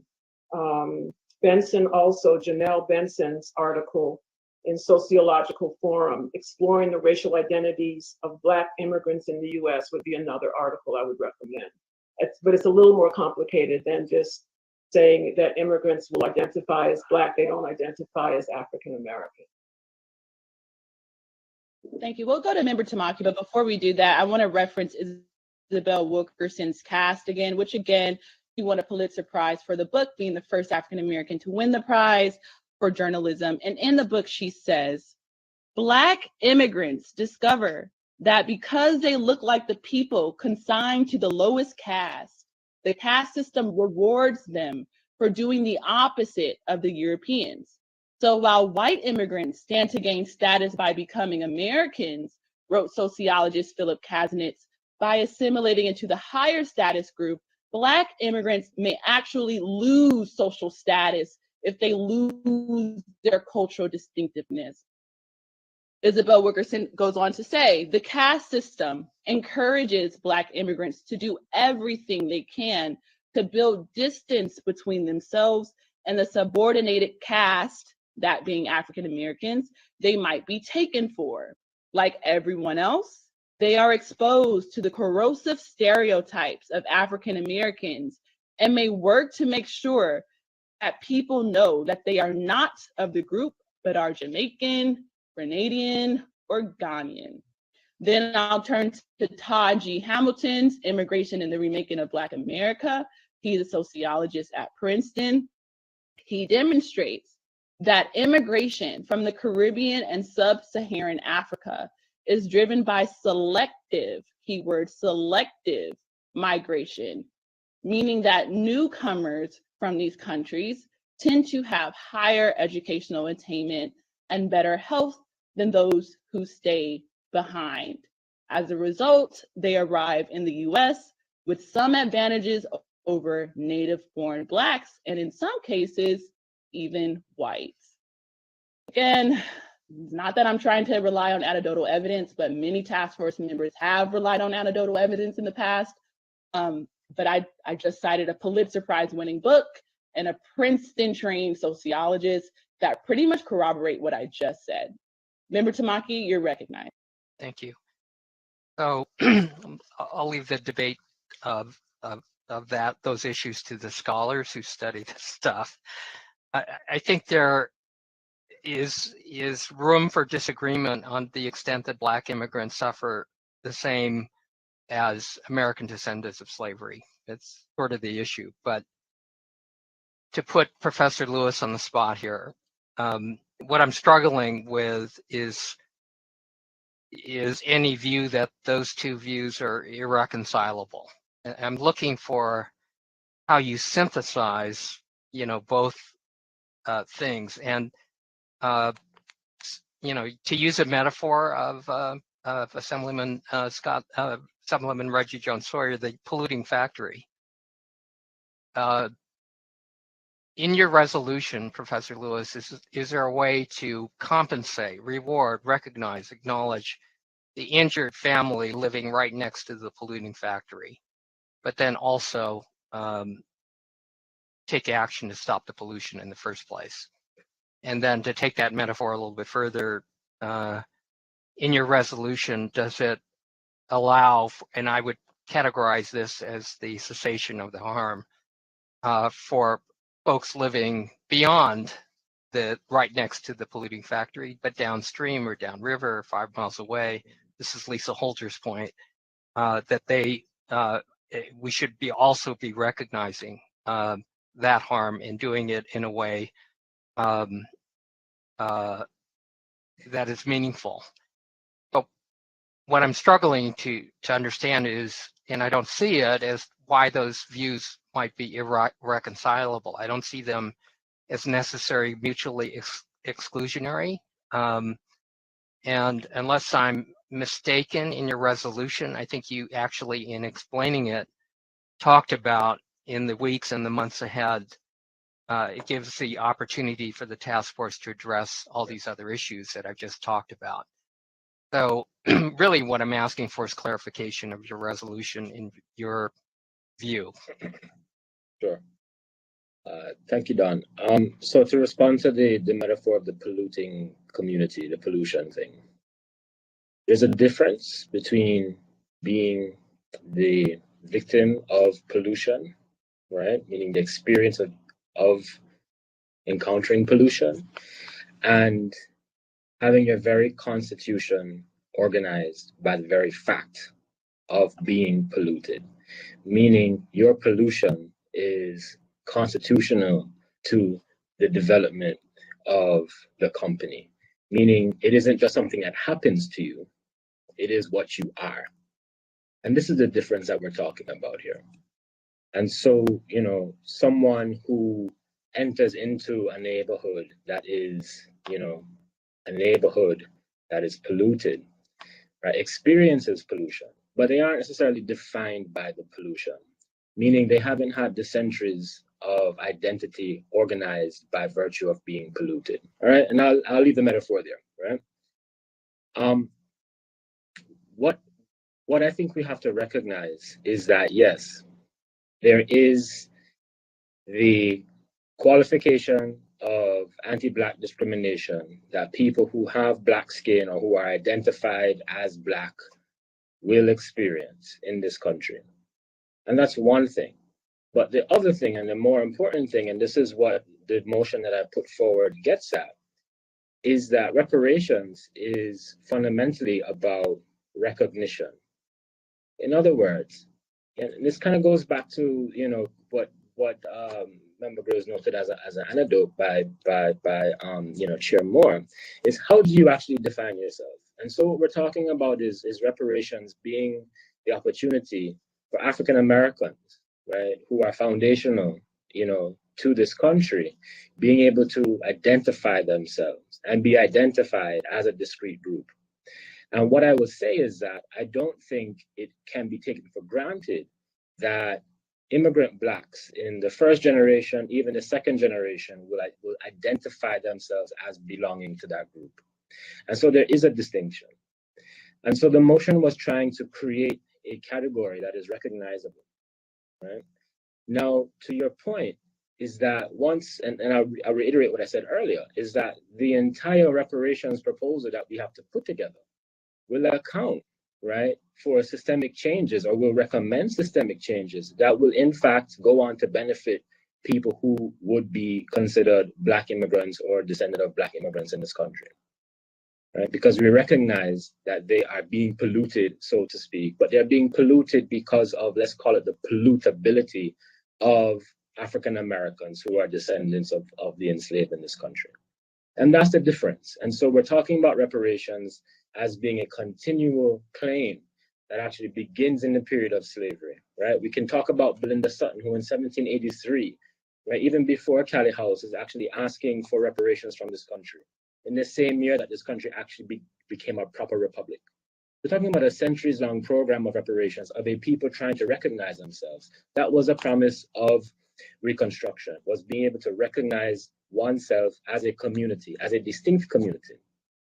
And so the idea of trying to create this all-encompassing Blackness is actually the reproduction of what we can think of as the manipulation of the category of people who can be exploited, but that category is still always in reference to this foundational group, right, for who the whole apparatus of exploitation was developed around. And so I think the idea of again, guarding against the repetition of these systemic injuries, meaning police violence against Black people, and I use that term generally, right? The kinds of things that we see as a generalized Black injury, these things will be accounted for in a general reparations program. But when we're talking about identifying, right, a community of eligibility, what we're talking about, right, is that foundational group, the group for which anti-Black violence in this country was orchestrated against, and which the benefits of that anti-Black violence, right, were designed around, right? And so that's the difference that we're talking about here. And I get that people can get polluted downstream, but it doesn't necessarily account for, you know, what's actually happening at the source of the issue. And that's what we're trying to get at. And this is why I think AB 3121 continues, right, to anchor, you know, to that point with this language of lingering, the lingering effects. So I don't know if that's clarifying for you, Don, but you know, I think very helpful to me, actually. The entire proposal will, I believe, account for. But when we're talking about compensation, when we're talking about these direct issues, you know, we're talking about this particular group that I identified in my motion, right? Now, the hope is that once you begin to, you know, produce remedies for this group, right, what you have is systemic changes, right? But again, that's not the point of reparations. Reparations is responding to the injuries of this particular group, and reparations has to begin with a principle of recognition, which I get intent and I get legal, what have you, but there's a community who for centuries has been demanding recognition as a people. And that is, I would say quite literally, the one most important thing that they have been denied, right? This was the fear of Reconstruction, right? In my own work in Oklahoma and Indian Territory, where Black people, right, post-Reconstruction left the South and were able to exercise their autonomy as a discrete group of free people, right? Their freedoms were interfered with because of this coherence of their identity. And because with that coherence of identity, they were able to mobilize political will and political resource and economic resource. And this has been the biggest issue in this country's, you know, anti-Black, you know, policy, has been the undermining of the self-determination of African Americans who come out of the principle, the practice of enslavement.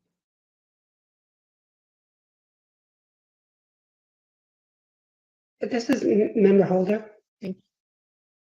Member Holder, you're recognized. Thank you. Just to jump off on what Dr. Scott Lewis just said, there's a mobilization and galvanizing the people. There's a practical side of this, and honestly, I think the legislators on this panel are the most familiar with this practical side. But the practical side is that we have to build consensus, right? That's ultimately what's going to get us over the. We have to build consensus among the people. And if there are 2.6 million Black people in California, and we just right off the bat just wipe out 30% of that, that is going to create division among the base. We need to galvanize the base, and that is Black people. We can't go into this reparations proposal without having all African Americans in California behind us. And there is no doubt about it that if we just eliminate 30% of that population right off the bat, that's going to create division, that's going to undermine consensus, and that's going to undermine the success of this policy. We have to make sure that we are focusing more on belonging than otherizing in order to build consensus. Member Holder, I just want to say, you know, if the task force goes with a race-based approach, what I believe you propose, that will promote fissures in the Black community as well. Because if you realize, I just wanted to make that clear, either way, there are going to be some unhappy campers, and it's, you know, up to us as a task force to mitigate harm, understanding that under international law, reparations and reparatory justice is supposed to be a victim-led process and a victim-oriented process. So, you know, with the proposal that I believe an advocate for in terms of a race-based approach, that is going to aggrieve the victims of the institution of slavery, which are the direct descendants of the enslaved people in the United States. To overlook that, I think, is very inappropriate, and it goes against the spirit of the law as written. That's why you have a special consideration for the descendants. It doesn't feel like special consideration that covers at all. That's what covers that issue. You give primacy to that group. That's how you build consensus. Not what the law says at all. Member Gross, you're recognized. Yeah, and I was just going to add that we don't know what the lion's share of Black folk in California think about this. What we know is what we see in the chat and who shows up for public comment. And that's one of the reasons that the listening sessions and the survey are going to be so instructive, is that hopefully they will, through their networks, be able to reach a broader cross-section of Black folk who haven't been coming to listening sessions, who can't take time off from work to be in this all day long, who are not members of organized bodies that have a particular perspective. We don't know what the rest of Black California thinks.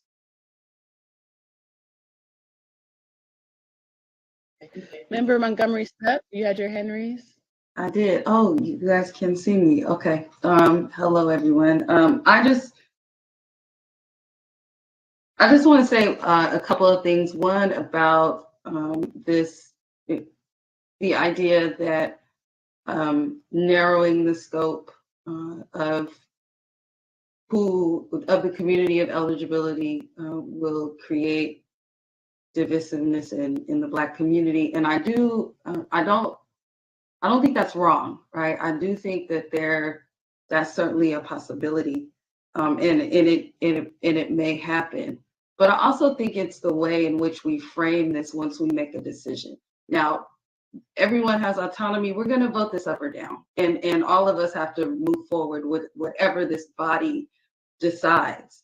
But the way that I think about it, and I'll speak a little bit about just having to, take laws through a certain process.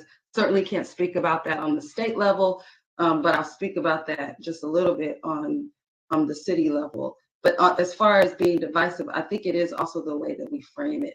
I think that moving forward with a reparations proposal that keeps the community of eligibility with the descendants of those that experienced that original sin that occurred in the United States sends a message to me that we are moving towards the America that people talk about and have dreamed of.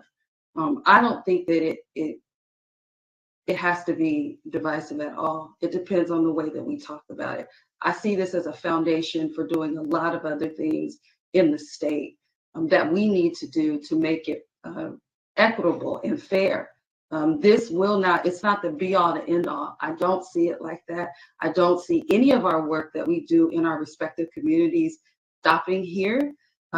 Member Holder, we can't hold a candle to what you do and what you have said, but I can almost guarantee you're still going to be in court and you're still going to be fighting Prop 209 issues, whether this proposal goes through or not. So those things will not stop. That advocacy will not stop. But the way that I'm seeing reparations and the way that we define it, I do believe that legally it has to be narrow. I do believe that. I also just, from the political perspective, would love to hear from the more, because the way that I try to approach issues, especially as controversial as this, I'm going to people that may not agree with just the concept in general. If I give them a way out by not making and presenting a legally sound proposal, if I give them a way out, that they will take that way out. And my concern is that if we do not present a proposal that is lineage-based, that anything race-based is there is on its face, a legal way out of supporting a proposal like that. So this is very tough. It's a very tough decision. It's why we're here. I don't think that the phrase of special considerations for African Americans or proposals for African Americans with a special consideration is unambiguous. I think we would need to go to the legislative intent. Part of that record has been made here in this meeting and in all of our meetings. So I just wanted to say those two things. Like, I think that whatever we decide, we have to frame it appropriately so that we keep people on board with what we're doing, because this is not even half the battle. We have to get this through a legislature, and this is very controversial stuff. So thank you for letting me speak. Thank you, Member Montgomery Stat. Is there any more discussion on the motion? Is there any more Madam discussion Chair, on the motion? Madam Chair, Madam Chair. Chair Brown, you're recognized. Yes, someone Madam is Chair. muting me. Vice Chair Brown, you're recognized. Yes, you're recognized. Hello? Can you hear me? Vice Chair. Yes, you can speak. Yes, sir. Are we at the point of ending debate?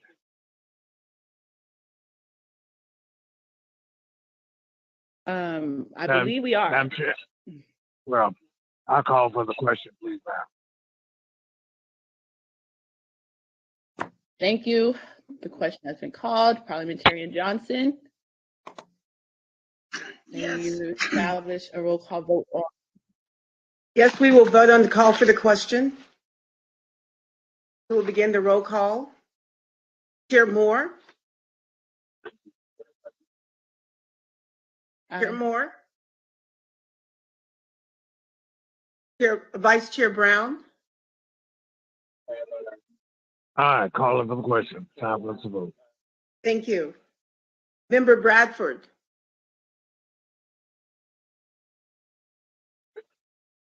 Member Bradford.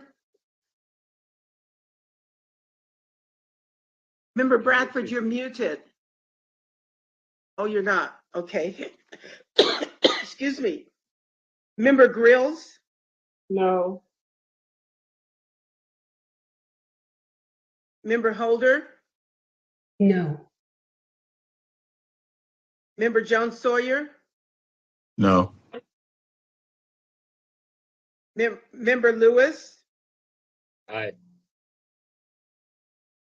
Member Tamaki. Abstain. Member Montgomery Steph. Aye.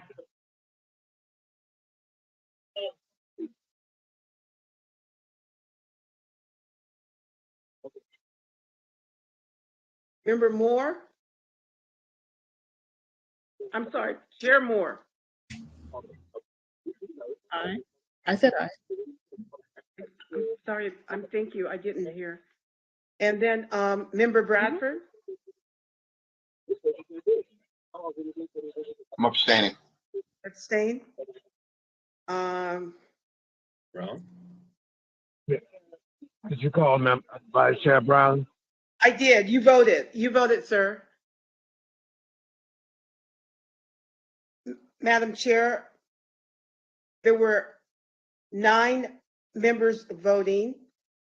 There were 4 ayes, 3 nays, and 2 abstentions.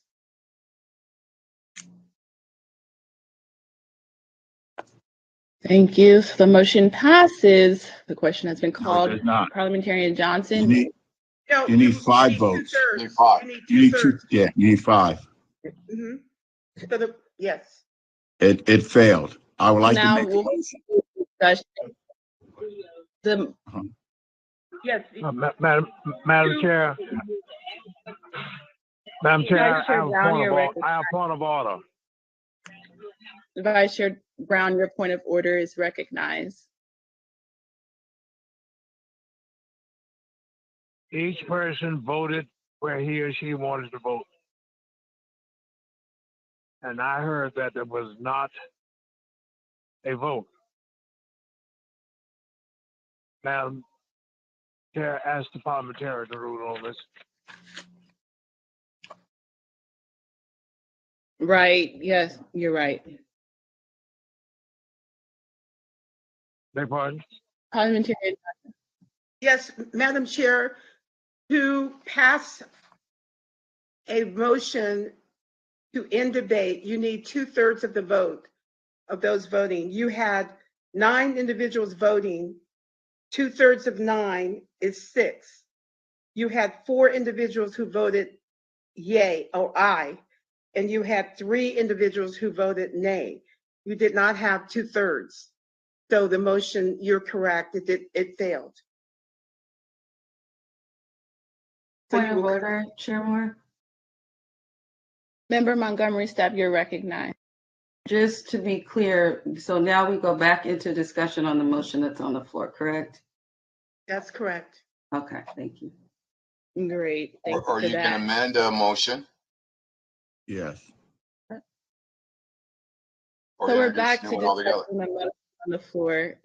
So we're back to discussing the motion on the floor.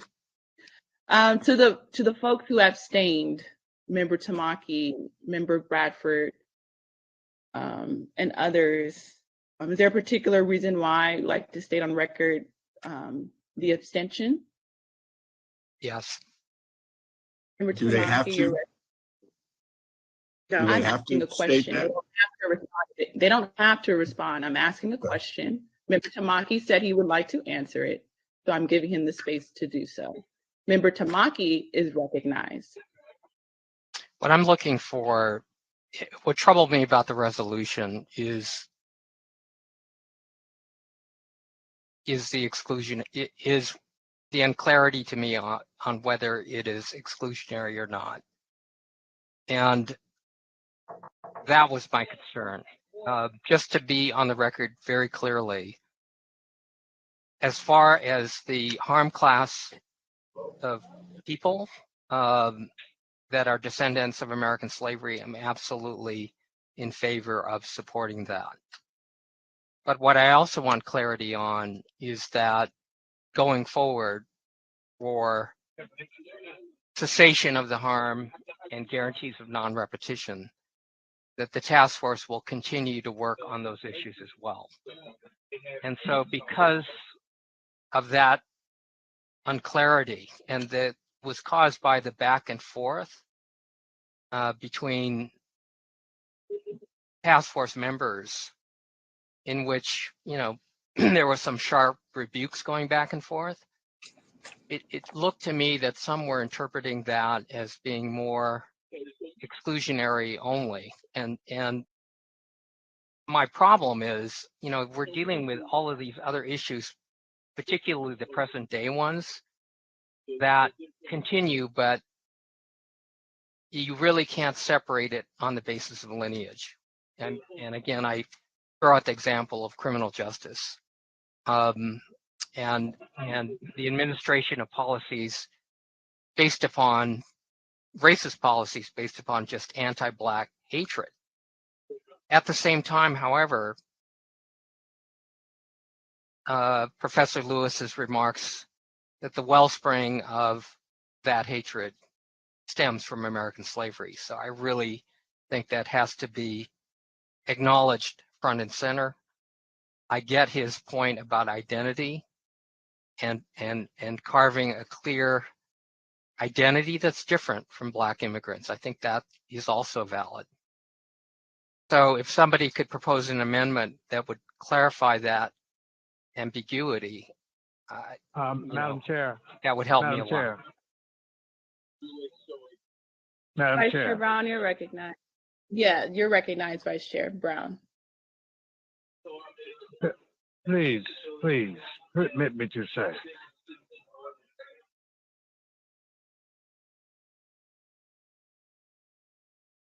Vice It Chair is Brown. very clear.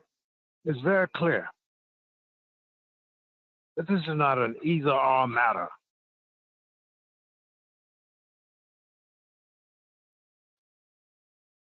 However, at this juncture, what we are dealing with,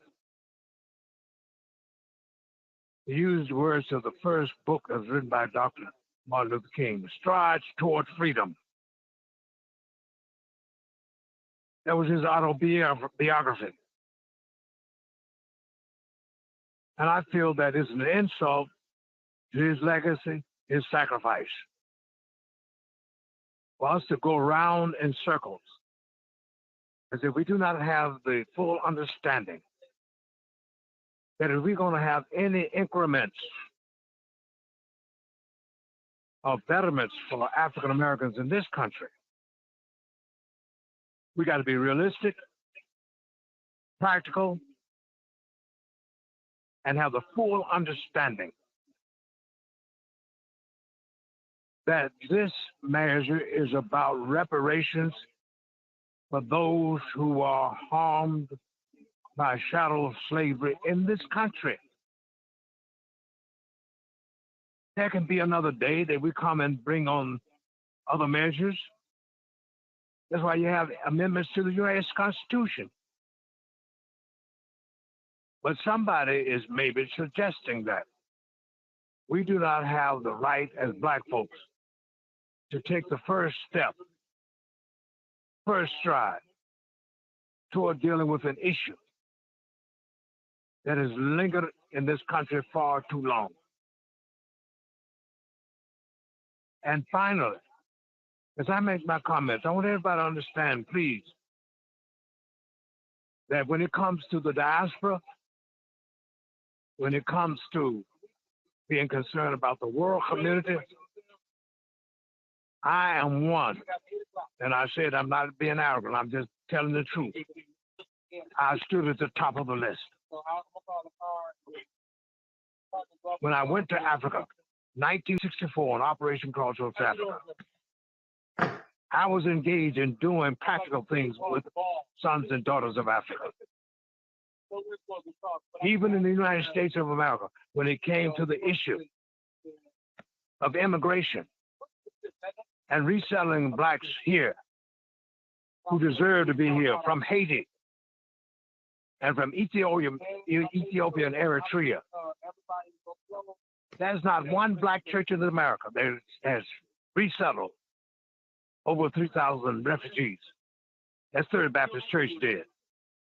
So people are missing the point when they are suggesting we are being divisive and we're not concerned about Black folk. That's not the issue. But we are concerned about the practical step to get something done for African Americans. They want us to be permanent bottom caste. No that is what they want. None of us all things at all times in this earth as human creatures, mortal persons. But I'm saddened that it appears that there is a feeling that we can't take the first step. And finally, again, I say, as a Baptist preacher, why set up ourselves to be involved in a legal battle? And we know very well in the state of California, because of Proposition 209, which has not been repealed, you cannot have race-based activities or legislation. So are we going to be a friend to the enemy? And Bradford and Jones Sawyer know this. That's the basic question. And I appeal to us. Be realistic and show we're concerned about making the first step toward this issue of reparations in the state of California. Thank you. Thank you, member. Thank you, Vice Chair Brown. I think the other comments I want to say in terms of guarantees of non-repetition, and I hope that this provides some clarity for folks who abstain, right? But the logic around guarantees of non-repetition as it pertains to the institutions, right? The state harmed direct victims, that being freed African slaves and their descendants.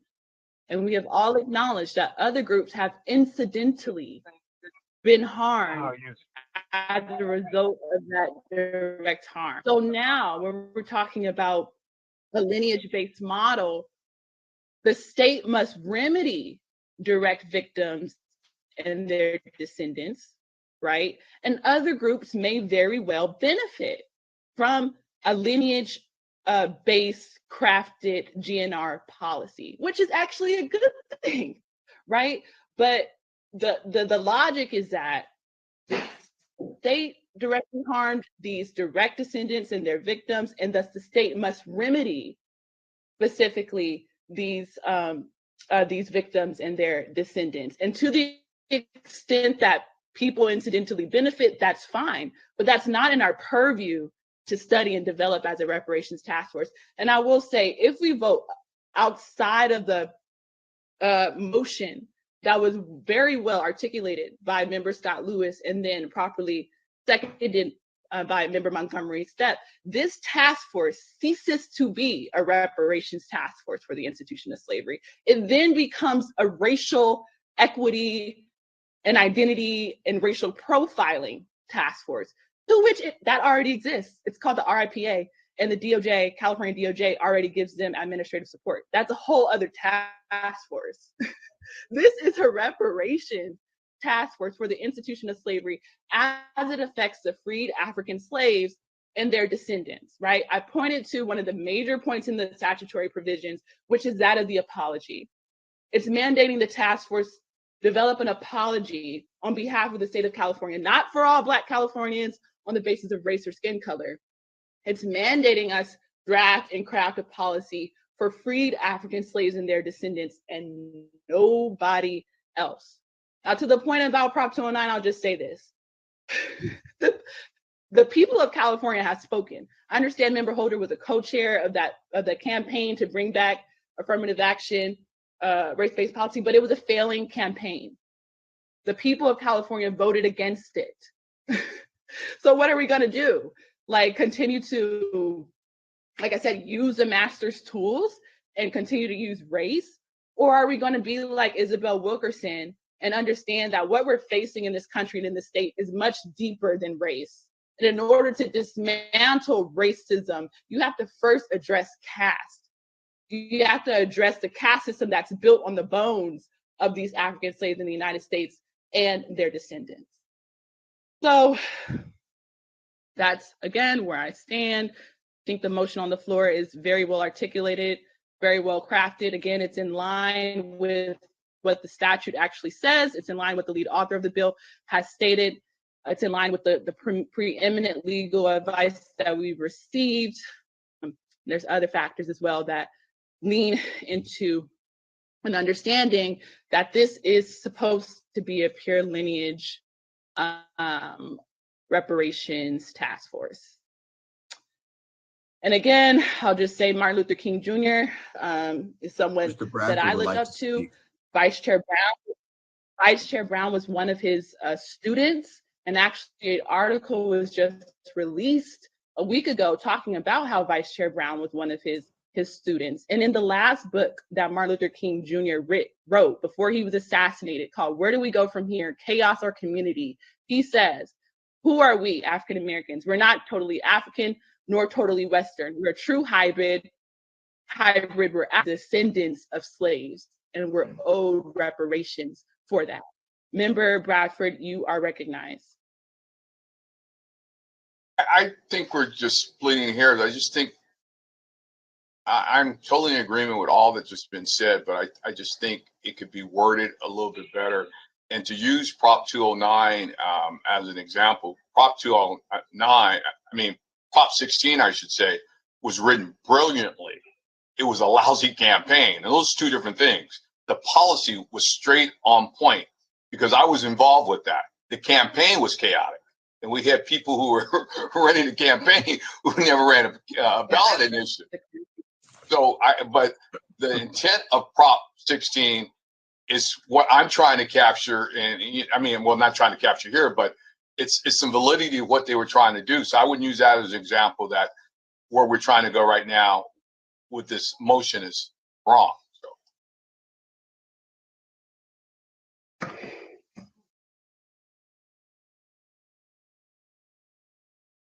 No, that wasn't to offend anyone in particular. It's to note the campaign failed. The people of California have spoken. on that Campaign did particular fail issue. because it was poorly ran, but it wasn't on the policy why it failed. That's far different a lot of times for folks who haven't been involved in campaigns. You can have an excellent candidate and a lousy campaign. There's not one to Duly say. noted. Duly noted. Thank you, Senator Bradford, for that distinction. Is there any other discussion on the motion? I'm raising my hand. Member Holder, you're recognized. What I'm hearing, and I heard this specifically from Member Tamaki, is that we want a motion that is more satisfactory and clear on the issue of whether one group is being excluded or not. So I think the motion needs to be amended. And I think until the motion is amended, people are going to be struggling to vote for it. So I would recommend that we use the benchmark that the economists have already established, which is that there are 2.6 million African Americans in the state of California. And that should be the benchmark for calculating reparations.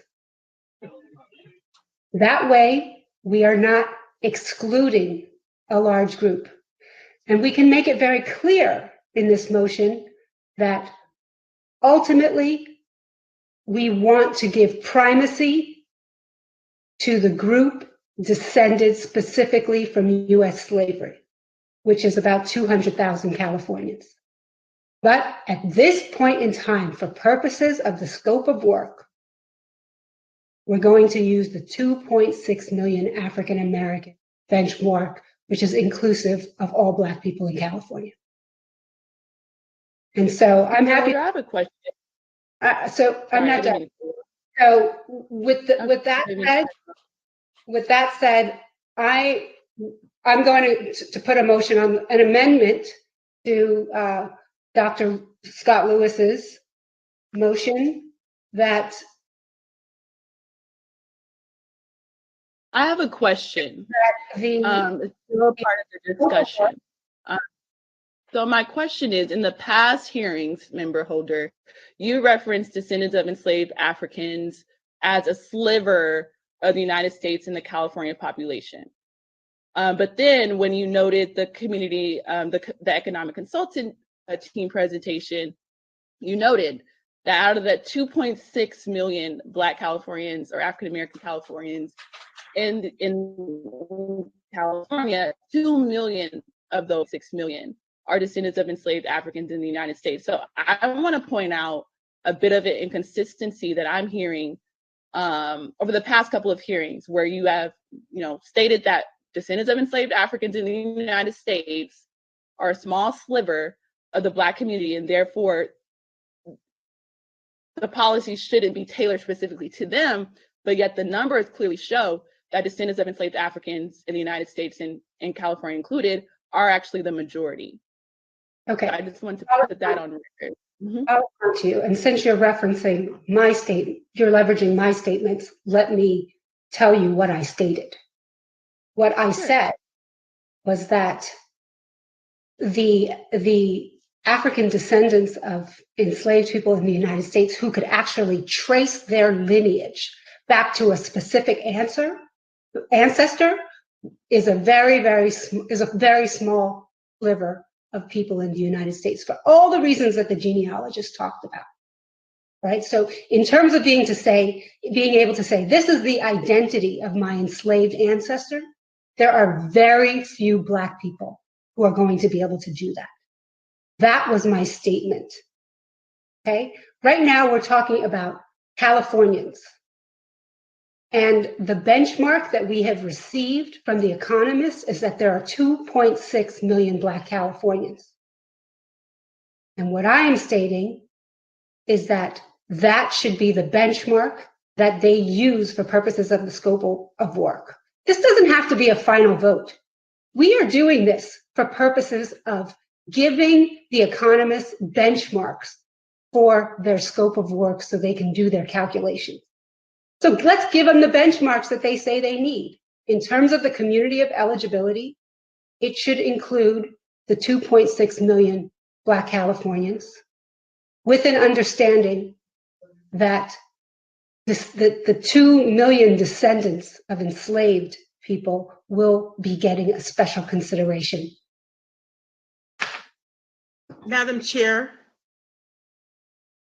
this is Jaretha, the parliamentarian. I just want to point out that was not, if we have a motion on the floor that needs to either be amended or it needs to be voted on. But action on that motion needs to take place so that you can move forward. And I don't know if Member Holder was amending the motion. She didn't state it in that form. No, Yeah. she was addressing a question that I asked her before she started to amend the motion. I'll speak for myself, parliamentarian. I was attempting to amend the motion. Maybe transactionally I didn't do it correctly, but that is my attempt. So maybe you can help me, parliamentarian, craft this amendment to the motion. Well, if you're amending the motion, we need to have the motion before the House so that we can see what you're changing. Are you seeking to add to what is already written or subtract some language from there? I'm not sure what part of the motion you're seeking to amend. Okay, we need to pause, right? We'll get to Member Holder shortly where she can do what she'd like in terms of amending the motion, but there's still discussion that needs to happen on the motion that is on the floor. I'd also like to put into record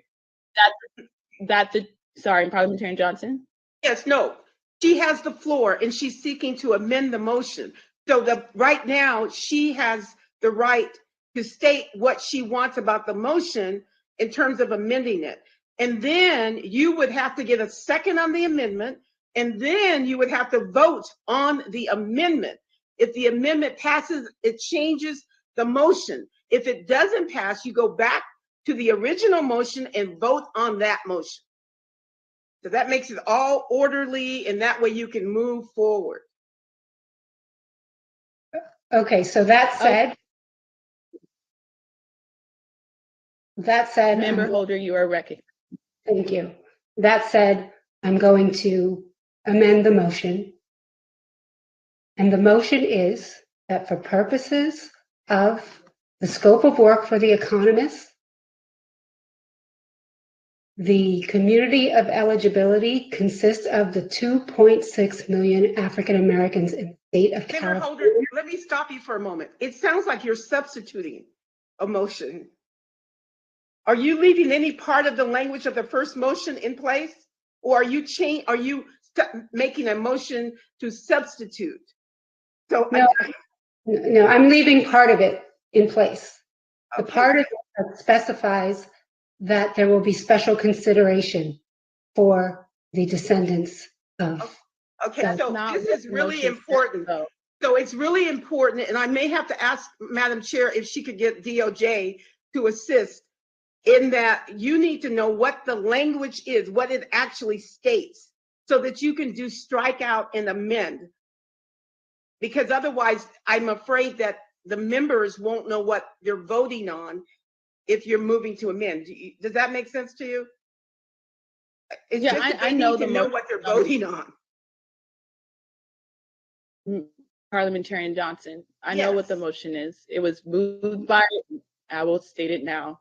Okay. It was moved by Member Scott. Motion is that the community of eligibility be prescribed to to descendants of enslaved Africans in the United States, and to the descendants of those who are whose ancestors were African American and were here prior to the 20th century.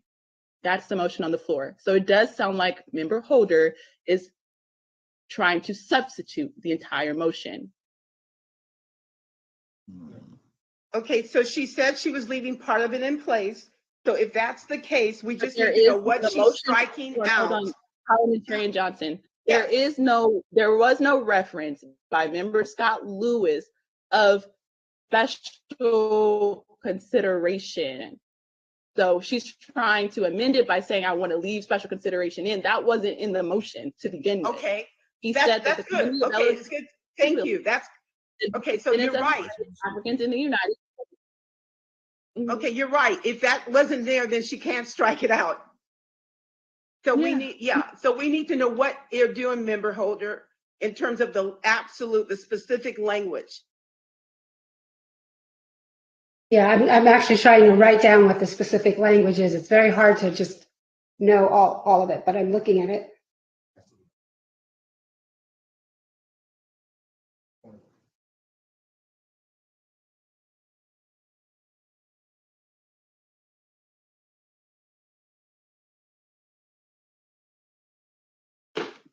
So can it be crafted, can it be amended by saying that the community of eligibility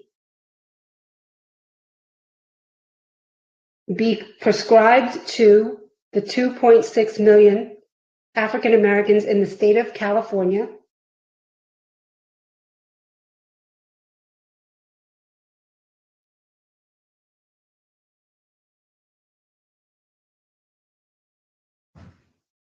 with a recognition that the descendants of enslaved people in the United States will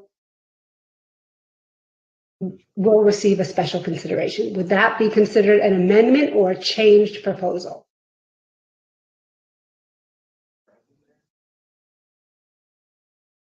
Sounds like a changed proposal to me. Yeah, it's hard for me because I don't have the original language, but it sounds like you left, that you struck the first part of the motion. I'm asking if DOJ can put that on the whiteboard or something so that you can see the language, so you know what you're striking out. Is that possible? Parliamentarian Johnson, are you suggesting that we put up some sort of slide for the task members to see that contains the language of the motion that member Scott Lewis proposed? Yes. And that way, when the amendments are made, that they know exactly what they're striking and, adding, so we can see what it is that, that they're proposing as an amendment.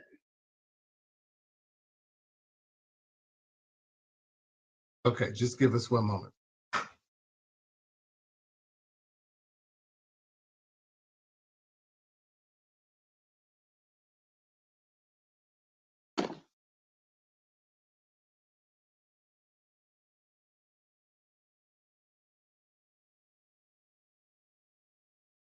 While we wait, I also just want to put in the record that all the genealogists at the end of their presentation, even the ones who in their presentation initially spoke about the difficulties of a genealogical approach and even spoke against it in some ways in their presentation, at the end of their presentations, when I asked them, what would you go for in terms of lineage or race? They all said lineage. Even Tony Burrows and Dr. Antoinette Harrell and Dr. Robin Semple, who were the ones who showed the most hesitancy about a lineage-based approach. At the end of the day, though, they all said, a lineage-based approach would be the best way to go. And particularly, I think Tony Burrows even cited the statute, AB 3121. Putting that on the record. And I'd like to put something on the record. With all due respect, that was a false dichotomy. And many of them were hesitant to be hemmed into a false dichotomy. Because I think most of the comments of those who were hesitant was that this is a harm-based issue. But if you're saying that with a gun to my head, I have to choose one or the other, I'll choose lineage. So, I don't really see that as a strong point in rebuttal. Madam Chair, could you ask? We need to be careful about the language we use That's a very inappropriate analogy. Madam Chair? Parliamentarian. Yes, you're could you recognized. ask, thank you. Could you please ask Member Lewis to restate his motion? Member Scott Lewis, you can restate your. Member Scott Lewis, would you like to restate your motion? Slowly. Thank you.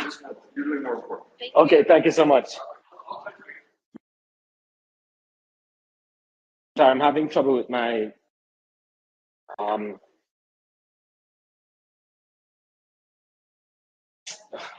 hello, you want me to restate the motion? Is that what you asked?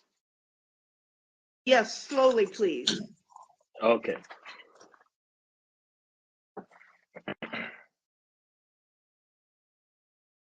So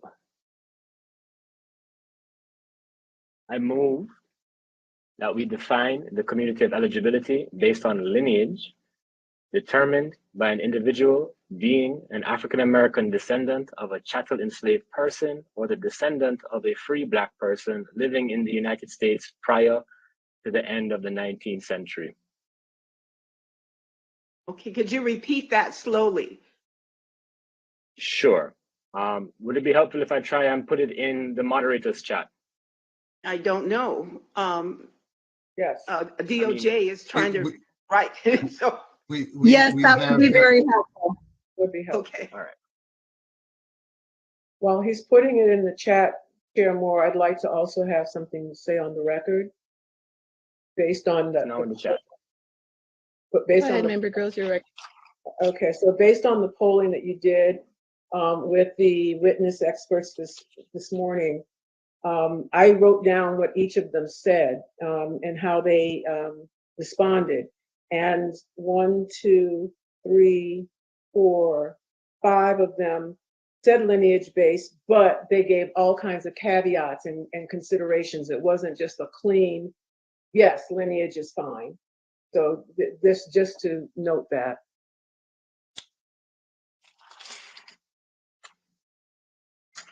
Actually, 6.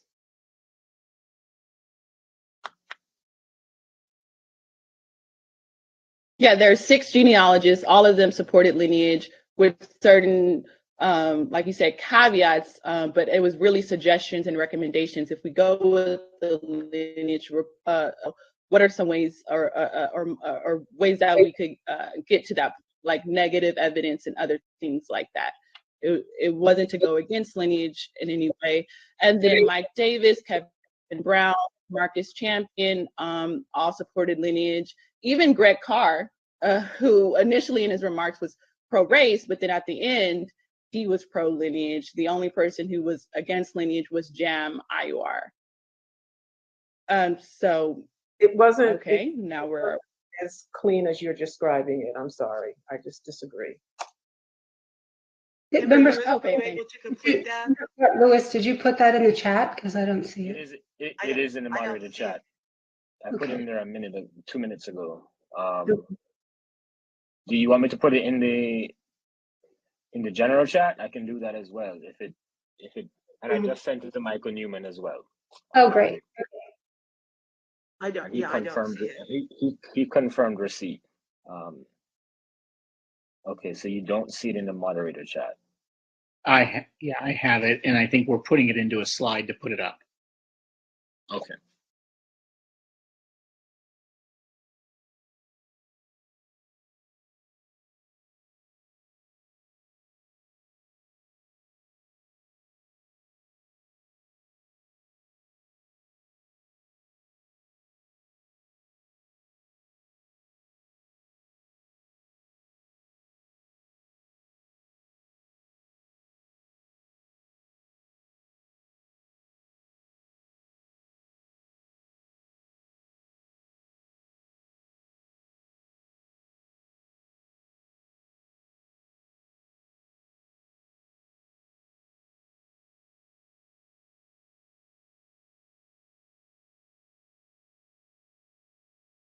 Okay.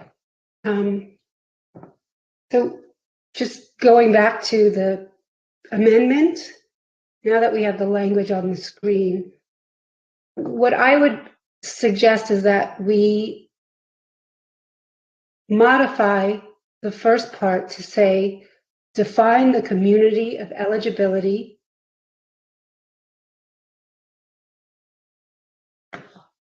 to be consistent with the 2.6 million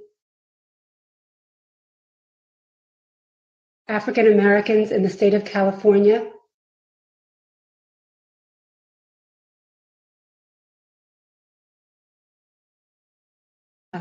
With an understanding that there will be special consideration.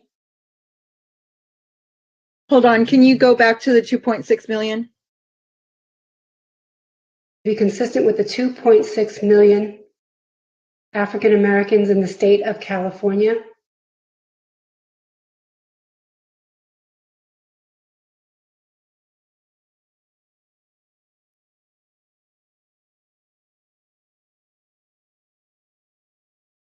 With an understanding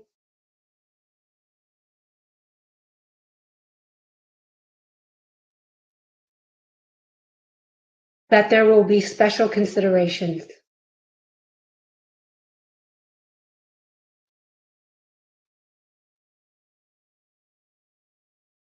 And then just go to where it says determined and use all the rest of that way. Determined by an individual being an African American descendant of a chattel enslaved person.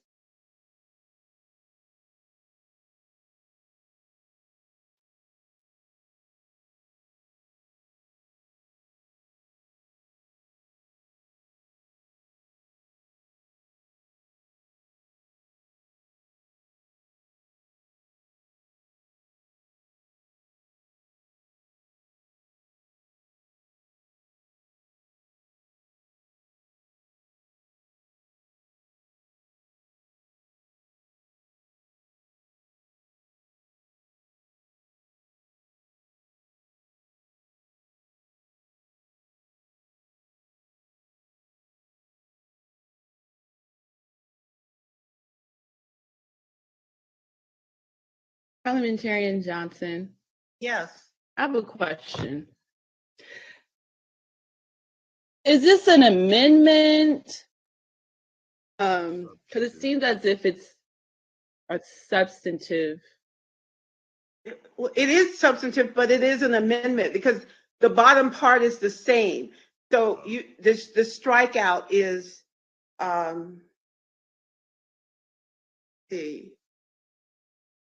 I think it was actually, I'm looking, I can't. The word lineage. Define the community of eligibility based on lineage.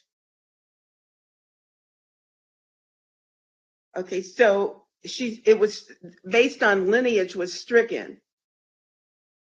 And then it was in the following language was inserted after eligibility to be consistent with the 2.6 million African Americans in the state of California, with an understanding that those will be special, that there will be special considerations determined by the individual. So it is an amendment.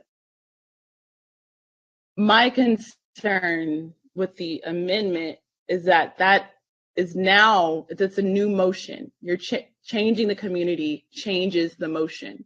Well, yes, that's what an amendment, that's correct. Okay, I just wanted to, okay, just to be clear, just to be clear for the public, the first motion as articulated by Member Scott Lewis and seconded by Member Montgomery Stepp is a lineage-based. The second motion as amended by Member Member Holder is a race-based standard.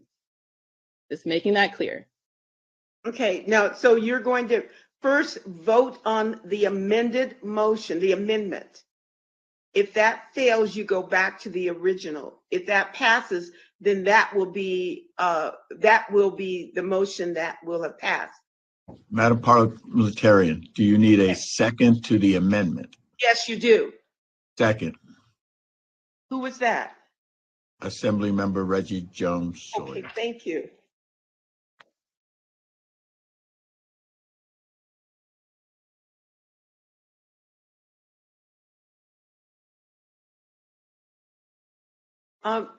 Help me understand, could the word lineage still be used in the amended version to determine by individual with lineage to African, to not throw that in there and still capture what you want? No, Madam Chair. Madam Chair. And Vice Chair Brown, you're recognized, Vice Chair.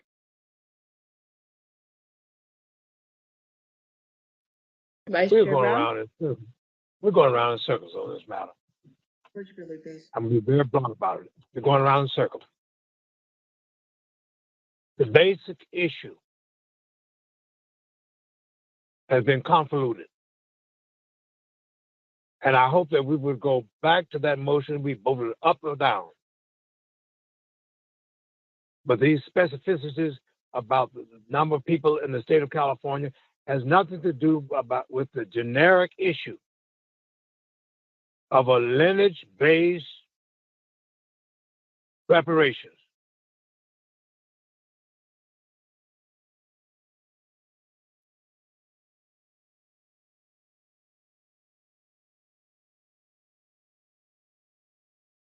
Hello? The question that was raised was whether or not you could include the phrase based on lineage determined by an individual. I was going to make a suggestion, line 1, 2, 3, 4, which says special considerations determined by an individual. This is for the maker of the amendment. Can you put special lineage considerations determined by an individual? Or is that That's fine. I think we can, that makes sense.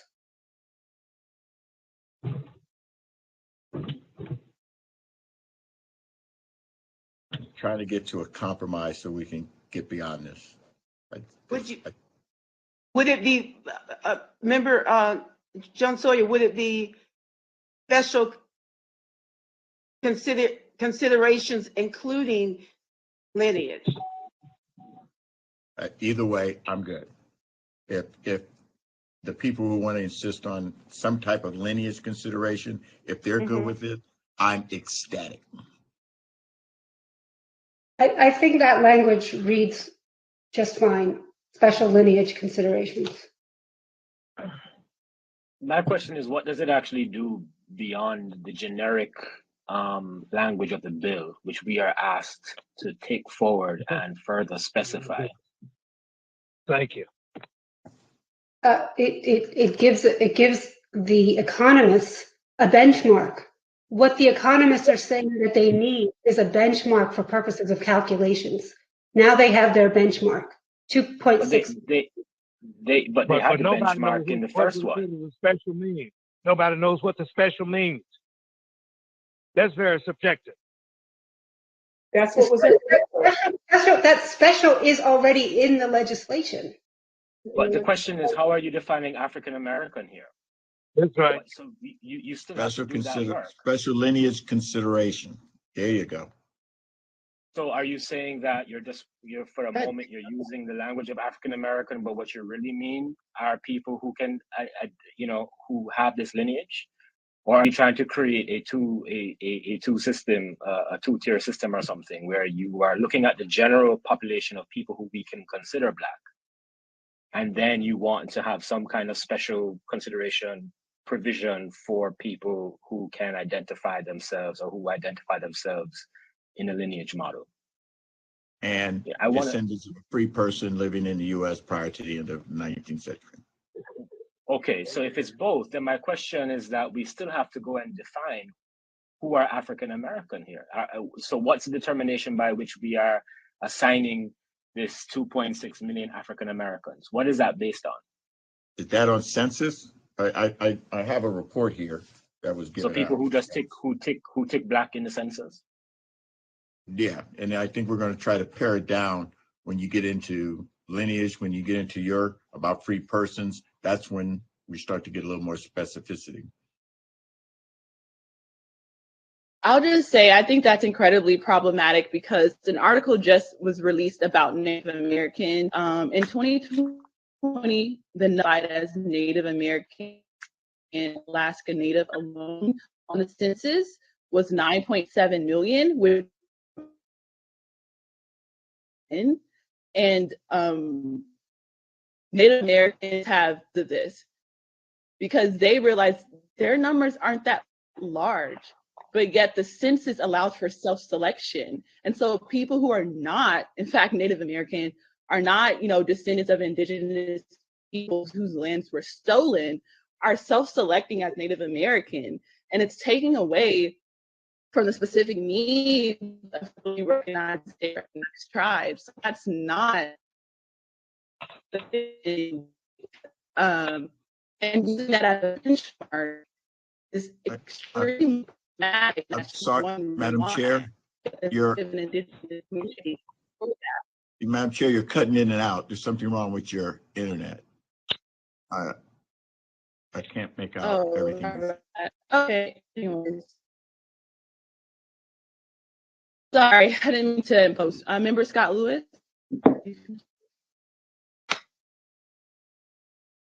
No, that's fine. Go ahead. Can you hear me okay? Yeah, I was trying to get some clarifying terms. I just wanted to.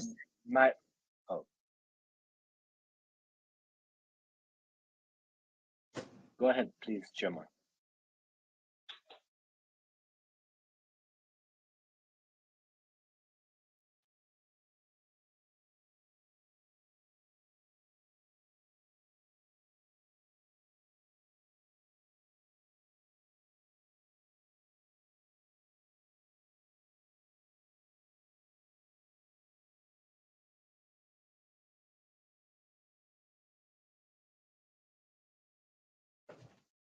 Did we lose the chair, or am I?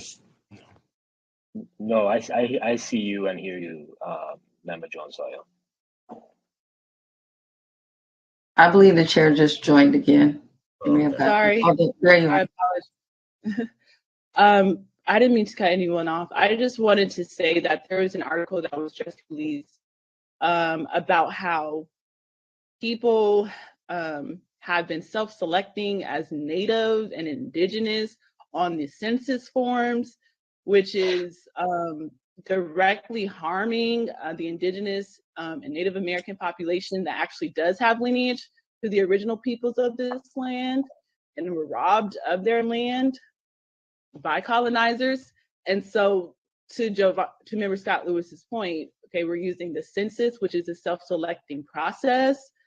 That in and of itself as an initial benchmark is problematic in and of itself. I'll just stop there. If I can say something, I think when you say the 2.6 million African Americans in the state of California, that language is self-evident. You have to have benchmarks at some point. The economists have told us that there are 2.6 million Black people in the state of California. There's no reason to continue to parse that language. It is self-evident. The economists gave us that benchmark. This is supposed to be about creating a scope of work so that the economists can move forward. As I said, this does not have to be a final vote. We've been told all along that the urgency today is to get benchmarks to the economists. That's what this vote is about. Would not the 2.6 million capture all the individuals that Dr. Scott Lewis is trying to target? I mean, doesn't that capture everybody in the lineage base? Wouldn't that capture them? Giving them special consideration first on the food chain for reparations, and then, desegregating out after that. I just want to be clear. You're the maker of the motion, so I just wanted to make sure, amending that, does that not still capture all the folks that would fall under lineage base?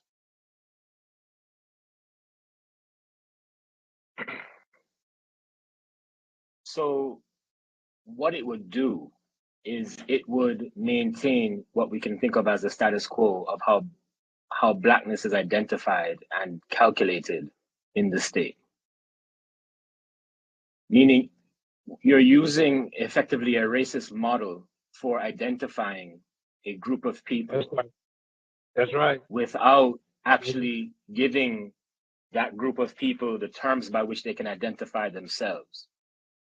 And so in principle, you know, the question you pose, you know, it's one that I really can't answer, because to say yes would mean that I am also subscribing to that model, and I don't.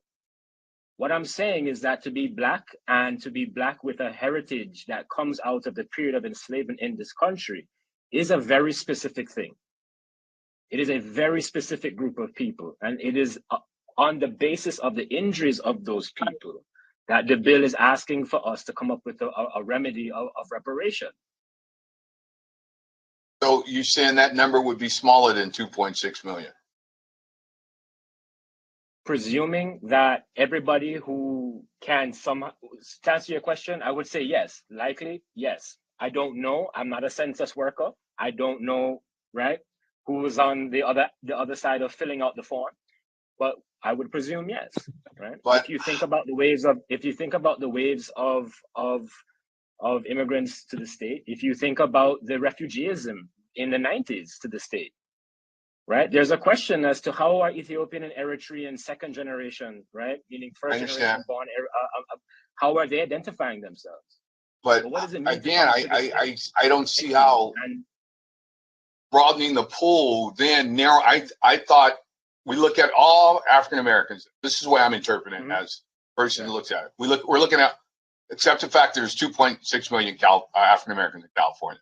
Of that 2.6 million, we will give special consideration to those folks with special lineage consideration based on your language. Again, does that, you know, of African American descendants of slavery, does that not capture? So to go back to my original point, when I asked Member Holder about her amended motion, we have her amended motion doesn't actually do any further clarifying work. The AB 3121 introductory language already says African Americans with special consideration. If that were the definition, then we wouldn't be asked in the following lines to actually identify who's eligible. So that means that the expectation of determining eligibility moves past just that generic language of African Americans with special consideration. Because if that were the task, then we wouldn't actually be asked to identify who is eligible. So my view is, well, okay, I understand what you're saying, and I understand the logic. If you just say all Black people, then yes, logically, within all Black people, the universe of all Black people, there will be lineage-based Black people, right? To use that language just conveniently. The point is that the job, right, is to go and actually define. So if Member Holder, or if you, Senator Bradford, explain to me what special consideration actually means, right? That would actually give me some sense of what is being proposed here. But what's being proposed is simply a reproduction of the generic language, which is only the starting point based upon our duties. Okay, so then my question for you, since you've been interfacing with the economists, is, didn't the economists ask us to give them a benchmark so that they can move forward with their calculation? And isn't 2.6 million African Americans a benchmark for them to move forward with their calculations? So Member Holder, the economists, what the economists shared is not prescriptive for us in the way that we are meant to take it to make our decisions. We asked the economists for some sense of what they were thinking. Now, if we choose to take it up and to you know, move ahead with it, that is what I guess we're deliberating now. But they are not expecting us to take their recommendations or their statements of 2.6 Black people, because that's the generic recommendation. That's what's available to them. It's our job to actually come back with a more refined sense of what we're talking about. Or alternatively, we can just take what they've asked for. I mean, what they provided, but that's not what they've asked for from us. So the only reason why we have this PowerPoint, to be fair, is because we asked for it. The economists did not want to offer up this amount of information. They wanted to take their direction wholly from us and then go away. The only reason why we have this is because we asked for it, because we were unwilling to make the decision ourselves last time. But ultimately, it sounds like what you're saying is that the only decision that is available to us is an exclusively lineage-based decision. I'm not saying that's all that's available to us. Benchmark. Because you're saying that you can't use the 2.6 million as a benchmark because it's not specific enough. And so the only thing available is the lineage-based. I mean, what we are trying to do is create an amendment to your proposal, which clearly was problematic for many of us, and so we couldn't move forward. So this is the amendment. Let's vote on it. Well, no, because what I'm asking is for actual clarification of what special consideration means. So I'm not saying that the only thing, listen, I have my view. My view is lineage, right? That's why I put forward the motion.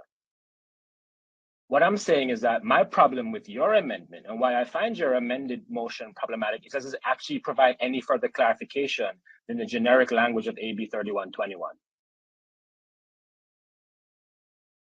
So to give you a bit of insight into the conversations that Chair Moore and I had with the economists, we were very clear to them about where we were in terms of where we thought the debate would end up with a race versus lineage consideration. So what we discussed with them and what they agreed to do in principle, if it were in fact advanced, was that we would take a lineage-based model and then apply it to the various incidences of injury in the state of California. That was one. So if we had gotten to that conversation today, that would have been what was discussed. So for example, if you qualify based upon the category that I put forward in my motion, this lineage-based model, and then you also happen to be in the state of California during the pioneer period, and then during the period of urban renewal and Jim Crow segregation, and during the period of mass incarceration, you would then have these further refinements of your eligibility. But what they wanted to know was who were the effective universe of eligible persons who could then be further defined, right? Based upon, and this is only a consideration, based upon the various incidences of injuries that took place in the state of California.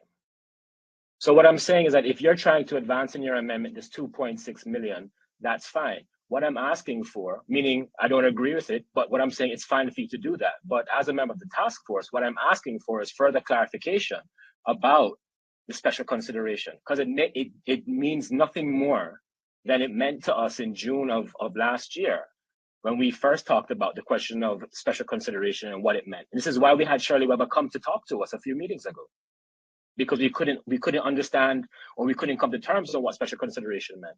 Shirley Weber came and told us it meant African Americans descended of slavery. She told us that. We asked for clarification, she provided it to us. And this is why I based my motion the way that I did. Okay, but people were not satisfied with the motion that you crafted. So now I'm trying to put forward an amendment that gives a broader universe, a more inclusive universe for purposes of eligibility. And you're saying I understand that. But what I'm saying is that the bottom line is this an amendment that we can vote on? Or is there something I don't understand that makes it impossible for this to be the amended language? So I'll repeat myself again then. The reason why I find it problematic is that it does not actually clarify anything beyond the generic instruction of AB 3121, which also mandated us with further defining the community of eligibility. What I want to know, member holder, is that when you say special consideration, what does that mean? That's right. Because if we go to the economists with this motion, how are they meant to factor in the special consideration? What does that mean? A 10% increase on whatever injury model we're creating? Is it a 50% increase of harm? And that's why, just from a practical standpoint, the lineage argument made sense to me. Right? And I'm saying this as a person, right, who really has no dog in this fight in that regard. Okay, I think Member Tamaki has his hands up. And so the point is that special consideration needs to be actually defined for it to be remotely useful. May I make a comment? Member Tamaki, you're recognized. So, I throw this out there to be responded to by Member Holder and Professor Scott Lewis and, of course, everybody else. But I'm trying to stitch together two concepts. And one is to be specific enough. I think Professor Scott Lewis has a point about not providing any greater clarity than what we had before. But then I think Member Holder has a point of leaving it broad enough that some of these other harms can be addressed. So how about this? And maybe this is too simplistic, but it starts with Jovan Scott Lewis's main motion, which let me just read it again, although it's on the screen. Define the community of eligibility based on lineage determined by an individual being an African-American descendant of chattel enslaved person or the descendant of a free Black person living in the US prior to the end of the 19th century. And then I would add, to address my concern that I articulated earlier, with clarification that such motion doesn't preclude the task force from making recommendations to address anti-Black practices and policies. And what do I mean by that? Well, things like maybe the California legislature should consider legislation to reverse the effects of anti-Black housing discrimination policies. We talked about Allensworth. We talked about many other things in terms of employment and criminal justice. So those are the kinds of things that I want to make sure that the task force is also addressing those things at the same time that we acknowledge and recognize a specific class of victims resulting from chattel slavery. Is that narrow enough? Is that specific enough? And then also create an avenue to deal for the task force to deal with these other issues.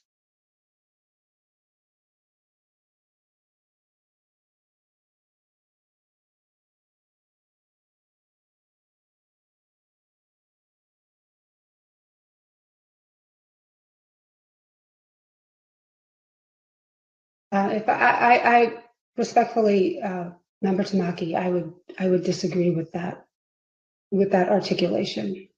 I honestly, I think that how we understand the economists. Member Holder, please, can you please stop? Can Member Tamaki restate simply what you're proposing? And then I'll go to Member Holder.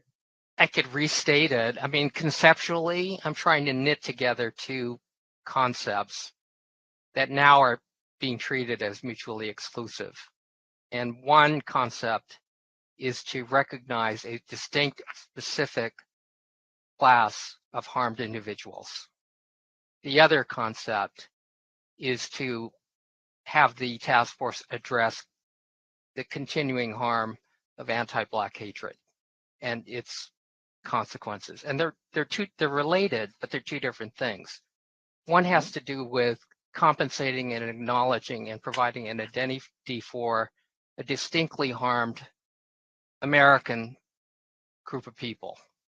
And the other one has to do with dealing with the continuing infection and pathology of ongoing anti-Black hatred, which is not necessarily lineage-based. So the intention was to take Professor Scott Lewis's motion and simply add on. And he defines the community of eligibility based on lineage to descendants of enslaved persons or free Black people living in the US prior to the end of the 19th century. And then the addition is with clarification. Again, this is make sure that it's not mutually exclusive, with clarification that such motion doesn't preclude the task force making recommendations to address anti-Black practices and policies. And again, I refer to our 600-page report that we're going to release in June. And so much of it has to do with recommendations that I hope we would make dealing with each of these subject matters of housing, employment, political disenfranchisement, and so on. Madam Chair. Yes. Madam Chair. Yes, Vice Chair Brown, you're recognized.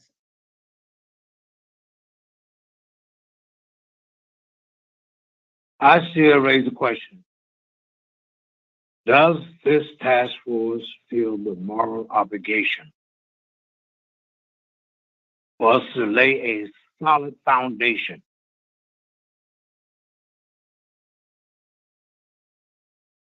or do we wish to set up ourselves with what I call cotton candy politicization?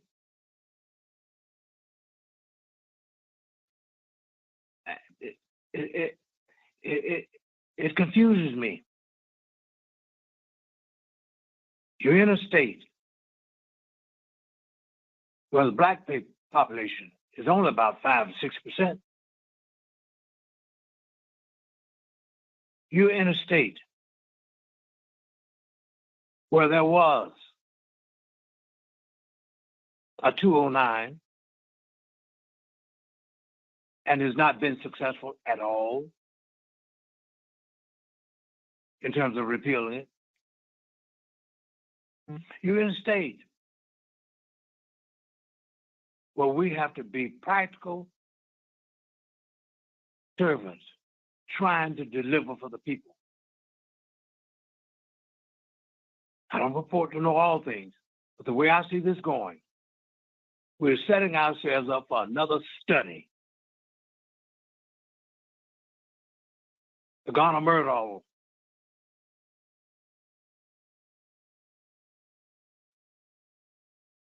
Another study.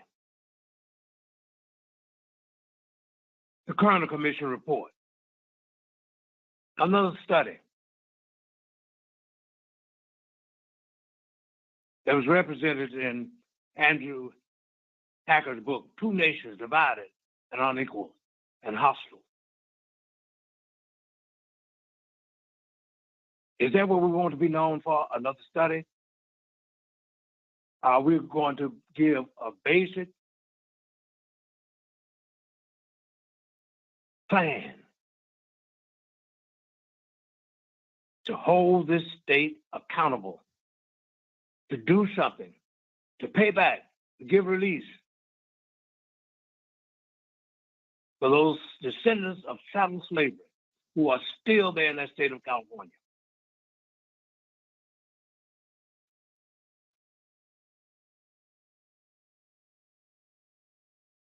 Please, please, please, I beg us tonight, take the first step. And if God gives us the grace to still be around here, get someone, raise up somebody else who will deal with the additional things that we are talking about. This is an eternal struggle. It's no sprint. It's a relay.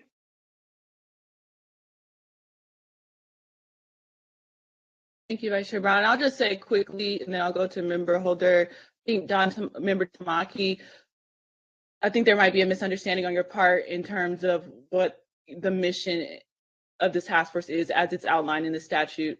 And anti-Black discrimination is nowhere in the statute. Yes, it talks about de facto and de jure discrimination, but it's talking about de facto and de jure discrimination and contemporary harms as it's applied to a specific group of people. And they do not say Black people. They say freed African slaves and their descendants.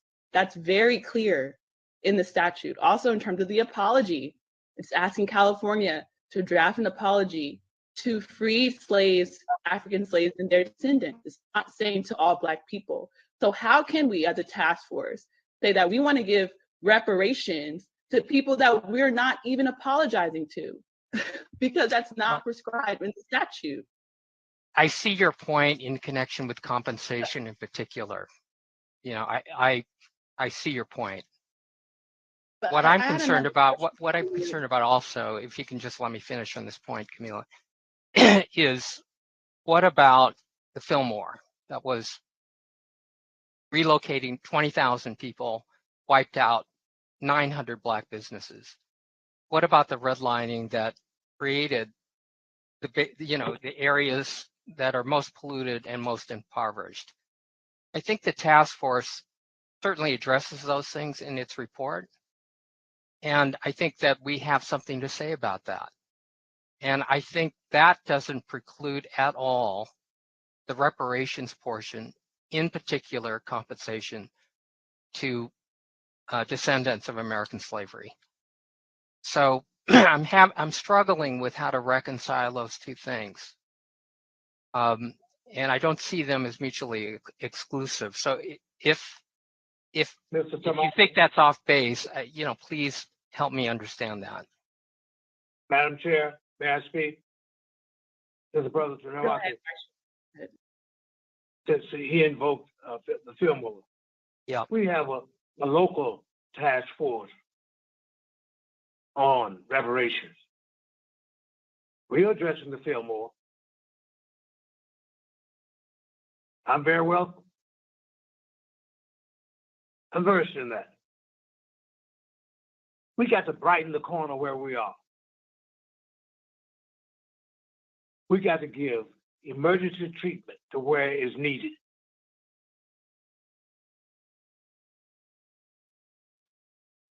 That's what we need to do.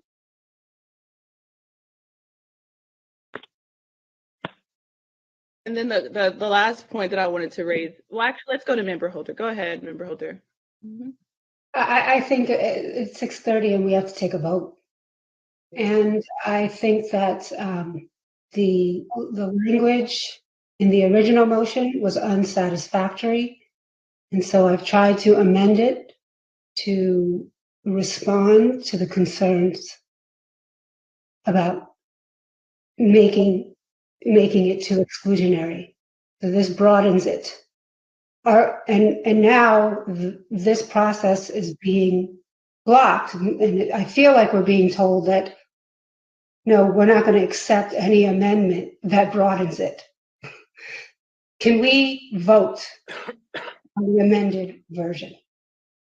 Well, for my part, Member Holder, I'm not trying to block it. I'm asking for further clarification on what you mean by special consideration, and I haven't been given an answer yet.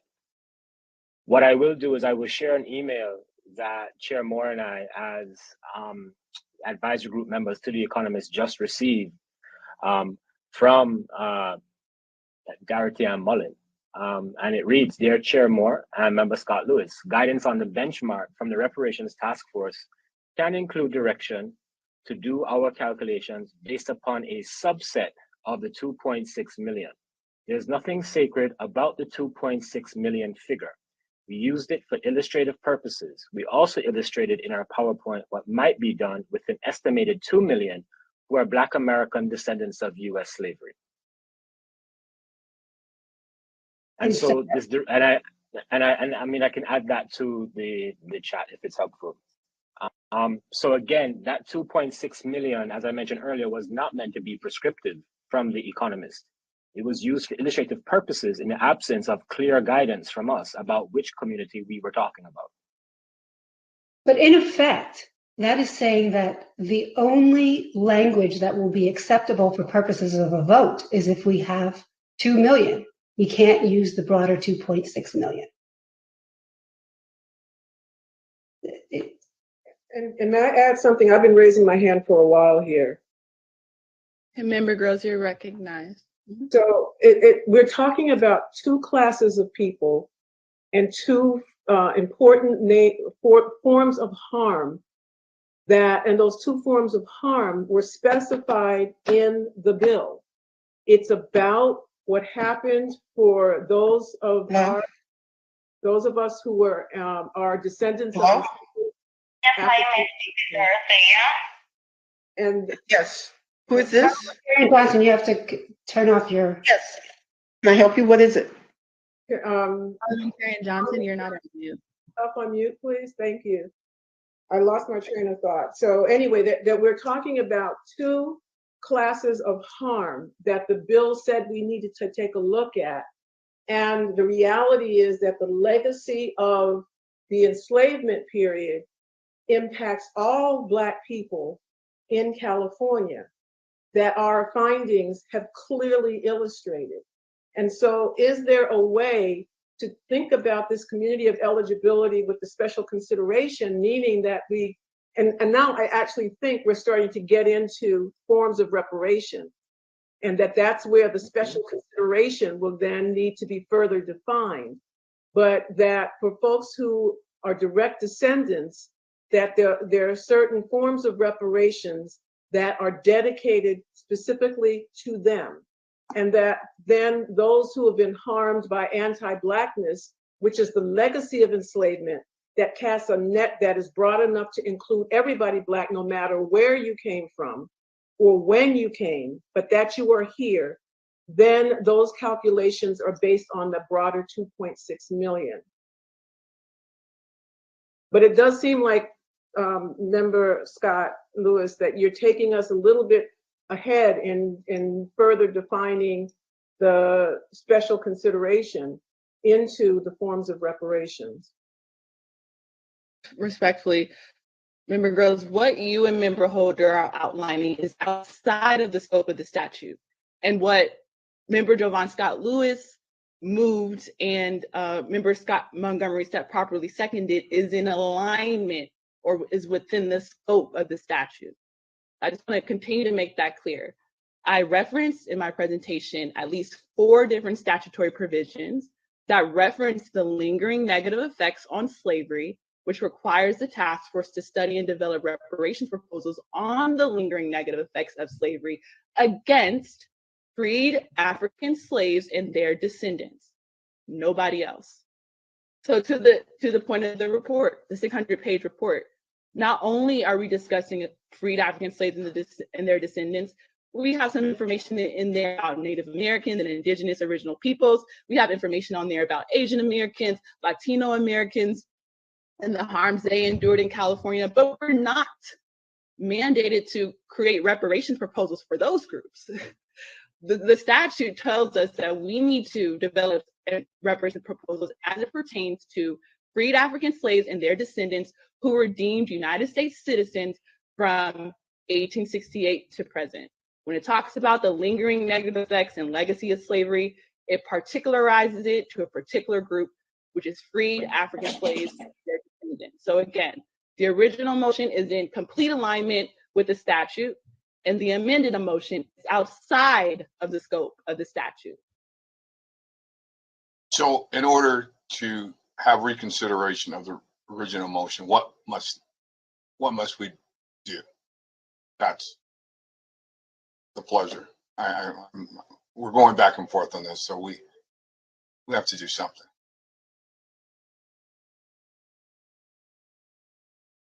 Okay, parliamentarian. I have a question for the parliamentarian Johnson. Can we call the question on the amended? Yes, you need to get a second. Did you get it? Oh yeah, you did. I'm sorry. Yes, you can. Someone can call the question. Then you would vote on the question, 2/3 majority to end debate, and then you move to the amendment. And you vote on the amendment. Or no. Okay. That's right. So this has all been a discussion of the seconded motion, Lisa. Right. Okay. So then that's why I was asking for further clarification on special consideration, because I was participating in a discussion about your motion. Understood. And I think that Professor Grills responded to that. I agree that calling for further clarification on special consideration takes us further down the line into the forms of reparations. I think for purposes of the scope of work for the economists, so that they can get going, the 2.6 million benchmark gives a broad and inclusive benchmark for beginning the calculations. I'm going to ask to call the question. Wait, did you answer the question?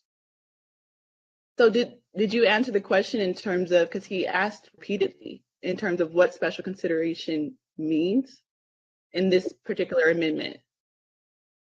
That's right, because you are using the language in your motion for defining the community of eligibility, right? So I can't be extending, my interest into actual proposals for recommendation by way of my interest in having special consideration defined when it's you who've added the special consideration language to it, which is meant to help us define this community of eligibility. So what I want to know, because you put it in your motion, is that what does the special consideration mean when you're talking about the community of eligibility?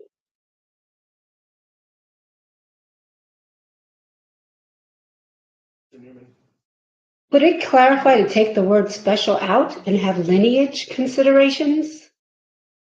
Because is it the word special that is? It's consideration. It's special consideration. Because what is the consideration around eligibility? Meaning you're recognizing that it's a thing that exists and that we may need to pay attention to. I don't know. I understand what you're saying and what Member Grills is saying, that when we're thinking about, okay, there's a portion of money that's called reparations, we're gonna give special consideration to lineage-based African Americans, right? And to refer back to Senator Bradford's comment, that may mean special consideration looks like going to the front of the line, right? To use Senator Bradford's language. But when we're defining eligibility, I can't understand what special consideration means within the very specific task of defining eligibility. I don't know what work it actually does in defining eligibility. Okay, so perhaps we can say with an understanding that there will be lineage-based considerations determined by lineage-based considerations or lineage-based eligibility. It's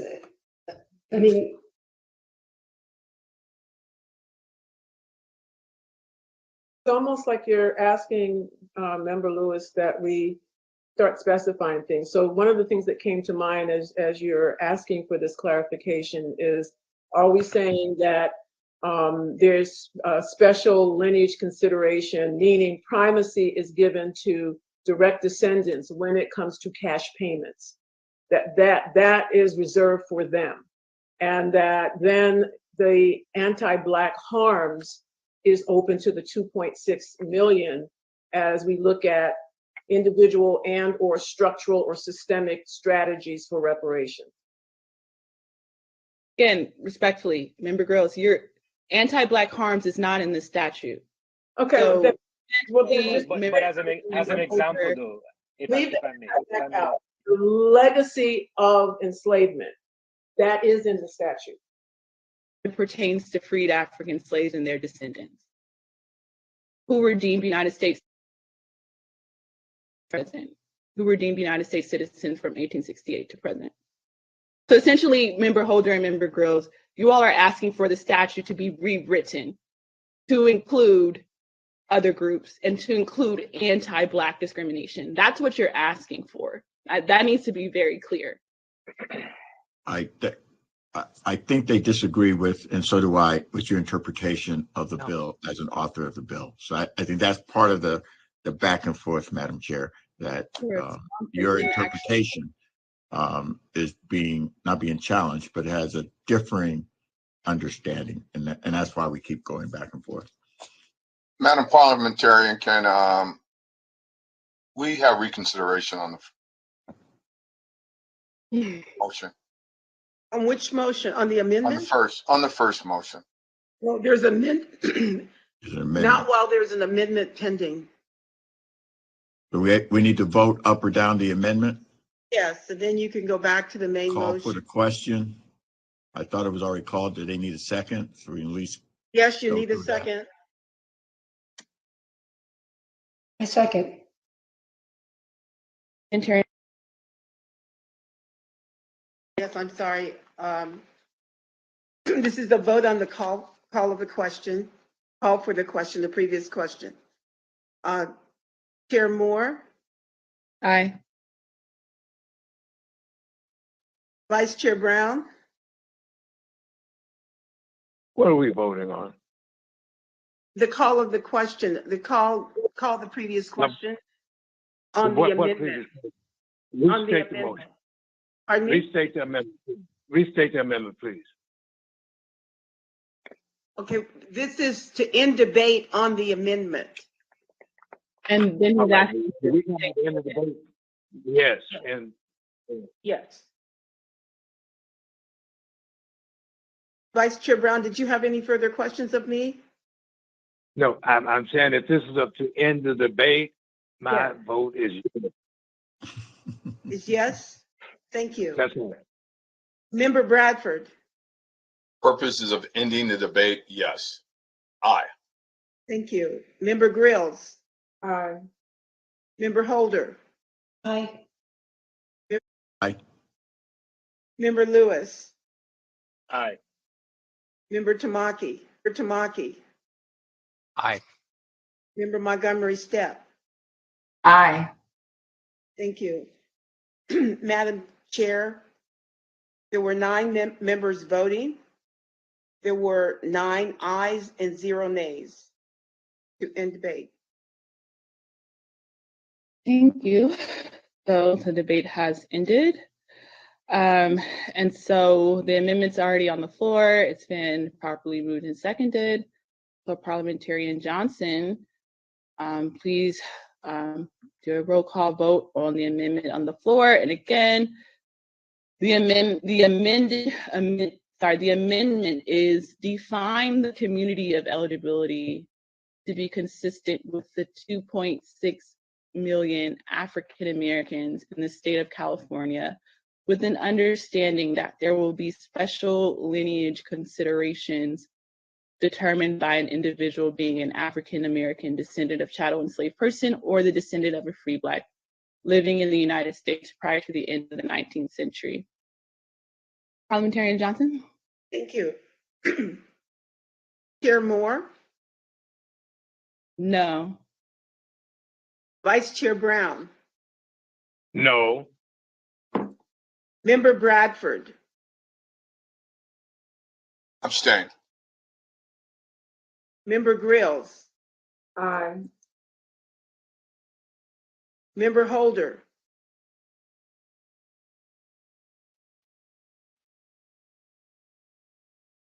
Member Holder, I can't see you. I'm sorry. Aye. Can you hear me? Aye. Thank you. Member Jones Sawyer. Aye. Member Lewis. No. Member Tamaki.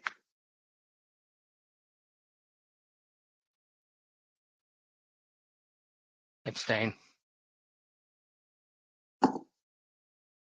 Member Montgomery Stepp. No. Madam Chair, there were 9 members voting. There were 3 ayes, 4 nays, and 2 abstentions. So the motion fails. Now we'll go back to the original motion on the floor.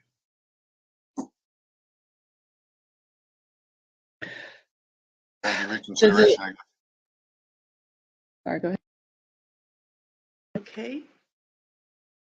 The original motion. Okay. I'm going to call the roll for the original motion as stated at the top of the page. Chair Moore. Aye. Vice Chair Brown, Aye. Member Bradford, Aye. Member Grills, No. Member Holder, No. I'm sorry, No.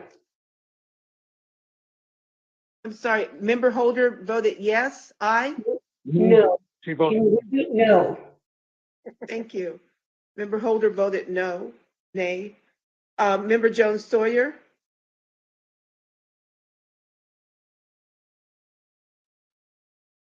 Member Jones Sawyer, No.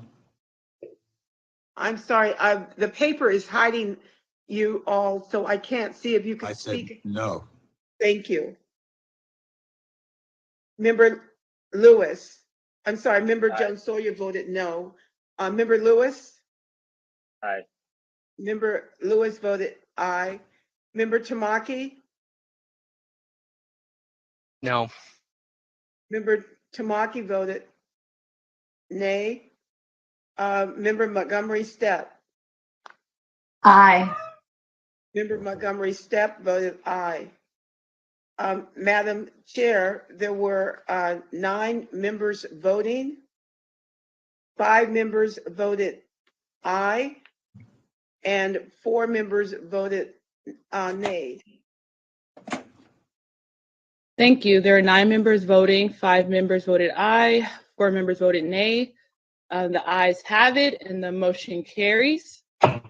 So the community of eligibility will be based on lineage determined by an individual being an African-American, descendant of a chattel enslaved person, or the descendant of a free Black person living in the United States prior to the end of the 19th century. And we will use this community of eligibility standard to instruct the economic consultant team with next steps.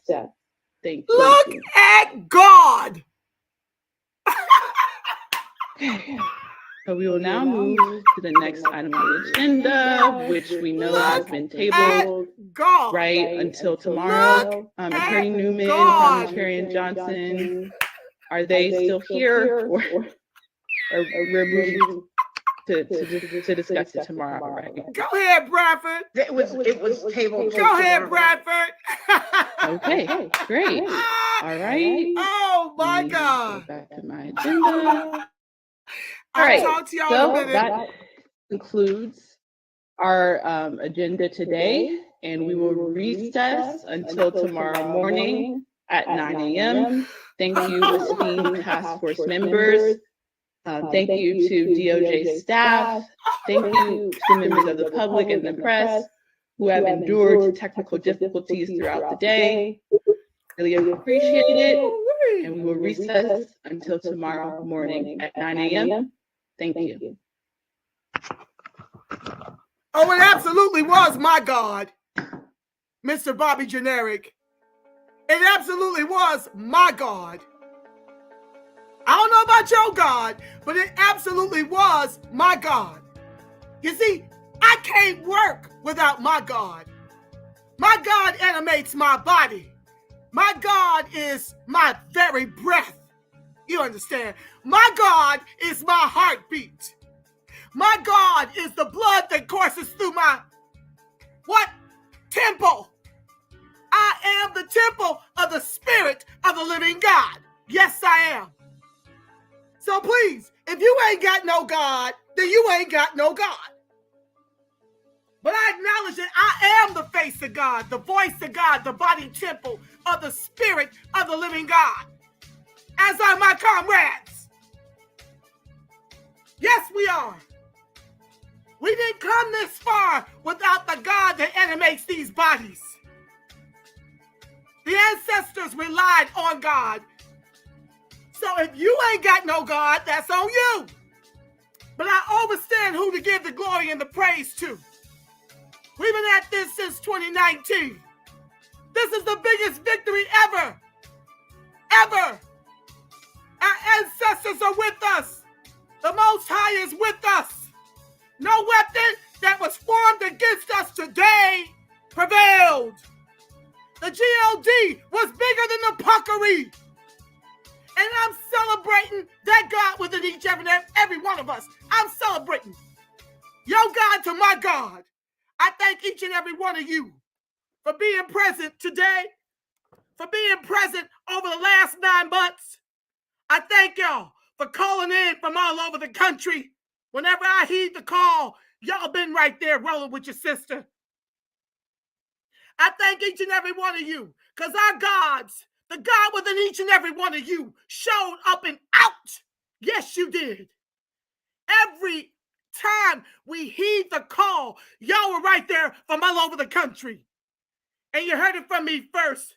As California goes, so goes the nation. And whatever you need in your states to set this precedence. Because the weapons are out there. God didn't promise the weapons wouldn't form. God promised they would not prosper. God promised they would not prosper. And Bradford, the God in him, spoke up today and said yes. You understand what I'm telling you? This is the same Mickey Vicky that delayed the vote a month ago. We've been at this for 9 months. We've been at this since 2019. This is epic. And you need to give yourselves a round of applause. Every time you went into the closet on the corporate plantation, every time you went to your car, every time you woke up early, every time, hello self, you got in the queue from since the night before. This is epic. It sets the stage for every state. Henceforth, there will be no more Evanston's. There will be no more Evanston's. And these Mickey Vickies over HR 40. Hello, Sheila Jackson Lee with your coon ass. Hello, Narkin and Cobra with your coonin' ass. Trying to keep freed people who built the wealth you Mickey Vickies eat from tethered to the bottom as the bottom cast of this country that our ancestors built with their lives. Kiss my acrobaca, my solar cracker. That's what you do. That's what you do. Been in our way, been stepping on our necks, been calling us out our names. You've been an ingrate and very disrespectful for your wealth position over the very freed people who descend from the ancestors who built this. You should be kissing our feet. You should be bowing down. You've got some unmitigated gall to fight for what we are owed. You did none of it. Your ancestors did none of it. But you want our reparations as if what our ancestors did for your black asses ain't enough. How dare you? How dare you think it's okay to tether yourself to any part of what we are owed to make it impossible for it to get done?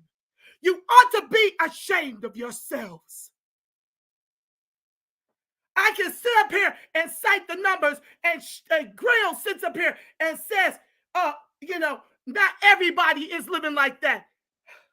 But by and large, I got the data of the very economists that you just selected to sit on your panel to draft a 600-page proposal. But you want to sit up here and call my data a lie when they authored those numbers. I want to thank you, FBA, B1, ADOS. I want to thank especially NASD, NASDLA, CJEC, and CAP. Who am I forgetting? The Freedmen's Project. Lord have mercy. Who am I forgetting? Listen, if I forget you, I'm just excited and I can't remember everybody. But I'm friends with all y'all. I ain't gonna sit up here and be in no pissing match over who started this shit. If hashtag ADOS want to believe they did this shit, then just pull up your records. I know and my comrades know who started this. And that's well with my soul. I'm not arguing with y'all. And I told y'all everybody's welcome over here. As long as you stay respectful, you're welcome in my space. But you will not come over here and continue to traumatize freedmen. We have had enough. And we are not the enemies. We have a common enemy to fight. Clearly, these immigrants and these white folk You clearly see who we've got to save that smoke for, and it ain't each other. So I am grateful to each of you, the indigenous people. Listen, I don't know all the history. I just know what my DNA say. And I'm saying, yes, some of us are very native to this land. You're absolutely correct. And guess what else is correct? Some of us were dragged over here in chains, sold off by Africa, who sat up here and wanted a piece of our repair. The unmitigated gall to trade us into slavery and then expect reparations. Y'all got some Mickey-Ficky nerve, and I see all y'all now for who you truly are. You're grifters. And I'm glad your efforts failed epically, because your efforts were big, but our God is bigger. Our God is bigger. The ancestors are with us day and night and day. We don't get no rest. This movement takes catnaps. This movement takes catnaps, and I need to jump off because I got to craft a whole broadcast into 3 minutes for tomorrow morning's comments. Oh, Lord have mercy. And go to court. So everybody up in this piece, Mouthy Megan, BB Rodriguez, Swanee G, GLJ, this is the day. Do you understand what I'm telling you? Do you see what we accomplished collectively when we stop fighting over foolishness? Freedmen should be fighting each other.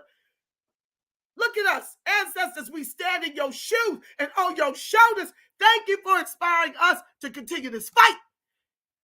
Give all glory and the praise to the ancestors who paid the ultimate price so that we can be here on this moment celebrating this victory together. This is epic. And this is what they paid the price for, that we would be the beneficiaries. We would be on high and not below. That's what the ancestors intended when they refused to jump off the slave ships. They endured much. And if you don't know, you better read some books. You better get you some Audible and understand the price that was paid for us to get to this place. And we still fighting, and the work ain't done. But I'm going to try to rest in this victory right now. Lord knows I just need to revel in the victory. We've got so much work ahead of us, but now the economists can get to work, because eligibility, which has never been a hot damn question, has finally been decided on. I don't know the exact time. What is 6:50, 45? I don't even know. Hallelujah, Freedmen reparations. Look at this. This is the work. And if you're interested in working and not upholding YouTubers and Patreon, hit me up at theretrospective@gmail.com. We got a lot of work to do. This is just the beginning. Did y'all see what it took to give birth just to eligibility? Okay. Did you see what it took to give birth to eligibility? Now imagine what it's going to take to get proper proposals and proper money attached and get this in record speed delivered to the people. We are just beginning. If you want to go to work, the Rep Perspective Gmail, because we putting in work over here. We putting in work over here. We not just paying lip service. We ain't just keyboard warriors. We're not just personalities. We're not just grifters off of reparations. We are getting it done. I'm so tired I can take off running. I'm sure you guys are too. Okay? I need a nap. The stress alone and me hollering like a banshee has worn me out. I need to go lay down. Oh, okay. Miss Paul said we must take a moment of silence for our ancestors. They paid for this win with their lives. Yes, they did. I'm going to go in here and take a nap and meditate on the ancestors and give them all the glory and all the praise for today's victory. But if you want to go to work, the retrospective@gmail.com, family. With that being said, Let me pray us out that the light of God surrounds us, the love of God enfolds us, the power of God protects us, and the presence of God watches over us. Wherever Freedmen and its allies are, God truly is, because family, you are the face of God. You are the voice of God. You are the body temple of the Spirit of the living God. If nobody's told you today, family, know this, that I love you Black, and I love you so strong, family. Yes, I do. Until tomorrow, family, same time, same bat channel. Listen, family, I'll be over here. I gotta look to see what time, 8:30 in the morning. If you want to make public comments at the top of the show, please Gmail me at thereperspective@gmail.com. It's simple, it's a little complex. I can walk you through how to click on the link. But know that I love having y'all over here. Yes, I do. It's a little bit more peaceful than that chat over there in the Blue G app, and you saw how it was sputtering and buffing and all kinds of things. With that said, family, I believe in for each and every one of us the ultimate peace, love, and reparations. I'm out.